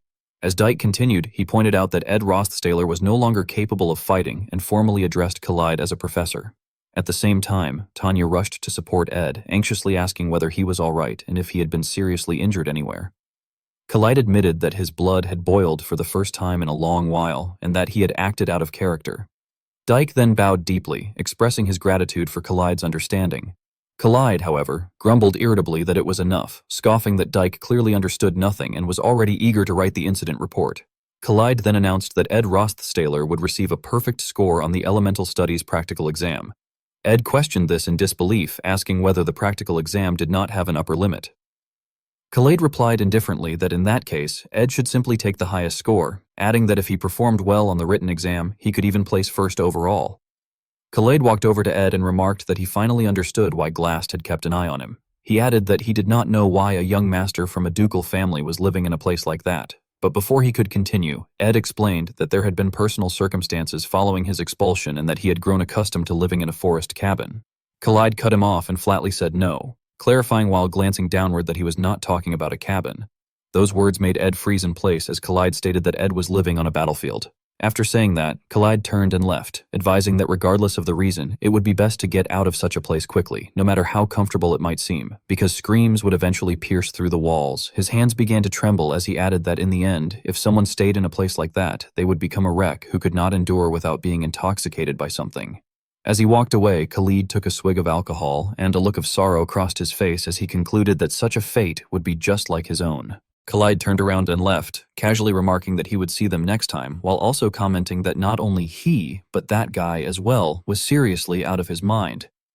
Tanya anxiously rushed over to check on Ed, asking if he was okay, whether he was badly hurt anywhere, and insisting that they absolutely had to formally protest to the academy about what had happened, declaring that she would take responsibility and personally question them about it. Dyke agreed with her, stating that the situation had definitely been dangerous. Suddenly, however, he noticed that the layer of ice on Ed's leg was still there. He wondered aloud whether Ed had not melted his frozen leg yet, before realizing that it had not melted at all. He concluded that it was not because Ed could not melt the ice, but because he had chosen not to. Dyke recalled how Ed had placed his staff against it and gathered red mana, which was not fire magic, but holy-type magic. It was clear to him that Ed had been gathering holy-type mana, and he reflected that if he had not intervened and the fight had continued, he could not help but wonder how it would have ended. Dyke then turned back and called out to Ed Rothstaler, extending his hand toward him and saying that his interference had been unnecessary. Ed sincerely responded that it was fine, explaining that as long as he had received a good practical score, nothing else really mattered.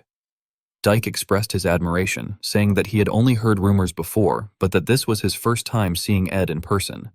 Gripping Ed's hand firmly, he remarked that at this rate, the overall top student might truly change. Ed humbly replied that, as Dyke already knew, the current top student, Janica, was not an easy opponent.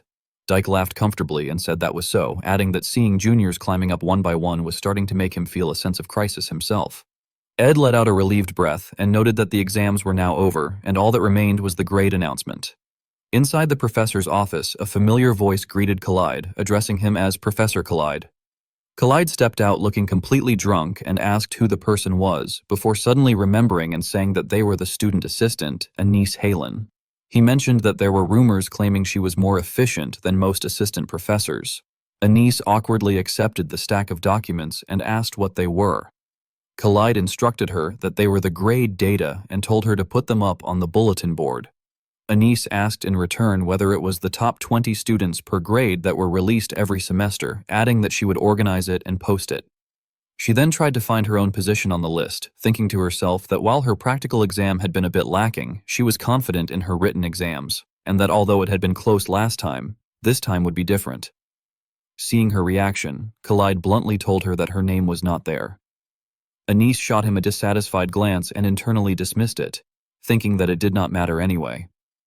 She reminded herself that the full grades could only be seen by the student council and professors, while what was made public were each student's best subject, worst subject, and the rankings of the top 20, including the top student. She recalled that people said Sylvania's top student rarely changed because the system was biased toward practical exams, but just as she thought that this year would definitely be different, her eyes widened in shock when she looked at the list. The ranking board had been posted, and all the students were already gathering around it, buzzing with animated discussion. The rankings for the first and second years were announced in order. For the first year, the rankings listed Maid Callamore in first place, followed by Joseph Whitefelt, Dennis Beniams, Claude Bellisis, and Tanya Rothstaler. For the second year, Lucy Mayriel ranked first, with Lortel Caharan, Claveus Norton-Dale, Jix Effelstein, and Taylor McClory following behind. As the names were read out, quiet murmurs spread among the students. Some of them remarked that the results seemed reasonable, noting that the person in question had worked extremely hard. Next came the rankings for the third and fourth years. In the third year, Ed Rothstaler took first place, followed by Janica Failover, Drake Regas, Atalanta, and Sari Camellan. For the fourth year, Dyke Elfalin ranked first, with Tressiana Blumriver, Dorothy Whitefelt, Gerks, and Patriciana Bloomriver listed after him. What drew the most attention was the top two positions in the third-year ranking, with Ed Rothstaler holding the top spot and Janica Failover coming in second. Some students whispered among themselves, questioning whether the top position was simply given to anyone who lived fiercely. Ed, however, recalled the long months of relentless effort he had endured. He reflected that it had taken him 1 year and 7 months to reach this point, and that while some might say he had achieved something unbelievable in a short time and others might argue that he had endured for a long time, the truth was that the result mattered far more than the process. He acknowledged that he had become the overall top student of the third year and that, instead of desperately scrambling to earn money for the next semester's tuition, he could now devote more time to preparing for the dangers that lay ahead. In short, he realized that his chances of survival had increased dramatically. He knew that the feeling he should have been experiencing was relief at having survived, yet something else stirred within him. As he clenched his teeth and stared at the ranking board, Ed found himself questioning what emotion was surging up inside him.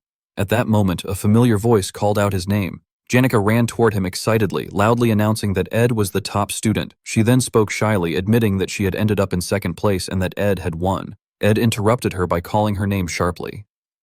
To Janica's surprise, he suddenly grabbed her hand and pulled her away from the crowd. Startled, she called out to him, but Ed continued walking, stating that he had something important to say, and suggesting they go somewhere without anyone listening. When they reached a quieter place, Janica asked nervously what was wrong. Ed then confronted her, asking whether she had intentionally performed poorly on the written exam. He sternly accused her of deliberately giving up first place for him.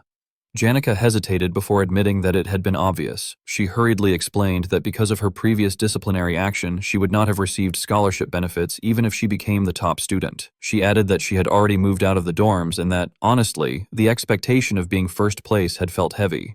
After thinking it through carefully, she felt it was better to step down.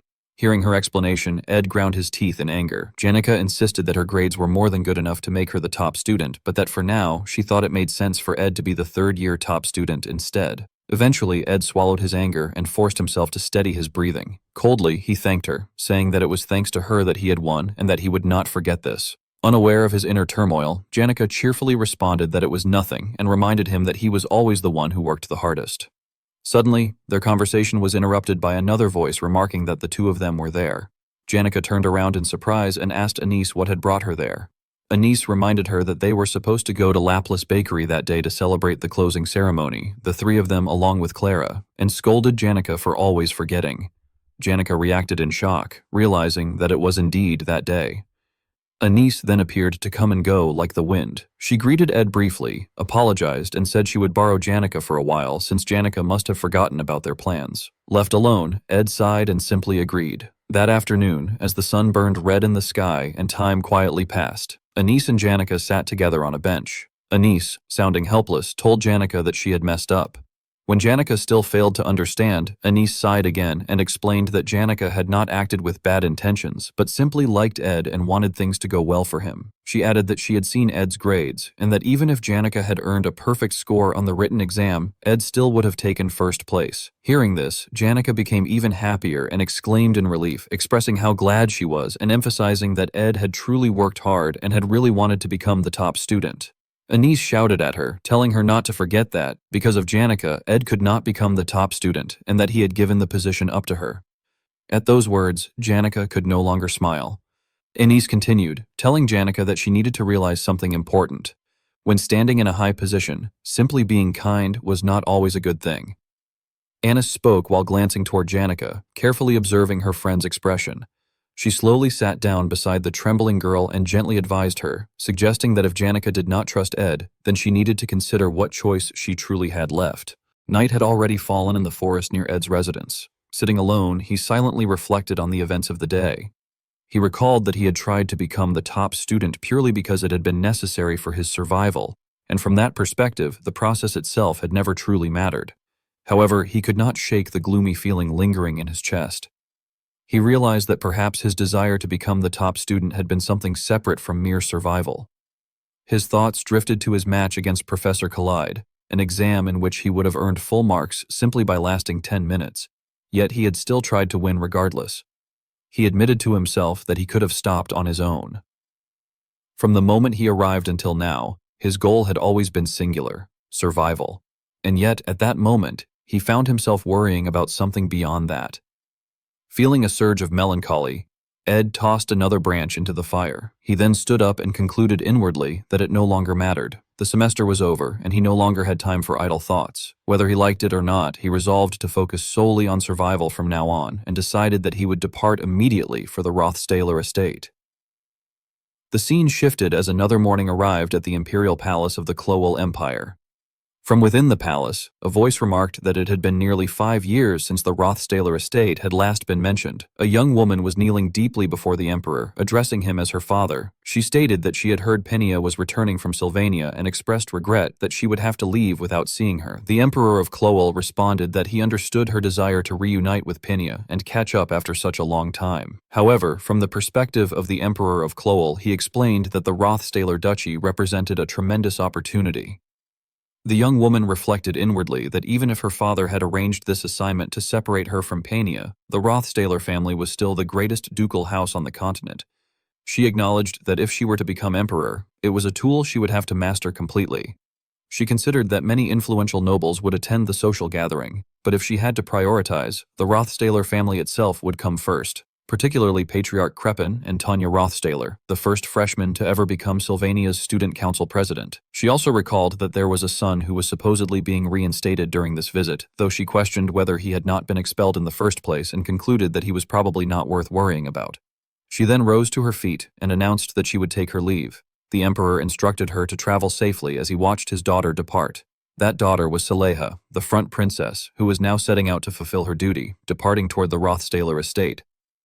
Standing before a magnificent building, voices of admiration arose. Someone remarked that every time they came to this place they could feel it anew.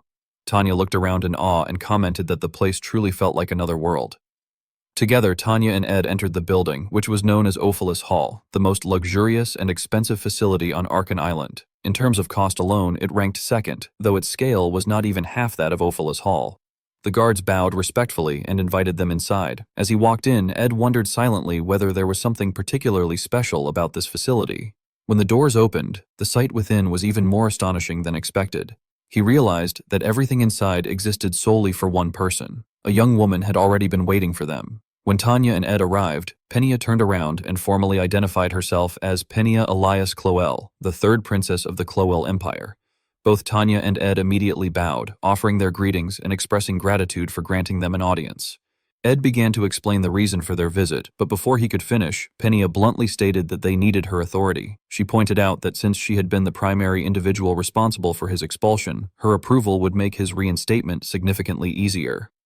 Ed fell silent, acknowledging inwardly that although her words were blunt, she was correct. Ultimately, this meeting was him asking her to support his reinstatement. Returning to the Rothstaler estate was a massive gamble. Although Lucy had agreed to accompany him, he knew that force alone could not solve everything. Among nobles, most problems were resolved through authority. From that standpoint, gaining the approval of someone lofty and noble would make it difficult for anyone to oppose his reinstatement.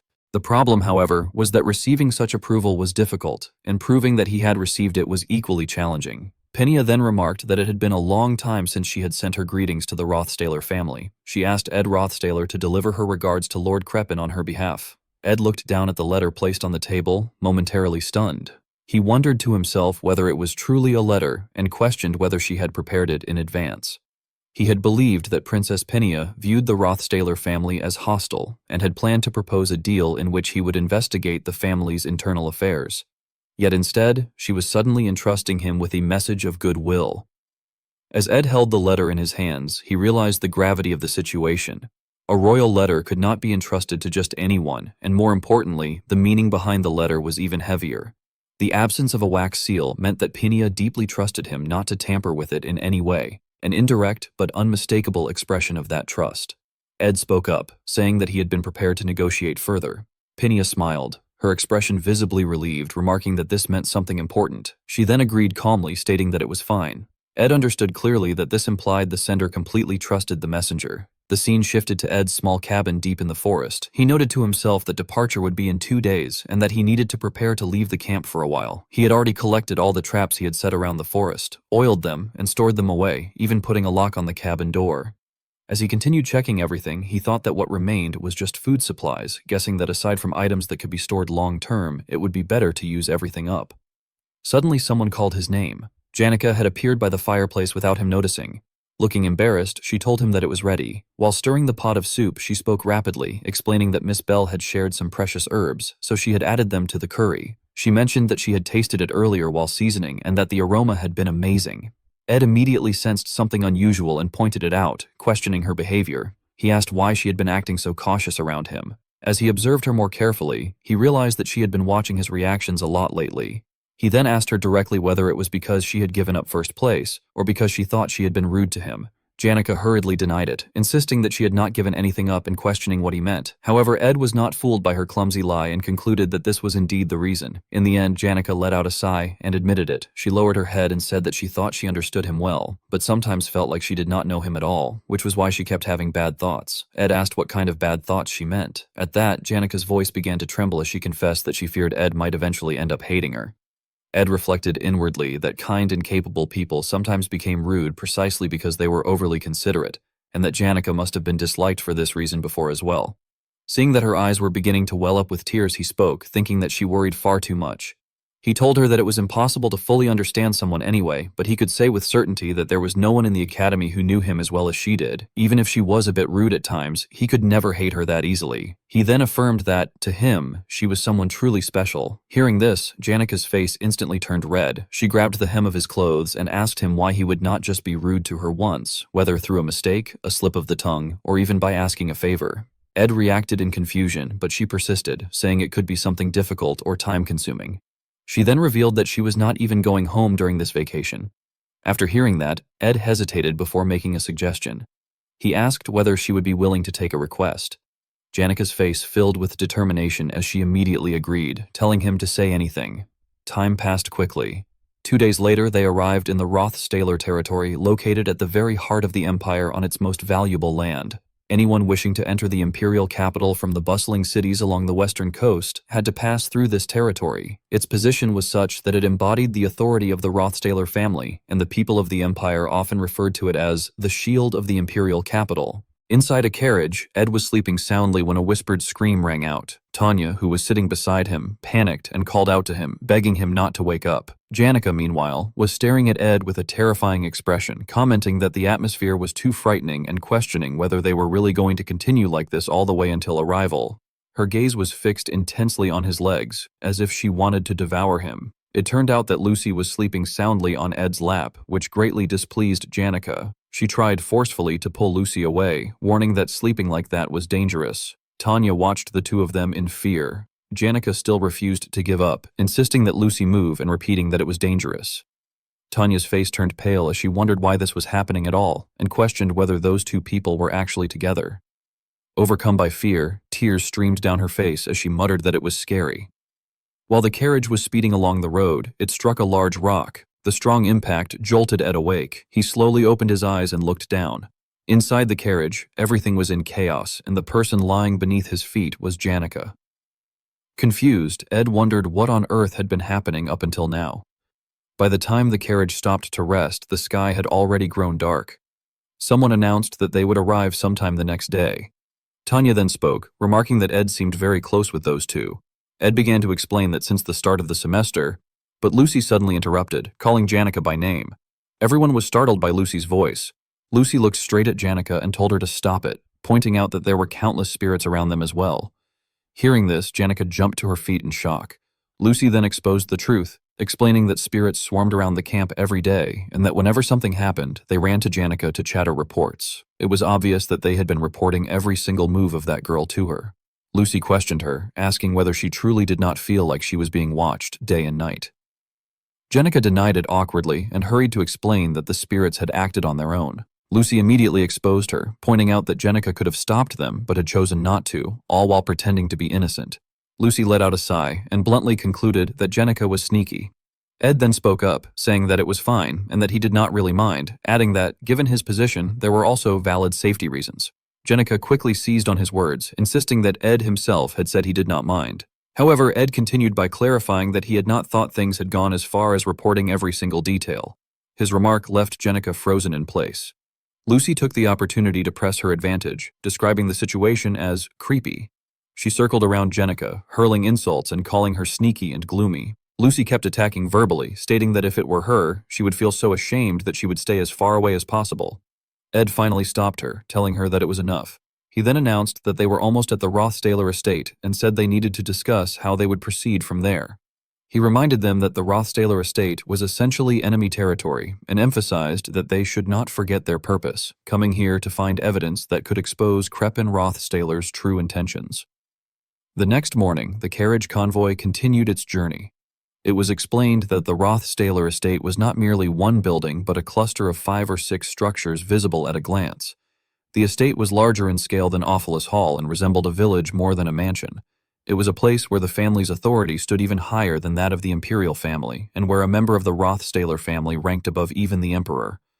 Suddenly, the butler's hand slipped, causing Ed's luggage to fall to the ground. The color drained from the man's face as fear flashed in his eyes, sweat pouring down his body. All the servants immediately bowed deeply and apologized, addressing Ed as young master. At that moment, Ed thought to himself that these people were treated like gods. The butler's trembling voice followed, explaining that he had been so nervous after seeing Ed again following such a long time. and that Ed's glorious return had been so dazzling that someone as lowly as himself had made a mistake. The old man's frail body shook violently as he begged desperately for forgiveness. Ed responded calmly, saying that it was fine and that he would carry it himself. The butler was utterly shocked and looked up at him, while Ed showed no concern and simply walked inside. All four of them entered the mansion, carrying with them a silent resolve that from now on, survival itself was the priority. Inside the estate, someone had already been waiting for a long time. Crepin sat arrogantly upon a seat of power, welcoming them with a twisted expression and addressing Ed as his son. At that moment, Ed found himself facing an extremely dangerous trial, vowing inwardly that he would drag the so-called god down. Inside the mansion, there hung a large portrait of a woman.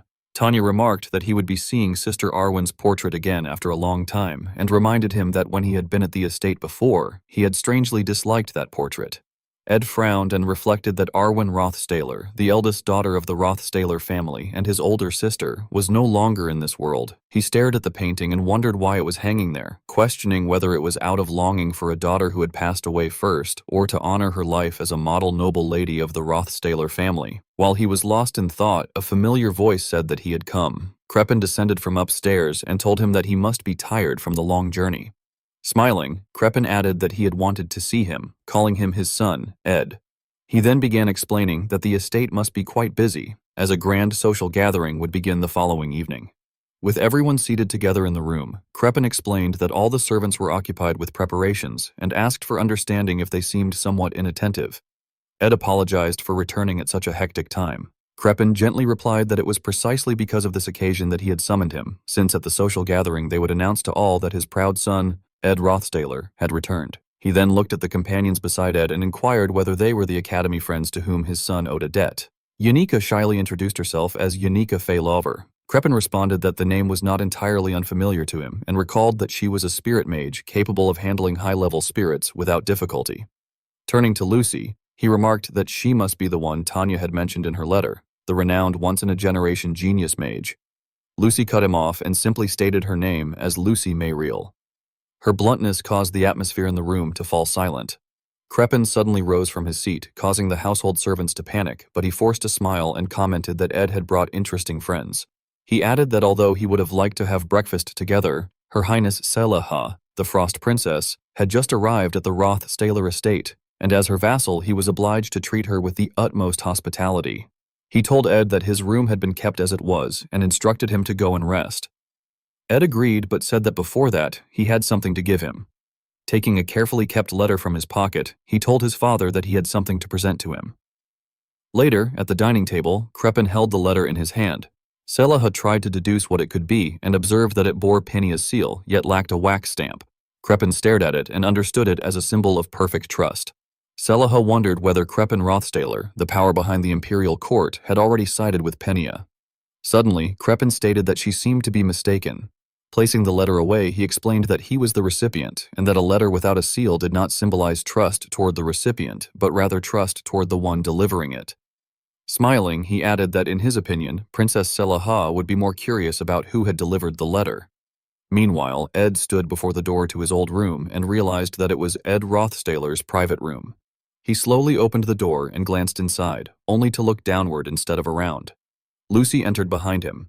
He asked whether she had not said that she would move to the room next door. Lucy climbed onto the bed and told him to wake her if something happened. Ed reflected that although Lucy acted careless, she never missed anything important and wondered if she was trying to keep her promise to protect him while they were at the estate. He thought it was surprising that his private room remained intact even after he had been expelled.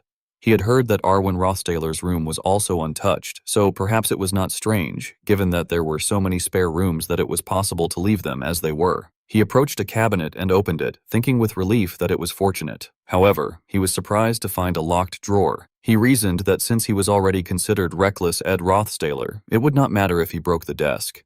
Yet he hesitated, thinking that he could not damage it without knowing what was inside, and wondered whether he should simply break the lock. Suddenly, a strange light emanated from within the drawer. It turned out to be Lucy's magic, which caused the drawer to open. Ed immediately gestured in praise toward her before stepping forward once more to approach the drawer. Ed opened the drawer and saw that it was filled with countless envelopes, and he wondered what it was. As memories resurfaced, he recalled that in episode Act 1, Chapter 1, the one who had framed the protagonist, Taylor McClure, and been expelled was that foolish delinquent, Ed Rothstaler. He reflected that they did not know the detailed story after the scenario of that third-rate villain who had exited early, but it had certainly been miserable. He thought that in order to avoid ending up like that, he had worked tirelessly. However, he realized that the story before the scenario was completely unknown territory. As he flipped through the papers, he thought that at this rate, he would soon die. He questioned what meaning there could be in a life that was bound to end in death anyway, and what value could be given to a life that only waited for its promised death. He reflected that although his life, intoxicated by the glory of Rothstaler, had been short, he now intended to end it all, and that as a member of the Rothstaler family, his journey ended there. Examining the letters, he noted that they were all letters written to Arwen while she had been alive, handwritten by Ed. Looking at the number of letters on the table, he assumed that they must have exchanged letters for several years and that it would take a long time just to read them. Still, he considered it a good thing and resolved that from then on, whenever he had time, he would cram all those massive letters into his head, because soon he would have to act as Ed in front of Kreppen. Meanwhile, a mage was casting a spell. It was said that the Bloom River family, the greatest magic noble house in the Empire, primarily dealt in practical combat magic aimed at winning duels. Rather than focusing on academic depth, their magic for victory was considered somewhat cunning and ruthless. As waves of magical attacks were unleashed, people referred to the head of the Bloom River family, Signir Bloom River, as the Witch's House. However, when another person cast a spell, Signir's attack immediately dissipated. The arrows turned to ashes at once, and the overwhelming power forced her to step back. In astonishment, she murmured that before such overwhelming mana, there was not even a scratch. Lucy, still sleepy, remarked indifferently that the type of magic was meaningless and asked if it was over now. Later, in the Rothstaler Central Garden duel arena, Signir bowed and thanked Duke Kreppen for arranging such an unusual duel as soon as they had arrived, explaining that her children at Sylvania had been making such a fuss, so she had wanted to see his skills for herself. Kreppen told her not to take it to heart and said that he also thought it had been worth watching. He then remarked to Ed that he had quite an unusual friend. Ed agreed, saying that she was indeed unusual. Kreppen observed that Lucy looked quite tired at the moment. Ed explained that she normally slept a lot and had not slept well the previous night. Kreppen then said that if she recovered, he would like to speak at the evening banquet. He added that it had been a splendid duel, fitting to mark the beginning of a grand social gathering, and concluded by saying that he would see everyone at the evening banquet. Ed thought to himself that the distinguished guests had begun to gather and that now was the time. He decided to let Lucy rest in her room for the time being and to move while things were chaotic. Suddenly, a voice called out, startling him. Janica ran up to him and said that, as they had discussed, she had the spirits scout around the estate, and since there were hardly any people who could sense spirits, it had been easier than expected. Ed quickly covered her mouth and prompted her to speak about the area around Duke Kreppen's private office. Janica became flustered when she realized he was holding her and exclaimed his name. Ed gestured for her to lower her voice and whispered that she should come into his room. Janica, confused and embarrassed, asked whether they were really going into his room, just the two of them, right now. Ed confirmed that they were and explained that they first needed somewhere without ears, adding that no one would enter his room carelessly. Janica hesitantly agreed, saying that was true. Ed led her inside and said that there they could talk alone. However, a voice suddenly echoed from inside the room, remarking that it did not seem like the most suitable place for a secret meeting since there was already a guest. Both of them immediately knelt down. Ed said that he had not expected her to be in his room and asked forgiveness for his rudeness. Princess Selaha was already seated there, holding a letter as she waited. She stated that there was no need for a long conversation, since he already knew everything he needed to know. With a faint smile, she asked the young master whether he would continue to remain on a sinking ship like that, Ed Rothstaler. Ed immediately dropped to one knee and apologized, saying that he had committed a discourtesy and had not expected her to be in his room. In a respectful tone, he addressed her as Princess Saleha and questioned whether it had truly been a discourtesy. Princess Saleha merely smiled and replied that it was not at all. She coolly remarked that making a few commoner women cry was quite a classic pastime for high nobles and that she had no intention of meddling in his personal hobbies. Still, she warned him that it was best not to give his heart too much to lowborns. If a child were to result, everything would be turned upside down. She added that she had seen many noble men swayed by such lowly people and commented on how ridiculous they had looked. Ed calmly thanked her for her wise words and then asked whether she had business with him. Saleha answered that she did and stated that she would not speak at length. She explained that, as he might have noticed from observing her closely, Penia overthought too much and was not suited for the throne. Extending her hand in invitation, she urged him to join her side. Ed, however, responded cautiously that he would not dare clasp the first princess's hand with his lowly one. Although he was a member of the ducal family, he said he could not lay a hand upon someone so noble. Hearing this, Saliha laughed softly and stood, remarking that he spoke pleasing words and that a verbal agreement would suffice. Yet her eyes suddenly narrowed as she realized his true intent. She exposed that he was, in fact, refusing her. She then warned him that Lord Crepin, his father, would side with her, and that as his son, he ought to make a wise choice. At that moment, Ed thought to himself that this was precisely why Princess Saliha of Frost cooperated with Crepin's plan and obtained the power of an evil god, only to ultimately fail to control it and be devoured alive by Mebula.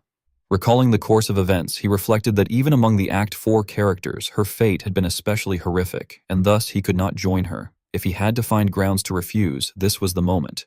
He then declared that thanks to His Majesty, the Cloail Emperor's reign, this was an age of peace.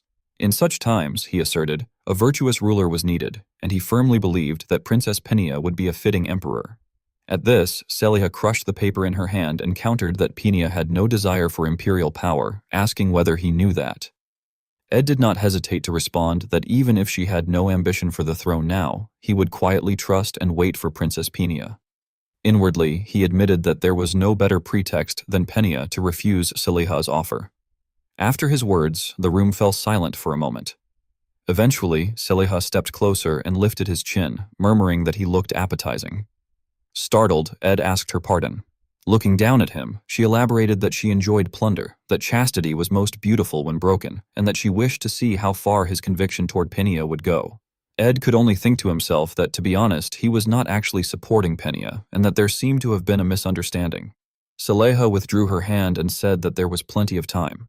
As she prepared to leave, she reminded him that the social gathering would last 5 days, and during that time he should feel the vast gap between Penia and herself. If he changed his mind, he could tell her any time. Ed carefully thanked her for her counsel. Before departing, Saliha glanced back at him and stated that they would meet again. Later, under the high moon, Janika's voice rang out as she insisted that she was not such an easy person either. Though she was a commoner, she declared that she was not someone to be looked down upon. Ed called her name, but she shook her head, lamenting that she should have answered smoothly like Lortel. The more she thought about it, the more upset she became. Ed reassured her that she had never been that kind of person to begin with. Janissa grew dejected, noting that Saliha was a princess and beautiful, yet she kept hitting on Ed. Becoming serious, Ed changed the subject and asked whether she had found anything after looking around the mansion. Janica remembered what she needed to report and explained that although the mansion was huge and troublesome to search, Moose had brought back some information. Surprised, Ed asked whether Mug had. She confirmed that beneath Duke Crepin's private study, there was an unusually large amount of magical energy. Structurally, however, the area below the study was the kitchen, and there should not have been that much magic in a place where servants worked. Ed admitted that it was definitely suspicious. Janica continued that it would be best to check it themselves, but the Duke went in and out of that study constantly, and when it was empty, it was tightly locked, making investigation difficult. After hearing this, Ed reminded her that they had 5 days, so they should wait for a chance. He added that he would keep his door open at all times, and if anything happened, she could come to his room anytime and tell him. Janica's face suddenly flushed red as she stammered at the implication of entering Ed's room anytime. However, Ed remained focused on the urgent matters at hand. He noted that there was much to do, that he had not even read half of the letters between Arwen and Ed yet, and that staying locked in his room every day would raise Crepin's suspicion. Inwardly, he resolved that he must read the letters whenever he could and investigate the study when possible, but to avoid suspicion, he would from now on diligently attend the social events. Time passed, and the first day of the social gathering began. It was merely a warm-up for the long 5-day schedule ahead, so everyone tried to relax and rest. Then Saliha appeared in a dazzling dress, and the atmosphere shifted. A young woman's voice greeted Princess Saliha respectfully, saying it was an honor to meet her. Tanya Rothstaler introduced herself as the heir to the current head of the Rothstaler family. Saliha responded pleasantly that she seemed very reliable and predicted that the Rothstaler family's glory would last for decades at least. Tanya expressed that the gathering was modest since it was only the first day. Saliha replied cheerfully that she had arrived early, so there was no need to worry about it, and thanks to that, she had seen something interesting. Amid lively murmurs, a young man entered, and people whispered that he was the former heir who was to be reinstated, Ed Rothstaler. Dressed sharply, he drew countless whispers. Many remarked that he certainly looked fierce, that he seemed bigger than before, much sharper, almost like a completely different person. Observing him, Saliha commented to Tanya that she had a fine older brother. Tanya smiled and said that she was proud of him. Meanwhile, Saliha's sharp eyes carefully examined Ed. Inwardly, she calculated that Ed Rothstaler would witness many things in the remaining 5 days. She reflected that she had already secured Fulis, the adjutant of Commander Magnus, who would arrive on the 3rd day, and wondered whether that was all. She further considered that Archbishop Samuel of the Telos Order, who would arrive on the 2nd day, was also on her side. Feeling pleased with herself, she left while thinking that she hoped he would come to realize many things, as it would be a good opportunity. The 1st day came to an end, and the social gathering moved into its 2nd day. The carriage of the Telos Order, which held the greatest religious authority on the continent, arrived. The eyes of powerful figures all turned toward the Saintess's room, as her support carried enormous political significance. It was understood that depending on whom Saintess Clarice favored and what political messages she exchanged, the balance of power could be reshaped. Therefore, the ambitious Saliha had already established connections with the new Archbishop Samuel, who served the Saintess closely. A butler walked ahead carrying a basket of white flowers in his hands. He explained that the flower language of the white orchid symbolized purity, innocence, and eternal friendship, adding that there was no flower more suitable for the Saintess, and that it also expressed a wish for the harmonious development of a relationship. Saliha praised him, remarking that, as expected, he had good taste in gifts. Dest smiled and replied that she flattered him.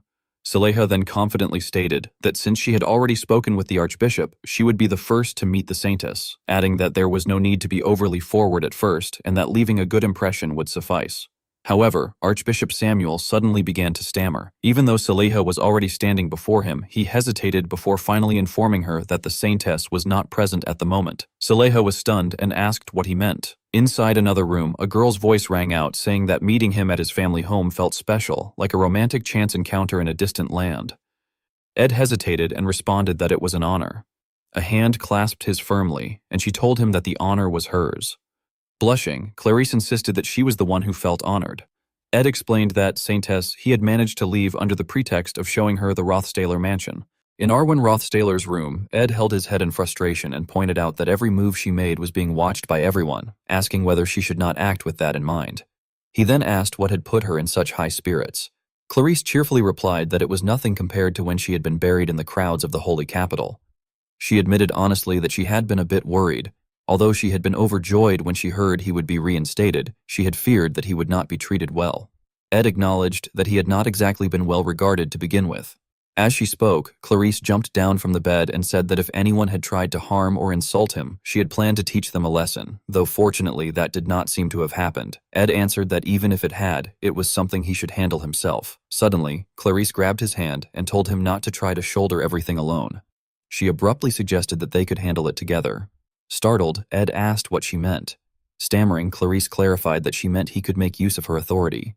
She explained that if he stayed by her side at that evening's banquet, no one would dare look down on or be wary of him. Ed remained calm and remarked that if she put it so boldly, the person who gladly accepted would appear strange. Clarice hurriedly denied that that was what she meant, insisting that it would be a win-win situation and that it would be better if things moved in a way that benefited him. She added awkwardly that, while they were at it, she also, before stopping herself and admitting that adding so many reasons only made it sound awkward, and that she would not pile on further explanations. Holding his hand tightly with both of hers, she confessed that she needed a partner that night, and asked whether he would dance one song with her at the banquet, explaining that showing their connection would help improve his standing. She continued murmuring that it might be beneficial for her as well, though perhaps not, but there was a high chance it would bring more good than harm. Ed pointed out that she had just said she would not add strange justifications. Clarice shouted that he did not have to be so sharp about it, calling him Ed Sunbei, and trailed off before firmly declaring that she would refuse every dance invitation that night, except for one person. Nevertheless, Ed could not give her a definite promise. In the end, Clarice said she would be leaving, as she still needed to meet other guests, noting that coming to see him first might upset some people. Ed questioned why she had come to him first. As she opened the door, she simply smiled and replied that, who knew, then left without further explanation, the door slamming shut behind her. Suddenly, the wardrobe door behind Ed creaked open. Tanya stepped out with a suspicious expression and called out to her brother. Ed, equally startled, exclaimed her name and turned around in confusion, asking why she was there. Tanya explained that she had been searching everywhere because of his tailcoat and had finally found him, only to discover that the Saintess had been there, but she insisted that was not the point. She approached him and demanded to know what he was trying to do, mentioning Yenika Sunbei, Lucy Sunbei, and now even Saintess Clarice, and asked how she was supposed to deal with all of that.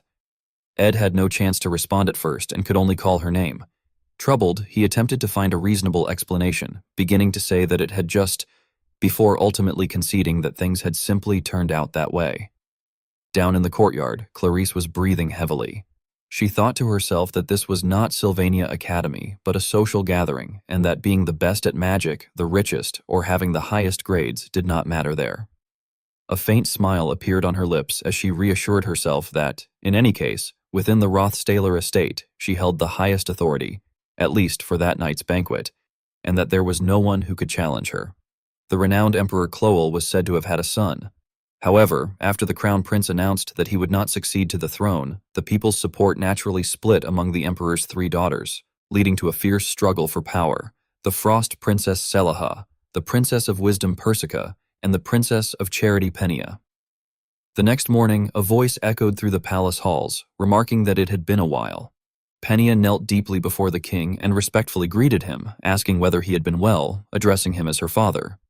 The king reminded her that his deteriorating health was no secret to anyone, though he trailed off with quiet resignation. Penia's face tightened with concern as she observed that he did not look well either. After a brief hesitation, her lips trembled as she confessed that she did not believe she was worthy of succeeding the throne. That night, in the Imperial Library, Penia stepped inside when a female voice greeted her with mild curiosity, saying that she had heard Penia had given up the throne as soon as she arrived. Penia replied that her sister was always in the library at times like these and asked whether she, too, had no interest in the throne.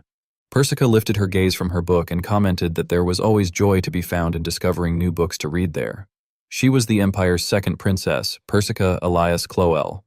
Setting her book aside, she noted that it had already been over a year since Penia had suddenly decided to enroll at Sylvania, and remarked that she was almost getting used to Penia visiting every school break. However, she observed that Penia seemed more downcast compared to before she had enrolled and asked whether it was because of that Rothaler again. Casually tossing a book aside, Persica pointed out that the party hosted by Crepin Rothaler was suspiciously large, attended by many influential nobles, royalty, and even the Saintess. She had assumed that such a gathering would trouble Penia. Penia responded by asking whether it would be a problem, insisting that Crepin Rothaler was a loyal servant and a model noble, and that she and many others believed so. Nevertheless, she remarked that Persica had always glared at Crepin Rothaler without any particular reason. Persica cast her sister a sidelong glance and reflected that, given their situation, they were all gifted at reading different things. She read books, Selaha read power, and Penia had always read people. Penia sighed faintly and conceded that perhaps that was true. She admitted inwardly that while it was not wrong to say that a Rothaler was the source of her depression, it was not Crepin Rothaler. The image of Ed surfaced in her mind. It was Ed Rothaler. Memories slowly resurfaced. She recalled that she had wished to escape the invisible power struggle and prove that she was worth more than her title. It had already been a year and 6 months since she had left for Arkan Island. In the meantime, the balance of power had shifted toward the first princess, Selaha, and the throne had slipped further and further from her grasp. Returning to the present, Penia remained lost in thought, yet she acknowledged that she had no intention of reclaiming any lost ground. Closing her eyes tightly, she reflected bitterly that the man had proven her secret weapon, her insight, to be useless. Persica's voice interrupted her thoughts, stating that she did not believe Penia when she claimed she was not interested in the crown, but that she trusted her eyes and had therefore done some digging. She revealed that the books before them were all the ones Crepin Rothaler had examined while volunteering to inspect the library. They were all forbidden books containing ancient magics of myth and long-forgotten evil gods. Penia was taken aback. Persica added that she had heard how Penia had caused Crepin's son to be disowned and that he had recently returned. She remarked that most people who had lived as nobles would have starved in his situation, so it was obvious he would want to return to power. Yet she found it odd. Even if Crepin had only disowned his son to appease Penia, why would he suddenly reinstate him now? Only then did Penia recall her previous meeting with Ed Rothaler. Before leaving, he had visited her quarters and, as he took her letter, had admitted in surprise that he had not expected her to help him so easily and that he had been prepared to negotiate with her. Penia began to analyze the situation in her mind. She considered the possibility that her original suspicions had been correct. that he had deliberately gotten himself disowned because he knew something about his family that others did not. Perhaps he had intentionally left Krepin, who was researching the evil god, and his reinstatement had meant being sent back home in shackles. The negotiations he had mentioned might have been his intention to discuss with her ways to fight against the darkness looming over House Rothaler. Regret welled up within her. She realized that, under the excuse of trust, she had once again sent him into danger. Clenching her fist tightly, she silently reproached herself. Persica continued speaking, noting that that night marked the second day of the party and that it would continue for 2 more days. She admitted that she had wanted to go as well, but it would have taken an entire day and a half just to get there, so she had given up. She went on to add that Penia, however, might be able to make it there in a day if she rode without stopping. Suddenly, Penia shouted Persica's name. Then, turning away decisively, she declared that she would be leaving at once, saying that since Persica seemed to be doing fine, and as it was late and she needed some sleep, she would take her leave. During the night, the cry of a royal retainer echoed through the darkness as he urgently called out to Princess Penia. A servant respectfully reported that they had prepared the fastest horse with the greatest endurance as she had requested. Penia mounted the horse and declared that she would be riding at full speed. Without hesitation, she urged the horse forward and commanded that they ride to the Rothaler manor. Her gaze was unwavering and resolute as countless soldiers charged into the night behind her. Meanwhile, a shadowy figure stretched leisurely and remarked that any man capable of making even the third princess ride out into the darkness would surely bring shock upon the Rothaler manor. Persica removed her glasses and mused that she did wonder what he looked like, though now was not the time to dwell on such curiosity. With a faint smile, she concluded that with this development, she was now the only remaining princess in the castle. As time passed, the party entered its second day. Ed extended his hand and politely asked Clarice if he might have the dance. Flustered yet delighted, Clarice replied that it would be her honor. As gentle music filled the air, the atmosphere grew warm and at ease. Ed's hand rested lightly at Clarice's waist while their steps moved gracefully in rhythm. Before long, Clarice's face had flushed a deep red, yet the two of them continued to dance, blending seamlessly into the lively ambiance of the celebration. Suddenly, whispers drifted through the crowd.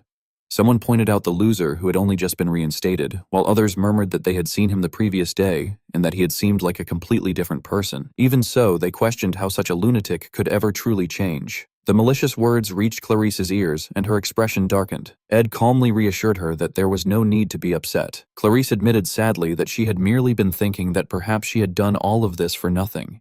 Ed gently responded that it was all right, and that, regardless of everything, the Saintess had been a tremendous help to him. With a hint of regret, Clarice sighed that they had been given this opportunity to dance, yet she had wasted it worrying. However, she quickly brightened and insisted that the party was far from over, asking him to dance with her again. Smiling, Ed replied that it would be an honor, Saintess Clarice.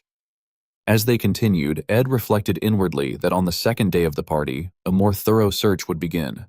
Lucy was on standby on the roof in case anything happened, while Jenica would infiltrate Krepin's study to find evidence to bring him down.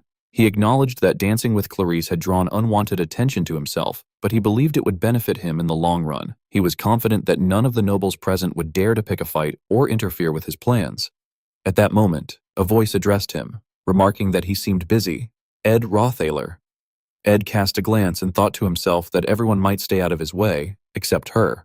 Turning around, he saw Princess Saliha approaching. She observed that he was wearing an expression as though he had just encountered yet another problem to deal with. Inwardly, Ed admitted that she was exactly right. Saliha picked up a glass of wine and commented that leaving such a grand party behind made his intentions obvious, suggesting that he was planning to pursue that commoner girl. Ed lowered his head and privately admitted that while it was true he had intentions, they were not what she believed. Outwardly, he respectfully thanked her for her opinion and stated that he would consider his actions more carefully in the future. Saliha suddenly let the wine glass fall from her hand and questioned whether she might test if his words were sincere or empty. The red wine glass shattered upon the floor, the sharp sound drawing the attention of every noble in attendance. All eyes turned toward Ed and Saliha. She then proposed that he dance with her as well, remarking that he seemed to be quite the dancer.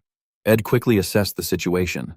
Ordinarily, it was the man, especially one of lower status as he had done with Clarice, who requested a dance. Yet this time, the Frost Princess had asked him first.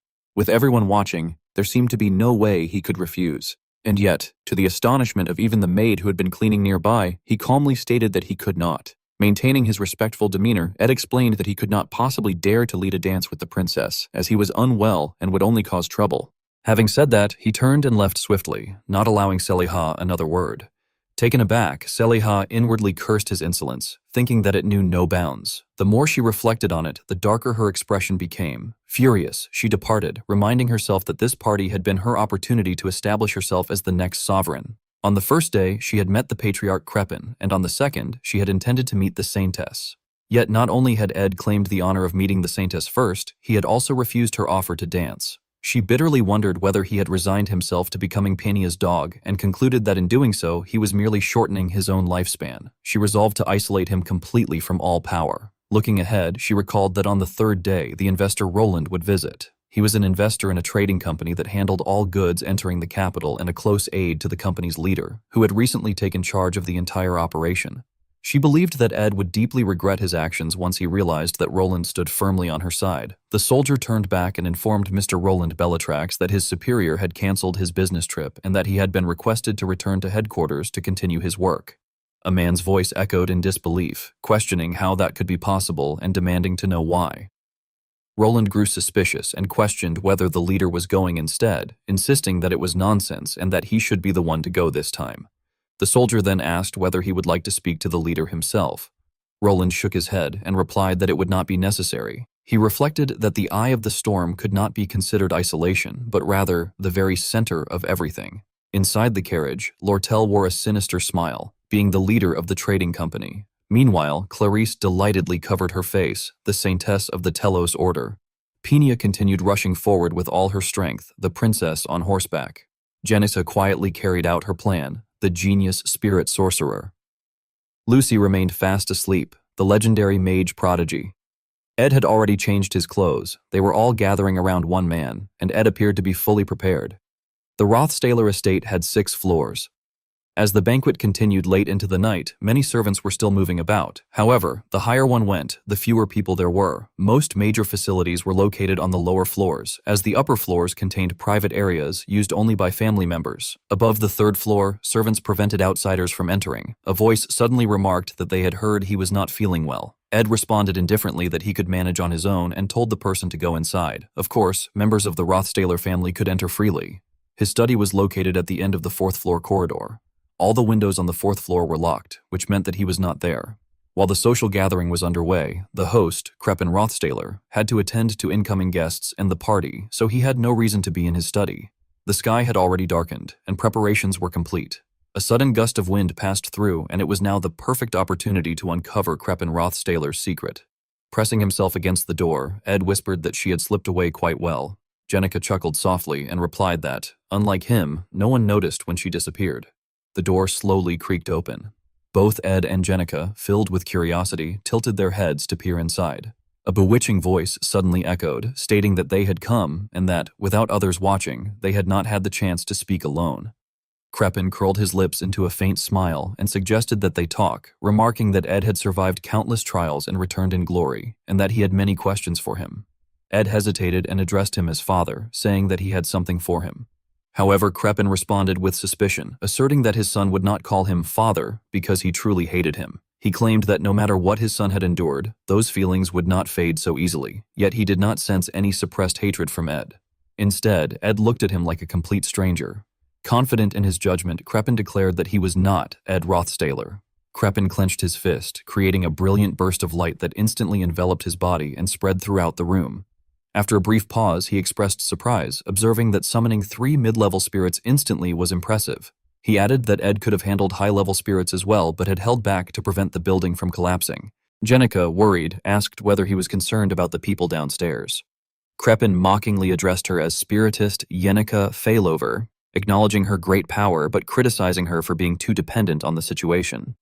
As numerous arrows shot out from the magic formation, Crepin remarked that mid-level spirits would not be enough. Mug clenched his teeth and apologized desperately to Miss Jenica.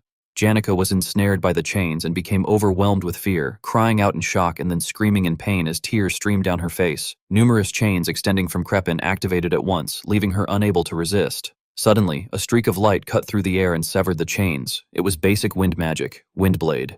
Ed advanced boldly from behind. A violent collision followed, causing everything to explode into fragments. In an instant, he was standing directly before Crepin. The man calmly praised him, remarking that he was quite skilled. However, Crepin coldly asserted with certainty that Ed was definitely not his son. He launched relentless attacks that inflicted intense pain on Ed, and a particularly powerful blow sent him flying backward. Crepin sternly demanded to know who he was. Suddenly, his eyes widened in alarm as a long, blazing sword shot straight toward him, forcing him to hastily dodge aside in confusion. Ed firmly declared that even if he was not his son, the fact that he was Ed Rothstaler would not change, invoking Spirit Art Return at the same time while raising his hand defensively. Crepin curled his lips in disdain and accused him of speaking nonsense, but Ed angrily insisted that it was the truth and called out to Yannicka.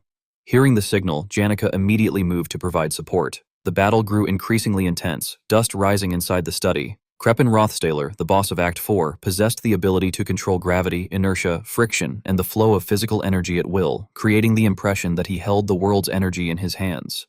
It was the power of the evil god Mebula. Without warning, Shock Enhancement Wave Orb appeared. Crepin frowned as he defended himself, realizing that it was a Magitech tool, though he recognized that Ed was only controlling what his own mana allowed. It was evident that Crepin had not yet fully awakened the evil god's power. In the original scenario, he would only awaken it after attacking the Academy at the end of Act 4. Therefore, defeating him now was the perfect timing. A gigantic punch hurtled toward them from afar as the system activated intermediate magic, Point Explosion. Below the floor, everyone panicked at the sudden explosion, yet one person remained composed and gently set down her wine glass. Saleha smiled and remarked that the wine tasted good and that she must have drunk too much. The blast caused the ground to tremble violently. People ran in all directions, screaming in confusion about what was happening all of a sudden, and warning that if they subdued Crepin, a loyal servant of the Empire, they would be branded traitors. With his face covered in grime, Ed anxiously asked Yannicka if she was all right. Yannicka calmly replied that she was fine, but emphasized that to completely defeat him, they first needed proof of his crimes. Mug calmly explained that beneath Duke Crepin's private study, there was an abnormally large mana reaction. Structurally, however, the kitchen was located below the study, and there should not have been such massive mana in a servant's kitchen, which was definitely suspicious. He admitted that he had suspected a hidden passage and had intended to search for it carefully, but the situation had not allowed it, so he had forced it open. A sudden flash of light streaked between Ed and Yannicka, sending them flying in opposite directions. A smug voice praised their impressive reaction speed. Crepin emerged from the rubble, commenting that it was as if this was not the first time they had faced him that day, yet insisting that it still did not make them his match. Ed carefully observed his surroundings and stated that the estate was entirely Crepin's domain, making it difficult for him to fight there. Crepin retorted by asking whether he knew what mistake he had made, accusing him of allowing his person inside and questioning whether he was turning his back too easily. Before he could finish, his eyes froze. A massive explosion tore the building apart, though Crepin continued to resist fiercely. Saleha's enchanting voice echoed as she apologized and declared that from that moment on, the area was off limits. Ed whispered to Yannicka to listen carefully and remember everything she saw from that point forward, explaining that rather than him claiming to be the sole witness, her testimony would make it far more credible. Yannicka curiously asked what lay beyond, but Ed admitted that he did not know either. Standing before a large door, he said they would find out now, and slowly stepped inside. Yannicka gasped in horror, observing that the room bore traces of experiments that had sacrificed countless people in pursuit of immortality, which was more than enough proof of his crimes. Ed turned back anxiously to ask if she was okay. She gently replied that she was fine and urged him to keep going, noting that there were far too many victims and that this place was the shame Crepin had wanted to hide. Within the underground space filled only with darkness, there was a single spot where light entered. Under the faint moonlight, everything appeared colorless, yet one familiar color caught Ed's eye, the same color he had first seen upon entering the estate's main entrance, the hair color in the giant portrait.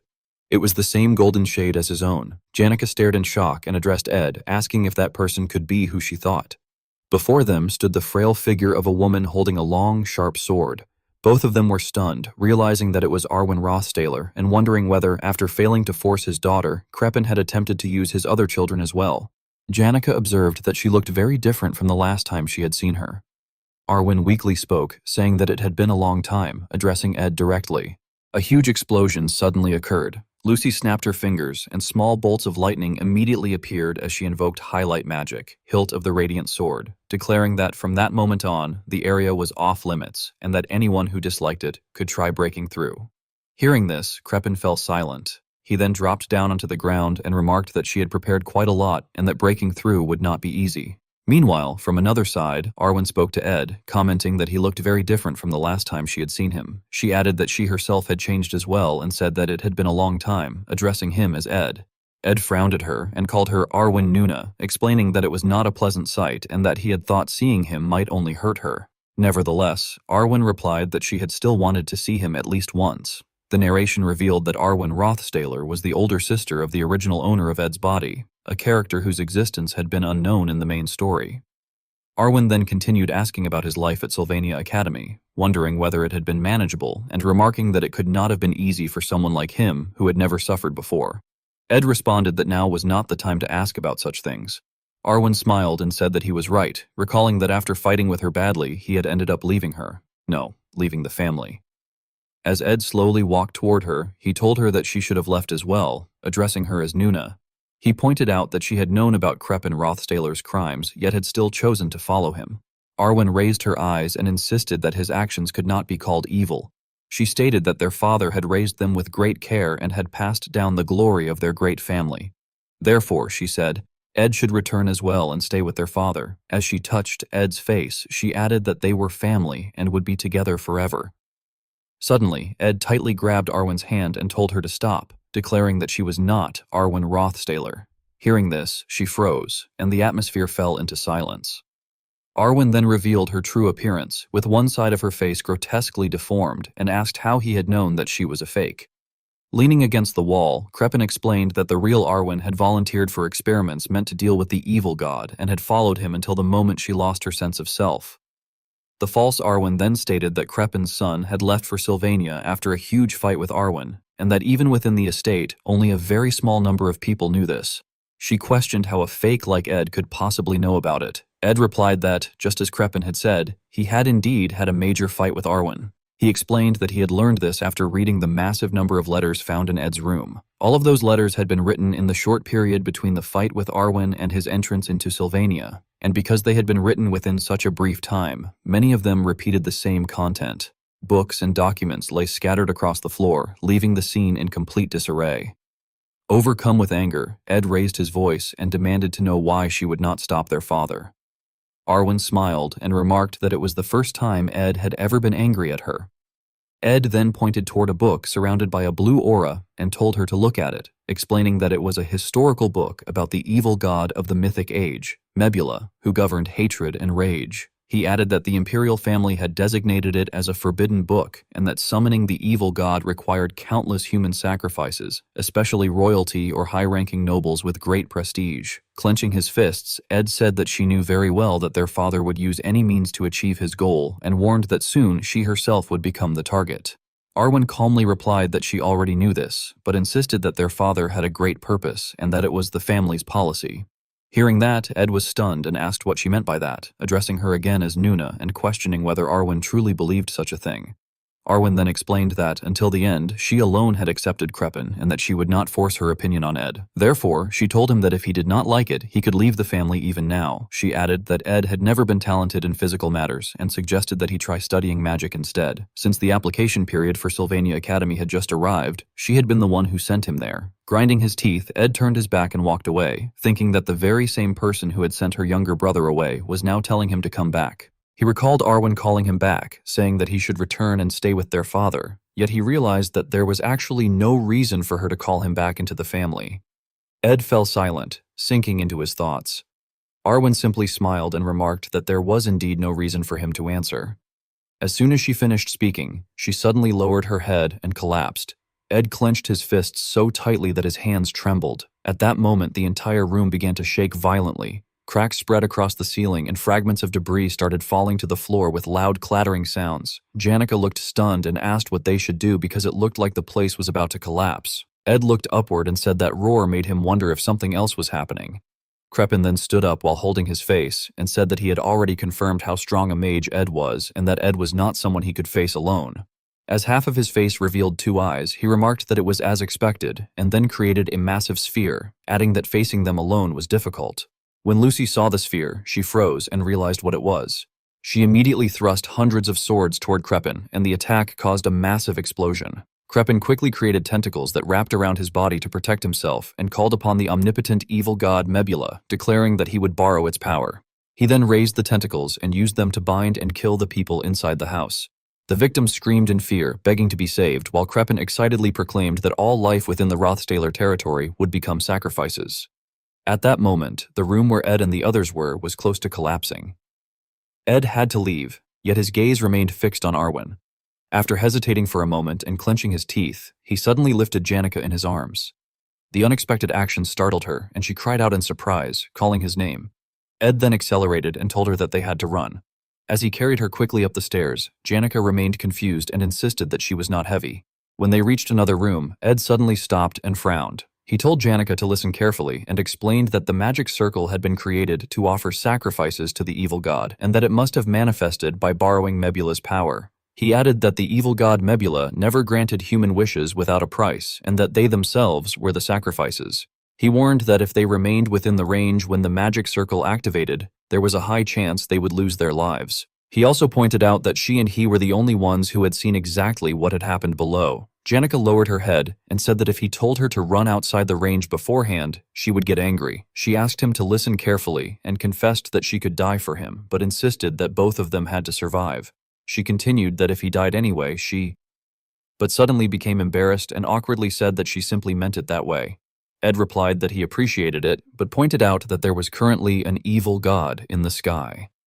Suddenly the room made a loud cracking sound, and Ed's eyes widened in shock. He immediately lowered his body, grabbed Janica, and leapt forward while warning her to watch out. She coughed in shock as a massive explosion filled the room with smoke. Lucy then collapsed onto the floor and commented that the opponent was definitely not easy to deal with. Janica hurriedly asked Lucy if she was okay. Lucy frowned while still chewing a piece of dried beef and explained that the way the enemy used mana was extremely unusual, so defensive magic did not work at all. She said it looked like gravity magic, but also like pure physical force manifesting directly, making it far from a normal type of magic. She concluded that it was using a form of magic that ordinary mana control could not counter. Ed pushed himself up and said that if it was difficult for her to hold on any longer, but Lucy cut him off and confidently declared that she would win. She insisted that the one barely holding out was not her, but that eyeball monster. She then unleashed her power and cast High Explosion Magic Ruin. Countless magic circles appeared as she declared 58 consecutive strikes of Supreme Explosion magic. The circles radiated immense energy and struck directly at Kreppen's sphere in what she called the moment of creation. The attack was incredibly destructive. The entire room shone brightly before exploding violently. Lucy was blown backward, and Ed quickly caught her while calling her name. However, she pushed his hand away and told him to move because it was dangerous for him to stay near her. She asked if he was going to capture that man. Ed remained silent at her words. Lucy let out a sigh and then relaxed her body, allowing herself to fall into the pit. She told him to finish the job properly, saying that was why she had come to help. She then used her power to launch herself straight toward the sphere, flying through the writhing tentacles. Seeing this, Ed also sighed and said that while Lucy dealt with Mebula, Janica should save as many people as she could. He explained that since she controlled many spirits, she could cover a wide area at once. Janica then asked what he would do. Ed cut apart the wriggling tentacles and replied that he would go and capture Kreppen Rothstaler. Under a pitch-black sky, a crimson eyeball floated ominously in the distance, while bolts of lightning repeatedly struck the ground. Seeing this terrifying scene, Claire anxiously remarked that something there felt very wrong and added that, as Princess Fenia's escort, she could not allow the princess to remain there any longer, urging that it was not too late to turn back. The enormous eye radiated dark blue energy. Suddenly, lightning crashed down onto a house and terrified screams echoed through the night, someone crying out in panic. Inside the house, people had been bound by writhing tentacles and were being stabbed by them. Several voices desperately shouted for the guards to be called and begged for help while screaming in agony. Ketchel, terrified, tried to flee while wondering what the guards were doing, but he was abruptly stopped by soldiers who demanded whether he had lost his mind. Clarice then approached and ordered them to move aside. When the soldiers addressed her respectfully as Saintess Clarice and suggested that they needed to contact the nearby paladins immediately, one of them bluntly refused. Surprised, Clarice questioned whether they were refusing to follow her orders. At that moment, Knox removed his helmet and calmly replied that he was merely following the orders of someone else.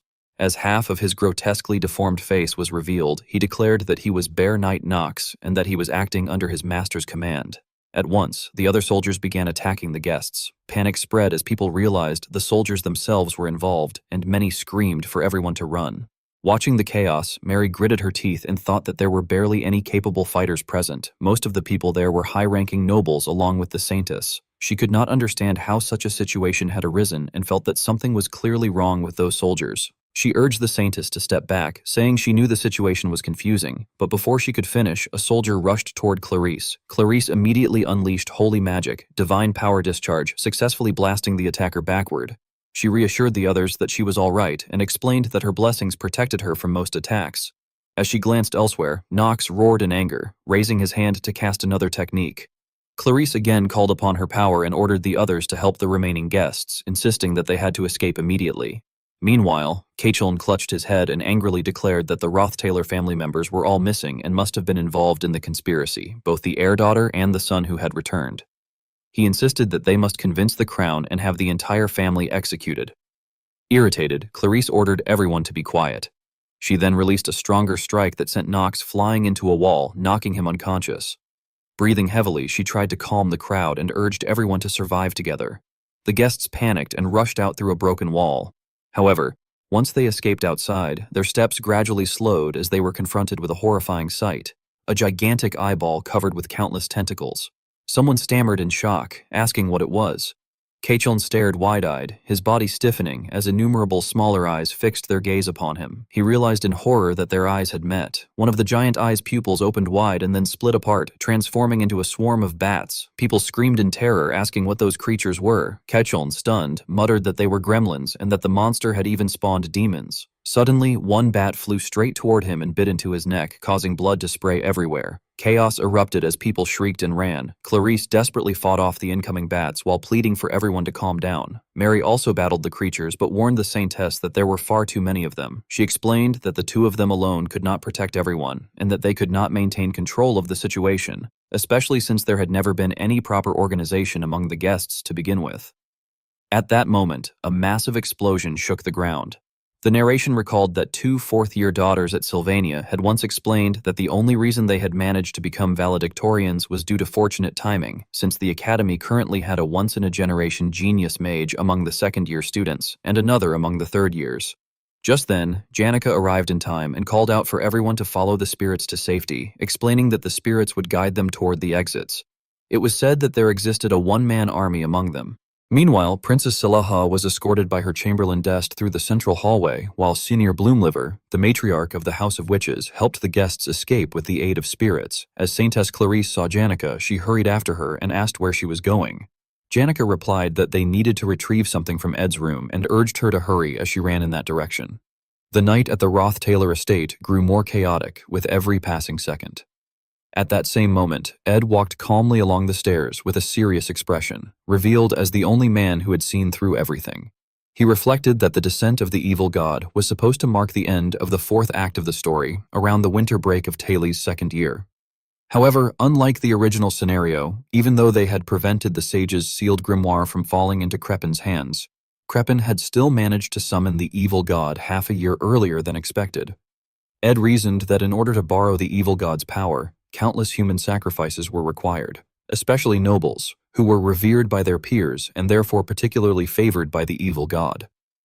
In the original story, however, Princess Fenia had become the student council president and had aggressively kept Crepin in check, preventing him from easily conducting research or gathering sacrifices.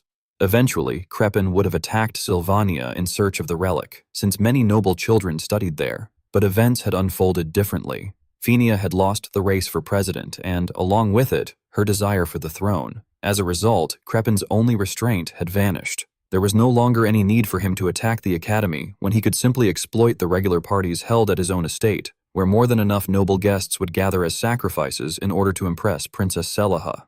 Ed concluded that this also explained why Crepin had wanted him to return. After surviving Crepin's spell, Ed would have been a thorn in his side. By arranging for Ed to return and be reinstated as a noble, restoring his status, Crepin would have gained yet another sacrifice to offer. In the end, Ed realized bitterly that the cause of this entire tragedy had once again traced back to himself. As Ed easily cut down the bats flying toward him, their corpses fell to the ground with each step he took.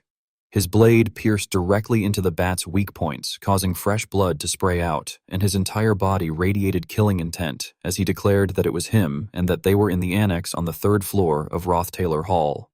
Ed then frowned as he noticed someone and addressed him directly. Kadek responded with a delighted laugh, cackling loudly before turning around and revealing his distorted face. Kadek greeted him by saying that it had been a while and addressed him as his lord, the Eagle Knight, Kadek. Ed thought to himself that Kadek was not a welcome sight, but he was someone Ed had once known.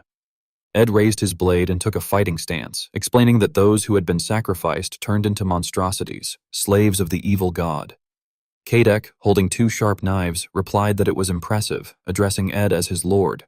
Meanwhile, Mug charged rapidly toward him. Ed continued explaining that even if their minds remained intact, they were rarely anything more than puppets, driven to kill anything in front of them. However, Kadek had already been strong and talented before, and now he also possessed the powers of the evil god. Kadek suddenly leaped high into the air, gripping his knife tightly before plunging downward while proclaiming his loyalty, eternal loyalty, to House Roth-Taylor. Ed reflected that nothing less than taking Kadek's head would keep him down and that a knight like Kadek was quite a tough opponent to deal with. Just as the two were about to clash, the ground suddenly bulged as tentacles burst upward. They swiftly severed Kadek's head, sending fresh blood spraying everywhere. Ed widened his eyes and thought that what he had faced was something that had not even been present in the failed swordsman of Sylvania. As the tentacles slowly emerged further, a voice commanded him to leave. It was Arwen's hand controlling them, the tendrils coiling back around the hilt of her sword as she addressed Ed directly. Ed then let out a sigh and explained that he was not acting as a boss or even a hidden boss anywhere, but simply as Ed Roth-Taylor, a soul in this god-forsaken world. Arwen's gaze became extremely cold as she declared that she could not let him go any further, as if she had become fate itself. The eyeball was described as being attacked by purple lightning, while tentacles surrounded the mansion and the people screamed in pain, crying out in terror. It was stated that this was happening in the tower section of the Roth-Taylor residence. At the 4th floor warehouse, several people were said to be blocking the door as they groaned in pain and urged each other to hold tightly and not fall. However, the tentacles were described as becoming sharp and piercing through the door, heading straight toward their faces, and it was narrated that they pierced through their heads, causing blood to flow. The crimson eyeball was said to peer through a gap where Tanya was hiding, growling menacingly. Tanya was described as trembling as she covered her mouth, trying not to make any sound, while she wondered in fear why the situation had become so terrifying. It was then narrated that the room suddenly shook violently and the building began to tilt to one side. Tanya was said to panic, thinking that if things continued like that, the tower would surely collapse. As she looked through a large hole, she was described as seeing 2 figures, while a corpse on the ground had already begun to burn. On the 3rd floor of the annex building of the Roth-Taylor residence, it was explained that Arwen Roth-Taylor had a younger sister 5 years younger than her, named Tanya Roth-Taylor, and a younger brother 3 years younger, named Ed Roth-Taylor. It was emphasized that Arwen herself was the rightful heir of the Roth-Taylor family. Ed was described as quickly using a defensive magic shield. Meanwhile, Arwen was said to leap forward and swing her sword fiercely toward him, and her attack was described as being so powerful that the ground cracked and debris flew everywhere. Ed's shield was said to shatter, and his arm was injured, as he realized that her speed was truly terrifying. The narration explained that the legendary holy sword, capable of absorbing all forms of elemental mana, was nearly impossible to use due to its immense weight, and that the Daybreak sword was far too luxurious a weapon for someone who had only just been baptized. Ed was described as gathering firepower in his hand and clenching his fist to cast an intermediate magic spell known as Focused Explosion. It was stated that, despite everything, no one doubted that Arwen would become the rightful owner of that sword. He then unleashed a massive explosion, and it was noted that since childhood, Arwen had excelled not only in social etiquette, but also in politics and governance. Arwen was said to instantly create a defensive shield and was described as mastering every form of magic and alchemy. It was further stated that she had been regarded as a once-in-a-generation swordsmanship genius, and that influential nobles who had witnessed Arwen Roth-Taylor in her prime all agreed in their praise, describing her as a peerless flower that had bloomed within the Roth-Taylor family. However, it was then contrasted that all of that had now become nothing more than distant stories of the past. Arwen was described as being surprised that Ed managed to dodge her strike. Ed was then said to use a recovery ability called the Blessing of Fire Recovery, which temporarily increased fire resistance, and it was narrated that everything had now faded into mere memories. The story reflected on how the younger brother who once admired his older sister had now become a man bearing the same face as that younger brother, and that a single direct confrontation was enough for him to realize Arwen's weakness. Ed was described as thinking that the flames imbued in her sword were merely a disguise to conceal a mass reduction spell. He reasoned that all of her techniques relied on centrifugal force, and although her speed was high, her swordsmanship lacked any direct thrusts. He concluded that as long as he focused on predicting the arcs of her swings, he would be able to evade them. It was further explained that Arwen's greatsword derived its full power from inertia generated when the mass reduction magic was cancelled and the sword's true mass returned, making it a weapon whose mass constantly changed. Ed was then described as stepping firmly onto Arwen's sword, realizing that such a weapon was extremely vulnerable to external forces. Arwen was said to spin her blade, causing it to move so quickly that flashes of light appeared. Ed concluded that he could deduce the purpose of the weapon in her other hand. Arwen then swung forward again, and Ed quickly leaped back. He reasoned that the secondary weapon was only a backup to be used when the main sword could not be utilized, and that once the distance between them widened, she would inevitably return to using her primary sword after understanding all of these patterns. Arwen's eyes showed clear astonishment as it was observed that her arm had been severed by Ed, and it was thought that reacting quickly to his waves of attacks was no longer impossible. Her severed arm fell away, yet it was noted that it still tightly gripped the sword, which was considered troublesome. The situation was judged to be vastly different from the Arwen Rothaler that had once been known, as it was speculated that she had become an anomaly outside the script and that some important details might have been overlooked, prompting the need for close observation. It was then reasoned that limbs created by the power of Mabuller possessed independent regenerative abilities. As the arm lay on the ground, a sudden flash of light appeared, and it was seen that the arm reattached itself to Arwen's body. This ability was regarded as extremely troublesome, though it was understood that the price to be paid was the complete erosion of the user's sanity. Based on that logic, it was concluded that a person under the control of the evil god Mabuller was still alive, albeit enduring suffering far more horrifying than death itself. It was further explained that, according to the established pact, the instinct to kill would consume all rational thought, leaving behind only the strongest lingering desire from one's past life as a remaining desire. As an example, Caden, the Eagle Knight who had remained loyal to the Rothaler family until his death, was said to still cling to a faint obsession to protect the family until his final breath, even though his capacity for thought had been reduced to nothing. It was then described that Arwen continuously launched attacks, yet Ed nimbly evaded them all, while it was assessed that both the speed and power behind her strikes, as well as their range, had increased significantly, making the situation highly disadvantageous. In response, Ed created a bow and concluded that such a battle could not be prolonged. It was noted that atop the annex, Crefin was waiting for the completion of the ritual to summon the evil god, Meebuller, and although Lucy was holding him off, it was feared that if the ritual succeeded, every living soul in the vicinity would be devoured as an offering. Therefore, it was resolved that in order to survive, Arwen had to be defeated, and Crefin's plan brought to an end. It was then narrated that Ed fired an arrow directly at Arwen's blade, and although she deflected it, causing the arrow to be knocked away, it was reasoned that once the conditions for survival had been carefully considered, there was no room for hesitation. As Arwen brought her sword close to Ed's neck, she suddenly halted when a water beast summoned by him lunged forward and bit onto her blade. It was stated that an intermediate water spirit had been summoned, and thus there was no reason to resort to riskier methods. Taking advantage of this, Ed withdrew his weapon and counter-attacked, slashing upward while Arwen tilted her head to evade, though a few strands of her hair were cut. It was observed that once the Daybreak sword had been neutralized, she would switch to another attack pattern, maintaining the same sharp speed as at the beginning of the battle, yet it was acknowledged that her tempo was gradually being matched. Their blades pressed against each other, producing sparks, and as Arwen retaliated with a swing, Ed crouched to avoid it, recognizing that a single misstep would cost him his life and that each movement had to be executed with precision.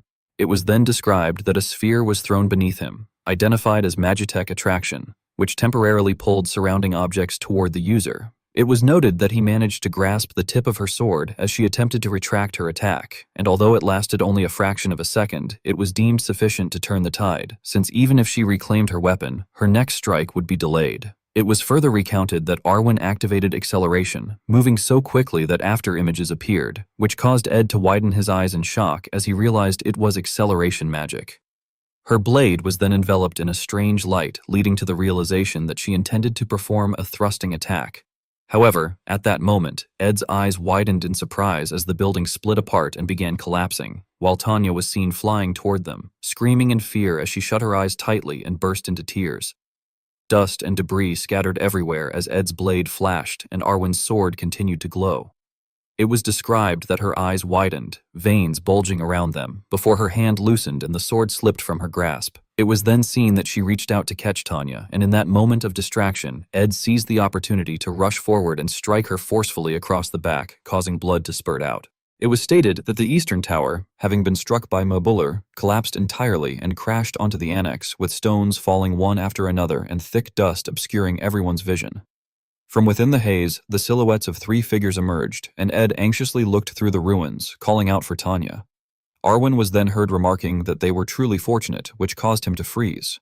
Based on what had been recorded in Ed's letters, it was suggested that Arwen had once given up on everything, as she had said that their father's ambition had been too great, and that it had become the shackles binding their family. It was explained that this was why she had chosen to submit to Crefin, and from that point onward, everything became mere speculation. It was believed that Crefin had conducted horrifying experiments on her in order to summon the evil god, a being that endlessly desired the blood of nobles, and that she had become the most suitable sacrifice after enduring prolonged suffering. It was then described that Arwen held Tanya in her arms to shield her, while the question arose as to what Arwen truly desired, and what had preserved her sanity, even as her existence slowly faded after becoming a slave to the evil god.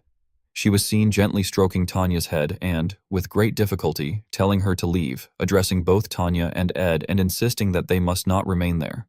Finally, it was narrated that Ed tightened his grip on the dagger as blood ran down its hilt, while Arwen's voice continued to echo, pleading for them to leave the residence as quickly as possible.